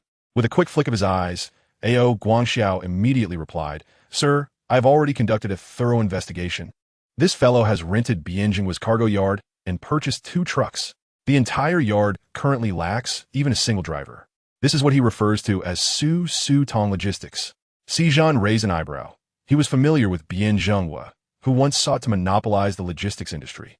Bianjingwa's cargo yard was among the top 3 logistics companies in Jiangxing. After several futile negotiations, Si Zhan had resorted to subtle strategies to lure Bianjingwa into a trap. Bianjingwa lost his entire fortune and incurred millions in debt. Who would have thought he would resurface, believing he had latched onto a powerful ally? Just a mere Bianjingwa. A.O. Guangxiao flattered him indeed. That Bianjingwa is but a defeated foe of yours, sir. This Su Yang's ambition to seize our orders is utterly presumptuous. If he manages to acquire the Jiangcheng steel plant's orders, I shall remove my head and kick it like a ball. Si Zhan let out a cold chuckle.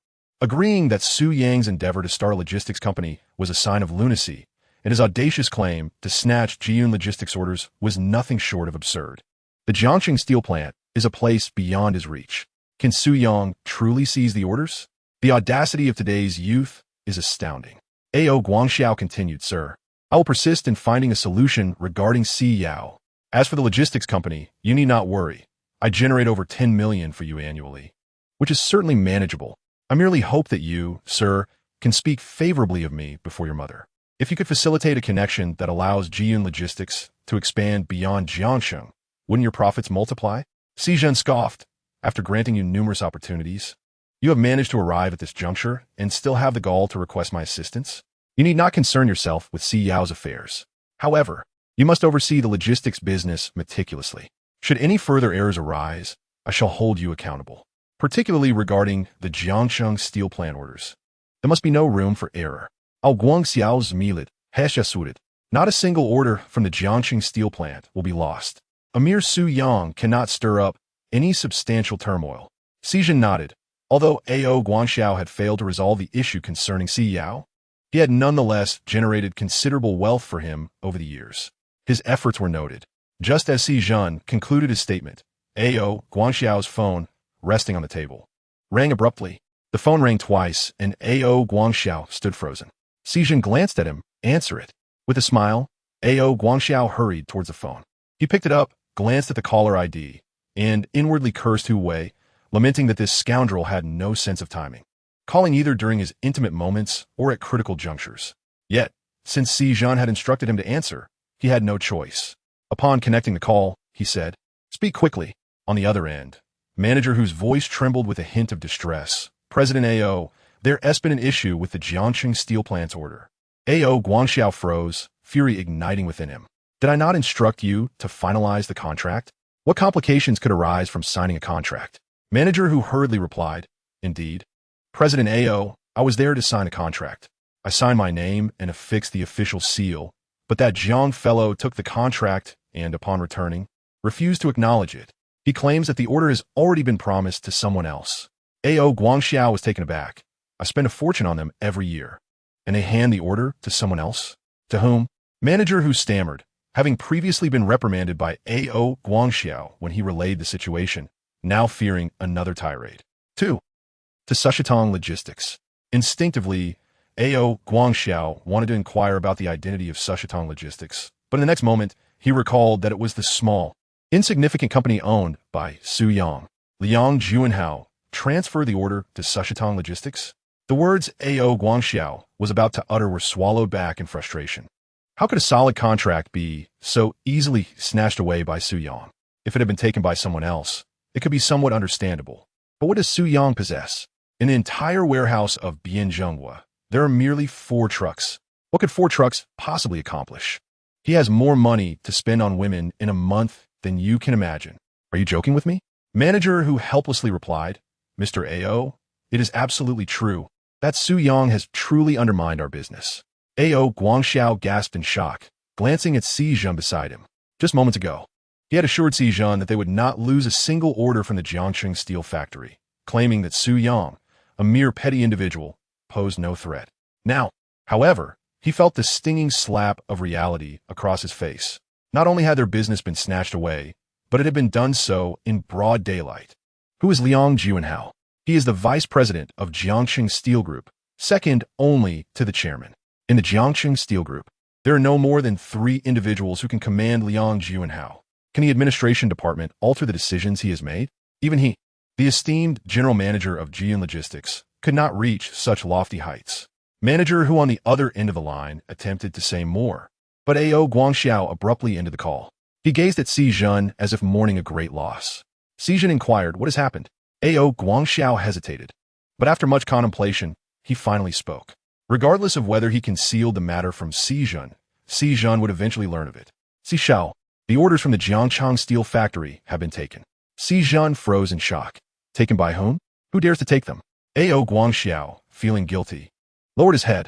Su Yang. Chapter 65, The Contract. The office fell into an eerie silence. Si Zhen's face twisted in anger as he violently threw the items on the desk in front of A.O. Guangxiao. How could you assure me of this?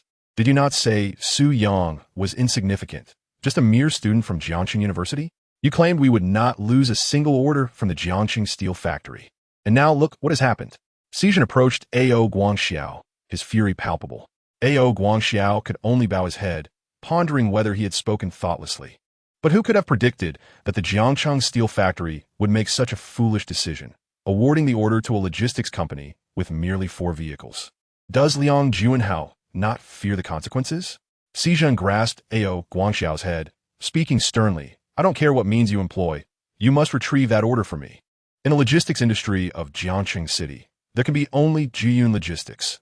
No other company should exist, especially one that can snatch away our orders.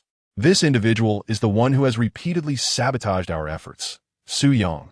Trembling, A.O. Guangxiao nodded fervently, fully aware that while Su Yang could destroy him, Si Zhen could make his life a living hell.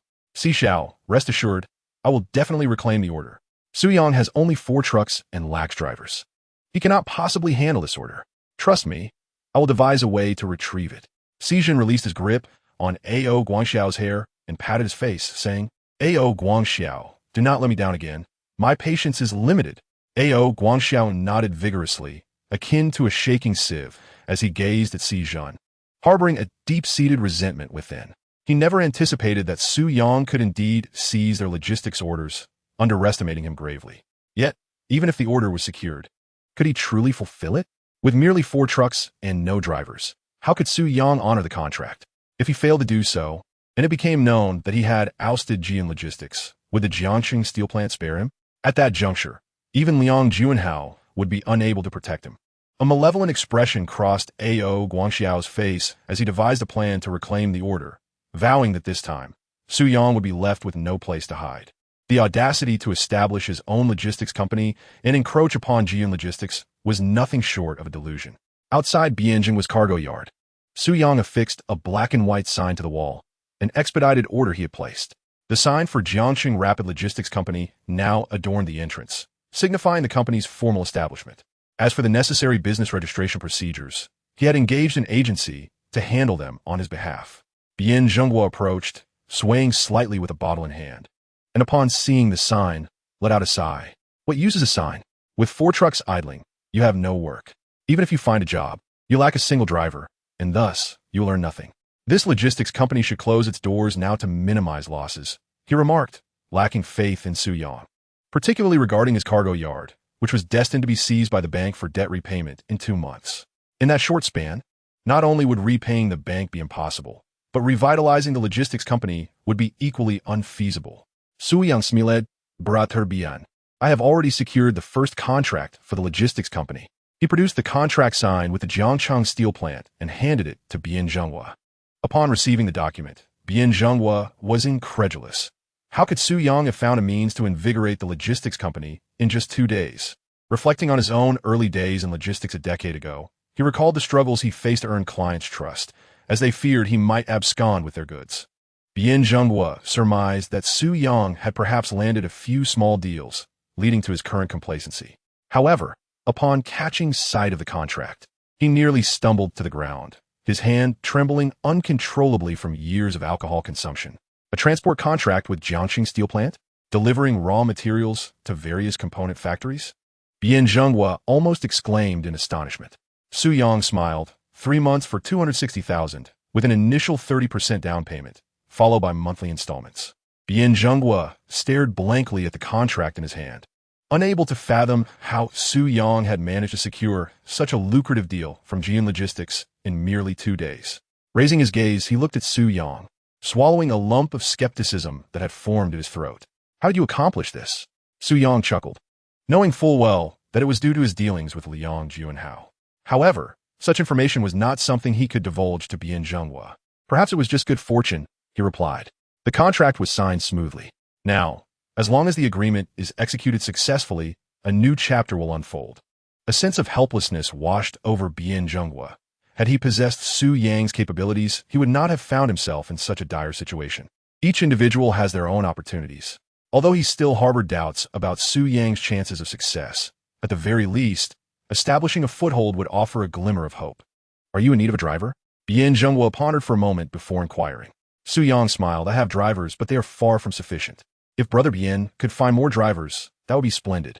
I can pay them salaries and provide you with an additional compensation. Bian Zhenghua sighed. In fact, I was once a truck driver myself. I can drive. Although my hands are a bit unsteady from drinking, I can still manage to drive. If you don't mind, I could call some old friends and see if they're willing to join me again. In just 2 days, Su Yang managed to reclaim orders worth 2.6 million from Jian Logistics, leaving Bian Zhenghua astounded. However, renting out the cargo yard to Su Yang for only 200,000 over 2 months was insufficient to repay debts. It would be more prudent to engage in honest work. After over a year of idleness, he felt utterly useless, despite his inclination to evade responsibilities. Seeing Su Yang rekindled a sense of hope within him. A person who once stood atop the mountain would not willingly remain in the gutter if given the chance. Su Yang considered that relying solely on Wang Xin and Old, whose associates would not suffice. It would be best to find a few seasoned drivers to guide them on the road. Bian Zhenghua's suggestion came at the perfect moment, like a pillow offered to one in need of rest. When he initially rented the cargo yard from Bian Zhenghua, this was precisely his intention. He understood that if he provided Bian Zhenghua with an opportunity and a sense of hope, Bian would grasp it like a lifeline without hesitation. Thank you, Brother Bian. If you don't feel wronged, you could serve as the fleet manager of my logistics company. I'll offer you the highest salary. Bian Zhenghua was taken aback. Such a significant position was being offered to him without hesitation. I would not mind at all. I'll make a call right away to bring my old friends back. He contemplated how many drivers he could manage to rally. In the glory days of his cargo yard, he had dozens of drivers at his disposal. However, many had either been lured away by Jian Logistics or had moved on to other professions. Given the scale of Su Yang's contract, at least 7 or 8 drivers would be needed for shifts, and he could not immediately find that many. Yet, having accepted the role of fleet manager, he felt compelled to take action, not wanting to betray Su Yang's trust. Winning against Jian Logistics was uncertain, but at the very least, they should not suffer an overwhelming defeat. As Bian Zhenghua wrestled with these thoughts, he noticed a convoy of around 20 vans stopping outside the Sushitung Logistics Company, followed by several luxury cars. Before he could react, the doors of the vans swung open, and over 100 people disembarked. Chapter 66. Are all the people extinct? Among these individuals, some are youthful, sporting vibrant hues of red, yellow, blue, and green in their hair, exuding a spirited demeanor, while others are older, adorned with tattoos of dragons and tigers. From the front of a Mercedes-Benz, Wang Xian stepped out confidently. Behind him, in a BMW, Lao Hu chuckled merrily as he twirled his mustache, making his way towards Su Yang. In a moment, over 100 individuals nearly surrounded the entrance of the Su Tong Logistics Company. Bian Zhenghua, upon spotting them, grabbed Su Yang and attempted to flee inside. Su Yang, quickly call the police. This group has come to collect a debt, he exclaimed, panic evident in his voice. Damn it, there were only a dozen or so before. Today, over 100 have shown up. They mean to do me harm. Turning his head, Su Yang caught sight of Wang Xian and Lao Hu, and a smile broke across his face as he patted Bian Zhenghua on the shoulder. Brother Bian, do not be alarmed. They're all my friends. Bian Zhenghua was taken aback. Friends? These individuals were clearly not of respectable character. Although he had encountered all sorts during his tenure in the logistics business, he was hardly familiar with this crowd. Brother Su, you launched your logistics company, such a significant event, and you didn't inform us. Lao Hu laughed from a distance. Wang Xian chimed in. Indeed, how could you be so distant? You lot, set up the archway for me, and get a few hot air balloons as well. Bring out the firecrackers and fireworks from the car, and set them off. We must celebrate my brother-'s company opening with a bang. A flurry of activity ensued as the younger members busied themselves with preparations. Some inflated the archway, others released hot air balloons. And a final group began igniting the hundreds of firecrackers outside the Su Tong Logistics Company, creating a cacophony that could be heard for miles. Su Yang chuckled. Master Xian, Brother Hu, what brings you here? Wang Xian sighed. Thanks to your fortune, I managed to gather this bunch of brothers without any major incidents. Along. Why aren't you kneeling before Brother Su? Wang Xian called back, and soon, Long, with a tinge of guilt, bowed his head, dropping to his knees before Su Yang. He began to knock his head in reverence while slapping his own face, tears streaming down his cheeks. Brother Su, no, Master Su, I along, have been blinded by greed. I truly repent this time. I will never dare oppose you again. Thank you, Master Su, for saving my life. I nearly met my end this time. From now on, I owe you a life. If you tell me to go east, I shall not venture west. If you order me to chase a dog, I will not pursue a chicken. Su Yang quickly stepped aside, urging him to cease. All right, enough of that. Get up. As it is, you've faced this ordeal. Let us turn over a new leaf and lead a proper life. Along lifted his head, wiping his nose. Master Su, Master Xian has instructed me to follow you from now on. I will drive for you. Su Yang was momentarily taken aback and looked towards Wang Xian. Wang Xian laughed. You may not know, but this kid has had his driver's license for a while and drives quite well. He has run vehicles before, and given the situation, it would be best for him to stick with you. You don't mind, do you?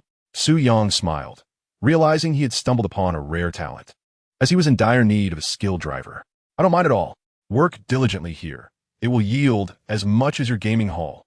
In due time, you may purchase a home and marry, which is indeed a respectable endeavor. Along rose from the ground, nodding vigorously. Although he could no longer follow Wang Xian, aligning himself with Su Yang clearly promised a brighter future. While others perceived Su Yang as an inconspicuous young man, Along recognized him as a person of immense influence. With a flourish, Basu interjected, Brother Su, we cannot solely rely on Wang Xian's people. My crew here is far more numerous. He beckoned, and over 20 men in their 30s gathered around. Basu introduced each one. This is Pao, Tu. This is Yu. This is Xiaohua. And here, this is De Lao Jiao, previously my loyal brothers. Some could drive, others could manage the venue, while a few were less skilled but possessed great strength, ready to assist with unloading. The group, in unison, bowed and exclaimed, Master Su. The loud chorus startled Bian Zhenghua nearby. Su Yang quickly gestured, No, since you are here, consider yourselves company employees.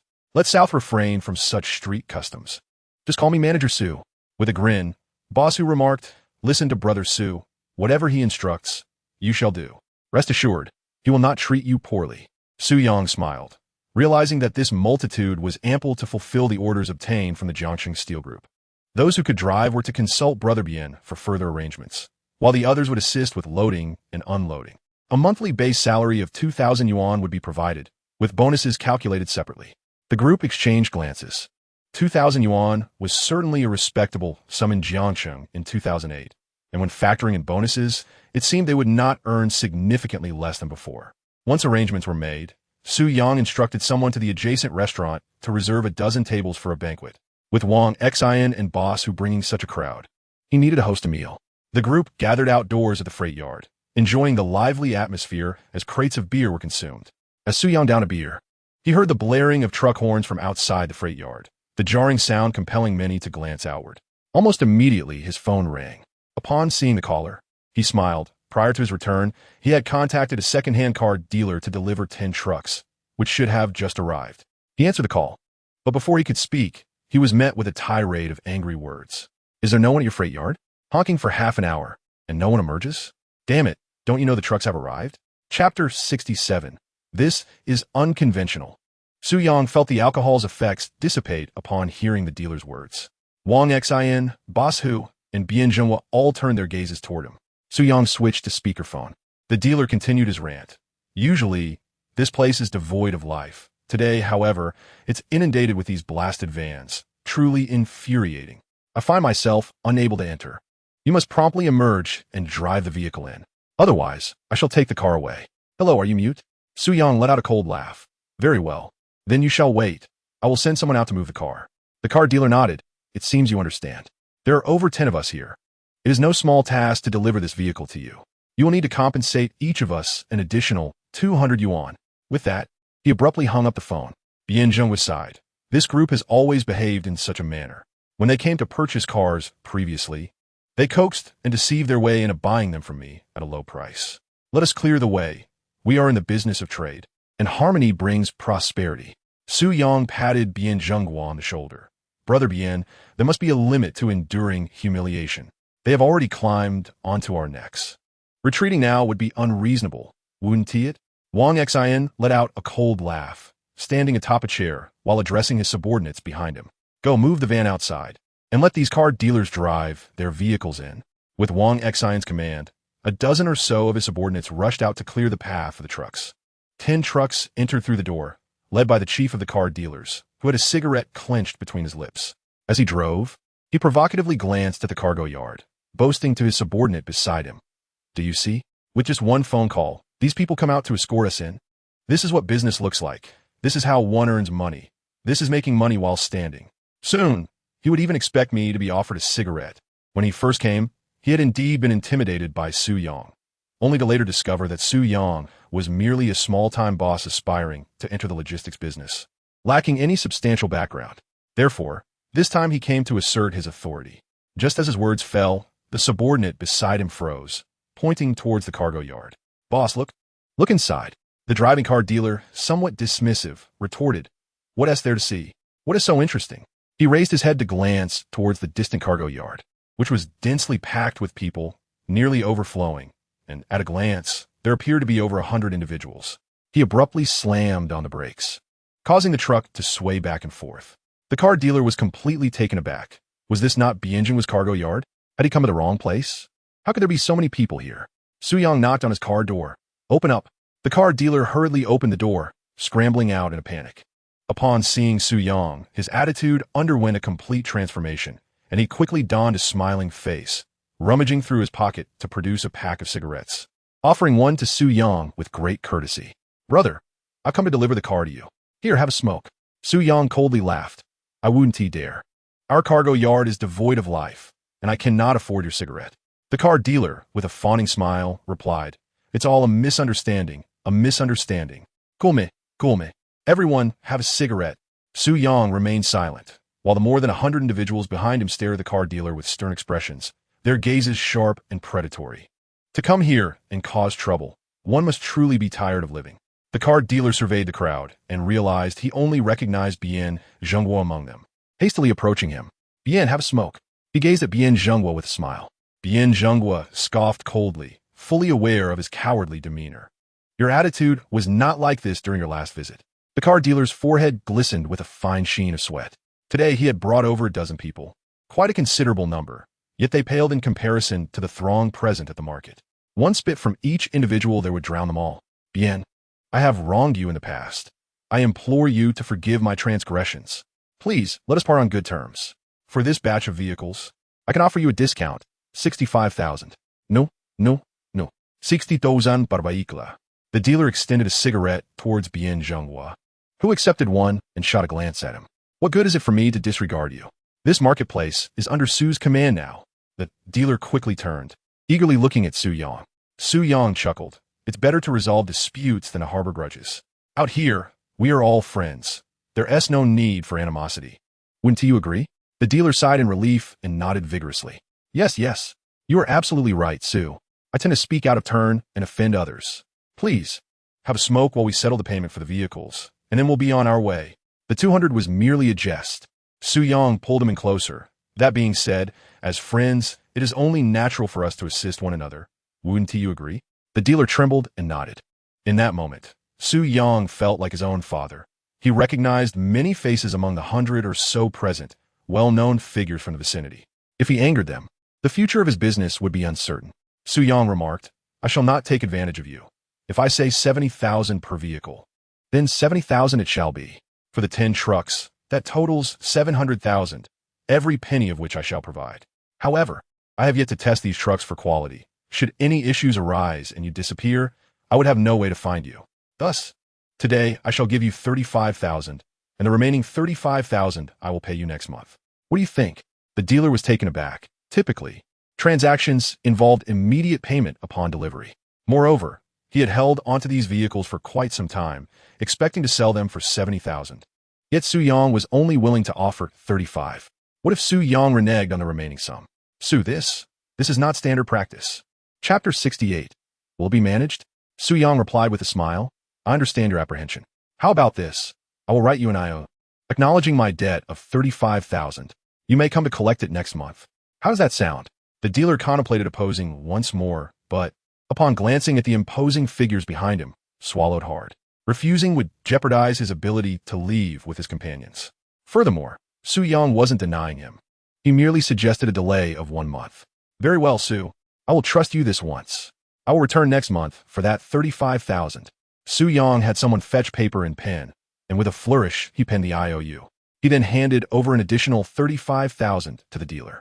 Not long after he departed from the Jiangchang steel plant, Chief Jiang transferred the initial advance payment of 700,000. After spending 350,000, 35,000 remained, barely sufficient for initial operations. The wages for ordinary workers amount to 2,000 per month, while truck drivers command at least 5,000 or more. Thus, monthly expenses reach a minimum of 100,000. Additionally, fueling the 14 trucks costs nearly 15,000 each time, which is exorbitantly wasteful. However, disregarding these costs, earning 800,000 monthly from the Jiangcheng steel plant renders this venture quite lucrative. For Su Yang, however, the immediate profits of Susitong Logistics were of little concern. His primary objective was to capture as much of the Jiyun logistics market as possible, thereby constricting its survival space.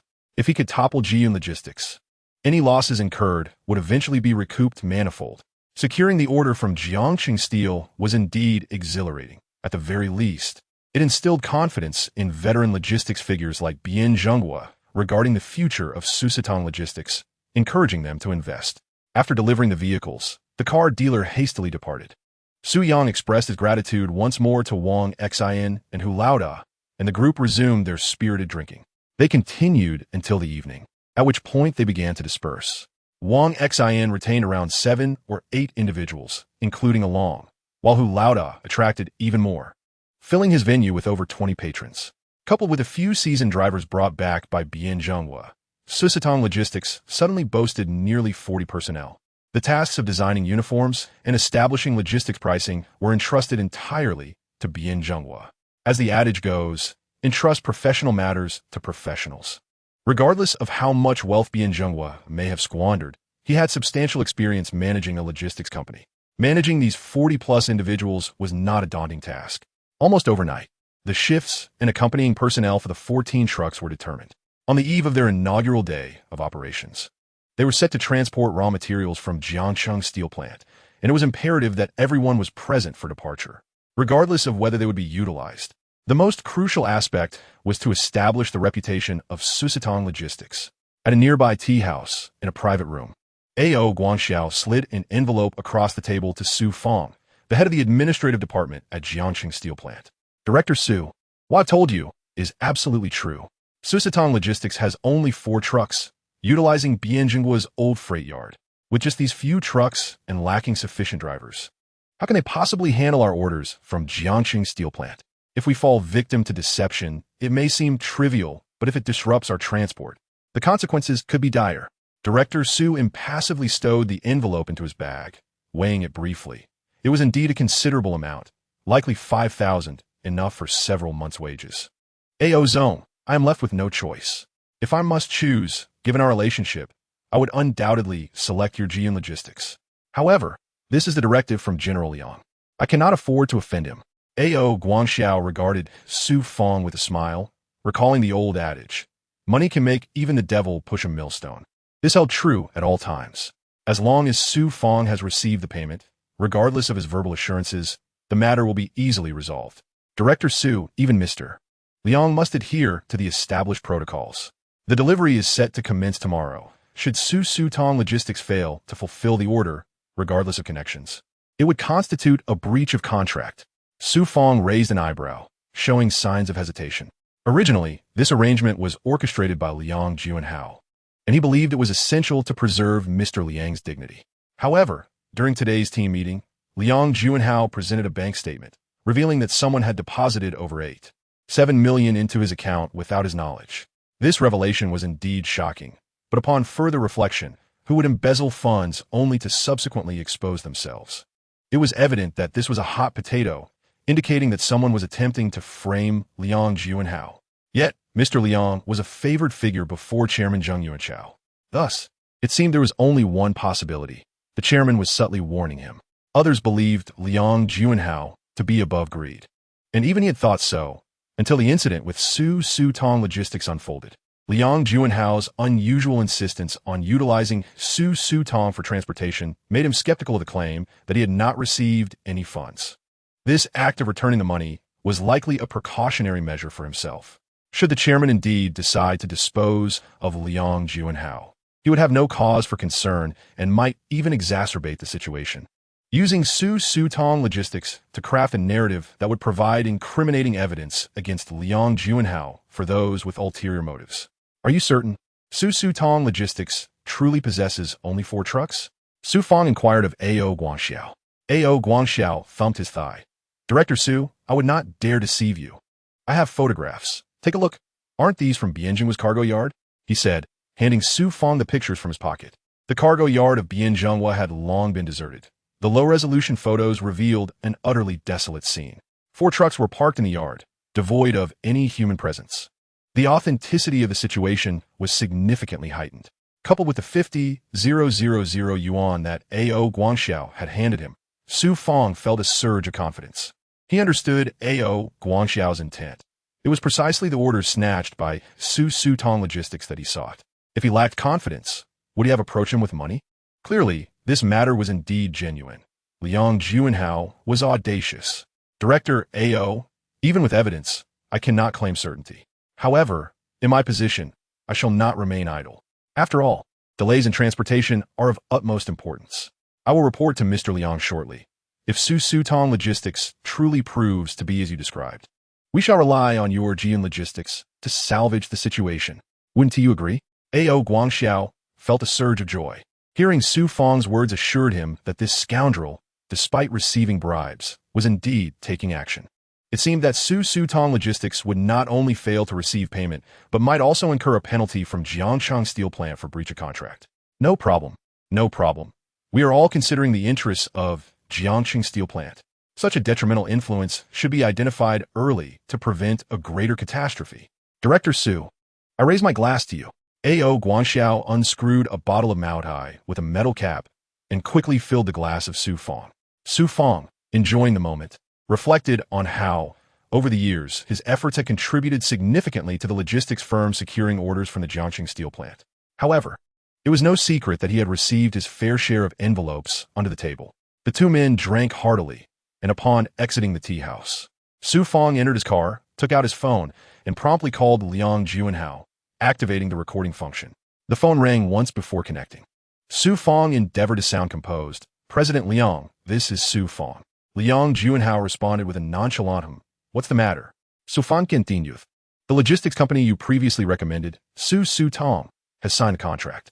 Ordinarily, the first shipment should arrive at our Jiangxing steel plant tomorrow. Liang Juanhao nodded, acknowledging that Su Fong had performed adequately. Although he owed a considerable favor to Su Yang that could not be repaid with a mere transaction. It was evident that Su Fong had not taken advantage without fulfilling his obligations.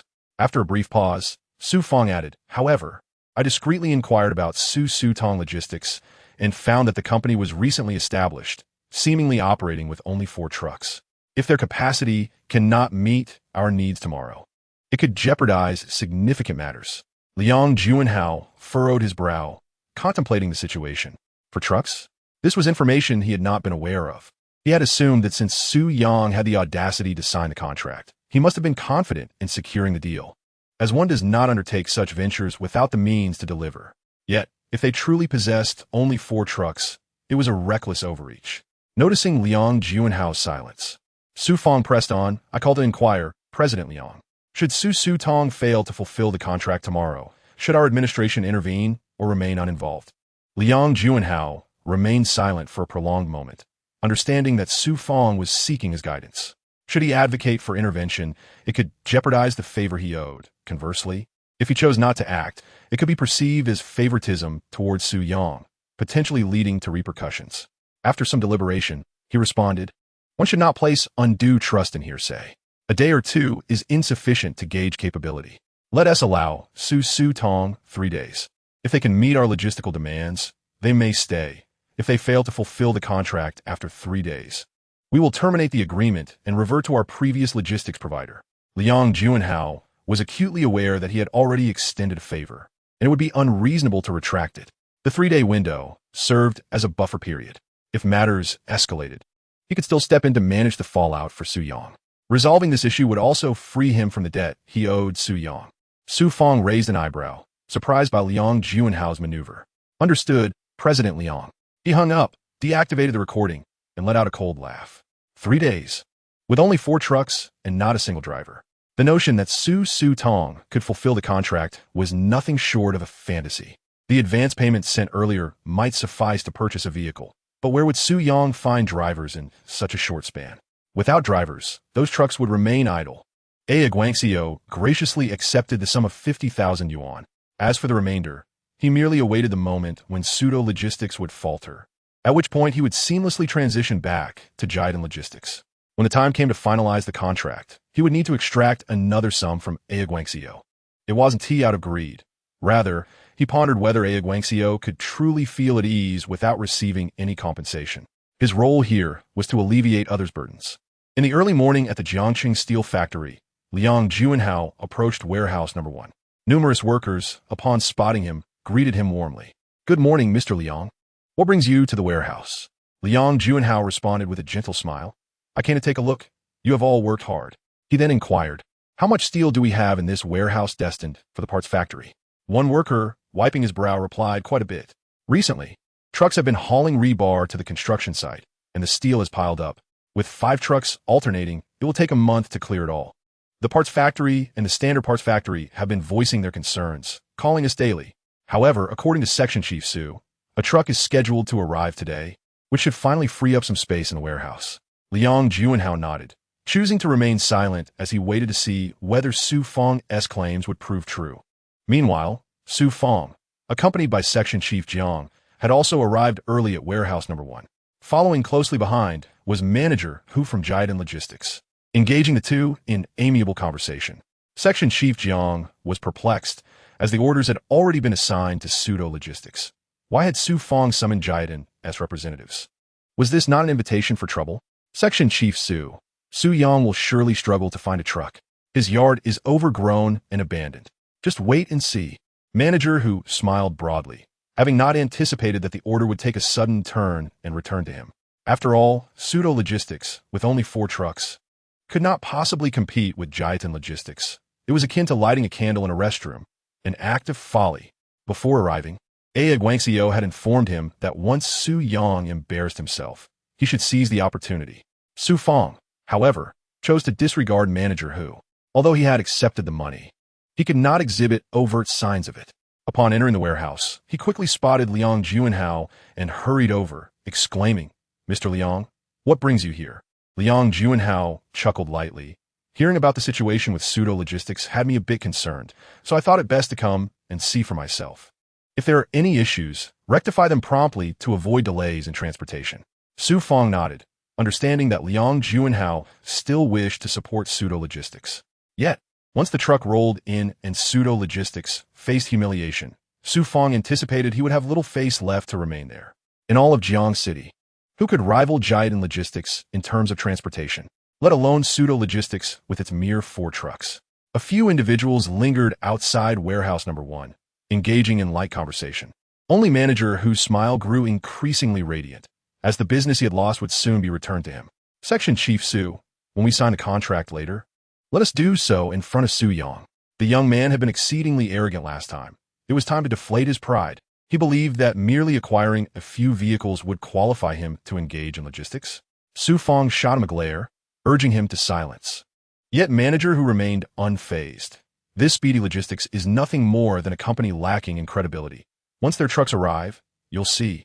Our Jian Logistics trucks are all brand new, while theirs are nothing but dilapidated vehicles, struggling even to assemble a competent driver crew. A mishap on the road would be quite amusing. Su Fong furrowed his brow, lowering his voice. Be quiet. Manager Hu chuckled. What I say is the truth. You'll witness it shortly. Liang Juanhao's frown deepened as he gazed towards the entrance of the Jiangxing steel plant. Suddenly, a rumbling sound approached, and the gates of the Jiangxing steel plant swung open, revealing a red cargo truck that drove straight towards warehouse number 1. The side of the truck boldly proclaimed Speedy Logistics. Last night, Su Yang had arranged for custom spray paint to be applied to the vehicle. The truck is coming. The truck is coming, shouted a warehouse worker nearby, as the doors of warehouse number 1 swung wide open. Manager Hu, Su Fong, and Section Chief Jiang all turned to watch the approaching truck. After the first truck entered, a second followed closely behind, both moving steadily, driven by seasoned veterans recruited by Bian Zhenghua overnight. Watching the 2 trucks approach, manager Hu couldn't help but hold his breath, only to relax shortly thereafter. Speedy Logistics possessed a mere 4 trucks. No matter how steady their driving, it would not suffice for the transportation task. Just as he relaxed, the 3rd and 4th trucks followed suit. Section Chief Jiang gasped, realizing he had underestimated Speedy Logistics. Su Yang indeed had some prowess. Beside him, Su Fong scoffed. 4 trucks are all they have. Once those are gone, their tricks will be exhausted. No matter how much they boast, they are still limited to 4 trucks. This time, Liang Juanhao's reputation was at stake. His expression darkened. For trucks, was that truly all they had? Just as the atmosphere reached a freezing point, another red truck honked its horn and slowly rolled in. Manager Hu was momentarily taken aback. Su Fong stood in stunned silence. How could there be more trucks? But the bewilderment from Manager Hu and Su Fong was far from over. As the 5th truck of Speedy Logistics entered, it was soon followed by the 6th, 7th, 8th, and 9th trucks, each pulling up in a neat line before warehouse number 1 of the Jiangxing steel plant. Just when they thought the spectacle had reached its limit with these 9 vehicles, 5 more trucks honked their horns and drove in. 14 trucks, exactly 14 trucks, each adorned in uniform red paint, each emblazoned with the same Speedy Logistics logo. The stunning impact of this reveal was thanks to a few second-hand car dealers. After purchasing vehicles from Bianjing's yard, they had meticulously cleaned them to look as good as new. Now they stood in formidable array. Su Yang leapt from the vehicle, followed closely by Bian Zhenghua, with Along at the wheel. Despite not having driven for years, Along's journey was no less impressive than that of seasoned drivers in the freight yard. Among the 14 vehicles, aside from the drivers, each truck carried an additional crew member, amounting to over 20 individuals who disembarked in perfect formation. Having just completed a training session at the detention center, standing in formation felt effortless. Su Yang strode towards Liang Juanhao, greeting him. Good morning, General Manager Liang. Section Chief Su, Section Chief Jiang. Section Chief Su's face was ominously dark. He had received payment and had agreed to humiliate Liang Juanhao publicly before transferring the order to Jian Logistics. But now, Su Sutong Logistics had dispatched 14 trucks for the delivery. That scoundrel A.O. Guangxiao had confidently claimed that Su Yang could only muster 4 trucks, even struggling to find drivers. Was this indeed the mere 4 trucks he spoke of? 14 trucks, 14 drivers, plus an equal number of accompanying personnel. The embarrassment fell squarely on Su Fong. Section Chief Jiang, sporting a smile, shook hands with Su Yang, saying, General Manager Liang and Section Chief Su were worried you might not manage. But seeing you today, Brother Su, you truly are commendable. With this transportation task entrusted to you, we at Jiangxing Steel Plant can rest assured. Liang Juanhao also smiled, relieved to have placed his trust in the right person. It was Su Fong who had misrepresented the situation, even bringing the manager of Jiyun Logistics to witness this. What was the intent? To observe Su Tong Logistics falter and then switch to Jiyun Logistics? Was this a calculated move against him? Well then, General Su, it seems you are indeed the rising star of Jiangcheng's logistics scene. At this momentum, it would merely be a matter of time before you rival Jiyun Logistics. Liang Juanhao remarked with a smile, paying no mind to Manager who stood behind. Manager who surveyed the 14 trucks, the uniformity of the drivers and crew, particularly their attire emblazoned with the Su Tong Logistics logo, something even Jiyun Logistics lacked. He nearly choked on his own frustration. Why was it that every time A.O. Guangxiao suggested he seize an opportunity, he inevitably fell into Su Yang's trap? The order had been secured. As long as Su Yang failed to fulfill the contract, it should have been theirs. How could there be complications at such a critical juncture? Who Manager felt engulfed in despair. Su Yang chuckled, General Liang, you flatter me. I understand our factory's urgency, so I brought extra trucks to expedite the process. I also feared we might lack manpower, thus I brought additional hands to assist with the loading. Liang Juanhao nodded, very thoughtful. You will handle the transportation matters, General Su. Su Yang smiled and nodded, noting Liang Juanhao's satisfaction. With the weight lifted from his shoulders, Liang Juanhao had no intention of lingering. Before returning to his office, he glanced at Su Fong. Su Tong Logistics is impressive. Please prepare the contract for the next 3 months as well. The transportation of raw materials for the subsequent parts factory will be entrusted to them. Su Fong's heart bled, yet he could only grit his teeth and nod. All right, General Manager Liang, I have noted it. Manager whose mind was a blank slate. How could this business, so close at hand, be snatched away by Su Yang? Remembering what A.O. Guangxiao had confidently assured him before their arrival, that the deal was practically sealed, he felt utterly deceived. Twice misled over a single order. Damn it, if he believed A.O. Guangxiao again, he would be a fool. Dozens of delivery trucks from Su Tong Logistics were swiftly filled with goods and dispatched to various part suppliers. Su Yang did not linger. Once the loading was complete, he departed. With this transaction, Su Tong Logistics had firmly established its foothold. However, to ascend to greater heights, a genuine confrontation with Jiyun Logistics was inevitable. The pressing urgency was the lack of funds. The 70,000 from Jiangxing Steel Plant had dwindled to 30,000. While it seemed substantial, he still owed 35,000 to the car dealer. Presently, the total assets of Su Tong Logistics were in the red. Yet, Su Yang remained unfazed. He already had a plan to secure the necessary funds. At the headquarters of Jiyun Logistics, A.O. Guangxiao stood in his office, watering the 2 pots of orchids he had nurtured, reveling in his own satisfaction. The thought of Su Yang's Su Tong Logistics facing humiliation today filled him with uncontainable joy. He was indifferent to the 2 or 3 million contract from Jiangxing Steel Plant. Jiyun Logistics did not particularly need that business. However, watching Su Yang stumble and incur a hefty penalty would be an immense delight. On a professional level, Su Yang's repeated obstruction of his advances towards Si Yao warranted his disdain. On a personal level, Su Yang's audacity in threatening his bankruptcy with a firearm intensified his irritation. But now, everything was about to change. The order from Jiangxing Steel Plant was soon to bid farewell to Su Yang. It was their Jiyun Logistics business, and no one could take it away. After finishing with the plants, just as A.O. Guangxiao was about to sit down, the phone in his office rang. He turned. Without needing to look, he knew it was surely Manager who calling. Likely, there was good news from Jiangxing Steel Plant. A.O. Guangxiao leisurely wiped his hands, picked up the phone, and brought it to his ear. Hello, has the contract been secured? Is Su Yang in a frenzy? Manager who sighed heavily. President A.O. We have utterly disgraced Jiyun Logistics. Who told you that Su Tong Logistics only had 4 trucks and couldn't even find enough drivers? A.O. Guangxiao's expression changed dramatically. His brow furrowed sharply. What do you mean? Manager who hurriedly replied. Su Tong Logistics has brought in a full 14 trucks. And not only do they have truck drivers, but they have also recruited 14 helpers to assist with the loading. Liang Juanhao has directly promised the last 3 months of orders to Su Tong Logistics.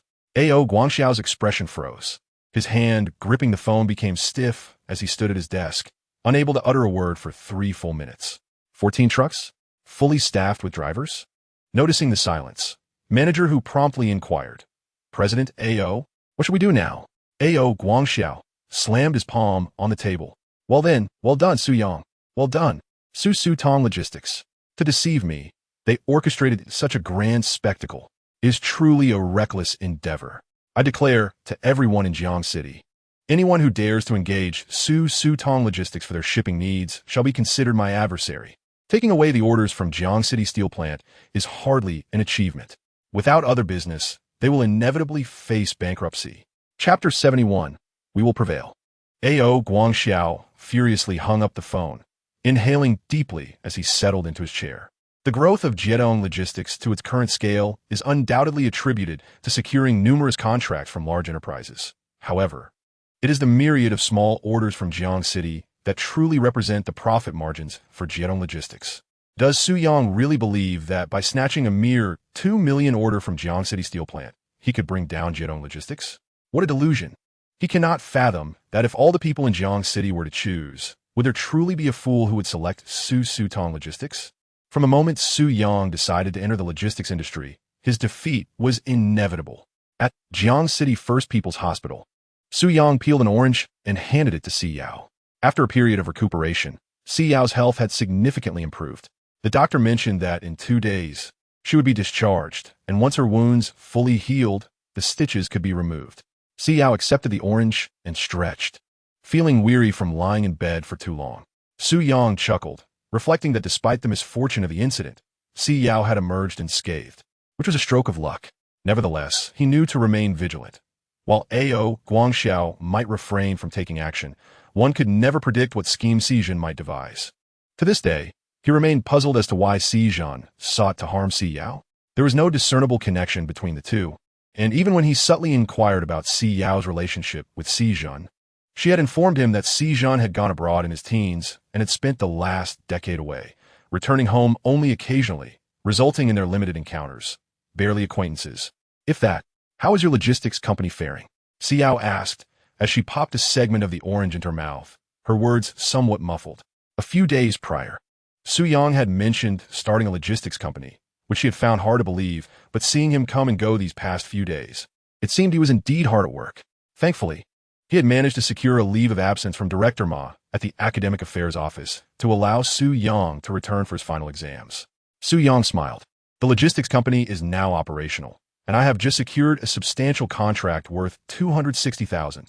However, we still face financial constraints. I was hoping you could assist me in brainstorming some solutions. Before coming, he had already contemplated the sources of funding. It was just that meeting the individual in question was proving to be quite challenging, hence the need for Si Yao as assistance. Si Yao paused, slightly taken aback. You want me to help? All my accounts are frozen, and I have lost my house and car. As you well know, at present, apart from my modest monthly salary, I possess nothing. Su Yang settled on the edge of the hospital bed, laughing as he looked at Si Yao. Who said I was asking you for money? Just think, who in Jiang City possesses the most wealth? Si Yao pondered for a moment, my father. Su Yang was utterly speechless. Indeed, Si Xuezhong was wealthy. But would this old man ever part with his money? Si Xuezhong would likely wish for the swift demise of his logistics company. I refer to the bank. The bank is the true repository of wealth. Si Yao, coming back to her senses, realized that as a finance educator, she had astonishingly forgotten the pivotal role banks play in the market. Clearly, her time spent in the hospital had muddled her thoughts. After years of teaching, she had relegated practical knowledge to the recesses of her mind. Are you contemplating a loan? She inquired. But loans necessitate collateral. It seems you have little of value to offer. Su Yang leaned closer to Si Yao, a smile gracing his lips. I plan to engage an asset appraisal firm to reassess the 14 vehicles of the logistics company, aiming for a valuation of at least 120,000 each. With the appraisal certificate in hand, I will approach Jiangxing Bank for a collateralized loan. They should grant me 70% of the assessed value. This would yield 1,100,000. With that sum, I could procure an additional 15 trucks. Si Yao furrowed her brow, pressing further. And then? Su Yang replied with a grin. Then I would undergo another asset appraisal and secure another loan. This cycle would continue. Although Jiangxing's logistics sector is currently monopolized by Jiyun Logistics, opportunities for new logistics companies to break through do exist, albeit with one insurmountable challenge: capital. Those with sufficient funds often disdain the logistics business, while those without will quickly be crushed by Jiyun Logistics. In 2008, the landscape was markedly different from a few years hence, as e-commerce, express delivery, and freight transportation had yet to become ubiquitous. At that time, logistics predominantly entailed B2B transactions. While there were profits to be made, the industry was largely characterized by small-scale operations, lacking the grandeur of sectors such as food, foreign trade, or finance. Yet, this predicament presented Su Yang with a unique opportunity. He exploited the fact that A.O. Guangxiao was oblivious to the strategy of leveraging loans to finance further investments. By continuously using borrowed funds to acquire assets and expand operations, he could seize orders from Jiyun Logistics, thereby swiftly increasing Suku Logistics' market share. As for the debt, he could devise a plan to repay it incrementally. This embodied the internet thinking of later generations: burn cash to vanquish competitors, capture market share, eliminate all rival products, establish a monopoly, and after acquiring pricing power, gradually recoup the invested capital. In a decade, such maneuvers would be common knowledge. But this was 2008, and Su Yang was convinced that, apart from him, no one in Jiangxing would ever undertake such folly. To outsiders, it would seem he was merely playing with fire. Even Si Yao, upon hearing Su Yang's audacious plan, found it hard to believe. The strategy was feasible, yet should it backfire, it would create an insurmountable chasm.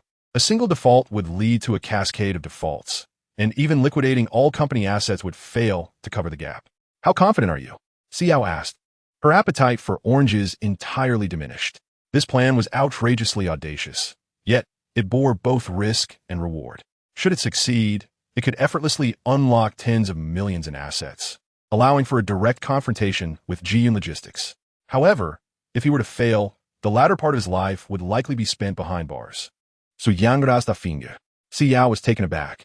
10%? Su Yang shook his head. "No, it is 100%. We will certainly prevail." Xiao took a deep breath.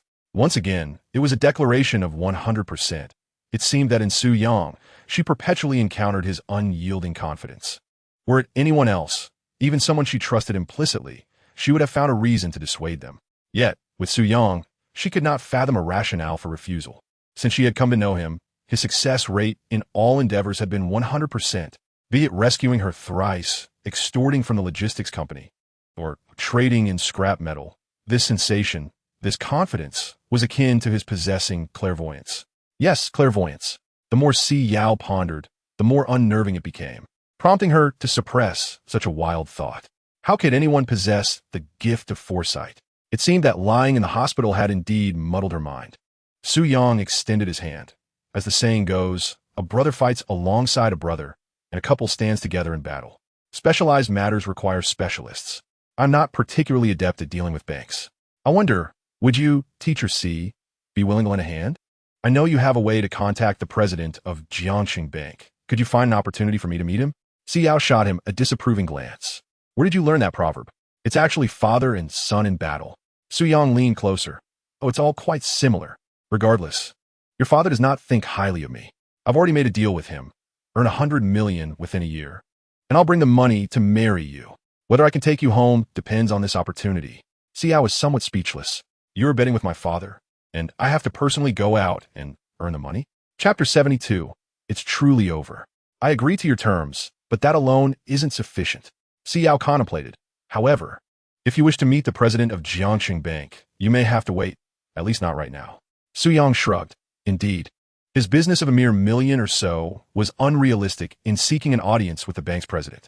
One would typically need to have business dealings exceeding 10 million to secure such a meeting. He could comprehend that much. Xiao remained silent for a moment. Have you considered what would happen if your venture fails and you cannot earn that 100 million within a year? Su Yang scoffed. For him, failure was not an option. In a year, he was absolutely certain he would amass 100 million. What he truly feared was that old man Si Shuizhong would renege, claiming that 100 million was insufficient, demanding 10 times that amount instead. Or else he would refuse to allow Si Yao to marry him. That was indeed a blunder. He should have recorded a video in the hospital as evidence. If he failed to earn it, it would truly be a predicament. Then I would have to settle for second best and acquire the C group instead. Su Yang jestingly glanced at Si Yao. Si Yao laughed heartily. Acquiring the C group was likely beyond even the Jiangxing Steel Group's capabilities. If Su Yang could accomplish that, it would not merely be a matter of Si Xuezhong's acceptance, but rather he would have to swallow his pride and concede. However, the likelihood of such a scenario was nearly zero. Si Yao dismissed it as Su Yang's jest. She must remain in the hospital for an additional 2 days until her stitches are removed before she can report to the logistics company, Su Tong. Fortunately, during these days of inactivity, Su Yang has been keeping her company in the hospital. There is no need for him to worry about the freight trucks, as Bian Zhenghua is handling that side of things. However, what Su Yang is unaware of is that while he is nestled away in the hospital enjoying some peace, the logistics industry in Jiangxing has erupted into chaos.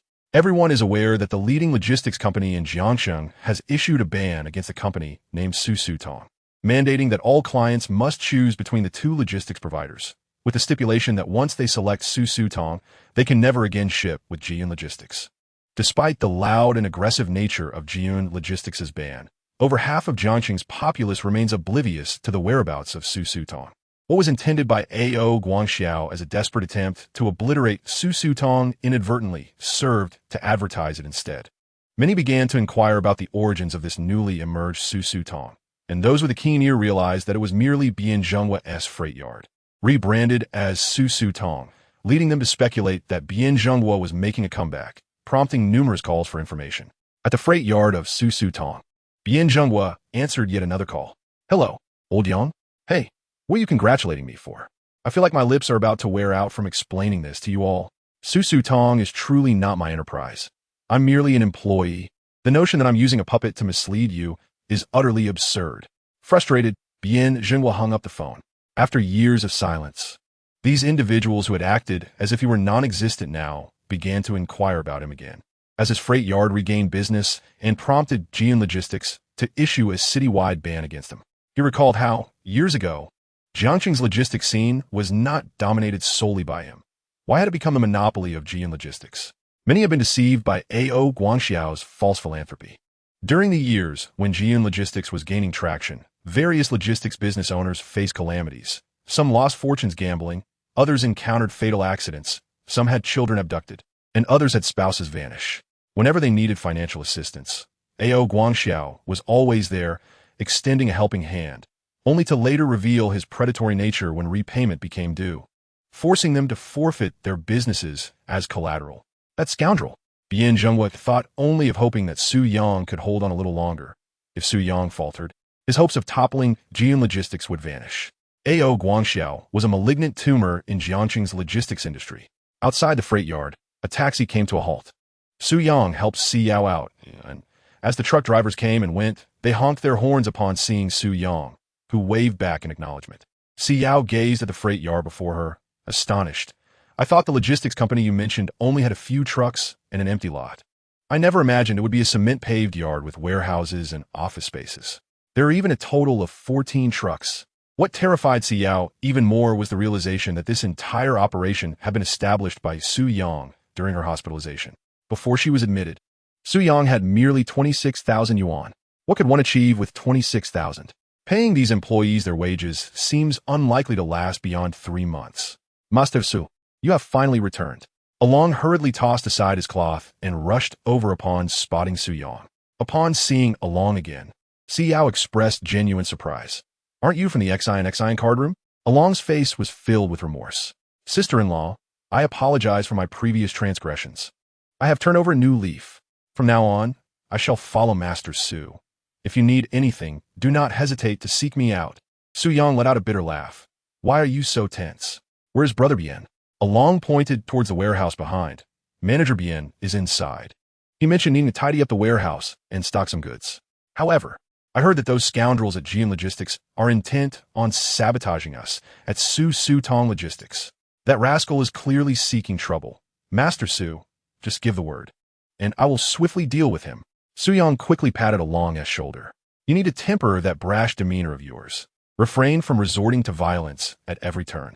When you are out in public, you represent the company facing our logistics clients. With such a fierce attitude, who would dare entrust you with their goods? All right, I will go find Brother Bien. You continue cleaning the car. Along chuckled sheepishly, nodded, and returned to his task. Inside the warehouse of Su Tong Logistics, Bien Zhenghua was taking a drag from a cigarette, staring at the dust-laden space. It had previously housed various items, but he had summoned a few scrap collectors to clear it out. Now it stood empty and dark, devoid of anything. "Brother Bien," Su Yang called out. Bien Zhenghua turned, his gaze landing on Su Yang, and he finally exhaled a sigh of relief. "President Su, you have finally returned. Jian Logistics has effectively shut us out." Su Yang replied with a smile. "I was aware of this matter long ago. The news has spread like wildfire throughout Jiang City.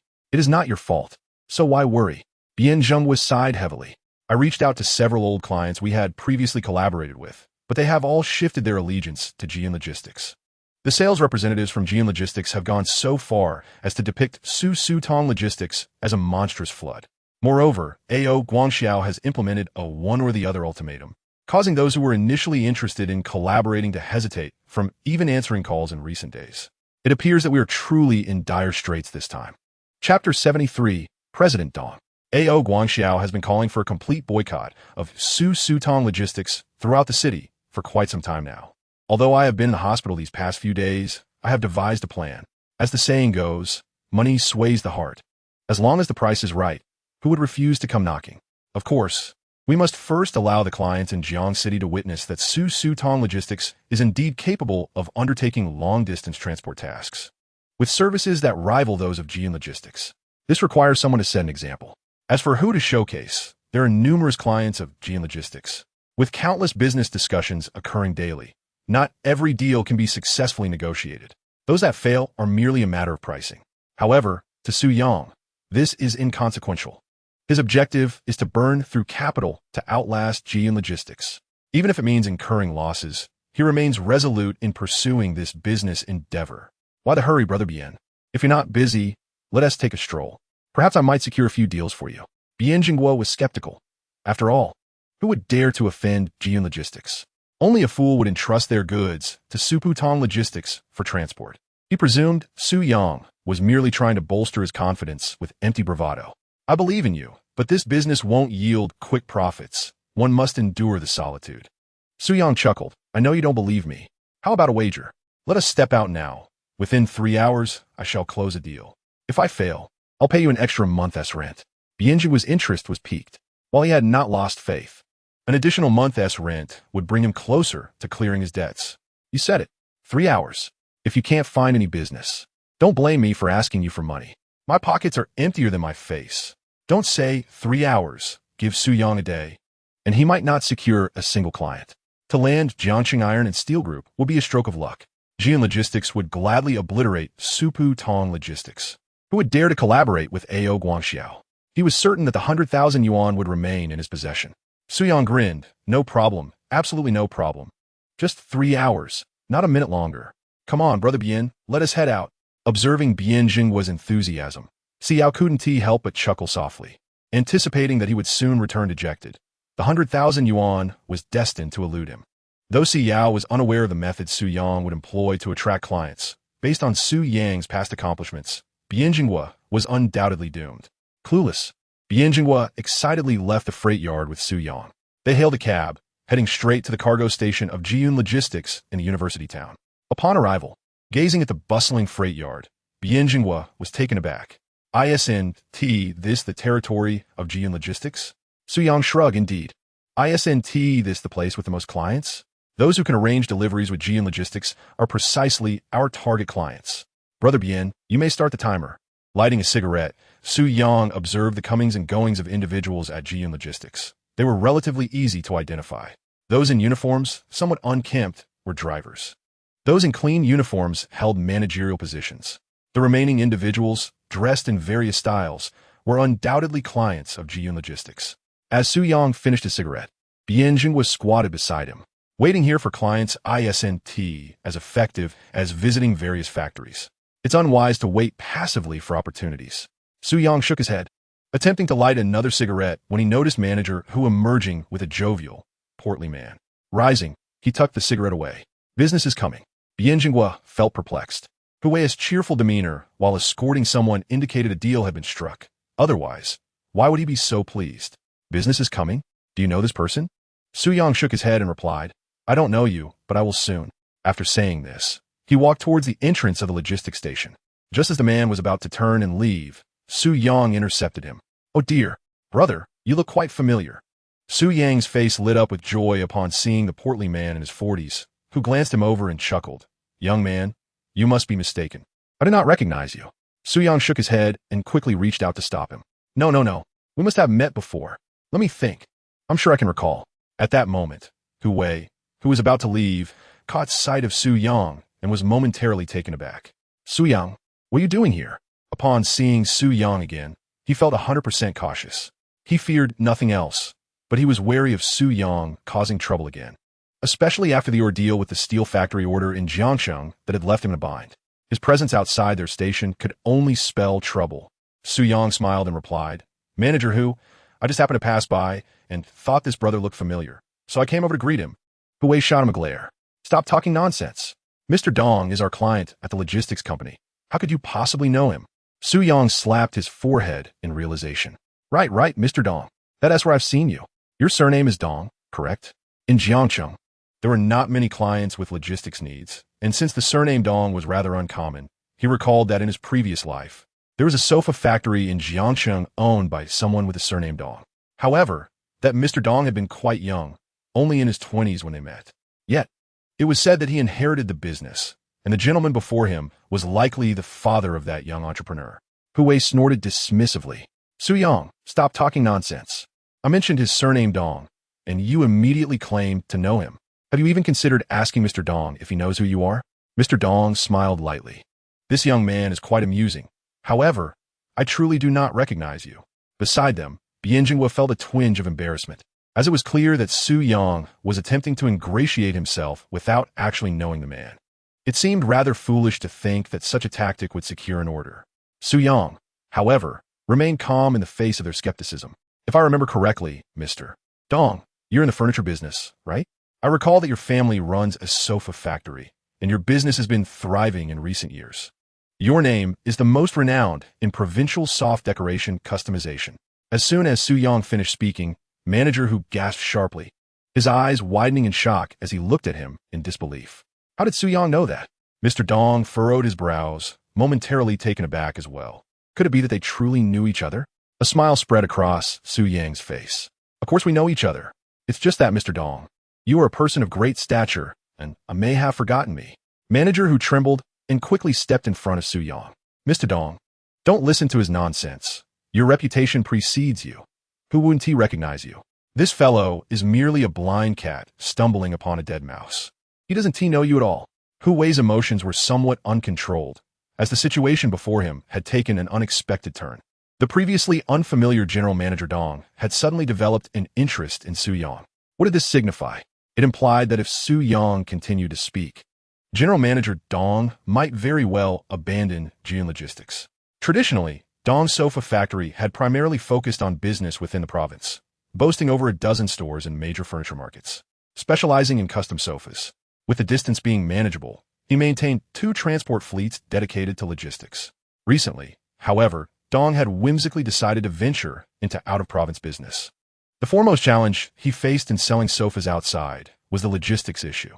Naturally, he turned to Jiyun Logistics, and the two had engaged in pleasant discussions, even nearing an agreement on pricing.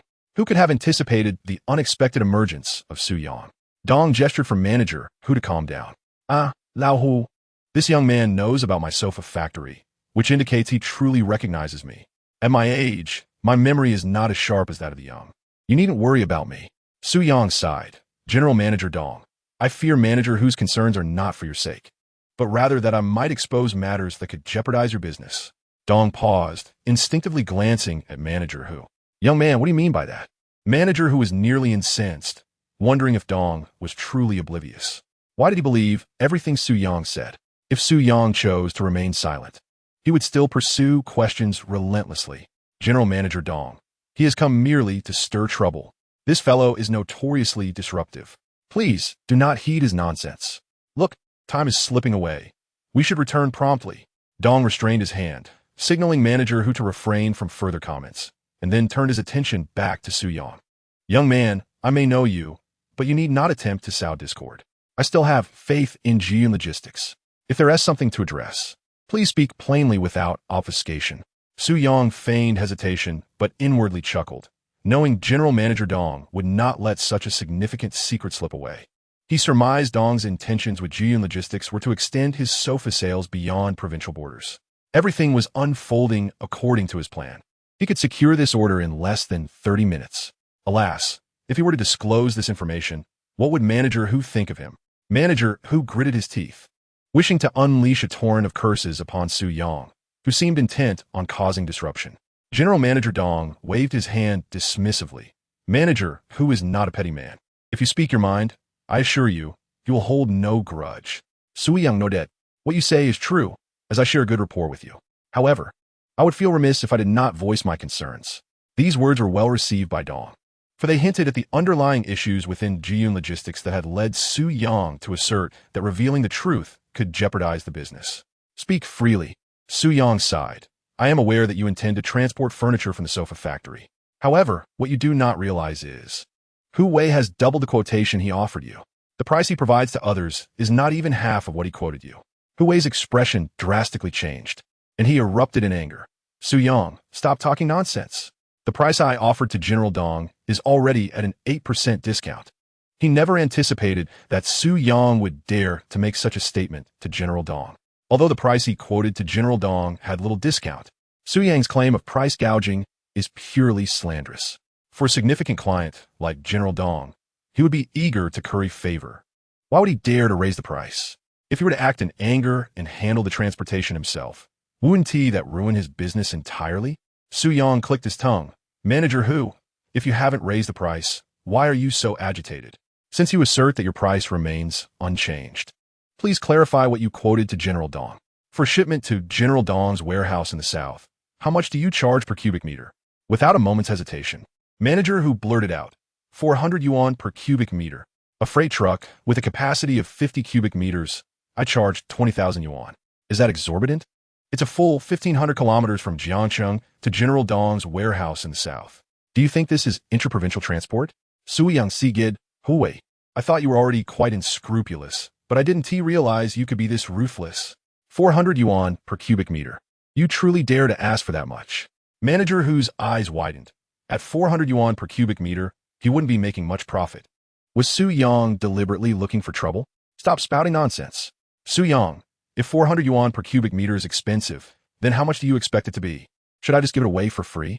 General Dong raised an eyebrow. He actually considered 400 yuan per cubic meter to be reasonable. However, in business, any opportunity to save on transportation costs could yield greater profits.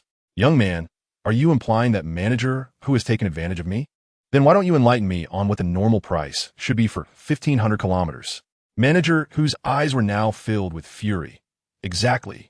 You tell me what the normal price is per cubic meter. 400 yuan per cubic meter is already too much. Do you think the goods just magically transport themselves? Su Yang sneered. He desired precisely this level of agitation from Manager Hu and the skepticism from General Dong. Without that, how could he seize this business opportunity? He slowly raised 2 fingers. For 1,500 kilometers, the price is 200 yuan per cubic meter. I will collect the goods and deliver them to General Dong's warehouse within a week. Manager Hu's eyes widened in shock. How could Su Yang even propose such a price? That would be a losing deal. Beside him, Bian Zhengwo was also bewildered. This was the business Su Yang spoke of, a price of 200 yuan per cubic meter. Competing against Jiyun Logistics? Yet, seeing Su Yang's calm demeanor, he dared not voice his thoughts. General Dong inhaled sharply. Young brother, your price is indeed enticing, but I have already negotiated with Manager Hu at 400 yuan per cubic meter. This 200 yuan per cubic meter is likely only a dream. Otherwise, show me a clear path. Who could possibly deliver to my southern warehouse at that price? Manager Hu was taken aback. Just as he was about to intervene, it was too late. Su Yang presented a business card. Mr. Dong, to be candid, our speedy logistics can accomplish this. 200 yuan per cubic meter. And we can load the goods within 3 days. If you're interested, we can sign a contract right now. Chapter 75. Just 200 yuan per cubic meter. As Su Yang spoke, he let out a long sigh. I simply cannot abide by the way Jiyun Logistics bullies its customers, which is why I stood up to expose their tricks. 1,500 kilometers at 200 yuan per cubic meter already yields a profit. Yet they dare to charge you 400 yuan. I shall say no more. Mr. Dong should understand. Jian Logistics truly engages in customer bullying. Manager whose mouth fell agape. In just a few minutes, Su Yang had turned black into white and death into life. Observing Mr. Dong's furious expression, he realized that this fool genuinely believed him. Su Yang, stop this nonsense. 400 yuan is already a discounted rate. 200 yuan per cubic meter is a losing proposition. Are you here solely to irritate me? Su Yang cast a glance at Manager Hu, appearing hesitant to speak. After a moment, he sighed. Yes, Manager Hu is right. I am not even making a profit, just to annoy you. Mr. Dong, Jian Logistics has its merits, but it is simply too expensive, regardless of whom you choose. If I were you, I would give Speedy Logistics a try. What do you think? Mr. Dong inhaled deeply, seemingly making a decision, and turned to Manager Hu. Old Hu, I believe I need to carefully consider this partnership. When purchasing, one must compare prices, right? Here is what I'll do. I'll first check out Speedy Logistics. And if they prove reliable, I will send a batch of goods from there. We will proceed with our current orders as planned. I will prepare for both scenarios. Manager Hu gritted his teeth, glaring fiercely at Su Yang, the instigator. Su Yang was indeed a disruptor. A lucrative deal was snatched away from him. Although Mr. Dong mentioned continuing business here, who could say it wouldn't be the last time? Nevertheless, it would be beneficial for Mr. Dong to learn that cheap goods often come at a cost. Furthermore, he could not believe that Su Yang could afford to lose money repeatedly. Once prices increased, the two would inevitably part ways.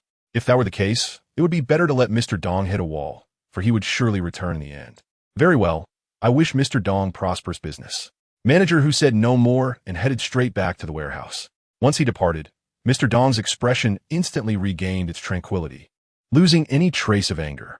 Su Yang, noticing the change in Mr. Dong's demeanor, could not help but give a thumbs up. This fellow was impressive, first reprimanding Manager Hu, and now intending to challenge him. It was as if he was clearly signaling that he did not trust him at all. Young man, your ability to ingratiate yourself is commendable, but 200 yuan per cubic meter is rather far-fetched. I am aware of Speedy Logistics. The fact that AO Guangxiao managed to blacklist you throughout the city indicates you must possess some skill. I can offer you an opportunity akin to that of Jian Logistics. At a rate of 400 yuan per cubic meter, allow me to assist you with a trial order. General Dong forced a smile, then chuckled again. Su Yang clapped his hands. Indeed, the old ginger is the spiciest. Your left hand has nudged Jian Logistics, instilling a sense of competition in them, thus enhancing their service for you. Meanwhile, your right hand has chastised me, your junior, deeming my offer of 200 yuan per cubic meter to be sheer folly. I wish to secure an order from you, yet you have turned me into a mere tool. I am in awe, truly in awe. General Dong sighed. Young man, if you wish to rival Jian Logistics, you must possess the requisite capabilities. I stated that fair competition necessitates that I witness firsthand which of the two of you offers superior service. If yours is indeed better, I assure you, I will grant you an opportunity. The marketplace does not adhere to notions of fairness or justice, nor is there room for debate. It is a realm where the large devours the small. Larger companies typically provide better service, possess more complete supply chains, and offer superior after-sales support. Who would choose an obscure small company? General Dong felt that he had already bestowed upon Su Yang a commendable opportunity for fair competition with Jian Logistics. If it were anyone else, even treating Susutong Logistics as a mere tool would yield little consequence. Su Yang furrowed his brow tightly. Beside him, Bian Jinghua clenched his fists, exclaiming in frustration, "What a stroke of luck! This is indeed sheer luck." Su Yang proposed a price of 200 yuan per cubic meter, believing he was embarking on a losing venture. Who would have thought General Dong would not take advantage of this, insisting instead on the same 400 yuan per cubic meter rate as Jian Logistics. He had confidently wagered with Su Yang, convinced that 100,000 yuan was already in his pocket, only to find himself unexpectedly defeated. And now, in less than 30 minutes, this order was about to be secured. Contemplating his 100,000 yuan, Bian Jinghua was elated yet anxious, a mixture of emotions that was difficult to articulate. Su Yang, with his brow still knitted in concern, turned to General Dong, shaking his head at the 400 yuan per cubic meter rate, knowing that upon completion of this order, there would surely be no subsequent ones. General Dong mistakenly believed Su Yang had conceded, thinking that Susutong Logistics was inferior to Jian Logistics and resigned to defeat. He could only let out a long sigh. Recognizing one's own limitations is also a virtue. At the very least, this order would still yield some profit for you. After all, does not one accumulate small steps to reach 1,000 miles? Cheer up. Su Yang shook his head. No, General Dong, you have misunderstood my intent. General Dong looked at him with some confusion. Su Yang continued, at a rate of 400 yuan per cubic meter, given the same level of service, Susutong Logistics has no chance of prevailing. Thus, I propose a rate of 200 yuan per cubic meter to fulfill your order. This way, we can ensure that Susutong Logistics will undoubtedly succeed. General Dong was taken aback, furrowing his brow sharply. Young man, have you lost your senses? You are offering me 200 yuan per cubic meter for this first order. Will you not raise your prices in the future? Surely, you cannot sustain losses indefinitely. If you do raise your prices, would I not have to return to GN Logistics? Su Yang shook his head. There will be no price increase. For at least 6 months, Susutong Logistics will deliver your goods at the rate of 200 yuan per cubic meter. When the price of express logistics drops to 200 yuan, I can assure you that 200 yuan per unit for express logistics will not stand a chance against the swift services of Susutong Logistics. Mr. Dong was utterly bewildered, taking a sharp breath. But what if express logistics never lowers its prices? Will you never increase your prices? Su Yang scoffed. If they refuse to lower their prices, then they might as well await their demise, regardless of when they choose to raise their prices. At least for the next 6 months, you will save 10,000 yuan in costs for each vehicle. Delivering 10 times a month equates to 100,000 yuan. Over 6 months, that sums to 600,000. Mr. Dong's eyes brimmed with doubt. He questioned whether he was growing old, unable to comprehend the true intentions behind Su Yang's words. Even if a price war ensued, burning cash to eliminate express logistics, how could the newly established Susutong Logistics compete with the financially robust express logistics? After a moment of hesitation, he made his decision. Chapter 76, Distributing Flyers. Although I am unaware of your ultimate goal, I concede this matter does indeed benefit me. Draft the contract, and let us sign it today. Su Yang produced a logistics agreement from his pocket and handed it to Mr. Dong. Mr. Dong inscribed his name, specified the payment method, and noted the required monthly transport frequency before returning the contract to Su Yang. Su Yang affixed his signature and produced his personal seal, which he had thoughtfully brought along for the contract signing.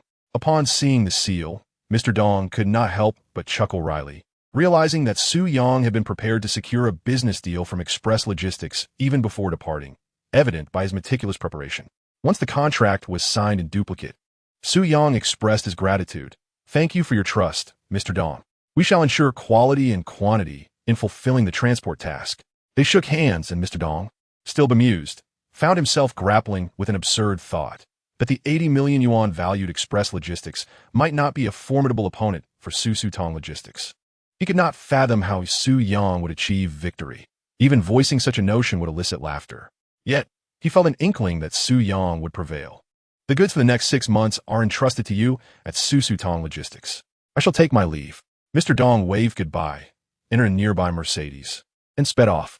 Su Yang flicked the contract in his hand, realizing that with 10 deliveries a month over 6 months, he would effortlessly secure 600,000 yuan. Bien Jinghua, witnessing Mr. Dong's departure, was filled with curiosity and finally voiced his thoughts. Clearly, they were willing to pay us 400 yuan per unit. There is profit to be made at that price. Why did you insist on signing a contract for 200 yuan per unit, and for 6 months no less? Bien Jinghua was utterly baffled. Incurring a loss of 10,000 yuan per delivery meant that for every penny saved by Mr. Dong, they would be losing an equivalent amount. Such a loss-laden contract for half a year seemed outrageous to him. Su Yang chuckled. Brother Bien, our wager is when I have one. Bien Jinghua clenched his jaw. To avoid paying me 100,000 yuan, you've risked 600,000. I genuinely do not know whether to commend your cleverness or to deem you foolish. Su Yang remained unfazed. 200 yuan per unit was a remarkably low price, undoubtedly enticing. If it weren't sufficiently alluring, who would dare offend GN Logistics to opt for their services? As for losses, he could afford them. As long as business flowed and loans were secured, he would demonstrate to A.O. Guangxiao the adage that losses could lead to greater gains. This was not merely about a single transaction.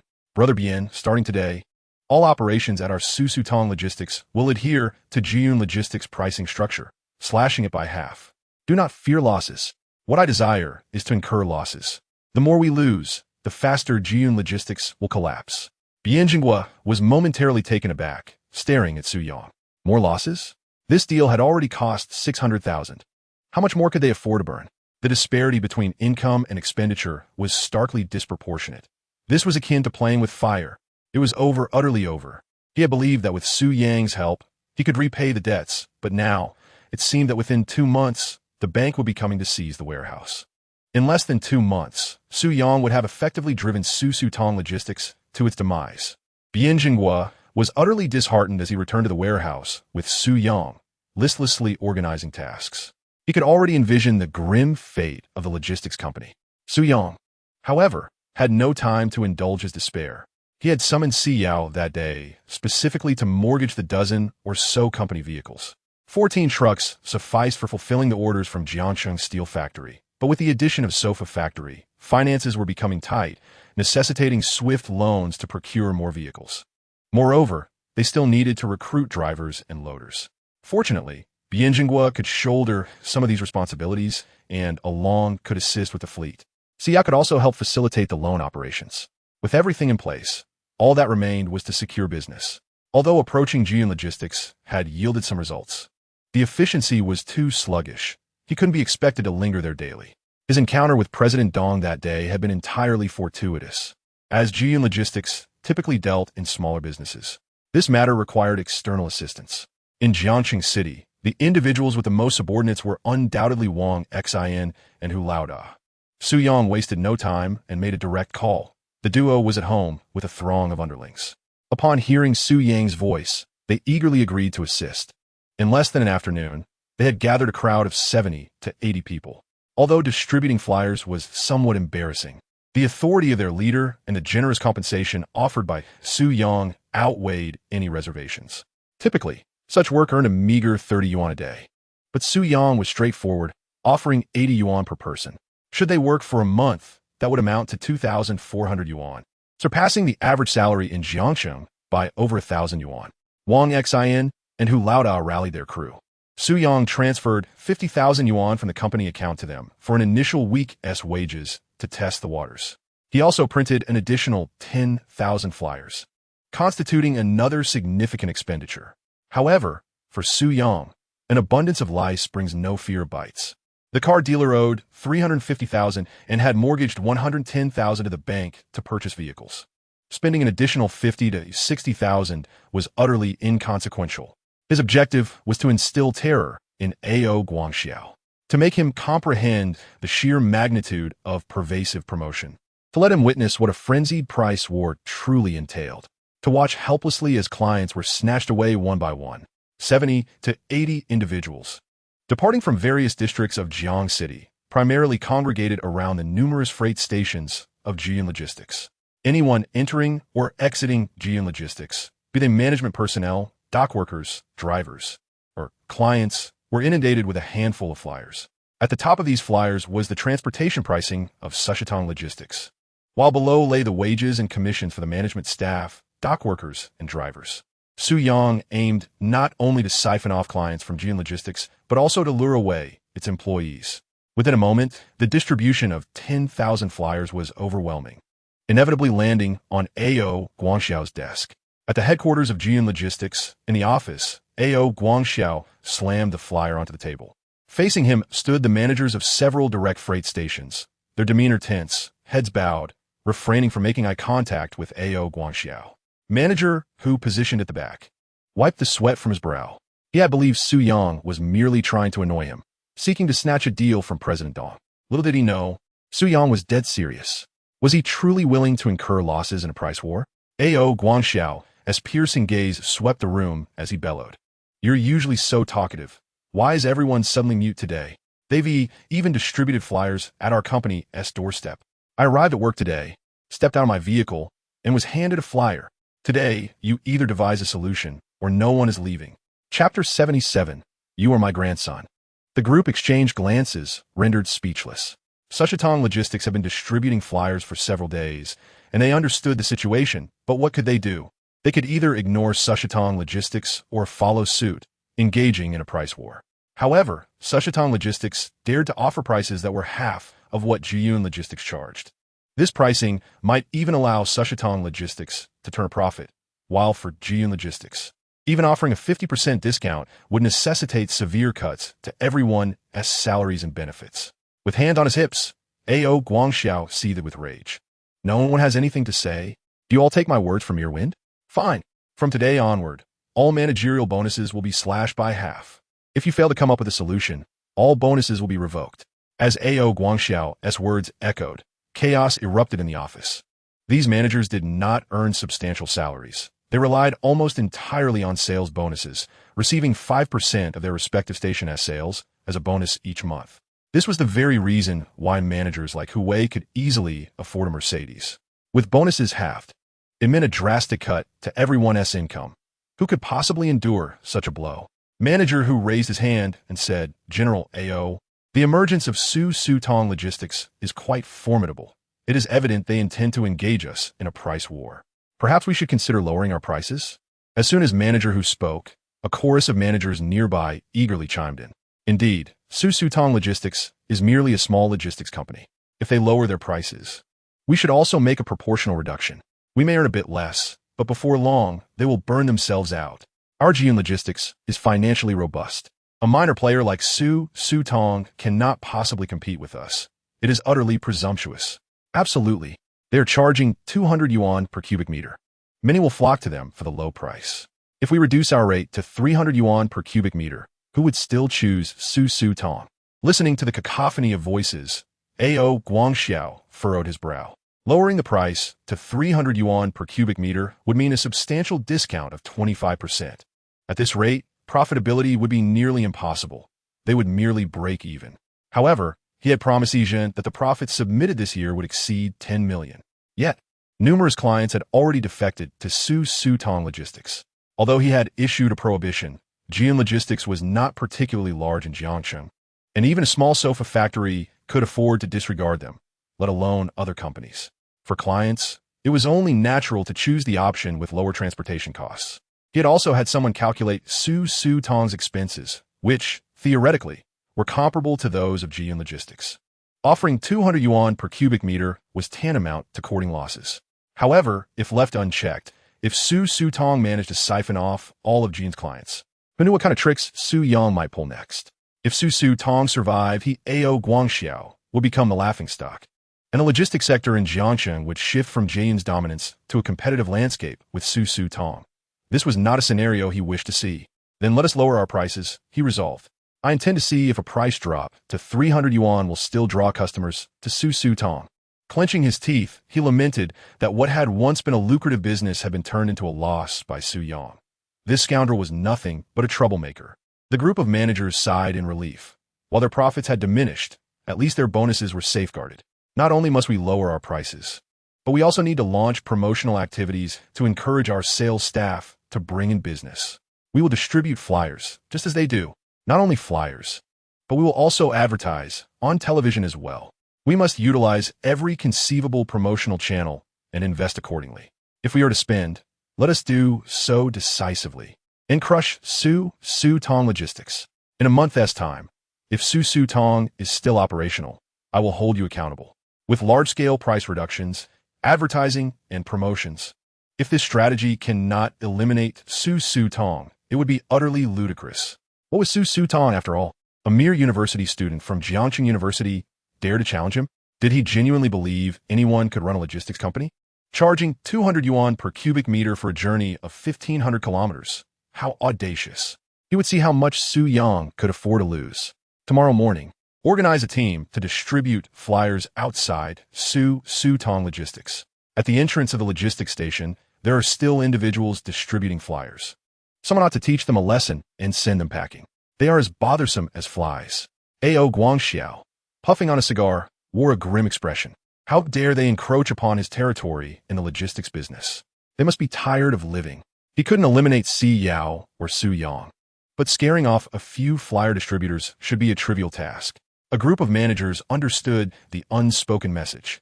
They had good relations with various local factions and had been cultivating these connections with fine cigars and wines for quite some time. Now, they finally had an opportunity to put their alliances to use. By dismantling the promotional channels of Sushitung Logistics and coupling it with price reductions, at GM Logistics. Sushetong Logistics would struggle to last even a week, let alone a month. A newly established logistics company was on the brink of collapse. As dawn broke, the sun ascended in the east. At the University City's logistics station, a middle-aged man, smoking a cigarette and clutching a stack of flyers, approached. Each time someone exited the logistics office, he would thrust a flyer into their hands. If it was discarded, he wouldn't bother retrieving it. He would simply offer another next time they crossed paths. Watching the discomfort of those around him brought him considerable amusement. This was far more entertaining than wielding a knife to harm someone. After all, it was all a business aimed at making money, so why not indulge? Just as he was about to hand out another flyer, a Mercedes-Benz pulled up beside him. The door swung open, and manager who stepped out, glaring at the man with fury. "What are you doing here, handing out flyers? Are you looking for trouble?" The middle-aged man glanced at manager who and chuckled. Those were typically his words, yet today they were appropriated by someone else. "I am distributing flyers. What are you going to do about it?" Manager who raised his chin defiantly. "Do you dare to act tough with me? Don't you know who I am? I am the manager of GM Logistics. You have some nerve to confront me. Get out of here, or I'll have your legs broken." The middle-aged man laughed. He had heard tales of the drivers in this realm being fierce, but he had never known anyone to actually break someone's legs.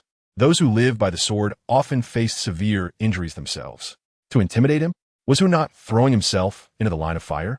"Fine, I'll be waiting right here. Unless you break my legs, you'll be my grandson." Chapter 78. Are you eating or distributing? Manager whose eyes widened.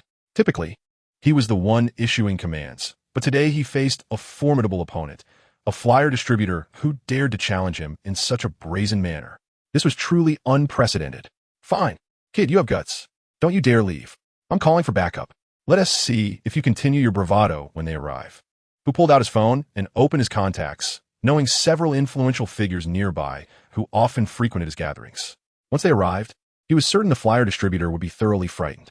The middle-aged man extinguished his cigarette, flicking it at Who's feet, and rolled up his sleeves, revealing a tattooed arm. "I'll be waiting for you. I shall see today who dares to provoke me." Upon noticing the tattooed arms of the man, manager who felt a jolt of surprise. However, after a moment's contemplation, he scoffed. What was so impressive about a mere tattoo? A mere flyer distributor, outwardly imposing but inwardly hollow, flaunting his ink in an attempt to intimidate him. He resolved to teach this insolent youth a lesson. Otherwise, he might truly believe that at GM Logistics, anyone could come and go as they pleased. "Hello, Brother Donkey, this is old who. There's an ill-fated soul distributing flyers outside my warehouse. Could you assist in handling this matter? Money is not an issue. Tonight, I shall treat all the brothers to dinner." After concluding the call, manager who let out a cold chuckle and turned to the middle-aged man. 5 minutes. The middle-aged man set aside the flyers, unfazed, and lit another cigarette. Having navigated the university town with Wang Xin for many years, did they think he had wasted his time? In the nearby streets, who did not recognize him, Wheezy? He was curious to see who would come to assist this fool today. In less than 5 minutes, a group of unruly young men arrived on motorcycles, revving their engines ostentatiously before halting outside the logistics station. Manager who breathed a sigh of relief. These lads were truly ruthless, and with their arrival, the pesky flyer distributors would surely be dealt with. The leader, a young man with bleached hair, flicked his bangs aside and approached manager who. "Who the hell did you offend?" Manager who quickly pointed at the middle-aged man. "Him. That fool right there, daring to confront me. Not only is he distributing flyers, but when I scolded him, he had the audacity to retort, 'Brothers, break his legs for me today. I'll cover the medical expenses and teach him a lesson.'" The young man, brimming with arrogance, advanced towards the middle-aged man with a bike lock in hand. However, as the middle-aged man raised his head, the group froze in place. The young leader, momentarily stunned, instinctively uttered, "Brother Hui." Wheezy stood up and shot him a glance. "Feeling quite brave, are we? Think you can handle things on your own now? I'm merely following Xiangu's orders to distribute flyers here, and you come to meddle? Who gave you the audacity?" With a thud, the young man knelt before Wheezy, tears welling in his eyes. After hearing manager, who, he had thought it was just a flyer distributor to be chased away. Who would have known that the distributor was Wheezy? This man was genuinely formidable. Having fought alongside Xiangu, compared to their lowly ilk, he was a force to be reckoned with. "Brother Hui, I truly didn't know it was you. Had I known, I would have dared to approach. I apologize, I was in the wrong." The young man began slapping his own face. painfully aware that this individual was merciless. A single slap from Huizi would have cost him at least 3 teeth. He knew the difference between the two. Huizi cast a glance at him, disinterested, and strode directly to Manager Hu. "Is this the person you summoned?" Manager Hu swallowed hard, glancing at the cargo area, desperately wishing to shout for everyone inside to emerge, if only to provide him with a semblance of security. However, upon observing the individuals who had been handing out flyers nearby, now gathered around him, he felt his resolve waver. A group of onlookers erupted in laughter at the sight of the yellow-haired man kneeling and slapping his own face, utterly devoid of fear. Huizi raised his hand and delivered a sharp slap to his face, catching Manager Hu off guard, sending him tumbling to the ground. "I shall ask you once more. Is there any issue with me and my brothers distributing these flyers?"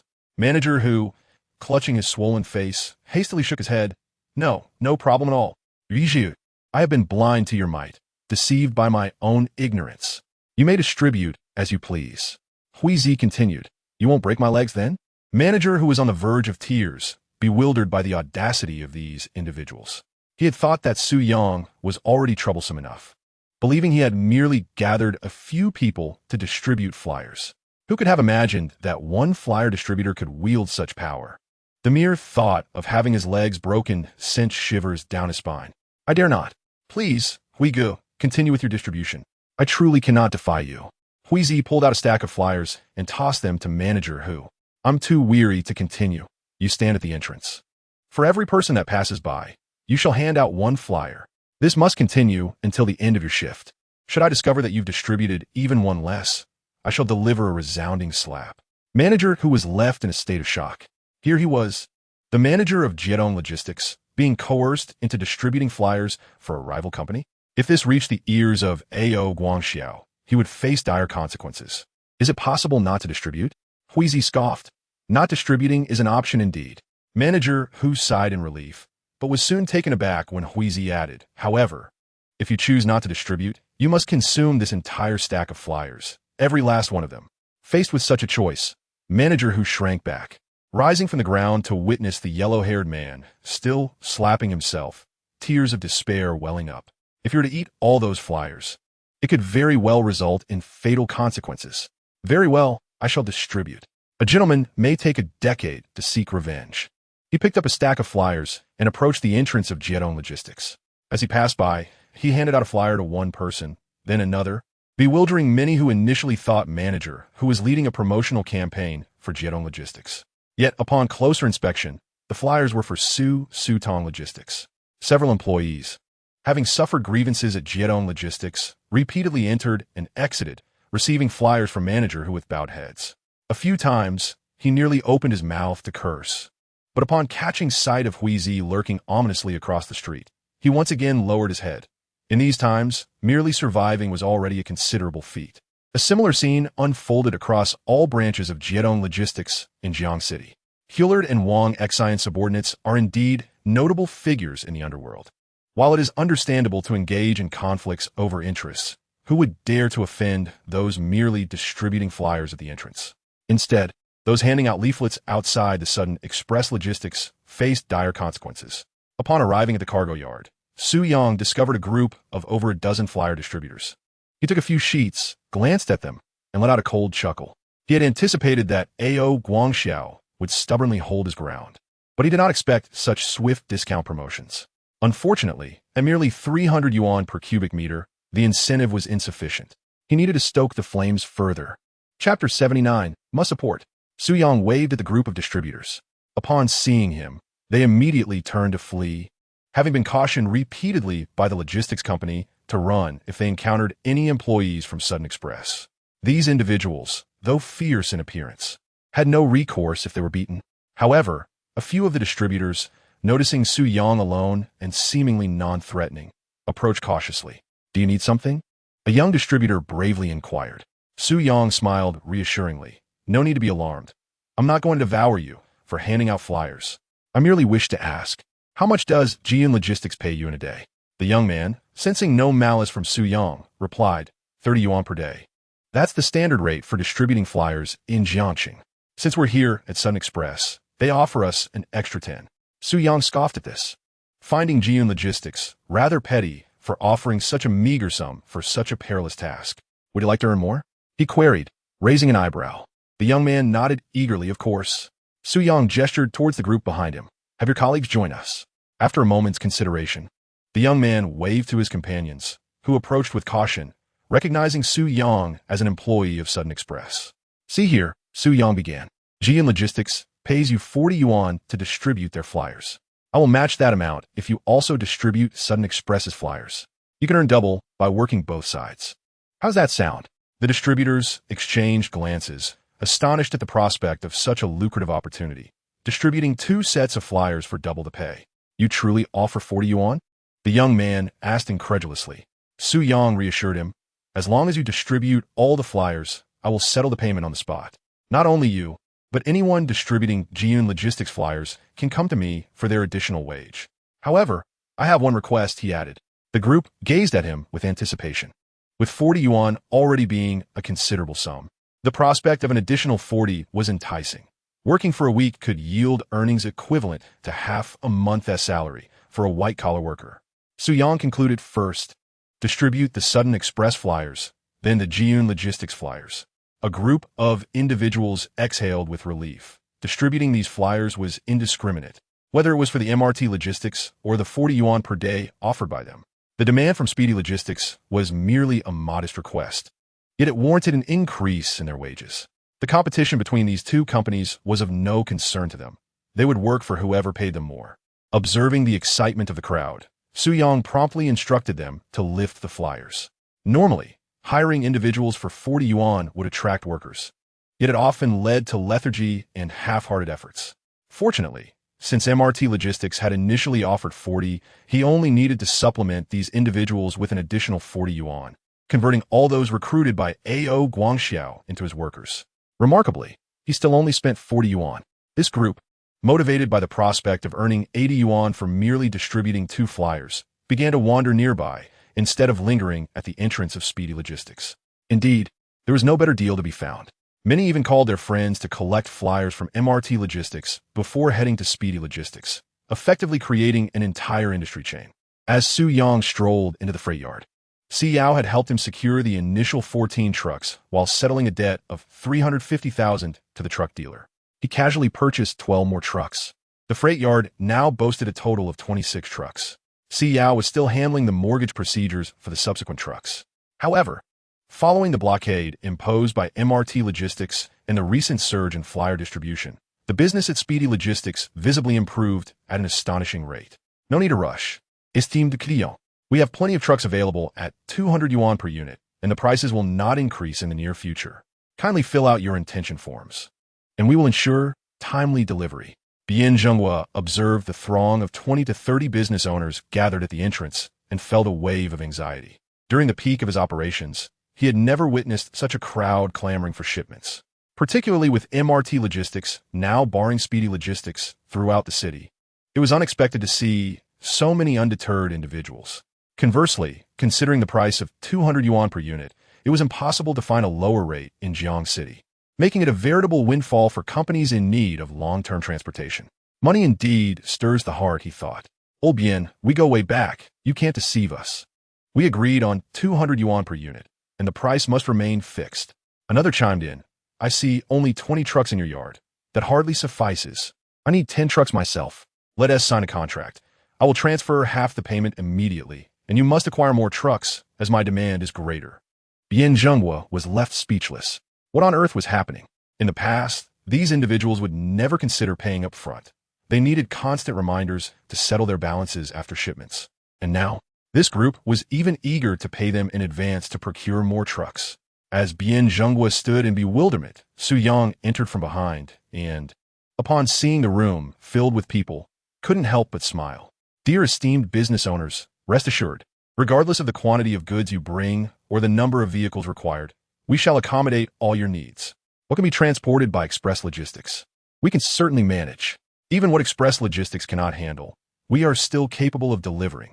A group of individuals turned their gaze towards Su Yang, their expressions tinged with confusion. Beside them, Bian Zhenghua quickly interjected. This gentleman is none other than the proprietor of Speedy Logistics, Su Yang. I have repeatedly stated that I am not the owner. My salary is paid by someone else. Upon hearing Bian Jingwe's words, the crowd's eyes gleamed with excitement. One of the nearby business owners seized Su Yang's hand enthusiastically. Young brother, indeed, heroes emerge from youth. I knew Bian Zhenghua, with his wooden head, would never possess the audacity to negotiate 200 yuan per unit. Su Yang could only manage a wry smile. While the statement seemed to praise him, it was, in truth, an insult labeling him as a fool. Not just Bian Zhenghua. Even A.O. Guangxiao lacked the boldness for such endeavors. The daily losses amounted to copious amounts of cash. Who would willingly engage in such self-defeating ventures? Yet, to outmaneuver Express Logistics and seize their clientele, he was willing. Therefore, dear sir, please place numerous orders with our Speedy Logistics, allowing us to flourish. The owner nodded vigorously. Absolutely, we must support. The crowd collectively agreed. Should they delay their support, and Speedy Logistics were to falter, where would they find another affordable logistics company? Chapter 80. A loss of 7 to 8 million? Those opting for Speedy Logistics at this juncture are either businesses of a scale comparable to Express Logistics or those irresistibly drawn by Speedy Logistics' remarkably low prices. Being blacklisted by Express Logistics is a certain demise, yet failing to sustain operations due to exorbitant transportation fees is equally fatal.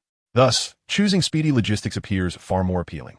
Should Speedy Logistics indeed fulfill their promises, who would care about being blacklisted by Express Logistics? Su boss, you must truly excel. From now on, all my goods will be routed through your establishment. One owner pressed forward. Another chimed in, raising his hand. Precisely. How much have we lost over the years due to the predicaments imposed by Express Logistics? Their prices are steep and their service abysmal, creating a chaotic atmosphere under A.O. Guangxiao's management.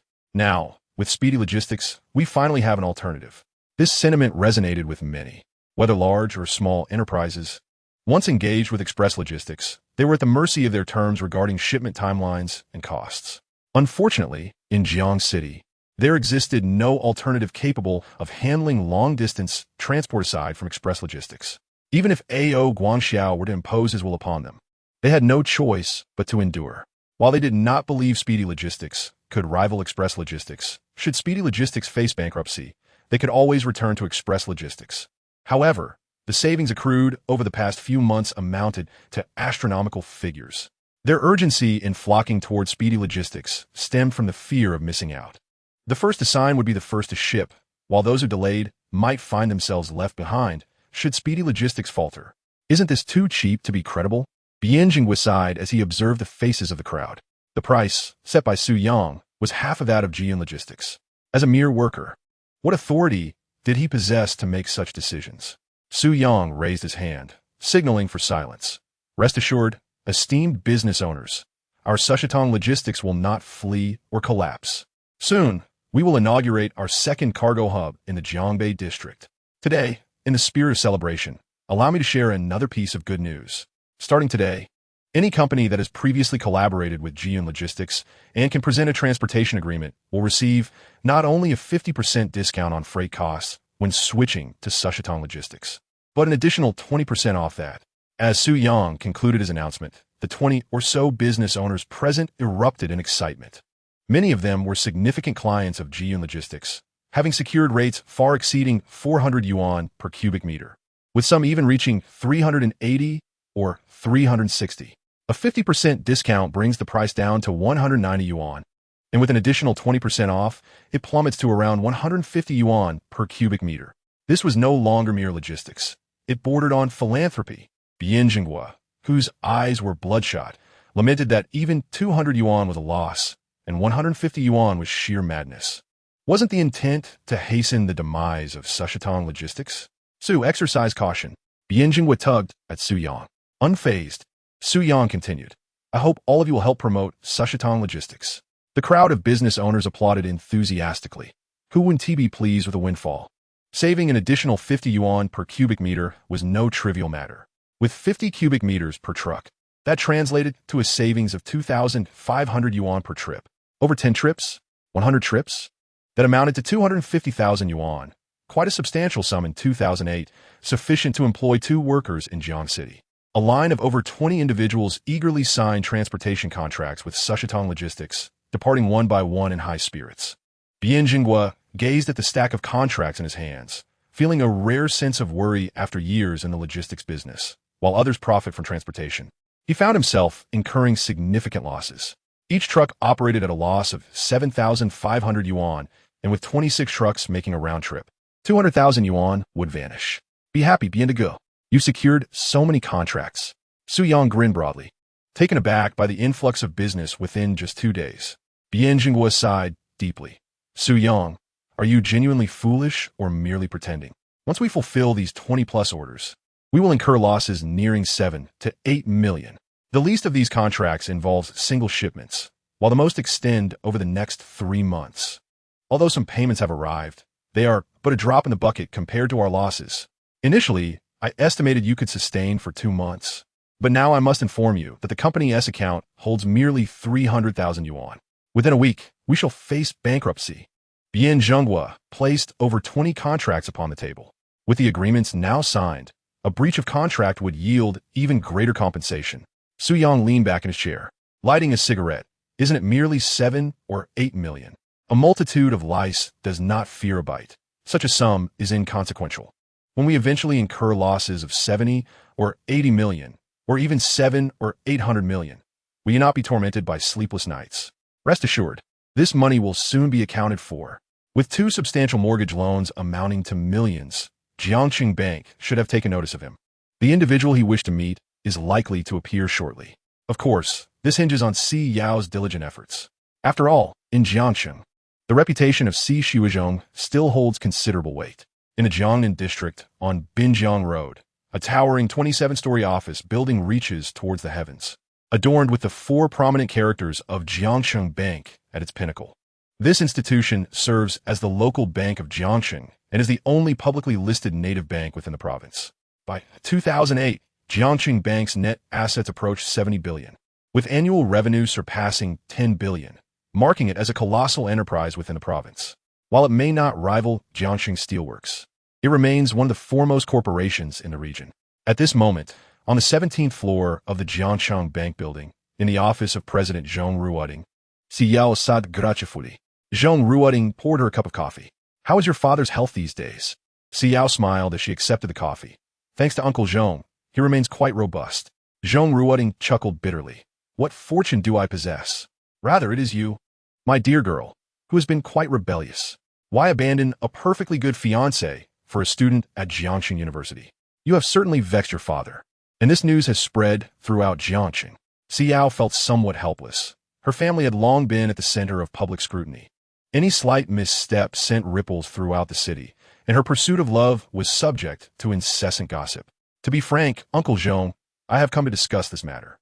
Zhong Ruoding raised an eyebrow, his expression remaining composed, yet the astonishment in his eyes betrayed him.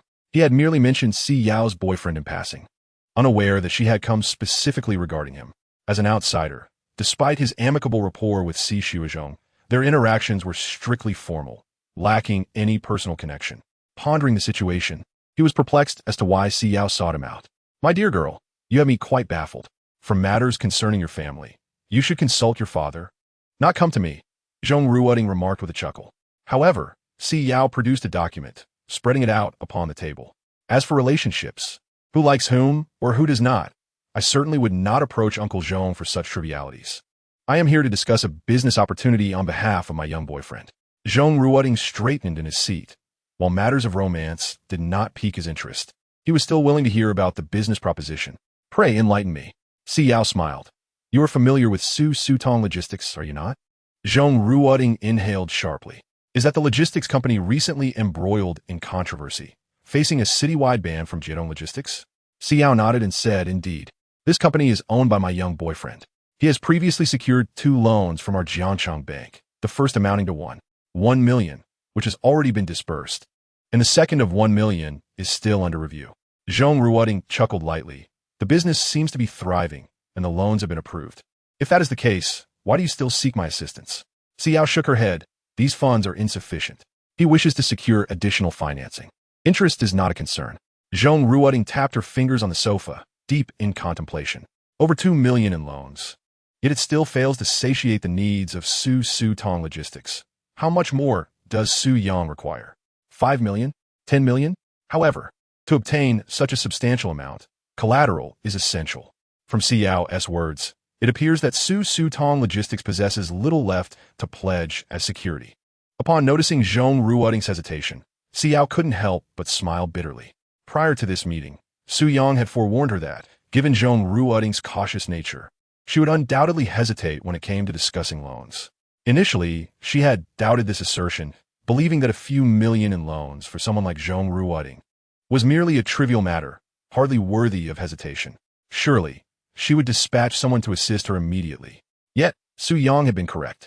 This year, Jiangxing Bank's revenue has significantly declined compared to last year. As the year-end conference approaches, if performance continues to falter, Zhong Uncle will have quite a burden to bear. In fact, in her past life, Zhong Ruoting was reassigned from her position as chairperson in mid-2009 due to poor performance. Although there remained 6 months until that juncture, Zhong Ruoting can already foresee her fate. She gazed at Xiao, who met her gaze steadfastly. I do not mention this to belittle Zhong Uncle, but rather to inquire if the C Group would be willing to extend a helping hand. Zhong Ruoting's eyes brightened. For a bank, the paramount task is transforming residence deposits into loans for clients. A large enterprise like the C Group requires immense capital annually for both deposits and loans. If the C Group is willing to assist her, they could easily transfer their loan business from other banks to Jiangxing Bank or directly withdraw a substantial sum to alleviate her performance pressures.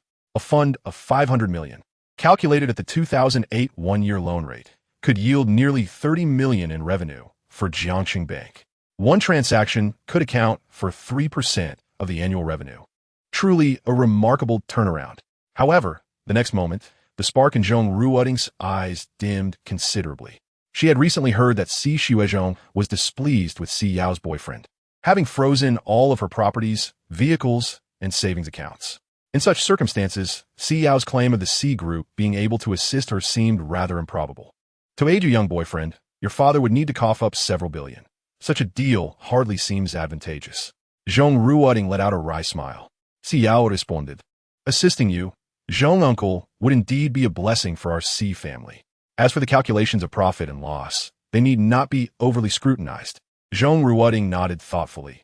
Very well, since you have expressed it this way, I shall not feign reluctance, as it would reflect poorly on me as an elder.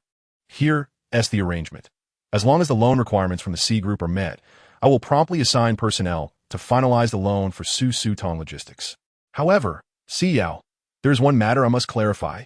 There is no correlation between these two transactions. Every approval from our bank adheres strictly to established protocols. Particularly regarding the loan to Su Tong Logistics, it has been sanctioned solely because they meet the criteria for operational and collateral loans. Xiao smiled. No problem. Uncle Zhong, once this matter is resolved, if you are interested, I can arrange for you to meet my young boyfriend. Zhong Ruoting was momentarily taken aback. After resolving the issue, he still wished to meet me? Xiao continued with a smile. He mentioned that the loan from the C Group is merely a temporary solution. Once you surpass this hurdle, you will need a more potent remedy. If you find it unnecessary, that is perfectly fine. However, if you do require assistance, he possesses the means to ensure a smooth passage for you. At the very least, he can elevate Jiangxing Bank's current revenue by an additional 50%. Zhong Ruoting's brows furrowed tightly, his expression one of astonishment. How could a student from Jiangxing University speak so boldly? It was perplexing that Su Yang, in his naivety, and Si Yao, in hers, would share such boastful claims with him so casually. He harbored not a shred of belief in this, yet he chuckled lightly. You are quite enterprising. Rest assured, should the need arise, I will certainly meet this young man. The hour was late, and I have a meeting to attend. I eagerly await the business from the C Group.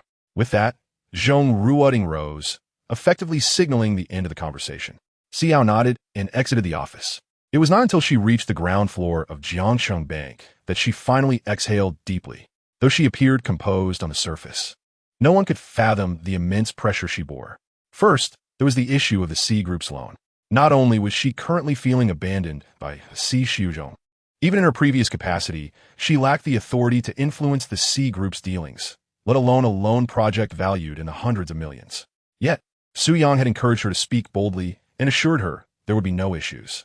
Moreover, Su Yang had remarked that a single loan from the C Group would not suffice to assist Zhong Ruoting in overcoming his challenges. If Zhong Ruoding wished to maintain his position as president, he could enlist help. However, if he did not desire such assistance, then so be it. Such statements were far too audacious for Si Yao to relay verbatim, yet the audacity was indeed voiced by Su Yang. Reflecting on this, she felt a bead of sweat forming in her palm. She had completed all that Su Yang had instructed, and now it remained to see how he would employ his persuasive eloquence to convince her father to secure a loan from Jiangxing Bank. With this thought in mind, Xia took out her phone and dialed Su Yang's number. Chapter 82, Urgent Matters. At the cargo yard of Su Tong Logistics, Su Yang was enjoying a brief nap when he heard Si Yao's call and quickly sat up. Teacher Si, has everything been resolved? Si Yao rolled her eyes. You nearly scare me to death. But rest assured, I have conveyed everything that needed to be said to Zhong Ruoding.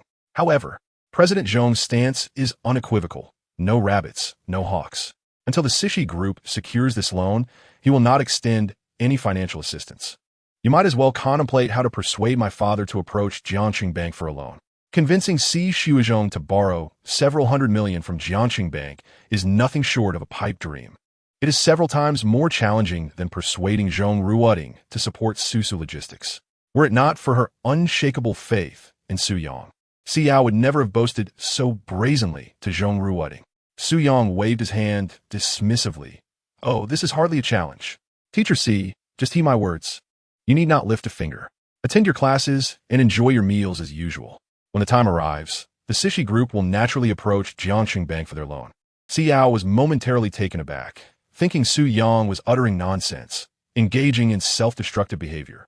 Did she truly believe her father lacked the acumen to arbitrarily secure a loan of several hundred million from Jiangxing Bank? Su Yang, well aware of Si Yao's thoughts, pondered how to elucidate the situation. Should he confess to spinning an outrageous lie? In his previous life, around the latter half of 2008, the Cixi Group embarked on 4 concurrent projects, nearly causing a rupture in their financial chain. 2 banks denied their loan applications, and it was Jiangxing Bank that ultimately approved a loan of 600 million, alleviating Si Shuizhong's immediate crisis. In this lifetime, events would unfold similarly, and Si Shuizhong's financial shortfall must have already surfaced. However, certain nuances would alter the course of events. Si Yao's visit would lead Zhong Ruoding to believe that Si Shuizhong sought a loan from Jiangxing Bank to assist him. Consequently, Si Shuizhong would express gratitude to Zhong Ruoding for the swift approval of the loan. The only variable introduced was himself. His modest Susu Logistics would stand to secure at least 10 million in loans due to the Cixi Group's borrowing activities, thereby fortifying his position in the ongoing price wars with Jian Logistics. On the other end of the line, Si Yao considered Su Yang's remarks as mere banter, and with little patience left, she abruptly ended the call. The arrangements had been made. Whether the loan would materialize now rested solely on Su Yang's capabilities. Even now, she found it hard to believe that he could convince her father to secure several hundred million from Jiangxing Bank. If this endeavor succeeded, she would be the first to believe him, even if he claimed the sun rose in the west. At the headquarters of Jian Logistics, A.O. Guangxiao stood by his desk, attentively gazing at the telephone before him. A.O. Guangxiao, are you an utter fool? Who authorized you to reduce logistics prices? Do you think Jian Logistics is a charitable organization? When will we finally eliminate Susu Logistics? The furious reprimands emanating from the phone grew increasingly severe, causing the veins on A.O. Guangxiao's temples to throb. Rest assured, General Manager C, I have already consulted with experts regarding the operational status of Susu Logistics. They have applied for 2 loans from Jiangxing Bank and acquired a substantial fleet of trucks. Currently, their funds do not exceed 500,000.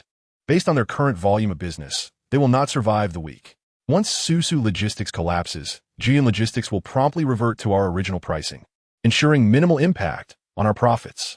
On the other end of the line, Si Zhen slammed his palm on the table upon hearing A.O. Guangxiao's defense.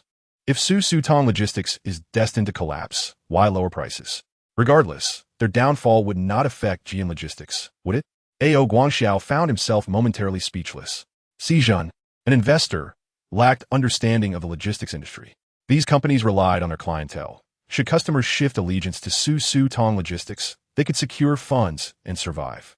Wouldn't that be handing over clients to the competition? By lowering prices now, he was incurring losses, yet maintaining a price equal to or slightly above that of Su Tong Logistics would retain most of his customers. Those who stayed would perceive the price drop as a discount, not a reason to flee to Su Tong Logistics. However, he could not articulate this to Si Jun. Even if he did, Si Jun would not listen. Si Jun rubbed his temples. You have 1 week.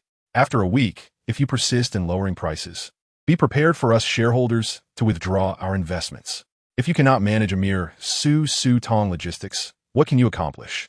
A.O. Guangxiao nodded profusely. Yes, Mr. C. Rest assured, I will revert to the original price after 1 week. Once they depleted their funds, those 20 trucks would be rendered useless, unable even to pay employees, and still wish to continue in logistics? He had heard they signed over 20 contracts in one go. When they failed to fulfill them, these companies would sue him in court, and the penalties would leave him devastated. Upon hearing this, Si Jun felt somewhat reassured, his mood lifting considerably. Monopolizing the logistics industry in Jiang City was a grand strategy he had devised, and the annual 8-digit profits from Jian Logistics brought him immense satisfaction. Now, due to a trivial rival like Su Tong Logistics resorting to price cuts, was he not throwing away a watermelon to pick up a sesame seed? A student from Jiang City University, running a logistics company, could intimidate the leading Jian Logistics to such an extent? If A.O. Guangxiao possessed only this level of courage, he might as well resign and hand the company over to a professional manager, who would likely perform far better. 1 week, I await you. If after 1 week you cannot resolve the issue with Su Tong Logistics, I shall hold you accountable. Si Jun abruptly ended the call. A.O. Guangxiao scoffed. His extensive advertising campaign had resulted in a 30% increase in business volume, although the profit per cubic meter had decreased by 25%. However, once the promotion ended and Su Tong Logistics went bankrupt, he might earn even more than before. Just wait, within a week, Su Tong Logistics would exhaust its funds. Without money, even if Jesus himself arrived, he could not save Su Tong Logistics. By then, Su Yang would be faced with exorbitant breach of contract penalties and the bankruptcy of Su Tong Logistics. Competing with him, attempting to encroach upon Jian Logistics market, was nothing short of a dream. He awaited Su Yang's imprisonment. That night, in the brightly lit conference room of the C Corporation skyscraper, the atmosphere was charged.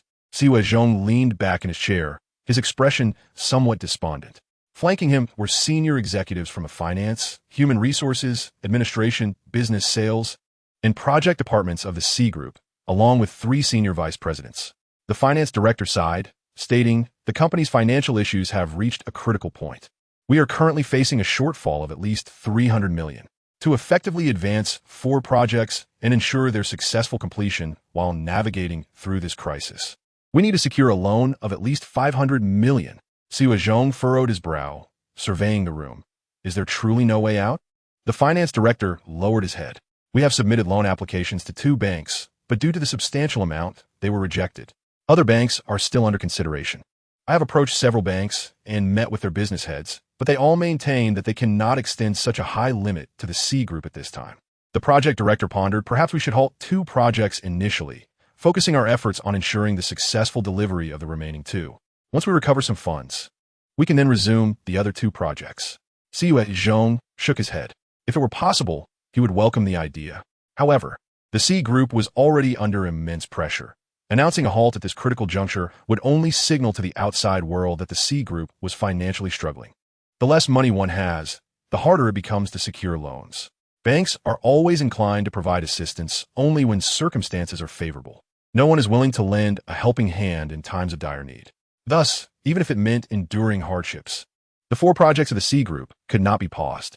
Initiating all 4 projects was my initiative, and with financial complications arising, it is difficult to assign blame. Yet, during such a critical moment, I urge all departments to brainstorm solutions, seeking ways to squeeze out funds or secure loans to bridge this financial gap.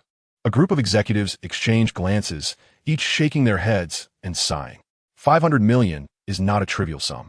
It is not as easily attainable as 500,000 or 5 million. Halting work appears to be the only viable option. The finance director raised his head. Mr. C, have you been in contact with Jiangxing Bank? After all, we are a local enterprise, and there should be some mutual consideration. You have a decent relationship with Renbin, the branch president of Jiangbei. Perhaps you could ask him to reach out to President Zhong at the head office. 500 million should not be an insurmountable challenge for them. Si Weizhong hesitated momentarily. Last time, due to matters concerning Si Yao, he had troubled Renbin, who had sent 2 agents to collect debts, resulting in a rather embarrassing situation. At this juncture, seeking a loan from Renbin might be uncertain.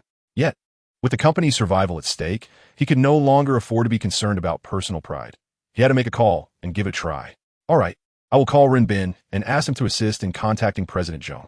After dispersing the meeting, Siyu Zhong returned to his office and sank onto the sofa. Feeling somewhat dejected, for over 50 years, his life had been quite simple. He merely wished for the C Group to flourish.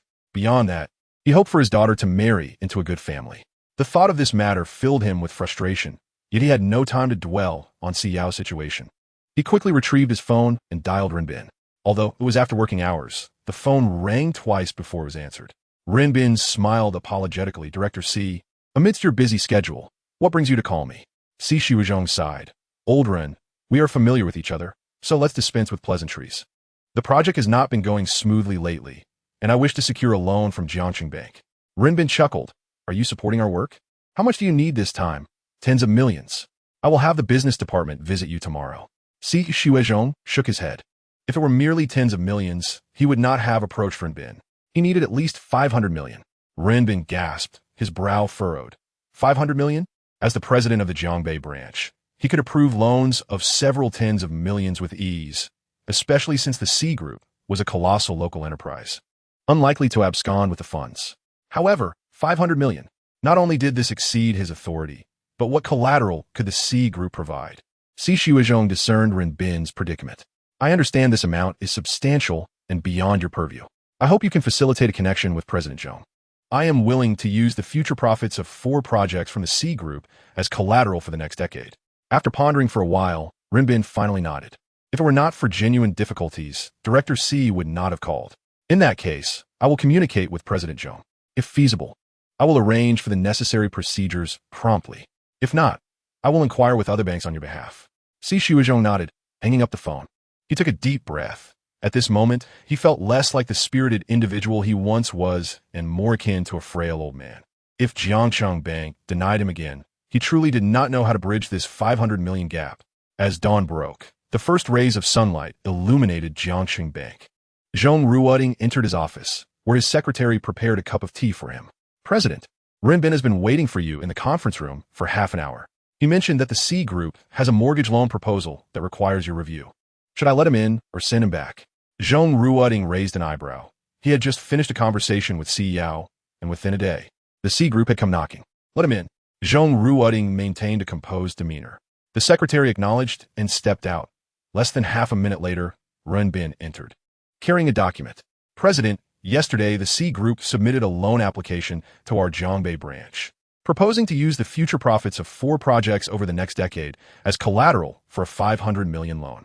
Zhong Ruoding set down his teacup. His brow knitted in thought.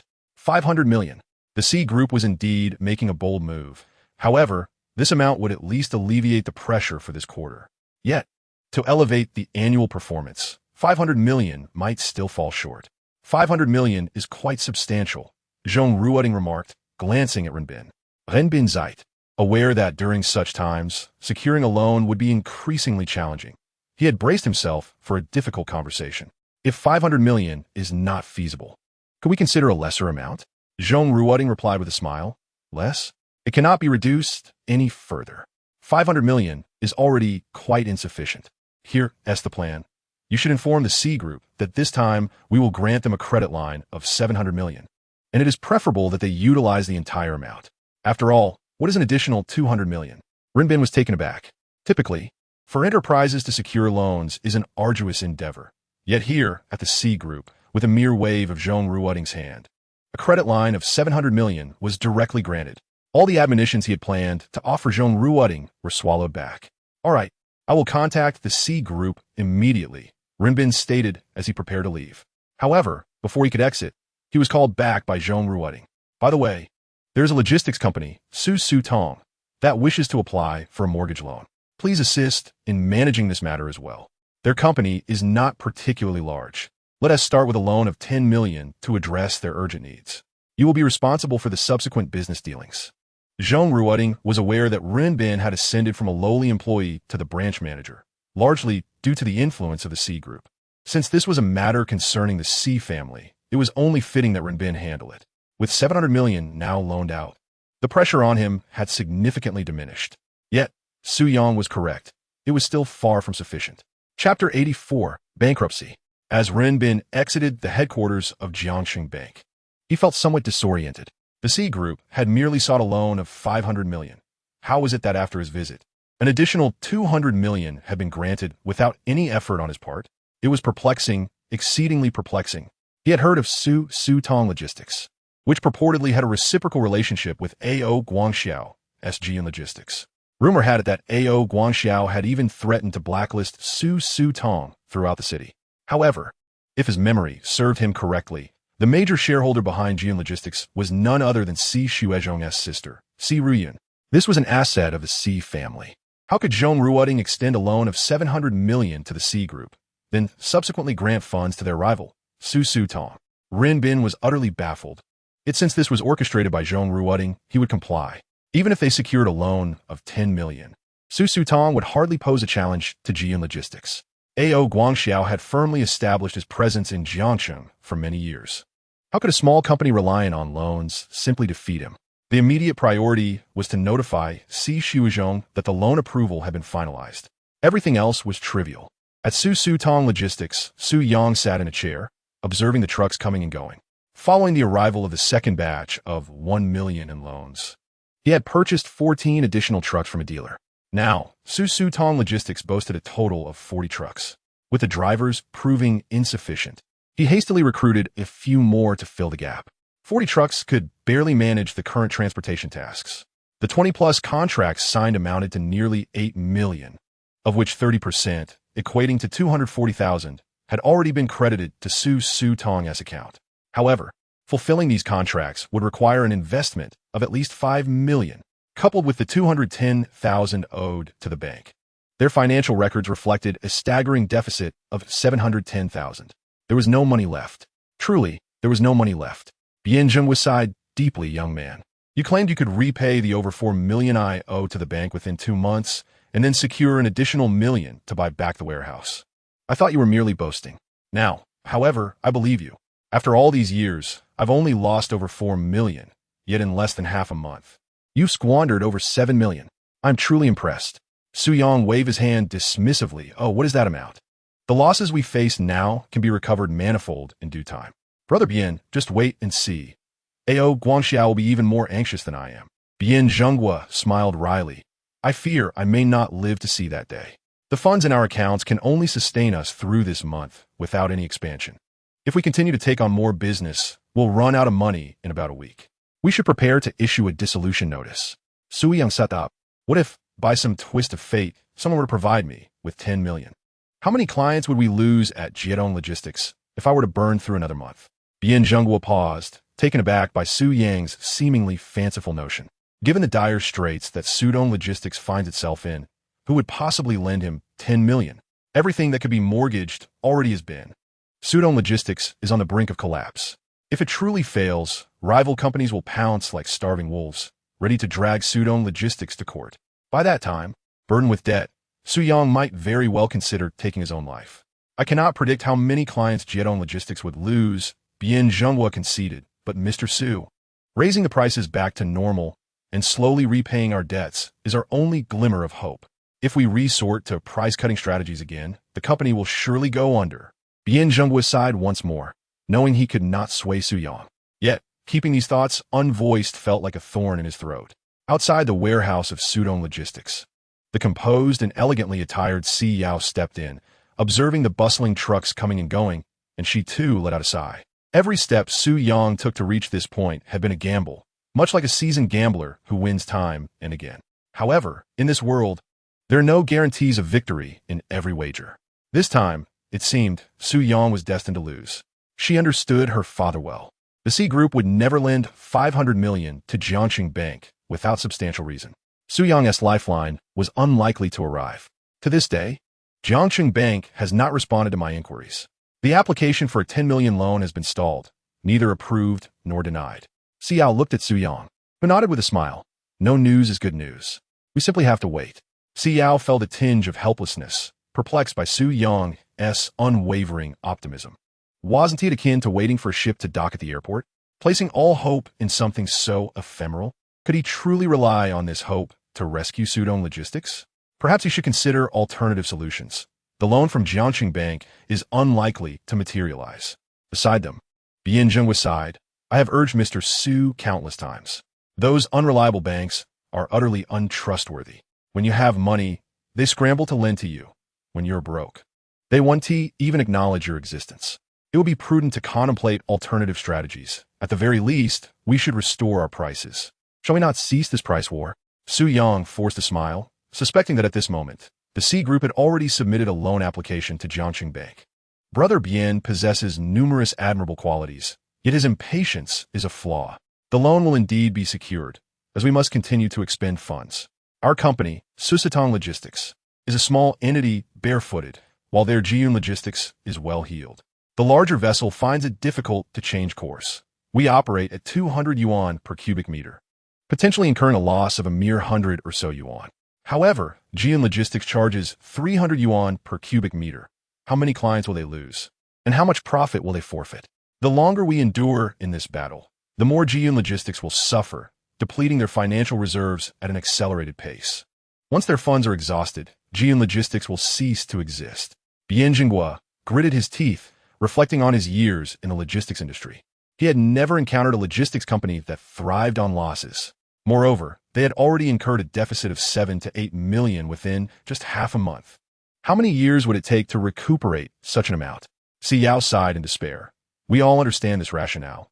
Yet if we continue to burn through cash, Susitong Logistics will inevitably face bankruptcy. You won't wait for that 10 million loan. The 14 newly purchased trucks, I have already submitted a mortgage loan application to another bank. But at the very least, it will take a week for approval. You won't even have time to await the new loan. And what are the 10 million from Jiangxing Bank? Su Yang sat up, a smile gracing his lips. What if I said it's possible? Si Yao clenched her teeth. Impossible. Bian Zhenghua furrowed his brow. Absolutely impossible. Su Yang reclined in his chair, silent. Further words would be futile, and reality would reveal all. As Si Yao contemplated how to persuade him further, her phone unexpectedly rang. She pulled it from her pocket and glanced at the screen, her gaze freezing. Jiangxing Bank's credit department was calling her? Chapter 85. Has the approval come through? In that moment, Si Yao's hand trembled around the phone, her heart racing with apprehension as she cast a glance at Su Yang. If this call were to inform her that Jiangxing Bank had rejected the loan application, Susitong Logistics could indeed be declared bankrupt. But what if the loan was approved? Si Yao dared not entertain the thought. In her subconscious, such an occurrence seemed utterly implausible. Would her father, Si Xuezhong, collaborate with Su Yang to secure a 500 million loan from Jiangxing Bank? After a moment's contemplation, Si Yao steeled herself and answered the call. If it is fortune, so be it. If misfortune, it cannot be avoided. On the other end of the line, a youthful woman's voice emerged. May I inquire if this is Susitong Logistics? I am from the credit department of Jiangxing Bank. Si Yao nodded yes. She had braced herself for rejection. How could a logistics company already burdened with over 2 million in mortgage loans, possessing scant assets, possibly secure an additional 10 million loan? The young woman chuckled. A few days ago, we received your company's application for an operational loan. Following a credit and asset evaluation, your company meets the credit conditions. I am calling to inform you that you need to complete the subsequent processes. Si Yao hung her head low, feeling dejected. I understand. I appreciate your assistance. We will provide additional materials and submit a second application. The young woman speaking to her was momentarily taken aback. Have you misunderstood? What I meant was, you are approved for the loan. There is no need for a second application. Si Yao was suddenly startled, realizing the misunderstanding. She had misheard and initially assumed that the loan review had failed. Had the loan truly been approved? The young woman sensed Si Yao's confusion, but was puzzled herself. Logically, securing such a substantial loan should have elicited joy. Yet Si Yao appeared doubtful. Do you not require the loan? Si Yao quickly shook her head. No. We do need it. Thank you so much. We will promptly visit Jiangxing Bank to proceed with the subsequent processes. She ended the call, turning to Su Yang. Her eyes filled with astonishment. They had secured a credit approval of 10 million. This indicated that the C Group had indeed borrowed 500 million from Jiangxing Bank. Yet the question lingered. How had Su Yang convinced her father to secure such a loan? It seemed impossible, utterly inconceivable. But if that were not the case, How could Jiangxing Bank have granted Su Sutong Logistics a loan of 10 million? Xiao's mind was nearly overwhelmed.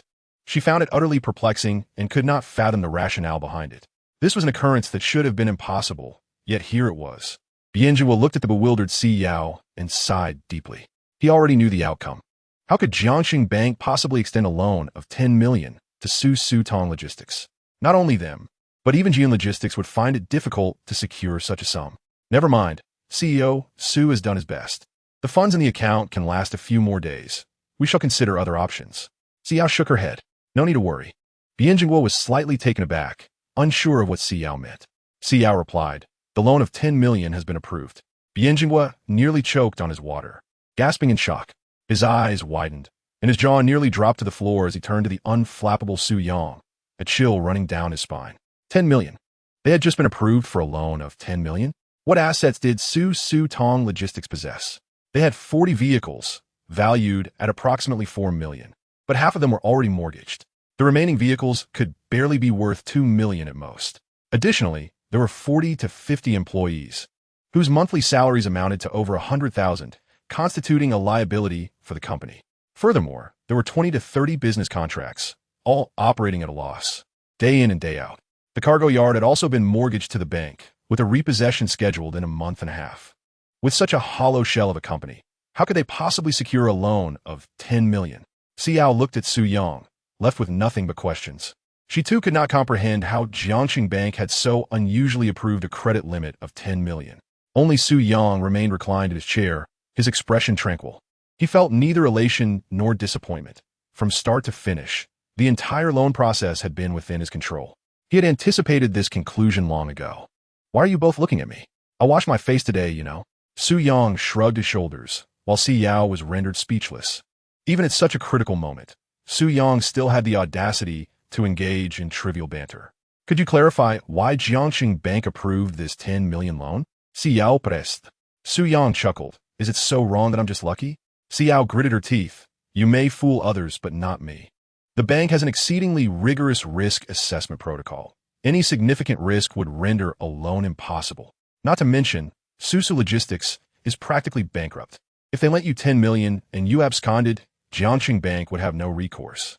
Su Yang shrugged again, acknowledging the absurdity of attempting to deceive someone like Bian Zhenghua, let alone a professor from Jiangxing University's finance department. All right, I'll be honest with you.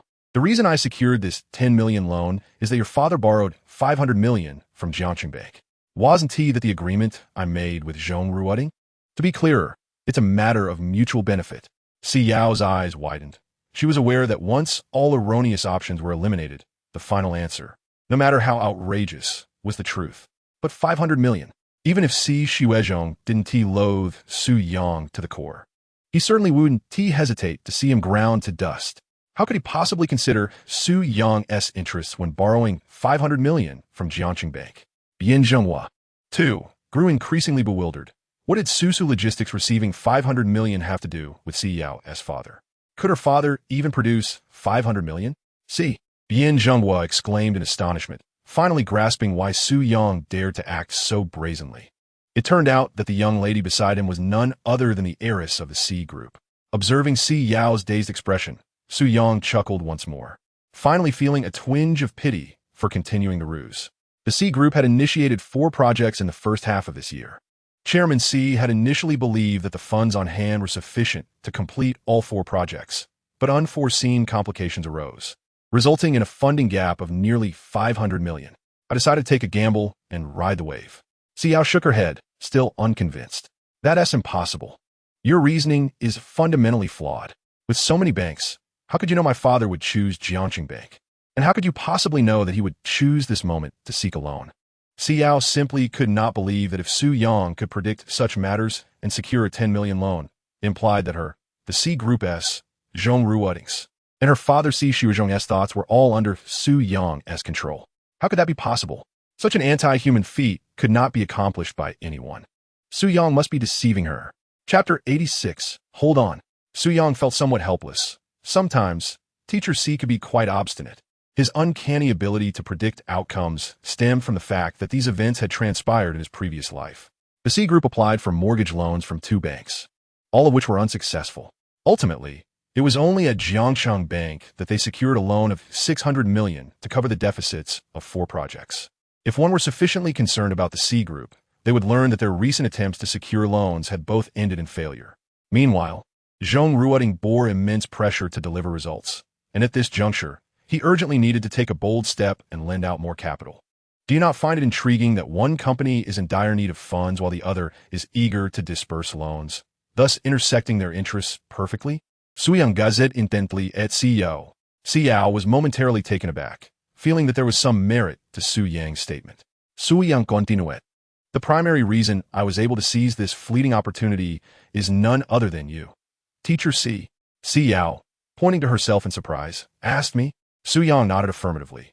Indeed, it is because of your status as the esteemed young lady of the C Group that you personally approached Zhong Ruoding, which facilitated this transaction.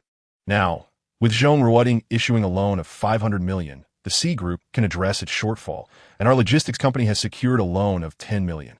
All parties are pleased. It is a win-win situation. While luck certainly played a role, one cannot deny that I emerged victorious in this gamble. Xiao gasped, her mind momentarily blank. From the moment she first sought a loan, Su Yang had orchestrated this grand scheme, even involving her father, Si Xiuzhong, as a pawn in his game. Zhong Ruoding willingly releasing 500 million in loans alleviated her father's urgent predicament. Additionally, Su Sutong Logistics acquired the necessary funds to continue its operations. It dawned on her that she had been the foolish one. She had assumed Su Yang was aimlessly gambling, but in reality, at the moment he acted, he possessed at least a 70% chance of success. Xiao was impressed. Su Yang rose, stretched lazily, and looked towards Bianjingua. The loan of 10 million had arrived. Next, it was time to leave things in the capable hands of Brother Bian. The current freight yard could accommodate only 40 trucks. The new freight yard in Jiangbei District needed to be developed promptly. I was eager to see who would feel the pinch, me or A.O. Guangxiao. Within a week, the operations of Su Sutong Logistics progressed smoothly. All 20-plus contracts that had been secured were advancing without issues, and the Jiangxing steel plant expressed considerable satisfaction with Su Sutong Logistics. In terms of management, attitude, service, and loss rates, they far surpassed those of Jian Logistics. This was not due to any extraordinary talent on Su Yang's part. Rather, Su Sutong Logistics, being a nascent company, exhibited humility and patience compared to the long-established Jian Logistics, which had grown complacent in its monopoly.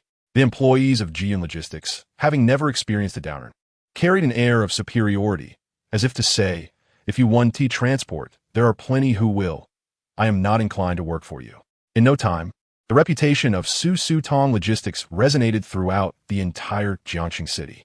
Moreover, this is the sole logistics company that can still operate amidst the blockade imposed by Jian Logistics. Although Su Yang has invested a considerable amount of money, Jian Logistics has expended at least 3 times more than Susu Logistics. In the headquarters of Jian Logistics, in the office, A.O. Guangxiao gazed at the cash flow in his hands, wishing he could tear it in half. In just 1 week, a staggering loss of 4 million? A.O. Guangxiao rose, glaring furiously at the accountant. The accountant lowered his head, unable to meet A.O. Guangxiao's gaze. With a voice full of rage, A.O. Guangxiao exclaimed, "Didn't you all tell me that reducing the price to 300 per unit would at least break even, albeit with no profit? Where did this 4 million loss come from in just 1 week?" The accountant, somewhat helpless, replied, "Director A.O., under normal circumstances, reducing the price to 300 per unit would ensure a balance of income and expenditure, but there have been issues in the business department. The significant expenses this week are entirely from their side." A.O. Guangxiao stormed out of the office, shouting, "Business department, get in here." A sharp-faced man hurriedly ran towards A.O. Guangxiao's office. Upon entering, he wiped the sweat from his forehead and said, "Director A.O., you called for me?" A.O. Guangxiao slammed the cash flow statement onto his head and demanded, "Explain to me how your department could spend so much money. If you can't justify it, you're fired." The sharp-faced man glanced at the statement, his brow furrowing in distress. "Director A.O., you can't blame me for this. It was you who instructed us to reduce the logistics price to 300 per unit. Given the losses, it's only to be expected." A.O. Guangxiao widened his eyes in disbelief, glaring at him. "Am I unjustly accusing you? Your department has spent 2 million in just 1 week. Where has that money gone?" The sharp-faced man raised his hands in a gesture of surrender. "Director A.O., We have so many clients. With this price drop, how can the clients under old contracts be satisfied? They are all clamoring for reduced freight charges. We receive 800 calls daily, and it's only after much effort that we manage to stabilize at least 60% of our clients, convincing them to fulfill their current contracts before signing new agreements at 300 per unit. But what about the others we can't retain? Some companies have simply switched to Susu Logistics. Others, although they haven't left, are threatening to sue us for malicious price reductions based on the contracts. The 2 million we VE dispersed are from clients we cannot afford to offend. Those we can offend are holding on, but if this continues, we could be facing countless lawsuits. A.O. Guangxiao stood frozen, utterly bewildered. He had initially thought that a price reduction promotion was a good strategy to compete with Susu Logistics, but he had forgotten that Jiyun Logistics had a loyal base of old customers. New clients might be satisfied with 300 per unit, but how could these old clients be pleased? It either exacerbated tensions or led them directly to Susu Logistics, which evidently offered a more cost-effective solution at 200 per unit. Hold on, Susu Logistics is rapidly running out of funds. A.O. Guangxiao gritted his teeth, his brow furrowed. His expansive Jiyun Logistics is already incurring losses of 4 million a week. Susu Logistics, with even steeper discounts, is undoubtedly suffering even greater losses. Just wait. Susu Logistics will surely collapse first. The director of the business department nodded in agreement, affirming that Susu Logistics is spending even more than they are. They will certainly falter first. If we can just hold on, once Susu Logistics goes under, the logistics industry in Jiang City will once again belong to us. Chapter 87. I shall comply with your wishes. Hearing this, A.O. Guangxiao felt a sense of relief. It was indeed true that Susu Logistics would eventually fail. After a week, they must be teetering on the brink of bankruptcy. Once Susu collapses, they will promptly restore their prices to 400, allowing their clients to continue their clamoring. He would deny those scoundrels even the opportunity to complain. Not only would he charge 400 per unit, but he would raise the price to 450. All the losses incurred at Susu Logistics must be recouped from these disgruntled clients. Feeling a sense of ease, A.O. Guangxiao leaned back on the sofa, propping his legs up. Keep a close watch on Susu Logistics. They must be in utter chaos now. Not only will they be unable to continue operations, but that young upstart probably cannot even pay his employees. To think they could outmaneuver Jiyun Logistics is truly laughable. A.O. Guangxiao defiantly lit a cigar, while the business department director hurriedly flattered him, saying, "Indeed, President A.O., Susu Logistics is like a mantis trying to stop a chariot, utterly overestimating themselves. Now look where it has led them. This time, not only did they ruin their business, but they also amassed a considerable amount of debt." Raising an eyebrow, A.O. Guangxiao mused that once Susu Logistics fails, he would find a pretext to have Su Yang imprisoned. Once Su Yang is behind bars, he could then turn his attention to Si Yao and see who else dares to stand in his way. The thought filled him with satisfaction. He pulled out his phone and called Hu Wei, whose warehouse is the closest to Susu Logistics, intending to witness the current turmoil at Susu. Once Susu Logistics goes bankrupt, he would resolve two troublesome matters at once. He vividly recalled Su Yang holding a gun to his head, that arrogant demeanor, insisting he would bring Jiyun Logistics to ruin. And what was the outcome? Reality has proven everything. Among the myriad logistics companies, only Jiyun Logistics will endure. The logistics industry in Jiang City is still under the dominion of A.O. Guangxiao. The business department just needs to endure a little longer. I believe it will not take 3 days for Susu Logistics to completely collapse. Once they do, I might as well purchase Susu Logistics, letting those fence-sitters see who truly holds sway in Jiang City's logistics industry. The business department director chuckled. Yes, these fence-sitters, if they wish to continue shipping, we will raise the prices to the maximum. At this rate, they can either accept our terms or cease doing business altogether. A.O. Guangxiao tapped the ash off his cigar, disdain evident in his demeanor. A mere student from Jiangxi University dares to challenge me. Do they truly believe that Su Yang can prevail? Do they think Susu Logistics can continue its operations? How absurd. He took a deep draw from his cigar, his eyes brimming with unspoken scorn. As he exhaled, his phone on the table began to vibrate. A.O. Guangxiao glanced at it. It was a call from Hu Wei, with the cigar clenched between his teeth. He answered the call with unwavering confidence. Did you see? Good news is here. Hello, old Hu. Tell me, what's the situation? Is Susu Logistics in utter chaos yet? Hu Wei hesitated on the other end, seated in his car, observing the trucks of Susu Logistics. He scratched his head. Ao Guang. It's the same as a few days ago. They're still coming and going. It doesn't appear that anything has gone awry. Guangxiu sat up straight, his grip tightening around the cigar, excitement brimming in his voice. Look again closely. Is there any change? Susu Logistics is out of money. They can't even pay their employees. How could there be no change? Hui furrowed his brow. Well, there's one change. Guangxiu breathed a sigh of relief. What change? Hui rubbed his chin. It seems there are more trucks than before. When I came last time, there were only about 30 or 40. Today, it looks like there are around 50. The smile on Guangxiu's face instantly froze, and he cursed under his breath. Damn it, are your eyes blind? With the meager funds of Susu Logistics, they could barely last a week. Where would they get the money to acquire more trucks? Hui scratched his head, perplexed. He was right there, and it was evident that the fleet of Susu Logistics had indeed grown. It hardly resembled a company on the brink of collapse. However, Guangxiu's sudden outburst made him question whether he had truly misjudged the situation. Just as Guangxiu was about to unleash his frustration on Hui, his phone rang again. Gritting his teeth, he said, Hui, just wait. I'll settle the score with you later. You've frightened Susu Logistics into submission. Have you taken to exaggerating the situation as well? Setting his phone aside, he rose to answer the ringing device on the table. Hello? A youthful voice erupted from the other end, immediately launching into a tirade. Guangxiu, you keep insisting that in a week, Susu Logistics will go bankrupt. That week has arrived. And I ask you, has Susu Logistics collapsed? Are you really going to let this slide? Guangxiu's heart dropped. He recognized that voice all too well. It was Si Jun. Mr. Si, everything is as I calculated. Susu Logistics should be out of funds. They are merely at their last gasp. Rest assured, within 3 days, they will surely fall. Si Jun, nearly infuriated enough to throw the phone to the ground, retorted, Are you a fool, Guangxiu? Aside from your frivolous pursuits, what else do you know how to do? I went to great lengths to elevate you to the position of general manager at GN Logistics. And you've chosen to ignore everything happening outside your window? Are you still waiting for Sudong Logistics to go bankrupt? Jiangxing Bank has just granted Sudong Logistics a loan of 10 million. This news has spread throughout Jiang City, yet you remain blissfully unaware. Guangxiu gasped, swallowing hard. A loan of 10 million? Jiangxing Bank has approved a loan of 10 million for Sudong Logistics? On what grounds? Why would Jiangxing Bank extend such a loan to Sudong Logistics? Especially a sum as substantial as 10 million. Currently, GN Logistics has only a little over 10 million in liquid assets.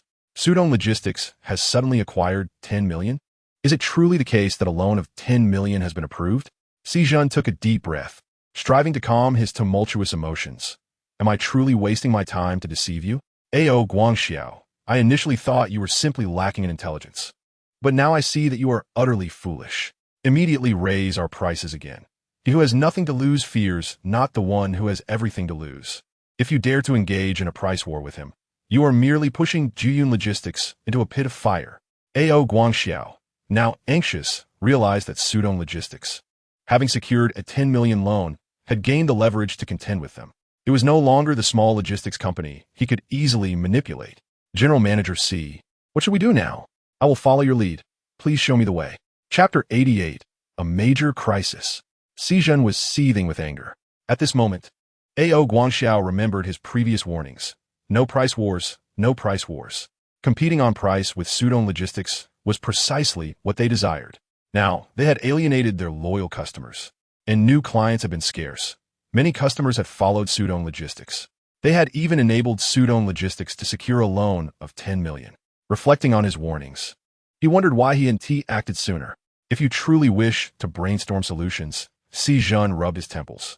Although he had berated Guangxiu for being a foolish pig, he could not abandon GN Logistics, which had generated substantial profits for him annually. Moreover, he was merely a second-year student at Jiangxing University. There were countless ways to deal with him. Guangxiu nodded vigorously. General Manager C, I will heed your guidance. Whatever you decide, I shall follow. Si Jun furrowed his brow. In truth, the situation was both manageable and complex. Since they could not eliminate Sudong Logistics in the short term, they would need to prolong the conflict. He understood that Jiyun Logistics could not afford to burn through cash, but they could certainly redirect the tension. Currently, most of the profits for Jiyun Logistics came from its direct operated stations, but they still had numerous franchise stations. Why not transfer the business to them? These stations, eager to survive, would be willing to operate as long as they did not incur losses. A.O. Guangxiao's eyes lit up with realization. How had he not thought of this? These franchise stations had mostly been acquired by him, many reduced to mere shells. Yet a few still possessed trucks and business, reliant on the station owner's struggle to keep afloat. Now, if he simply handed over the business, these owners would surely treat him like a benefactor.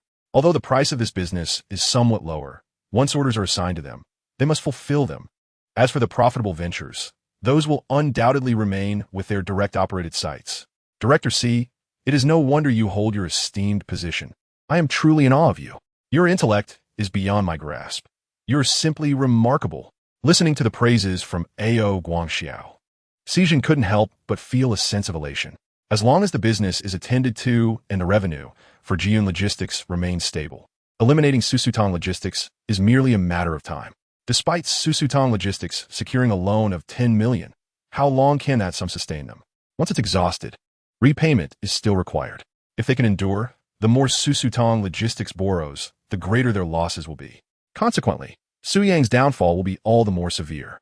Of course, apart from this strategy, some underhanded tactics must also be employed. Investigate thoroughly which major clients Susutong Logistics has. During transportation, subtle methods can also be applied. Do not act foolishly, as if you are some benevolent soul. Xijin looked at him, exuding disappointment. A.O. Guangxiao suddenly smacked his forehead. He had been led astray by Su Yang, fixated solely on slashing prices to seize clients, without considering the use of clever tricks to induce breaches of contract with Susutong Logistics. Thank you, Director C. If it weren't for your reminder, I would have been completely oblivious. Rest assured, I will arrange this immediately. Xijin nodded. Very well, I await your good news. After hanging up, A.O. Guangxiao felt a surge of excitement. Returning to the sofa, he picked up his phone. Hu Wei was still waiting on the other end. Hu Wei, you need not concern yourself with anything else. Find me a few private cars, the cheaper, the better. Go set up a blockade specifically targeting Susutong Logistics vehicles.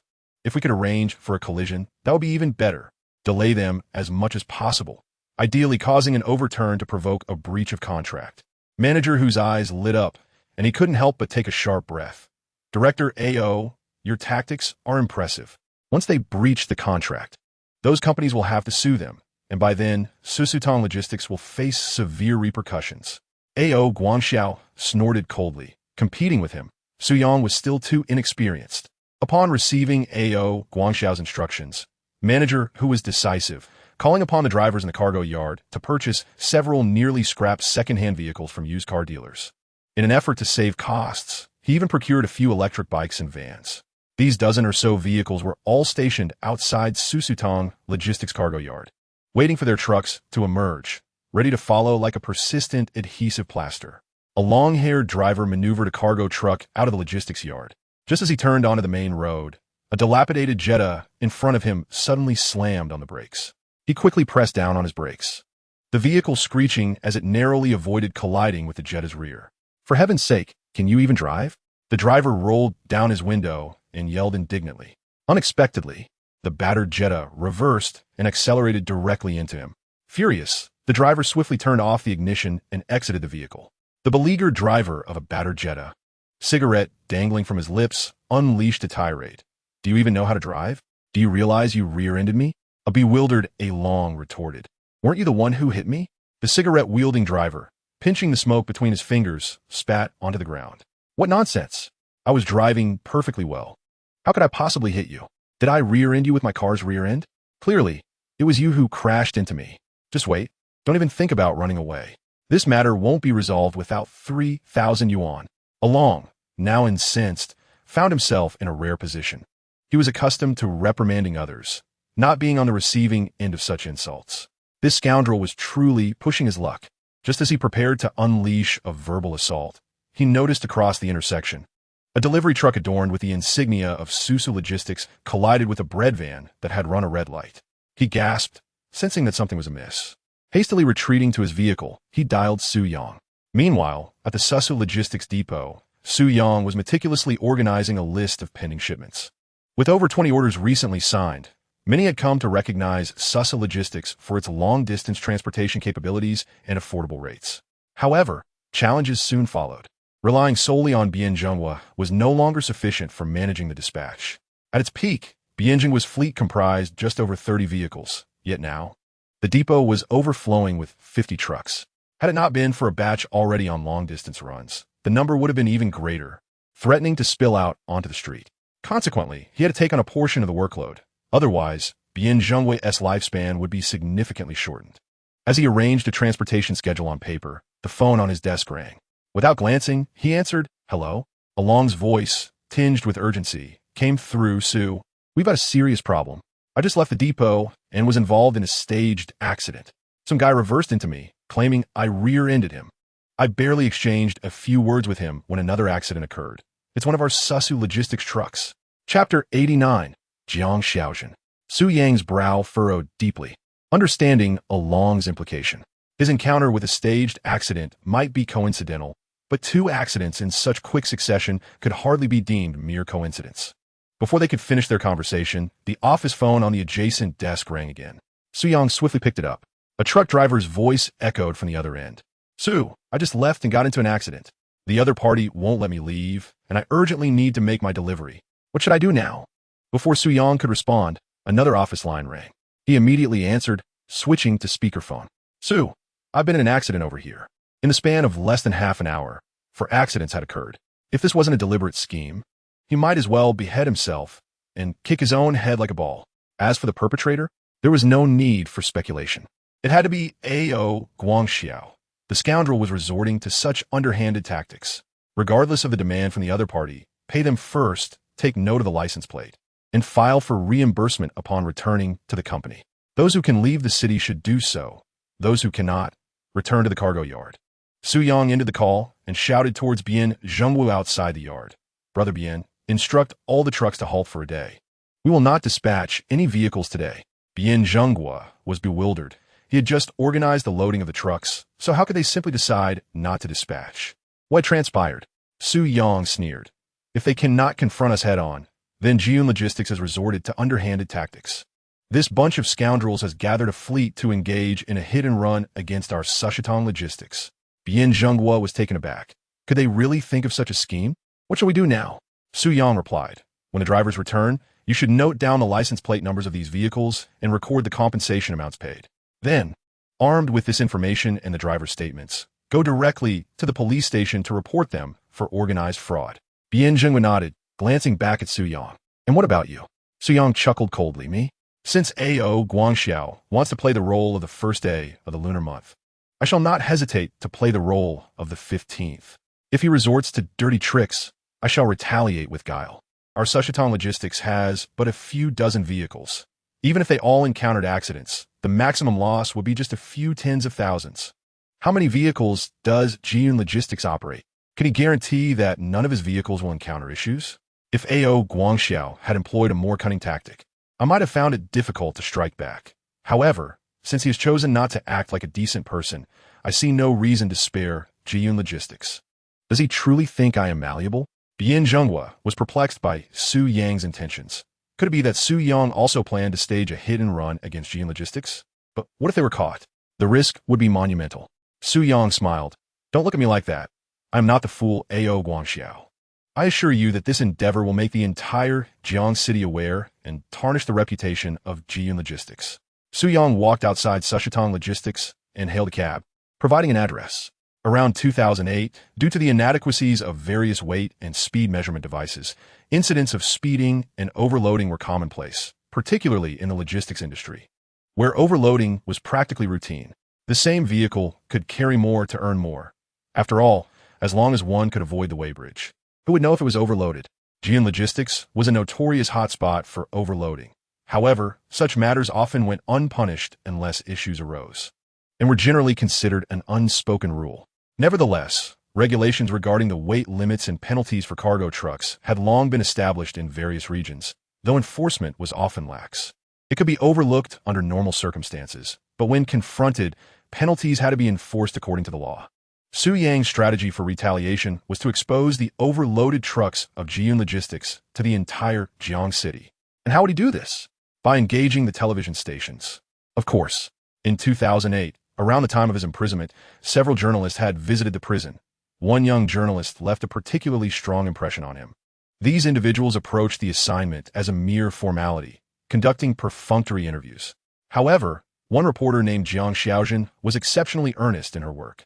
Initially, Su Yang paid little attention, merely perceiving the newcomer as a naive young man who would soon face the harsh realities of society. However, 15 years later, upon his release from prison, he was astonished to discover that Jiang Xiaojun had ascended to the position of director at the Jiang City television station. It was only later that he learned just how significant her connections truly were. The ability to indiscriminately expose various news stories while steadily advancing in her career was nothing short of remarkable. Yet, around 2008, he remembered Jiang Xiaojun lamenting her inability to uncover major news stories. At that moment, had he been willing to act as an informant and report the overloading practices of the Jiyun Logistics Company, Jiang Xiaojun would likely have been overjoyed, eager to have him on television. Upon arriving at the Jiang City television station, Su Yang did not rush inside. Instead, he meandered outside. Displayed prominently were a series of exhibition boards, most highlighting the exceptional achievements of outstanding workers, alongside a list of journalists. After circling around, he finally spotted Jiang Xiaojun in a rather inconspicuous spot. She was a young woman with an oval face, wearing glasses and exuding a professional demeanor. At the bottom of the board, a line of phone numbers was listed. Apart from Jiang Xiaojun's, none of the others had contact information. Su Yang took out his phone and dialed the number. In less than 5 seconds, the call was connected. Jiang Xiaojun's voice came through. "Hello?" Su Yang smiled and said, "Is this journalist Jiang Xiaojun?" Jiang Xiaojun paused for a moment and replied, "Yes, I am. May I ask who you are?" Su Yang continued, "I am a concerned citizen of Jiang City, and I have something I wish to report to you, but I am uncertain whether I should proceed. As it pertains to Jiyun Logistics, a well-established enterprise deeply rooted in our city." After he finished speaking, he added, "If you choose not to report this, I fear retribution from them." Jiang Xiaojun's sense of justice surged. "Rest assured, we have a responsibility to protect the safety of whistleblowers. As long as the issue is genuine, we guarantee that we will accept the report. I am aware of Jiyun Logistics. They are responsible for long-distance transport in Jiang City. How have they wronged you?" Su Yang replied, "Oh, it's not that they've done anything directly to me, but their trucks traverse the city daily, causing disturbances. And more importantly, they engage in reckless driving." Intrigued, Jiang Xiaojun recognized that Jiyun Logistics was a significant player in Jiang City. If he could unearth some genuine issues, it could very well make headline news and occupy primetime slots. "Please clarify how exactly they're driving recklessly," she urged. Su Yang explained, "You may not be aware, but all the trucks dispatched from their freight station are overloaded. Some are barely within the legal limits, exceeding by less than 30%, while others are blatantly overloaded by 50 to 60%. Trucks designed to carry 30 tons are heading straight for 50 tons. If an accident occurs, just imagine the casualties." Chapter 90, Weighbridge. Jiang Xiaojun began to grasp the gravity of the situation. For such a large logistics company to have such severe, overloading practices raised concerns about the remaining fleet's condition. If this matter could make it to the news, it would undoubtedly become a front-page headline. "Greetings. May I inquire about your name?" Su Yang smiled and replied, "I am Su Yang, a sophomore student from Jiang City. My intention in reporting this matter is purely from a place of concern. I hope to expose the malignant entity that is Jiyun Logistics." Jiang Xiaojun pondered for a moment. "If you do not mind, could we meet in person? I will summon a photographer, and we shall embark together on a covert investigation.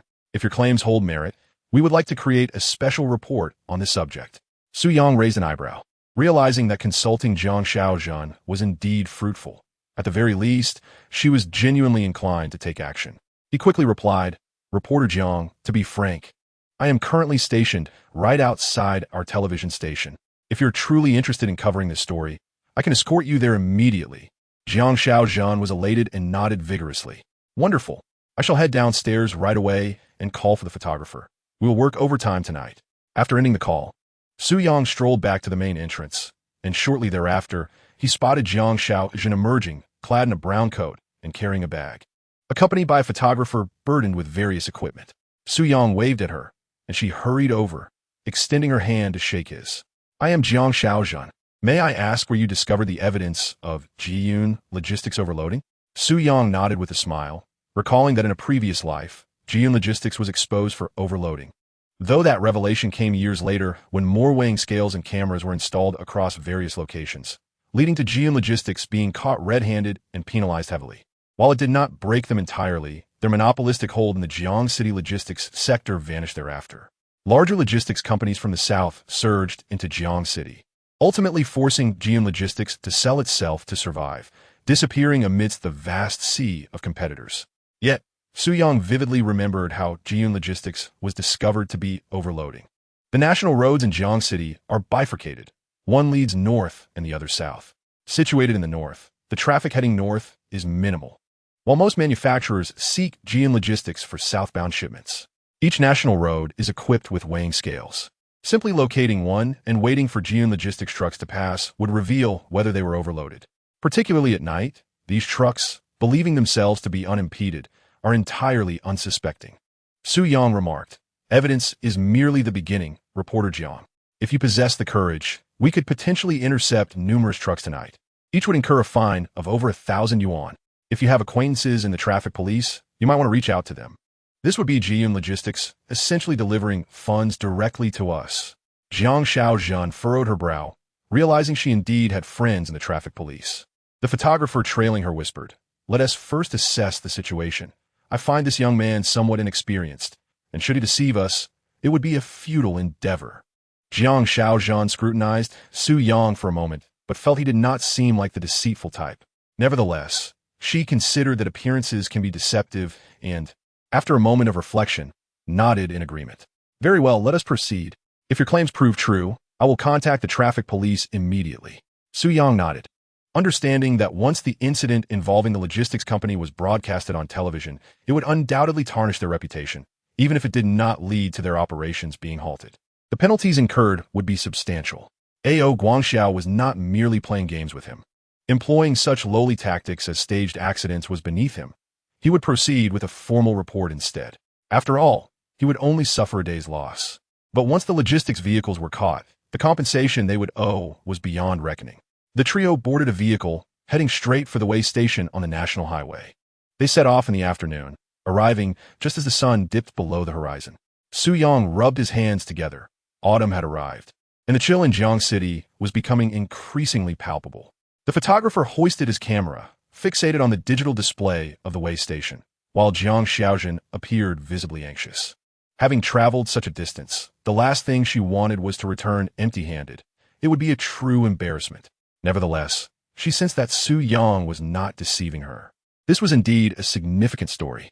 A logistics truck was approaching. As Su Yang lit a cigarette, he spotted a blue truck approaching from afar. Jiang Xiaozhen turned to the photographer, instructing, "Start rolling, capture everything." The logistics truck drew near, a six-wheeled vehicle racing past the way station, where the display flashed a striking red 45 tons, causing Jiang Xiaozhen to grit her teeth in frustration. 45 tons? That was a full 50% over the limit. At such speed, if an accident were to occur, there would be no time to brake. Taking a deep breath, Jiang Xiaozhen strode toward the small office managing the way station. The photographer hurried to follow, fearing for her safety. He had accompanied her long enough to know that she sometimes acted recklessly. Su Yang trailed behind, emboldened by the mounting evidence. He was no longer worried about losing a sure victory. Jiang Xiaozhen knocked on the office window, where a middle-aged woman emerged, just expelling a shell from a sunflower seed. The woman scrutinized Jiang Xiaozhen, asking, "What do you want?" Jiang Xiaozhen pointed at the way station, exclaiming, "Did you not see that the truck that just passed was overloaded?" The woman cast a disdainful glance at Jiang Xiaozhen, retorting, "Who are you? Mind your own business. If you have nothing to do, get lost." With that, she rudely shut the window. Undeterred, Jiang Xiaozhen pushed the window open again, brandishing her press credentials. "I am a reporter from Jiang City Television. Am I not entitled to intervene now?" The woman scrutinized her once more, her brow furrowing as she became somewhat cautious. You mean that way station? It's faulty and inaccurate. The truck was not overloaded. If you have concerns, call the reporting line and have the traffic police handle it. There's nothing we can do here." Jiang Xiaozhen was nearly beside herself with indignation. She glared at the closed window, stomped her foot, and pulled out her phone, dialing a number. "Hello, Brother Air. I'm at the Southern National Highway entrance in Jiang City. There are numerous trucks overloaded. Will you handle it? Also, send someone from the metrology center over. I want to ascertain whether this way station is indeed malfunctioning. After hanging up, she shot a furious glance at the middle-aged woman before turning to the photographer. You stay here and record. If a logistics truck passes today, make sure to capture it. I am eager to see just how many vehicles in the logistics of the rapid transit are overloaded, treating human lives as mere trifles. Sui Yang swallow at heart, realizing the formidable background of Jiang Xiaojun, yet he had not anticipated her fierce demeanor. Chapter 91. Bring them all back. Upon hearing Jiang Xiaojun's command, the photographer swiftly set up his camera, directing it towards the road. He was prepared to document any delivery trucks from the rapid transit logistics, especially noting each vehicle's license plate and the weight displayed on the scale. Before long, 2 police cars approached, carrying traffic officers, and came to a halt beside Jiang Xiaojun. Xiaojun, what brings you to this desolate place at such an hour? A middle-aged man in a white shirt admonished her with a frown. Jiang Xiaojun clenched her teeth. You dare to ask? Just look at how rampant these trucks are. If you had been aware sooner, would I have needed to come here to inspect the vehicles? She pointed at a delivery truck from the rapid transit logistics. Jiang Xiaojun's second brother glanced at the scale, where the fleeting figure of 42 tons appeared. There have been no reports of overloaded vehicles at this checkpoint, he remarked, puzzled. Jiang Xiaojun scoffed. Indeed, no one has reported it. They are too busy munching on sunflower seeds inside to bother with your trivial matters. When I inquired, they claimed the scale was faulty and insisted that the trucks were not overloaded. Just look at those trucks passing by. Aren't their tires nearly flattened? Have you summoned someone from the metrology center? Jiang Xiaojun's second brother repeatedly smiled apologetically. He had 5 sisters, and the most favored was the 5th sister, Jiang Xiaojun. If he did not heed her words, he would soon face consequences. I have. They're in the car right behind. A bespectacled man, carrying a laptop, nodded and headed toward the scale. Turning back, Jiang Xiaojun's second brother adopted a serious demeanor, commanding several traffic officers. Every truck passing by must be stopped and weighed. Any that are overweight should be sent back immediately. How dare they risk such a significant safety hazard on the road? A group quickly set up a makeshift inspection point with traffic cones. Small vehicles were allowed to pass, but every truck, without exception, was ordered to pull over. As a man approached the scales display, a middle-aged woman inside, snacking on seeds, suddenly burst out. What are you doing? Who authorized you to touch the scale? Get out of here, or I will call the police to arrest you. Jiang Xiaojun's second brother stepped forward. I am a police officer. Are you going to arrest me? The middle-aged woman scrutinized him, her gaze lingering on his white shirt, and immediately shrank back, realizing his authority. Stammering, she said, No. If you need to inspect, at least inform me. With a stern face, Jiang Xiaojun's second brother replied, Inform you? What is there to discuss with you? If this scale is indeed faulty, then you are guilty of negligence. If it is not faulty, you are still guilty of negligence. Prepare for disciplinary action. After speaking, Jiang Xiaojun's second brother hurried towards the weighbridge. Higu adjusted his glasses and examined for a while. Captain Jiang, there is no issue with the weighbridge. The readings are accurate, with a margin of error not exceeding 0.03. The few trucks that just passed were indeed overloaded. Jiang Xiaojun's second brother, filled with fury, exclaimed, Well, this is quite remarkable. In the dead of night, so many trucks, all overloaded. Who are they provoking? Notify everyone. Tonight, every single one of them. Bring them all into the queue. One by one, the trucks were stopped and weighed. Jiang Xiaojun and her photographer diligently documented the evidence. Meanwhile, Su Yang, the instigator of this entire situation, found a quiet corner to light a cigarette, thinking that Jiang Xiaojun would first expose the news, get it on television, and then the traffic police and transportation management would hold Jiyun Logistics accountable. Little did he expect that with a single phone call, Jiang Xiaojun had summoned everyone. Oh, A.O. Guangxiao, it seems fate has turned against Jiyun Logistics. They continued filming until 2 in the morning, and only after Jiang Xiaojun had gathered sufficient evidence did she turn off the camera. Thank you so much, Su Yang. If it weren't for you, we would have struggled to obtain this evidence so quickly. Rest assured, we will expedite a feature report for release. You're heading back to Jiangxing University, right? We'll give you a ride. Su Yang felt awkward about declining. Jiang Xiaojun enthusiastically invited him into the car, and then, along with the photographer, sped towards Jiangxing University before dropping him off. With a helpless wave at Jiang Xiaojun as the car drove away, he trudged towards the faculty dormitory. hoping that Si Yao had not yet fallen asleep. However, he anticipated that Ao Guangxiao would wake up in a fit of rage the following morning. In the city of Jiangcheng, at the Ziguang Garden Villa, Ao Guangxiao lay beside a woman, instinctively rolling over and scratching his belly. A ray of sunlight illuminated him, revealing half of the woman's voluptuous figure, a true beauty. "Mr. Ao, why are you awake so early?" the woman inquired, her soft form pressing down on him. Ao Guangxiao patted her. "After a night of revelry, you can lie down by yourself. I have to go to work." The woman clung to him, playfully protesting. "Can't you skip work?" Ao Guangxiao glanced at her. "How can I support you, my little minx, if I don't work? Hurry up, get out of bed." He dressed quickly and picked up his phone from the floor, pressing the power button. In an instant, a barrage of missed calls and countless messages flooded the screen. Ao Guangxiao was taken aback and quickly dialed one of the numbers. As fate would have it, it was Hu Wei who answered. Holding the phone between his shoulder and ear, he began to pull up his pants. "What is going on?" Hu Wei swallowed hard. "It's serious, Mr. Ao.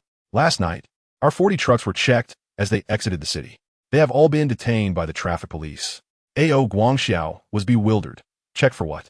Our trucks are carrying goods and didn't even go on the highway. What could they be checking for?" Hu Wei slapped his thigh. "For overloading. The goods we dispatched are, at the very least, overloaded by 30%.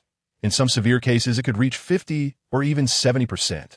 Now, the vehicles have been detained. This morning, several trucks that were sent out have also been held. Just look at the situation. What are we to do now? The cargo yards are on the verge of chaos."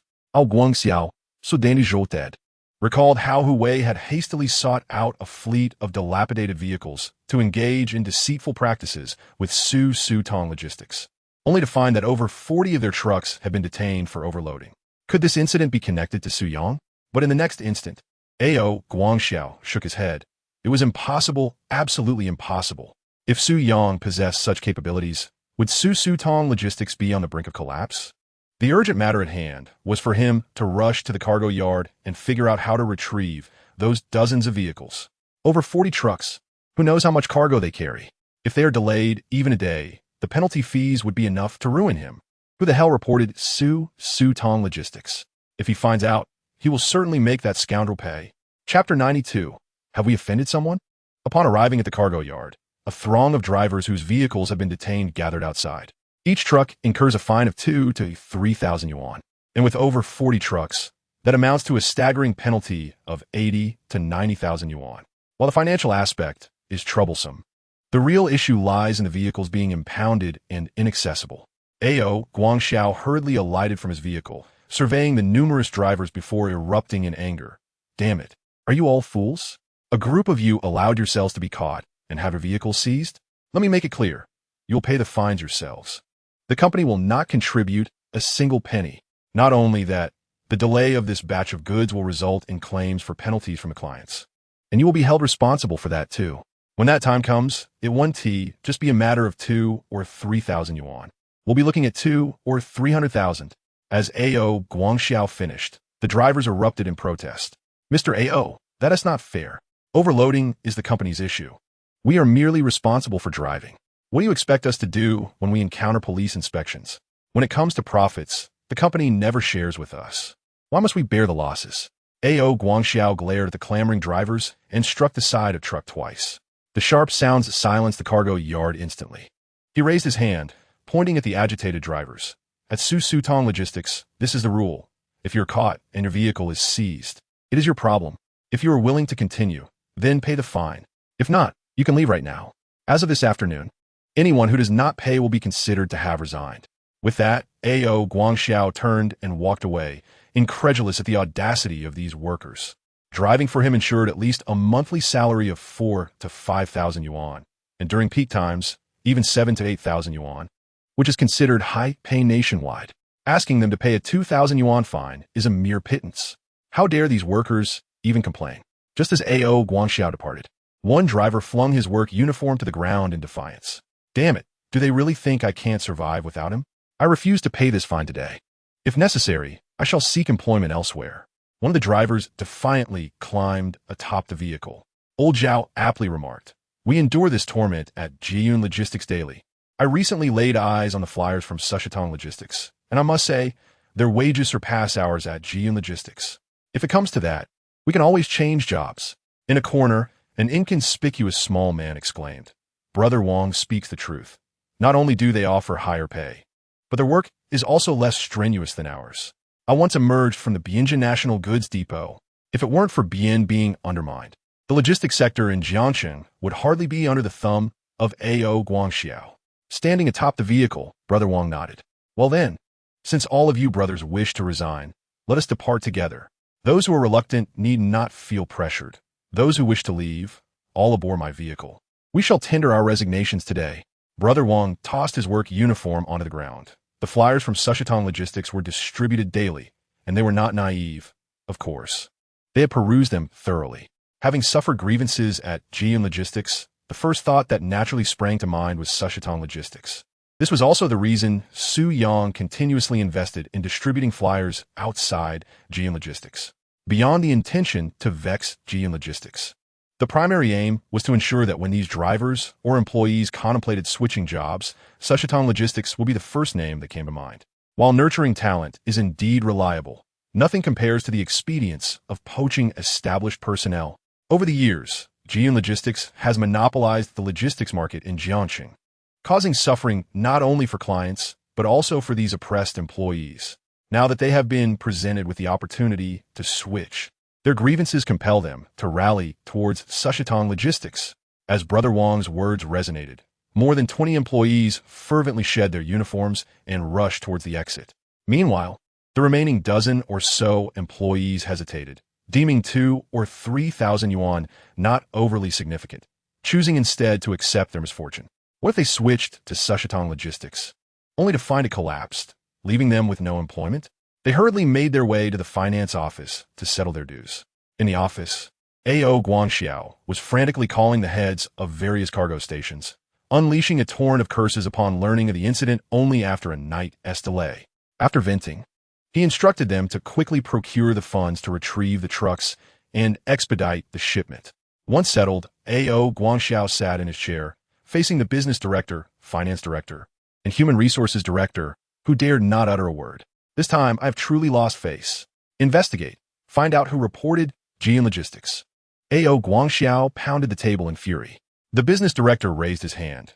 General A.O., we just attempted to pull a fast one on Sushitung Logistics yesterday, and today, dozens of our vehicles have been seized. Do you think this could be the doing of Sushitung Logistics? A.O. Guangxiao glared at him. Have you lost your mind? What is Sushitung Logistics to us? What power do they possess to have 40 of our vehicles detained? However, you have indeed reminded me. Misfortune has befallen me, and they shall not savor my plight. Go, report them as well.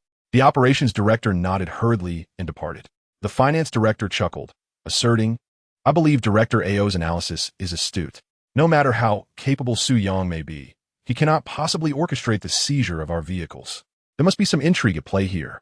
We have undoubtedly offended someone. The HR director concurred. Director A.O. is right. What is Su Yang, after all? He is merely fortunate, and compared to our logistics company, he is but a mere ant attempting to shake a tree. The seizure of our vehicles is merely coincidental and certainly has nothing to do with Su Yang. Director A.O., do you not have connections? Perhaps you can make a call to inquire?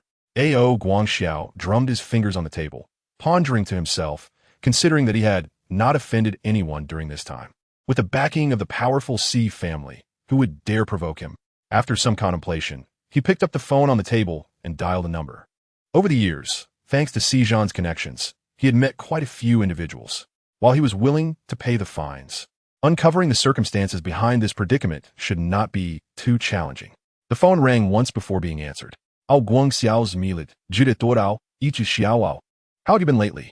Director Hao sighed. Director A.O., it seems you are seeking me for a trivial matter. The situation with your logistics company has become quite the spectacle, and I am afraid I cannot assist you. A.O. Guangxiao quickly waved his hand. No, Director Hao. We shall accept the fines. I simply wish to inquire. Why were over 40 of our vehicles seized? Who have we offended? Chapter 93. No overloading allowed. Director Hao sighed, unsure of how to convey to A.O. Guangxiao that his predicament was simply bad luck or poor fortune. To be reported is one thing, but to have the complaint land in the hands of Jiang Xiaojun, whose 4 brothers are not to be trifled with, is quite another. The logistics company has been made an example of. The seizure of the vehicles is but a minor issue. It may lead to a suspension of operations for the logistics company. Director AO, he remarked, I believe this incident is primarily an accident. Your logistics company has offended someone. It is said that the report came from a student at Jiangxing University. My advice is to pay the fine promptly, retrieve your vehicles, and adhere to proper business practices. Director Hao believed that this matter would soon be forgotten, yet upon hearing the mention of a Jiangxing University student, AO Guangxiao's hair stood on end, and he abruptly rose. Jiangxing University, and a student at that. This can only refer to Su Yang. AO Guangxiao paced in his office, having just fervently denied that Su Yang possessed such influence, claiming that if Su Yang could indeed orchestrate the seizure of their logistics vehicles, they might as well surrender. Yet in less than a minute, it felt as though Su Yang had slapped him across the face, harshly reminding him that it was indeed he who had filed the complaint. It was he who had orchestrated the seizure of over 40 of their logistics vehicles. AO Guangxiao felt a surge of frustration, yet he restrained himself in the presence of Director Hao. Director Hao, are you certain that the individual who reported us is indeed a student from Jiangxing University? Director Hao replied with a wry smile, AO, there is no need for me to deceive you about such matters. In my opinion, this is merely an unfortunate incident. Your logistics company has simply encountered a stroke of bad luck. It would be wise to pay the fine and let the matter rest. Moreover, he paused before continuing. Last night, it was the Jiang City team that confiscated the vehicles. So, do not dwell too much on this. Promptly settle the fine. This sum is negligible for your logistics company. AO Guangxiao nodded. Indeed, Director Hao is correct. I shall attend to the payment immediately. After hanging up the call, he slammed his phone onto the desk, glaring furiously at the chief financial officer and the human resources director in the room. Su Yang, what audacity you possess. How dare you report us to the authorities? Who gave you the gall? The chief financial officer regained composure. Is it really Speedy Logistics? The human resources director appeared equally bewildered. President AO, this Speedy Logistics is truly overstepping boundaries. Which truck driver in Jiang City does not exceed their load? By making this report, he has offended every truck driver in the city. Without overloading, how can one earn a decent income? AO Guangxiao raised a finger, nodding emphatically exactly. Such actions must be publicized. He is feasting at the table while attempting to shatter his own bowl. If word of this spreads, Speedy Logistics will become the pariah of Jiang City's trucking industry. The logistics sector in Jiang City, aside from your company, lacks any significant players. Yet there are numerous independent drivers who, having financed their vehicles, often exceed their loads to cover their loans. With Su Yang's report, he has effectively severed their means of livelihood. If such a large company as yours has had dozens of vehicles confiscated, what chance do they have to continue overloading? All of this began with Su Yang's whistleblowing. Had he remained silent, everyone would have continued as before without incident. AO Guangxiao raised his hand, addressing the chief financial officer. Find a few tabloids and hire additional personnel to circulate this information in the truck driver community. Clarify the sequence of events, and then fabricate a rumor stating that henceforth, overloading will not be tolerated, and any offenders will face triple fines. This is all due to Speedy Logistics reporting us. Let them settle accounts with Speedy Logistics. The chief financial officer nodded vigorously, acknowledging the brilliance of AO Guangxiao's strategy. Indeed, such a tactic strikes at the heart, tarnishing the reputation of Speedy Logistics, rendering it infamous. Those who bite the hand that feeds them will find no partners willing to collaborate. It is likely that anyone passing by Speedy Logistics in the future will feel compelled to spit as they walk by. AO Guangxiao, filled with ambition and satisfaction, had instigated a report against Superspeed Logistics for overloading. When the time came, their vehicles might be detained, and many would surely applaud this turn of events. He urged immediate action, determined to drown Superspeed Logistics in disdain from the truck drivers of Jiang City.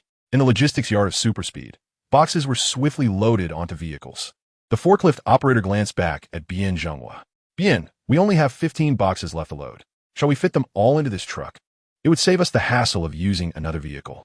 Bien nodded, aware that inspections for overloading in the urban area were not stringent. Once outside the city, enforcement was even more lax, barring occasional strict checks. After years in the logistics industry, he understood the unspoken rules. Loading an additional 30 to 40% beyond the standard limits usually posed no significant risk. All right then, load them up. He gestured, and the forklift driver resumed work, stacking 2 more batches onto the truck, causing its wheels to sag slightly. Just as the vehicle was about to depart, Su Yang, freshly awake and just washed his face, rushed forward. Wait, hold on. Is this truck overloaded? He inquired, directing his question at Bien. Bien hesitated. It's a bit over. But it's nothing serious. We've done it this way for years, Su.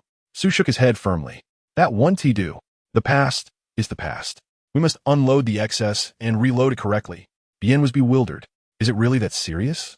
There's a demand waiting for these goods. Why not just load the next truck according to standard limits? Su was resolute. No, absolutely not. Not just this truck, for the next month. No vehicle dispatch from Superspeed Logistics, including those loading at other sites, is permitted to exceed the standard weight. Anyone who violates this rule will face my wrath. In Chapter 94, Car Inspections, Bien Zhenghua pondered the implications of A.O. Guangxiao's deceit. He was undoubtedly furious, waiting for an opportunity to retaliate. If their truck were to be detained, Superspeed Logistics would not withstand the pressure as easily as their competitors.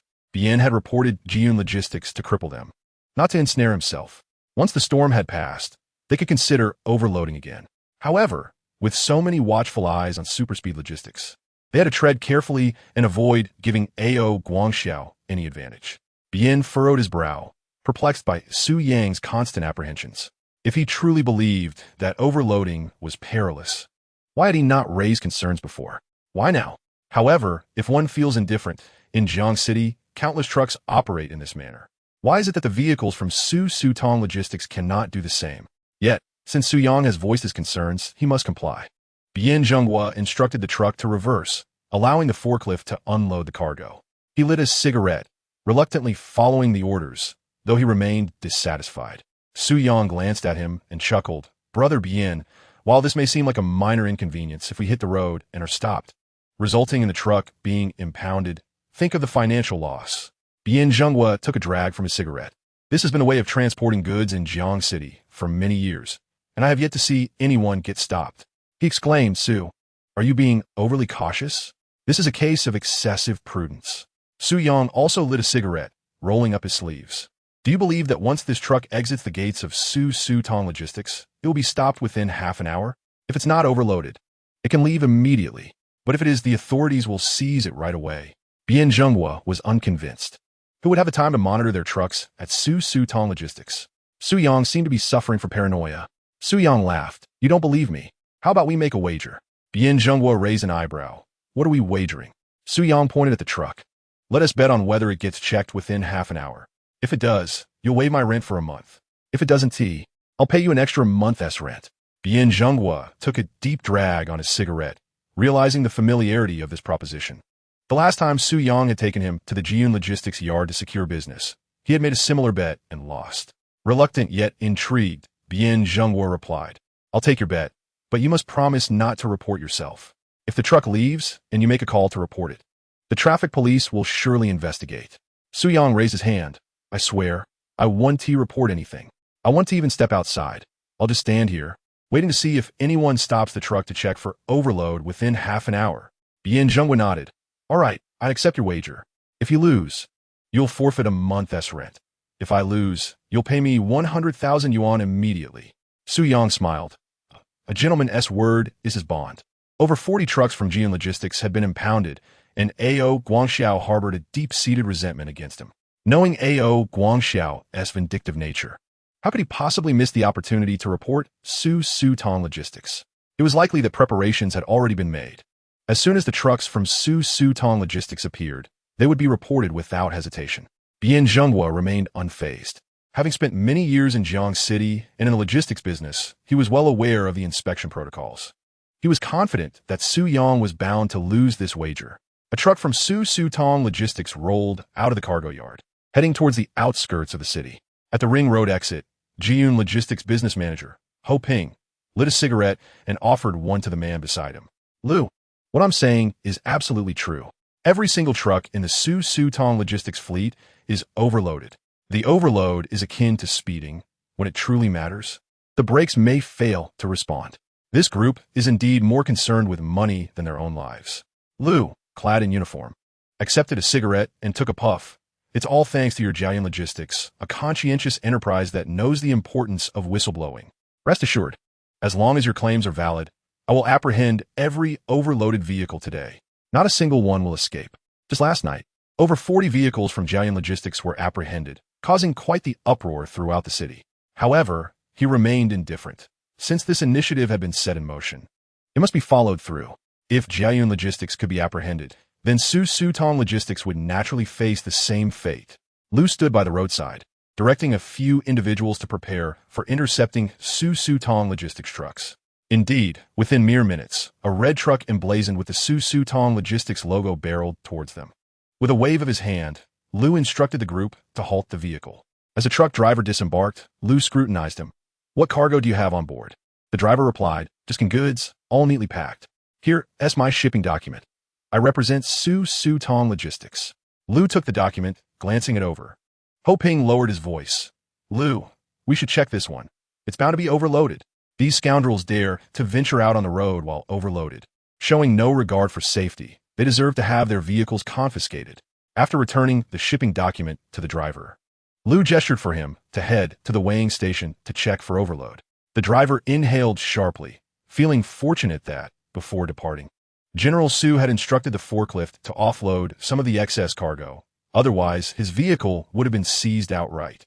A fine is trivial, but delays in transport could lead to significant troubles. He hopped back into the truck and hurried towards the weighing station. Lu and Ho Ping followed closely behind. The scale displayed a weight of 28 tons. Lu was momentarily taken aback. After years of inspections, he had rarely encountered a truck that was not overloaded. However, today, this truck seemed off. Indeed, it felt exceedingly wrong. 28 tons? Ho Ping was equally bewildered, stuttering as he pointed at the scale. "Lu, could this scale be malfunctioning?" Lu shot him an incredulous glare. "If anyone is malfunctioning, it's you. This scale cannot be faulty." Regaining his composure, Ho Ping continued, "I suspect this truck is an exception. Perhaps it unloaded some cargo along the way. Otherwise, how could it be precisely at 28 tons when it should have been 30 tons overloaded?" Lu waved his hand, indicating for the vehicle to proceed. "No issue. Another one is on its way, still from Su Tong Logistics. Let us continue our inspection." Chapter 95. They had not apprehended the first vehicle. Ho Ping glanced back, and indeed, another truck from Su Tong Logistics approached from afar. The first vehicle had evaded capture. Surely, this second one could not possess such extraordinary luck. Given that 30 tons constituted an overload, this truck appeared to weigh nearly 40 tons. Lu gestured again, instructing the team to intercept this subsequent vehicle as well. This time, without any unnecessary words, they directed him straight to the weighbridge. As long as the weight exceeded 30 tons, even a slight overage would result in the vehicle being detained and a fine imposed. Ho Ping watched the weighbridge with a sense of agitation. Having reported the inefficacy of Su Tong Logistics, he now found himself in a similar predicament. Reaping what he had sown, it was indeed deserved. However, when the truck ascended the scale and the numbers flashed before him, he instinctively rubbed his eyes and swallowed hard. 27 tons? This was simply impossible. Lu Ge furrowed his brow. He had come here on Ho Ping's word, believing that every truck from Su Tong Logistics was overloaded. He had brought a team along, and after stopping 2 vehicles, to find neither was over the limit was perplexing. What on earth was happening? Didn't you claim that Su Tong Logistics was just like your own Jiayan Logistics? A cold sweat trickled down Ho Ping's forehead as he struggled to find an explanation.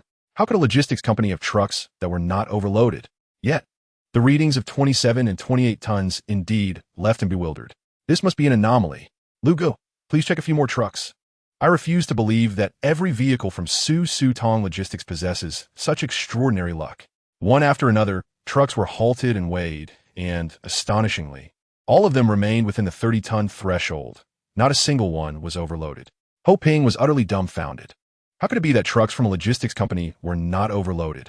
This was as absurd as a melon vendor not selling ripe melons. Lu Ge felt his face flush with embarrassment.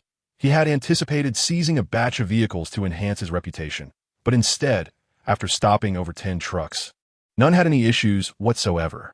This was not right. In the past, capturing vehicles had been a certainty. Where were the overloaded trucks? Did you not assert that all vehicles from Su Tong Logistics were problematic? Lu Ge turned to Ho Ping. Shaking, Ho Ping stammered. "I don't know what is going on. Lu Ge, don't panic. I'll call General AO and inquire." He hurried to a corner and dialed AO Guangxiao's number. Having been instructed by AO Guangxiao to come here, He initially believed this would be an easy task. Capturing trucks from Su Logistics would surely be a breeze. Yet, the outcome had far exceeded his expectations. The call connected swiftly, and A.O. Guangxiao's voice boomed with arrogance. "So, how many trucks have you caught?" Hope Ping swallowed hard. "A.O. General A.O., not a single one. All of Su Logistics trucks are not overloaded." The smile vanished from A.O. Guangxiao's face in an instant, and he sprang from his chair. "Are you jesting with me? So many trucks from Su Logistics, and you claim none are overloaded? Do you think I will believe that?" Ho Ping was on the verge of tears. Had he not been present at the scene, he wouldn't have believed it either. Yet the truth was undeniable. All 14 trucks fell within the 30-ton standard. Not one was overloaded. "I assure you, there truly are no overloads. General A.O., you must believe me." A.O. Guangxiao furrowed his brow, calming himself, and began to realize the gravity of the situation. Ho Ping was not one to deceive him. This signifies that Su Yang, that scoundrel, reported their express logistics, and in fear of retaliation, instructed all vehicles of Speedy Logistics to be loaded strictly according to standard weight limits. Damn it! A.O. Guangxiao kicked his chair, breathless with rage. Ever since encountering Su Yang, misfortune has befallen him. Now, even his attempt to report Speedy Logistics has been manipulated by Su Yang. He felt as if his intellect was being rubbed into the ground, as if every scheme he devised was already within Su Yang's grand design. Damn! A.O. Guangxiao abruptly hung up the phone and summoned the chief financial officer. Upon entering the office, the CFO was seized by the head. A.O. Guangxiao's sinister visage loomed over the CFO's eyes. "I give you 1 day, just 1 day. I want to ruin Speedy Logistics' reputation. I want everyone to know that the city's inspection of overloaded trucks is due to the report made by Speedy Logistics. I intend to shatter everyone's livelihood. Do you understand?" The CFO, trembling with fear, nodded. "I understand, President A.O. I assure you I will handle this matter and ensure Speedy Logistics' reputation is tarnished." At the Speedy Logistics yard, Su Yang was smoking, glancing at the time. It had been 25 minutes since the first truck departed. Beside him, Bian Zhenghua scoffed. "President Su, I fear that your 100,000 yuan is beyond saving. Why not transfer it to me now?" Su Yang chuckled. "Brother Bian, why the haste? The time hasn't yet come." Bian Zhenghua sighed. "You see, your time in this industry is still too brief, and you remain oblivious to its complexities. Though truck overloading affects safety, these vehicles drive significant economic activity. Factories depend on trucks to transport their goods, do they not? If trucks do not overload, their costs cannot decrease, and their products won't sell. Thus, overloading becomes the norm, tacitly accepted under certain circumstances. To suggest that our trucks could be inspected and detained merely 20 minutes after leaving is sheer fantasy. In nearly a decade of logistics, I have never encountered such a scenario. You are bound to lose." Su Yang smiled. Many perceive the unspoken rules as mere regulations, unaware that when tolerated, they're indeed unspoken, but when tightened, they transform into sharp scythes, targeting individuals like Bian Zhenghua. Calculating the time, it should be about right. As Bian Zhenghua observed a truck entering the yard, he extinguished his cigarette, preparing to load cargo when the landline unexpectedly rang. He glanced back. More work? He picked up the phone. "Hello, Speedy Logistics." A truck driver's voice came through. "Captain Bian, President Su is truly remarkable. I just left the yard, barely out of the city, and I encountered a vehicle inspection. These scoundrels were ready to detain my truck. But guess what? When I stepped on the scale, I was only 28 tons, nowhere near overloaded." Chapter 96. Diverting the Calamity. Bian Zhenghua swallowed hard, staring blankly at Su Yang outside the door, unable to discern the words on the other end of the line. All he could make out were fragments about vehicle inspections and weighing stations, confirming there was no overloading. Were they actually conducting inspections? He hurriedly inquired, "What is your situation now?" The truck driver replied, "I'm fine. Nothing was found. They let me go." "Mr. Su is truly remarkable. I was questioning why the well-packed cargo was unloaded. It seemed like a futile effort. Who would have thought they would actually check the vehicles?" Bian Zhenghua sighed in relief. As long as there were no issues, that was what mattered most. If a problem had arisen and the truck was detained, it would severely delay transportation. Some goods were already urgent, and any further holdup would lead to significant complications, especially with perishable items such as fruits, vegetables, and seafood, which needed to be delivered the next day. Otherwise, they would spoil on the road, causing considerable losses. After hanging up, Bian Zhenghua felt despondent. He realized that every time he made a bet with Su Yang, He ended up losing, and always in such an inexplicable manner. Last time, it was an unexpected visit from a factory owner, and this time, it was a sudden vehicle inspection. Just 5 more minutes. That was all it would have taken. Su Yang approached with a cheerful demeanor. So, Brother Bien, are you convinced yet? Bien Zhenghua rolled his eyes. What should I be convinced of? You simply had good fortune. Just one truck was inspected, and you made all the others unload and reload their cargo. How much profit did you just jeopardize? Just for the sake of my rent for the month. The time you spent on this was worth a month's rent. Su Yang sighed. It appeared Bien Zhenghua remained unconvinced, believing it was merely luck. The next moment, Bien Zhenghua's phone rang again, prompting him to turn and answer. Hello, Speedy Logistics. As soon as he spoke, the voice on the other end left him bewildered. Before he could respond, another phone began to ring, followed by a third, and then a fourth. Bien Zhenghua, undeterred, answered each one. All the calls were from truck drivers, each informing him of the same alarming news. They had just left the cargo station or entered the city when they encountered inspections. Thankfully, it was Mr. Su who advised them to offload the excess cargo. Otherwise, their vehicles would have been detained on the spot. After hanging up all the calls, Bien Zhenghua turned back to see Su Yang, who was quietly smoking. His mind raced with disbelief as 100 thoughts surged through him. His eyes widened in shock, and he found himself at a loss for words. How could Su Yang have predicted this again? From the comfort of his home, he seemed to know there were inspections underway. A bead of cold sweat trickled down his back, and as he looked at Su Yang, only fear remained in his gaze. Just then, another call came through. Bien Zhenghua picked up the phone, his brow furrowed. You encountered an inspection too? The vehicle is not overloaded, don't worry. Just proceed with the delivery. The man on the other end paused briefly. Old Bien, what are you talking about? It's Xiao Jun. Bien Zhenghua smacked his forehead and exclaimed, Lao Xiao, my apologies. We have had a few vehicles stopped by the traffic police, and I mistakenly thought you were calling to discuss this matter. How is it that you have the time to call me? You're usually so busy delivering goods. A veritable busy bee. General Xiao let out a sigh. Old Bien, your Su Tong Logistics is truly a disappointment. Bien Zhenghua was taken aback. Their Su Tong Logistics had only recently commenced operations and had not encroached upon anyone else's business. How had it suddenly become a disappointment in Zhao's eyes? What are you talking about, Lao Xiao? General Xiao retorted angrily. There are hardly any truck drivers in Jiang City, and all the substantial jobs have been snatched away by Jian Logistics. We are left with only a few scattered small jobs.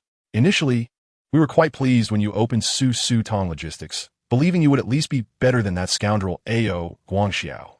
But I never anticipated that you would report the entire city's trucks for overloading.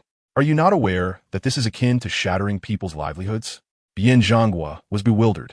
He could not comprehend the connection. When had Su Tong Logistics ever reported trucks for overloading? He had heard that over 40 vehicles from Jiyun Logistics had been reported just yesterday. But what did that have to do with them? Xiao Jun, you must be mistaken. General Xiao sneered. Mistaken? Who in Jiang City is unaware of the good deeds your Su Tong Logistics has committed?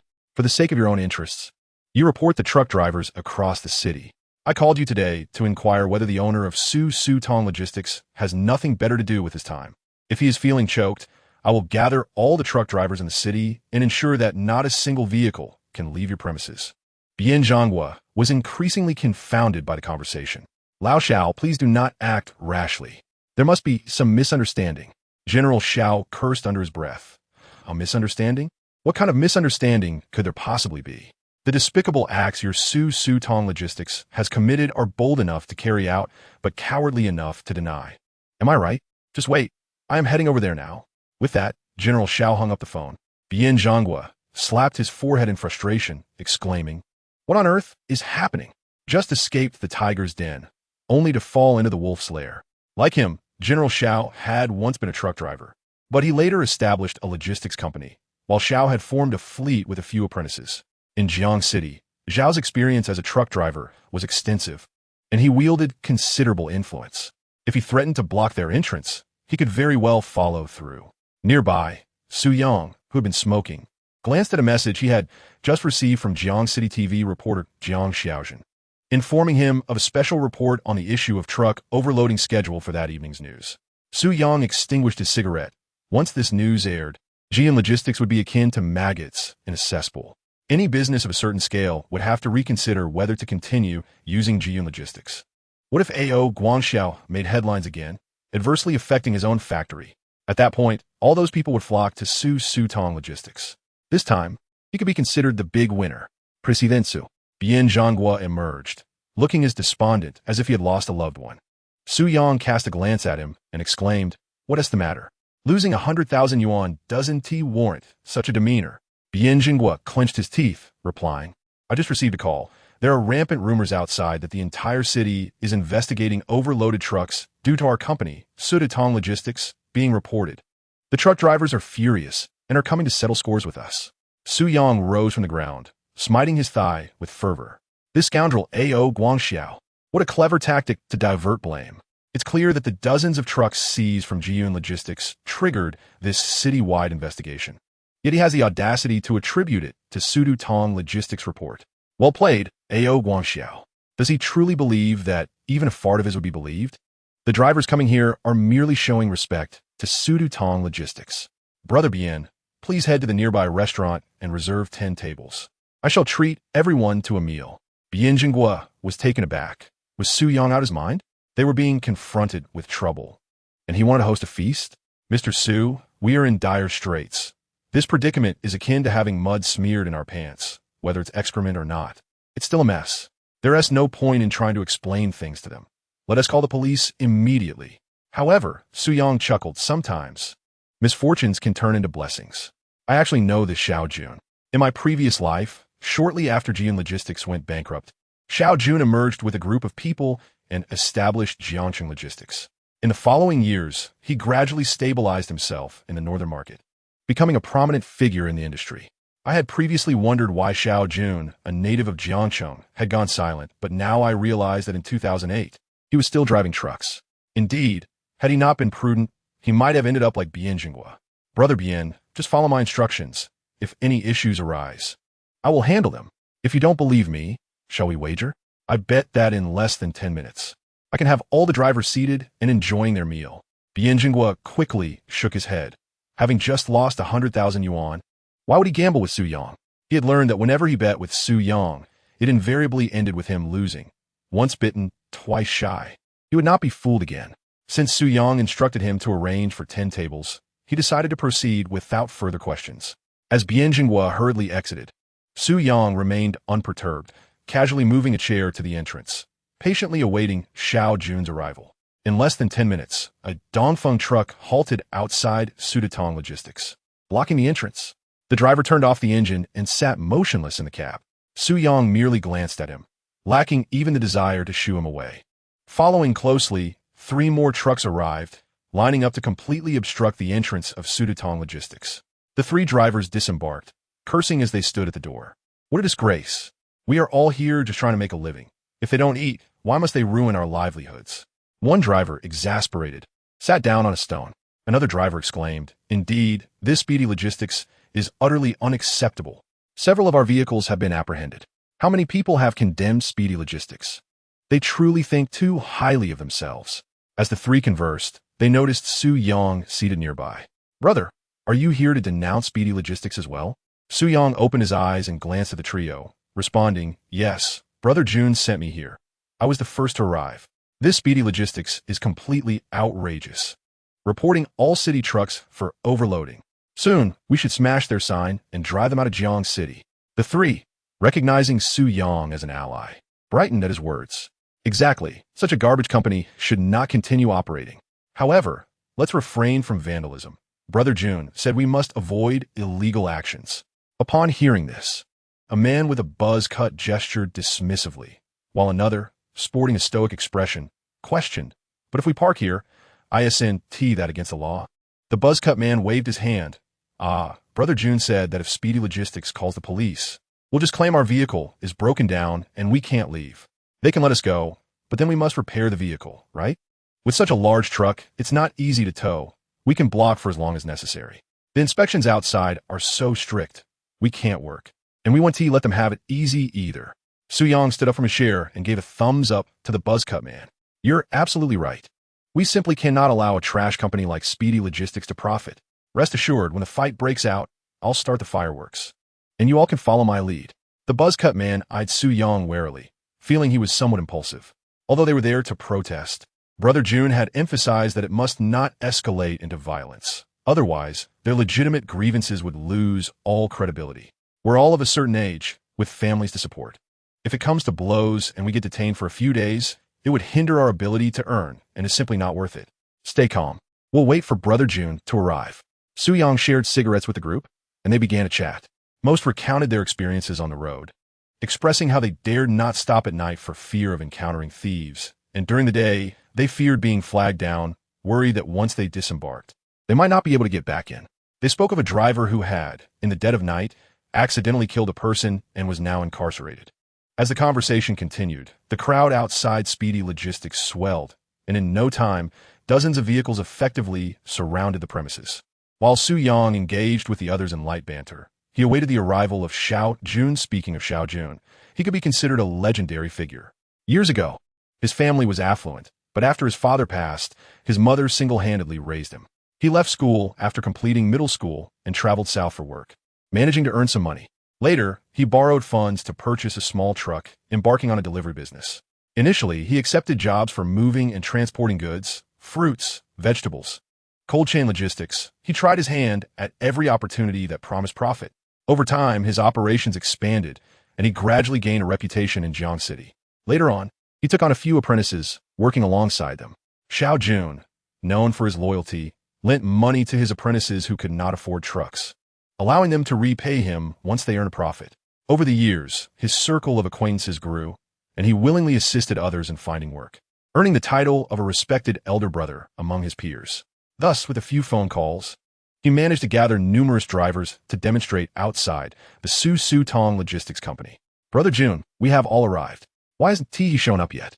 A bald man surveyed the surroundings and inquired. Another truck driver expressed his confusion. Indeed, he just called me, claiming he was on his way. Where could he have gone? Missing me, are you? A man in his 30s approached, cheerfully carrying a box of water. As he walked past each truck driver, they greeted him warmly. Brother June, Juner, why did you arrive so late? Xiao Jun set down the water and laughed. I came early, worried my brothers might be thirsty, so I went to buy a box of water. If anyone is parched, feel free to help yourselves. The truck drivers felt a sense of reassurance upon seeing Xiao Jun. Brother Jun, all the brothers are here. What shall we do now? One driver asked. Xiao Jun settled down, declaring, what can we do?